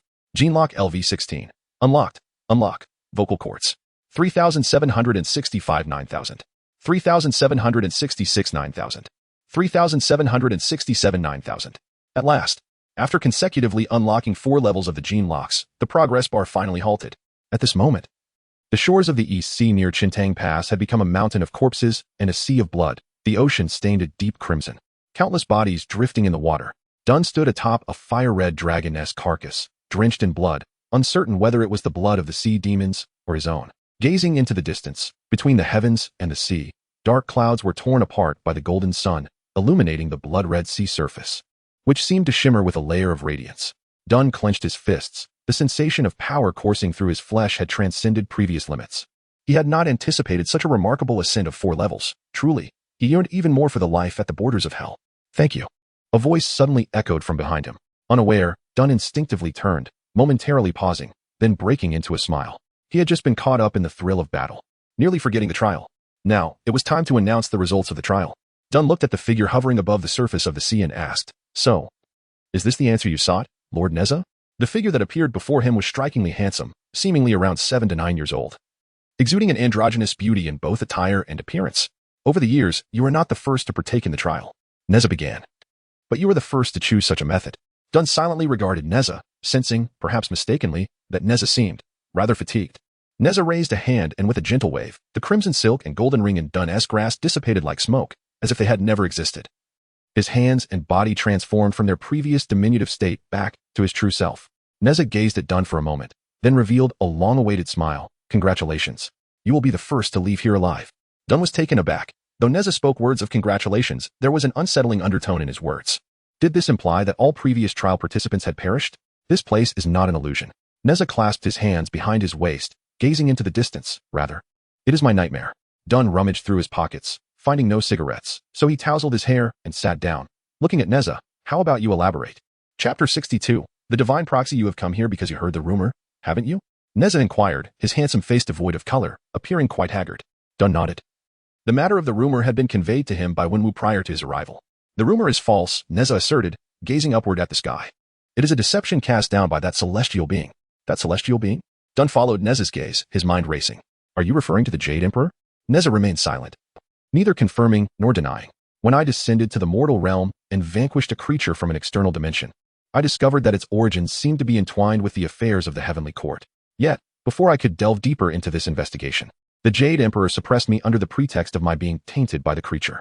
Neza's voice grew heavy, his fists clenched. "These nightmares that have tormented me for millennia were orchestrated by him." Dunn stared at Neza, momentarily lost in thought. How had this matter become entangled with the scandals of the heavenly court?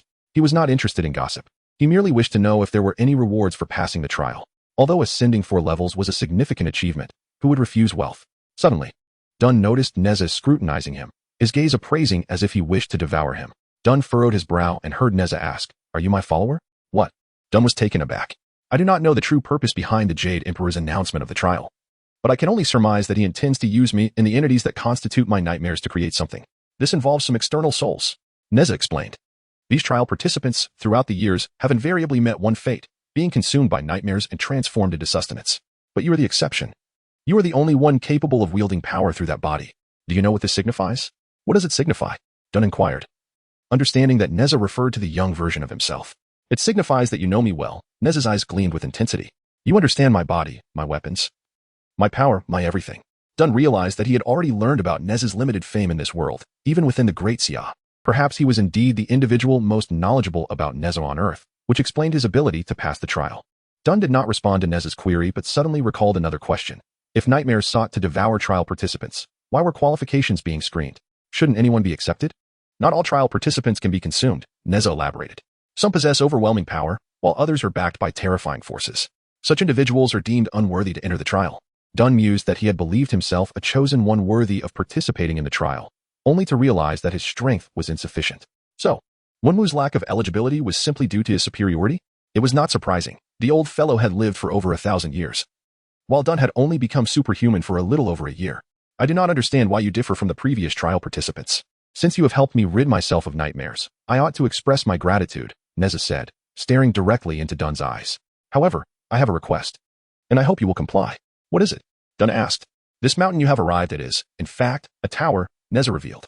"The Jade Emperor sealed me here, subjecting me to endless torment through nightmares. Now that the nightmares have been dispelled, the tower still remains. I hope you can venture to the heavenly court on my behalf to investigate the Jade Emperor's schemes and discover a way to unravel my seal." Dunn listened in silence, weighing the pros and cons without revealing his thoughts. Perceiving his reticence, Neza added, "I understand this is perilous, and you have every right to decline, but—" "I accept," Dunn interjected. Neza paused, seemingly taken aback by Dunn's swift decision. "You were correct in one thing.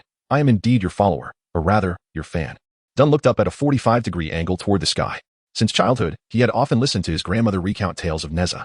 She spoke of Neza as a youthful hero among deities, possessing extraordinary courage and responsibility at a tender age. For the sake of justice and the people's peace, he battled demons and monsters, never retreating. Every time he heard these stories, he silently vowed to become a hero like Neza, or at least to possess a fraction of his merit. And now, An opportunity lay before him. How could he refuse? Dunn turned his head, tears welling in his eyes. You. Neza gazed at Dunn in astonishment before his expression softened. So that is how it is. But Dunn clenched his fists, lowering his gaze, his eyes revealing a mix of helplessness, desolation, and frustration. I am too weak. A human's lifespan is merely a century. Even if I am fortunate enough to learn a modicum of magic, in the face of the Heavenly Court and the Jade Emperor, I am but an insignificant insect. I fear I may fail to fulfill your request. Is that what you were worried about? Neza's voice turned gentle. Rest assured. I would not impose all the burden upon you, as I request your assistance. Would you be willing to become my proxy, even if only temporarily? Proxy? Dunn perked up. We shall forge a pact. From now on, I will be your source of power. And you will gain access to my cultivation methods and the right to use my artifacts, serving as my representative in the outside world. Do you agree? Neza's inquiry echoed across the heavens and seas as Dunn stood at the epicenter of the resonating voice, silently contemplating. As a mage of Kamartaj, Dunn was no stranger to contracts, but according to Neza, their arrangement resembled something akin to the moon goddess Kongsu and the Moonlight Knight. Acquiring Neza's cultivation methods and weaponry was precisely what his recent performance had aimed to achieve. After a lengthy pause, he finally broke the silence. I accept. Dunn opened his eyes to find a narrow expanse of sky above him, its constricted view due to the dense foliage surrounding him. He sat up from the ground, realizing he was positioned outside the entrance to the trial. Wenwu sat a few meters away, observing him intently. How long have I been asleep? Dunn inquired, rubbing his forehead. Not long, merely 4 or 5 hours, Wenwu replied, rising and moving closer to Dunn, extending a mechanical arm. It seems you have passed the trial? Dunn clasped his hand and stood up, neither confirming nor denying. Wenwu refrained from asking about the trial's content or any rewards, as such matters were of no concern to him. He merely needed to know that Dunn's success meant they could prepare to undertake their task together. Can we leave? Wenwu inquired. Wait, there is one more thing I must do. Dunn re-entered the cave. This time, he traversed the entrance directly to the depths without requiring dragon blood. Arriving at the alcove resembling a Buddhist shrine where Neza's statue resided, the feeling of being watched returned, and the previous voice echoed, You barely qualify. You. How can you emerge? How can you emerge? Boom. A crimson energy beam shot forth from the statue's eyes, shattering it to pieces, since the trial was false. The gatekeeper at this entrance was undoubtedly not the real Neza. As the swirling dust settled, Dunn waved his hand to cover his mouth and nose, approaching the alcove. The statue lay in ruins, with a glittering object buried beneath the rubble. Dunn reached out, retrieving the object and tilting it to shake off the dust. It was a square ingot of gold, one of Neza's artifacts. It was this ingot, radiating a continuous flow of energy, that allowed the statue to speak and evaluate the qualifications of trial participants. Absent the ingot, it was merely a pile of debris. According to Neza, when the Jade Emperor initially sealed him, he scattered all his magical artifacts, some of which fell into other dimensions while others landed on Earth. Regrettably, apart from this golden brick and a fragment of the universe ring, Neza has not sensed the presence of any other treasures on this land. However, Neza left a faint red lotus imprint on Dunn's palm, which would alert him if any artifacts were nearby. Dunn clasped his hand, performed a respectful bow towards the empty cave, adhering to the traditions of Huaxia, and then turned to leave, free from the torment of nightmares. Neza could secretly cultivate and regain his strength within the tower, but the Jade Emperor would eventually discover the truth. Therefore, after resolving the matters concerning Asgard, Dunn must promptly visit the Heavenly Court to ensure he can safely wield Neza's divine powers in the future. I require a little more time, perhaps half a month. After exiting the cave, Dunn donned the suspended ring, creating a portal, and turned back to Wenwu. That is acceptable, Wenwu responded. Half a month was not an excessive wait for him. I shall come to Stark Tower to collect you in half a month. Stark Tower? Dunn momentarily lost his words. There is no need for such high visibility. I will provide you with an address. Simply proceed to my private residence. An alien UFO hovered above Stark Tower, which would inevitably attract media attention. Even now, the illustrious name of Tony Stark reverberated throughout M Country and beyond, and Dunn needed to return and address this matter first. After bidding farewell to Wenwu, Dunn closed the portal and returned to his opulent mansion in New York. Why does it feel as though I have forgotten something? Dunn gazed at the empty mansion, lost in thought. Oh right, I forgot to check the unlocked genetic skills. Chapter 63, 9 major genetic skills. Dunn activated the system panel. Above the rotating humanoid figure, a level marker displayed LV16. After ascending 4 levels, Dunn's overall physical strength had significantly improved. Although he still could not fly, his physical prowess was likely somewhere between the first season's Homelander and the cinematic Superman. In the first season, Homelander exhibited unparalleled combat effectiveness and intimidation, only to be gradually diminished in subsequent seasons. Compared to before, the humanoid figure now had its right arm, left leg, both ears, and throat illuminated. Dunn examined each feature in succession.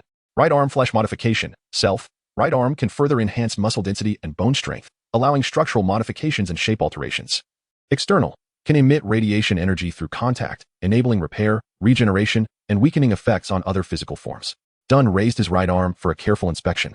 The effect felt familiar, reminiscent not of superhero powers from American comics, but rather akin to the crimson hand of a dual wielder. Previously, he could only self-repair due to his healing factor. Now he could assist others in recovery, making him a competitor for surgeons even without being wealthy. Recalling the Dragon King he had seen during the trials, Dunn quietly activated the skill. In an instant, the sleeves of his shirt tore apart, and his right arm underwent a rapid transformation. The sound of scales clashing resonated like blades meeting in combat, as his grotesque knuckles flexed, and 5 claws sharpened like iron swords. Dragon Claw. Dunn had manifested a dragon's claw, yet the utility of this skill extended even further. With a slow exhale, the dragon claw reverted back to his human arm. Then elongating until Dunn's feet remained planted on the floor, his fingertips grazing the 5-meter-high ceiling. The rubbery extension ability. Besides this, other capabilities such as skin hardening and unilateral muscle inflation appeared relatively unimpressive. After testing each skill, Dunn refocused his thoughts and proceeded to review the next ability. Ear's super hearing ability to listen to sounds from great distances or within intricate structures. This was rather unremarkable, belonging to the same realm of abilities as Superman's, however. Unlike Superman, this skill could be toggled on and off at will, with a limited radius of 50 kilometers, insufficient even to cover New York. Dunn silently activated his super hearing, and in an instant, it felt as though the entire world's sounds flooded into his ears, akin to a fierce hurricane threatening to tear him asunder. Concentrate. Dunn tightly shut his eyes, forcing himself to focus, striving to adapt to this sudden cacophony. As the tumultuous waves gradually calmed, Dunn found himself at the center of an inky sea, the gentle breeze outside whistling, leaving ripples upon the surface. The metallic hands of the clock scraped against each other, ticking, each sound creating ripples in the air. Further away, a mouse gnawed at refuse beneath a trash can, producing a rustling sound. The engine of a car soared like a seagull across the horizon, the siren's wail echoing in the distance. Thump, thump, thump. The heartbeat intertwined and overlapped, forming a beautiful and elegant symphony of life. Whispers emerged. Keep it down, my husband's next door. Don't worry, he can't see. Keep eating. Slurp slurp, someone cursed loudly. Get away, junkie, don't dirty grandpa's shoes. In the darkness, conspiracies were brewing. We don't have much time. We must eliminate Tony Stark quickly. Dunn pondered. Who are they? He then concentrated on one particular conversation, allowing other noisy sounds to fade into the background. As the specific voices grew clearer, since the last press conference, he had not made a public appearance. Even when the government served him a subpoena, he did not attend. And he had never set foot in Stark Tower. This fellow, does he even work? The speaker was a robust Russian man. Dunn could confirm his nationality by the language he spoke, which was indeed Russian. Coincidentally, Tony Stark, a genius, was fluent in 8 languages since childhood. So Dunn found it effortless to comprehend. Though reluctant to admit it, such a person probably did not need to work.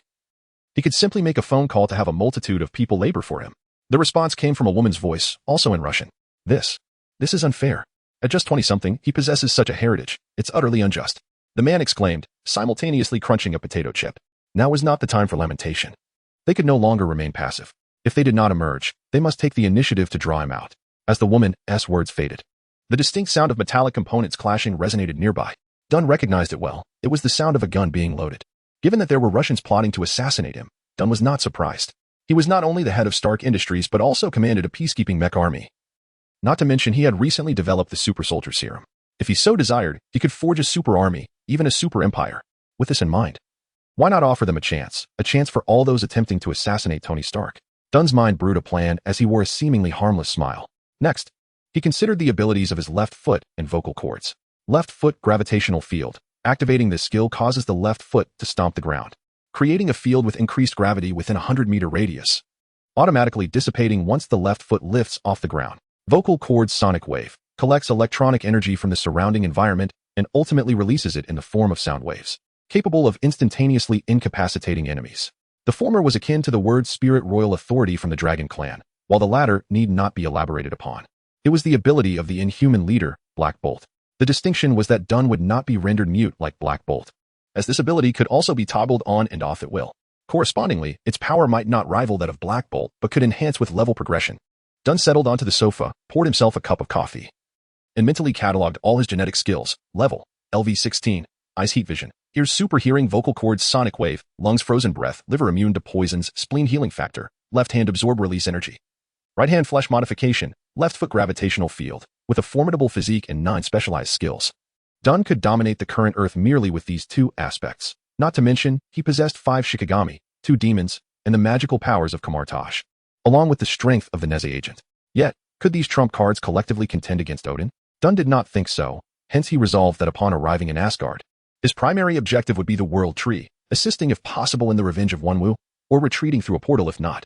Closing the system panel, Dunn picked up the phone and dialed a number. "Are you busy, Miss Potts?" On the other end, Pepper Potts' voice chimed in. "Boss, you're back. What sort of greeting is that? How has business been lately?" Dunn inquired, nibbling on some sun-kissed green grapes as he perched on the edge of the sofa. "Thanks to you. Ever since that uproar in the Senate, my phone has been ringing off the hook, and Stark Industries stock has skyrocketed, profiting immensely. Despite the good news." Pepper's tone carried an air of exasperation. During this period, Dunn has been retreating to a secluded island for tranquility, leaving the diligent Pepper in a state of constant busyness at Stark Tower. Having heard about the immense pressures of the working world during her school days, Pepper never anticipated it would be this overwhelming. If it weren't for her resilient mindset, she might have succumbed to despair long ago.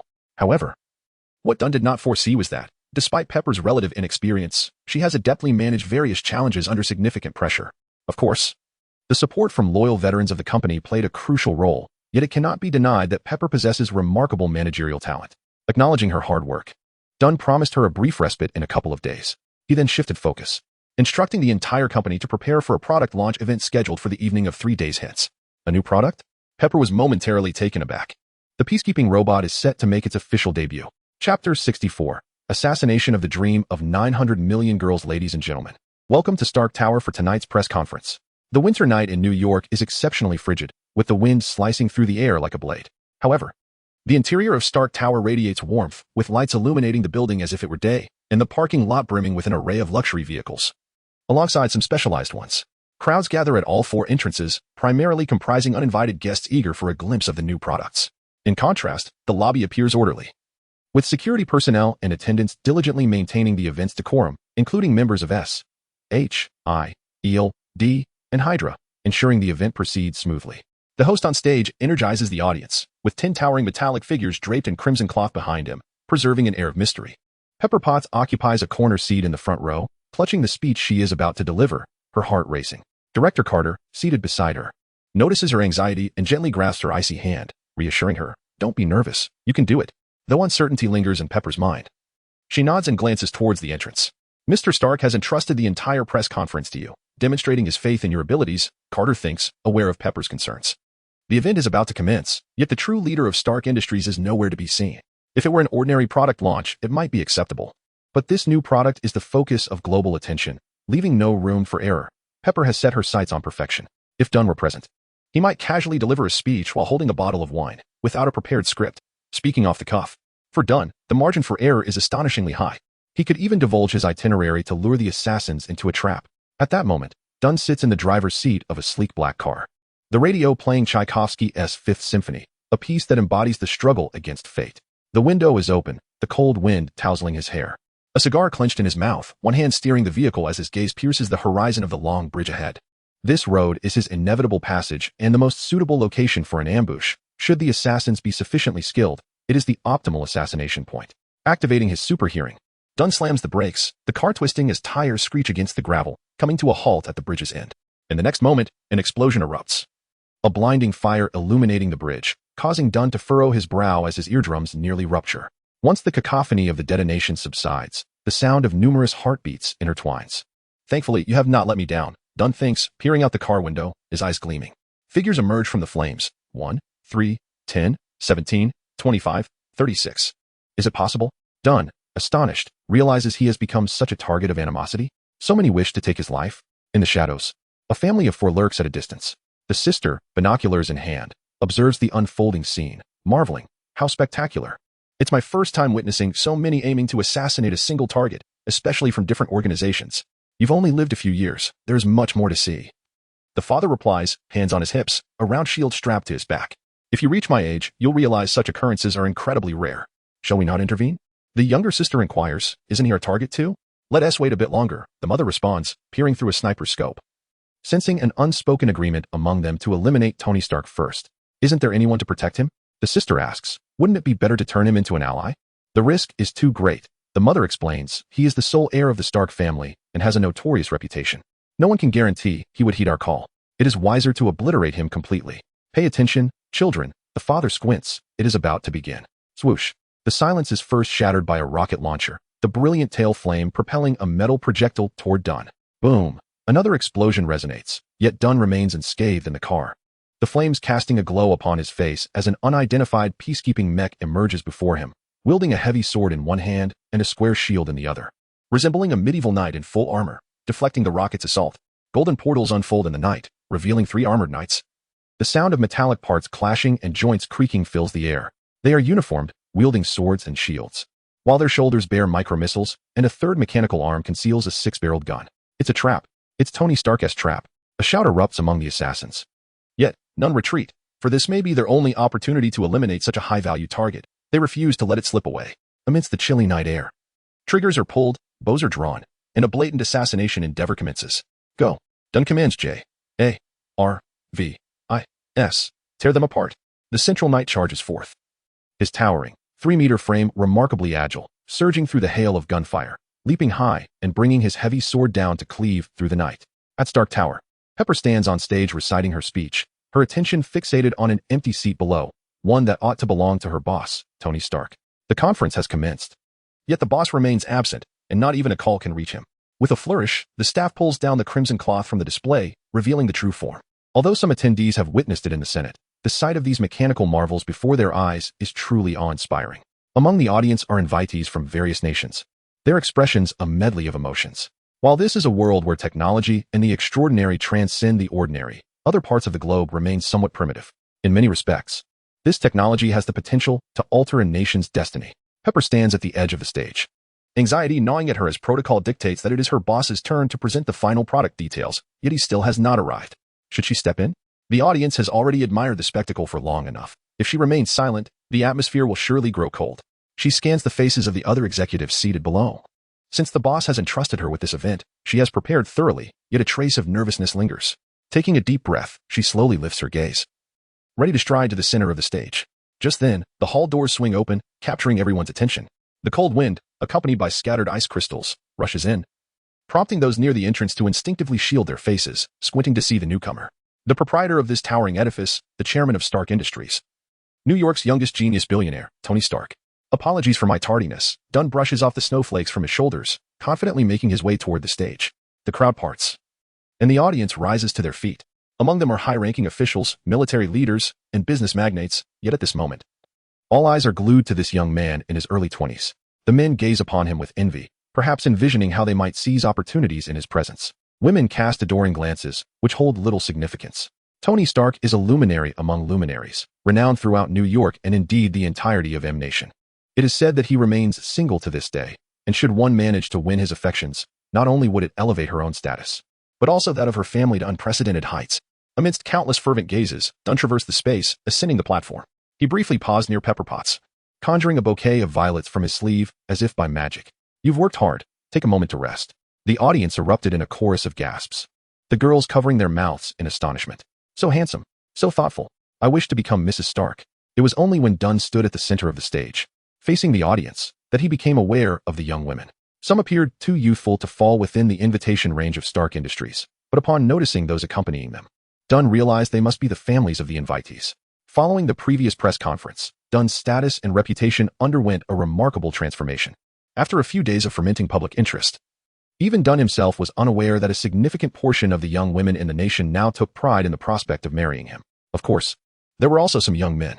Chapter 65, The Future Black Widow. Ladies and gentlemen, Dunn began, his voice echoing throughout the hall. The reason for my tardiness is that I encountered an assassination attempt on my way here. As soon as the words left his lips, the audience erupted in a cacophony of gasps and murmurs, some in concern, others in astonishment, while many bore expressions of complex emotions. But fear not, for I have resolved the matter, Dunn said with a smile. Additionally, I bring you a demonstration video. As Dunn stepped back, the large screen beside him flickered to life, displaying footage captured by drones, showcasing the scene from above the bridge. The steel behemoths swung their sides like harbingers of death, effortlessly cutting down the so-called trained assassins as if they were mere stalks of straw, devoid of any resistance. The audience was left in a state of shock, particularly the military leaders, who had never witnessed such brutal weaponry before. The agility displayed was seldom seen, even among humans. In this massacre, the colossal mechas had not relied on firearms, but wielded only massive swords to wreak havoc. An absolute domination, a sheer brutality. The video abruptly ended, and the hall erupted in applause. Everyone was captivated by the mechas, indifferent to the fate of the assassins, for their lives had always held little value. My friends, the presentation has concluded. I hereby announce that this peacekeeping robot is now officially available for purchase at the modest price of $100,000, and there is no limit to the quantity available. The final statement left the audience in stunned disbelief. The implication of unlimited availability suggested that Stark Industries had established a complete production line capable of mass manufacturing such weaponry produced in bulk. Even arms dealers would not dare to undertake such a venture. No wonder so many assassins sought his demise. Dunn paid no heed to the spectators' thoughts amidst the uproar. He discreetly exited the scene. As he passed by a group of young women, a chorus of squeals erupted, seemingly uninterested in weapons or warfare. Their sole purpose for being there was clear. Yet, among the girls, there was a distinction. Some screamed with excitement as if they were starstruck admirers, while a few others lingered further back, their demeanor poised, like elegant swans, disdainful of mingling with the less refined crowd, yet unable to resist glancing over. Among them, it was evident that 99% possessed exceptional beauty and physique, their presence indicative of their worth as tools. For Dunn, a mere glance in the direction of any girl, coupled with a casual mention of an address, could lead to her waiting at his doorstep or even in his bed upon his return home. However, Dunn merely cast a fleeting glance and moved on, for he had more pressing matters at hand. After distancing himself from the crowd, Dunn chose not to drive away but instead sought a secluded spot to activate a portal. This method proved to be far more efficient.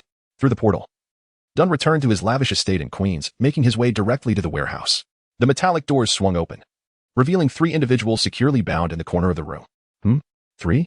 Dunn noted, his gaze shifting to a severed rope beside them. Suddenly, a fist the size of a sandbag lunged toward him from behind. Dunn effortlessly sidestepped the blow, extending a leg to trip the assailant. Is that all you've got, Mr. Guard? Dunn raised an eyebrow, scrutinizing the man, Alexei Shostakov, the Red Guardian. The woman still bound should be Melina Vostokov, a spy and scientist. As for the 2 young girls, they were the future Black Widows, Natasha Romanoff and Yelena Belova. In the cinematic universe, they had once formed a family of 4 undertaking undercover missions in Ohio. Dunn was taken aback to discover that in this universe, they had come to assassinate him, and the 2 girls had transformed into little assassins.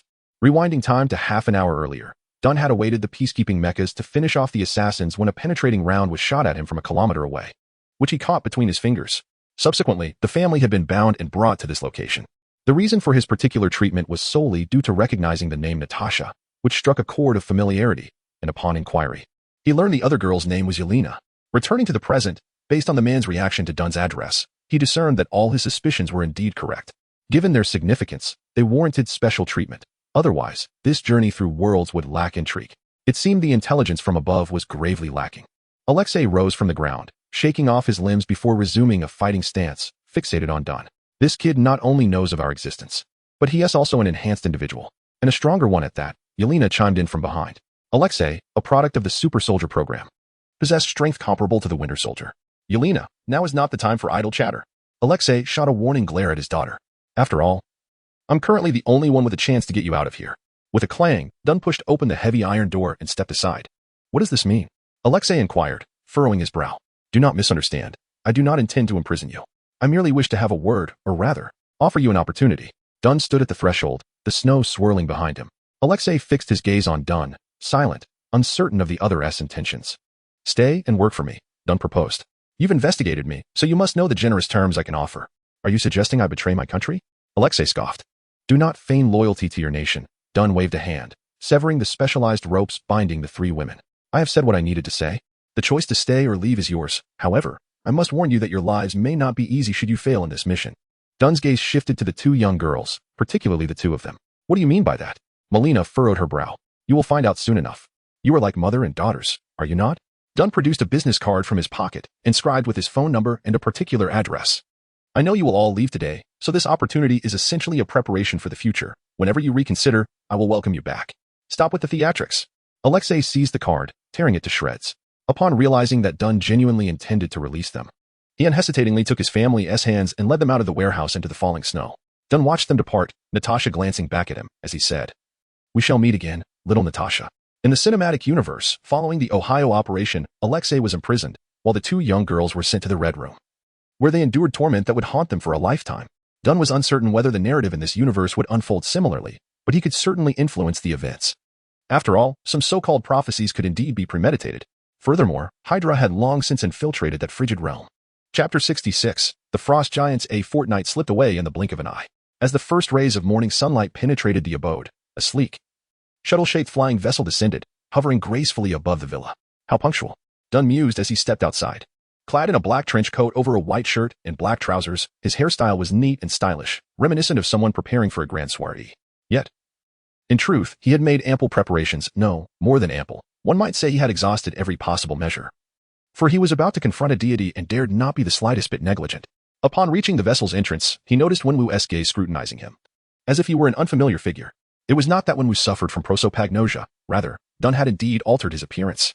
Before departing, he had utilized his ability to reshape his physical form, transforming into a strikingly handsome visage reminiscent of his former self from a bygone life. After all, one would not venture into a potentially perilous encounter without taking precautions against vengeful adversaries, Dunn explained. To his surprise, Dunn found Tony Stark to be a surprisingly cautious individual. Wenwu did not elaborate further, taking his seat at the controls. You may call me by my Chinese name, Dunn, he said, settling into his previous position. By the way, I had a question last time that I did not get to ask. How do you intend to enter Asgard? After all, Wenwu did not strike Dunn as someone who could simply stumble upon the Rainbow Bridge. The so-called 9 realms were merely 9 celestial bodies, and the so-called gods were fundamentally just robust extraterrestrials. As long as we know the coordinates, we can go anywhere, Wenwu replied. However, our destination is not Asgard. Dunn was taken aback. Then where are we headed? In the silence that ensued, the vessel breached the atmosphere, and they found themselves enveloped in the vast darkness of space, with distant celestial bodies swirling around them. We shall first rendezvous with our allies, Wenwu stated. Allies? Where? Dunn was well aware that Wenwu must have more than one accomplice, for he would not have orchestrated such a scheme over the span of a millennium otherwise. One of the 9 realms, Jotunheim, Wenwu replied. Dunn's eyes widened slightly. You have secured the frost giants as allies? The enemy of my enemy is my friend, Wenwu asserted.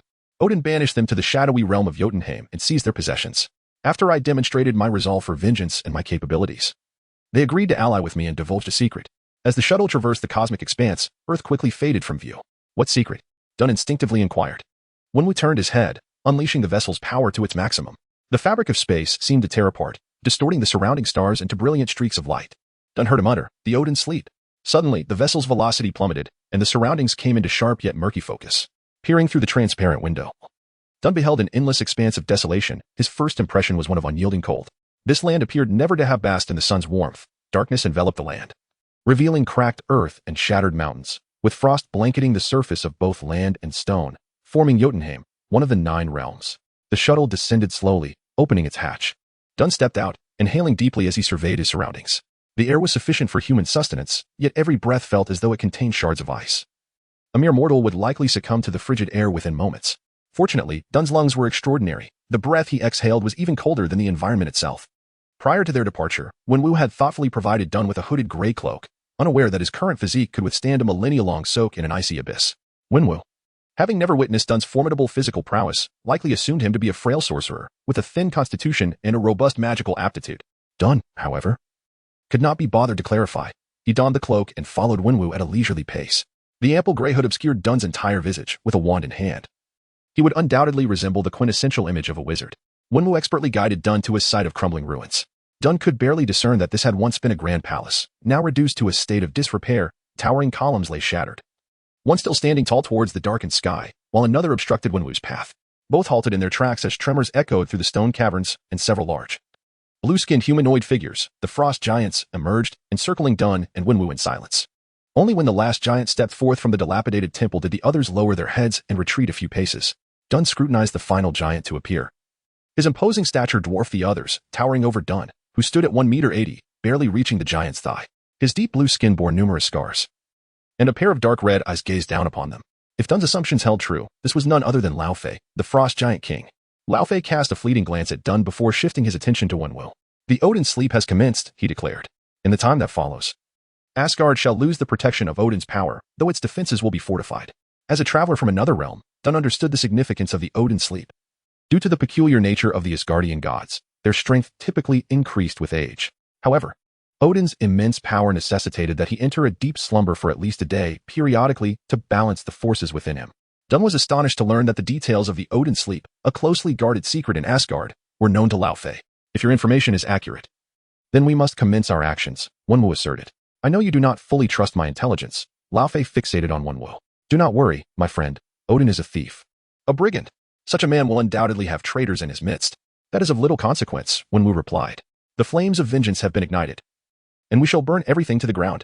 He gazed skyward at the gray-black heavens, his eyes ablaze, as if attempting to scorch a hole in the sunless canopy, beyond which lay the throne of the Asgardian palace. The frost giant king Lao Fei revealed a terrifying grin, raising his powerful arm to snap his fingers.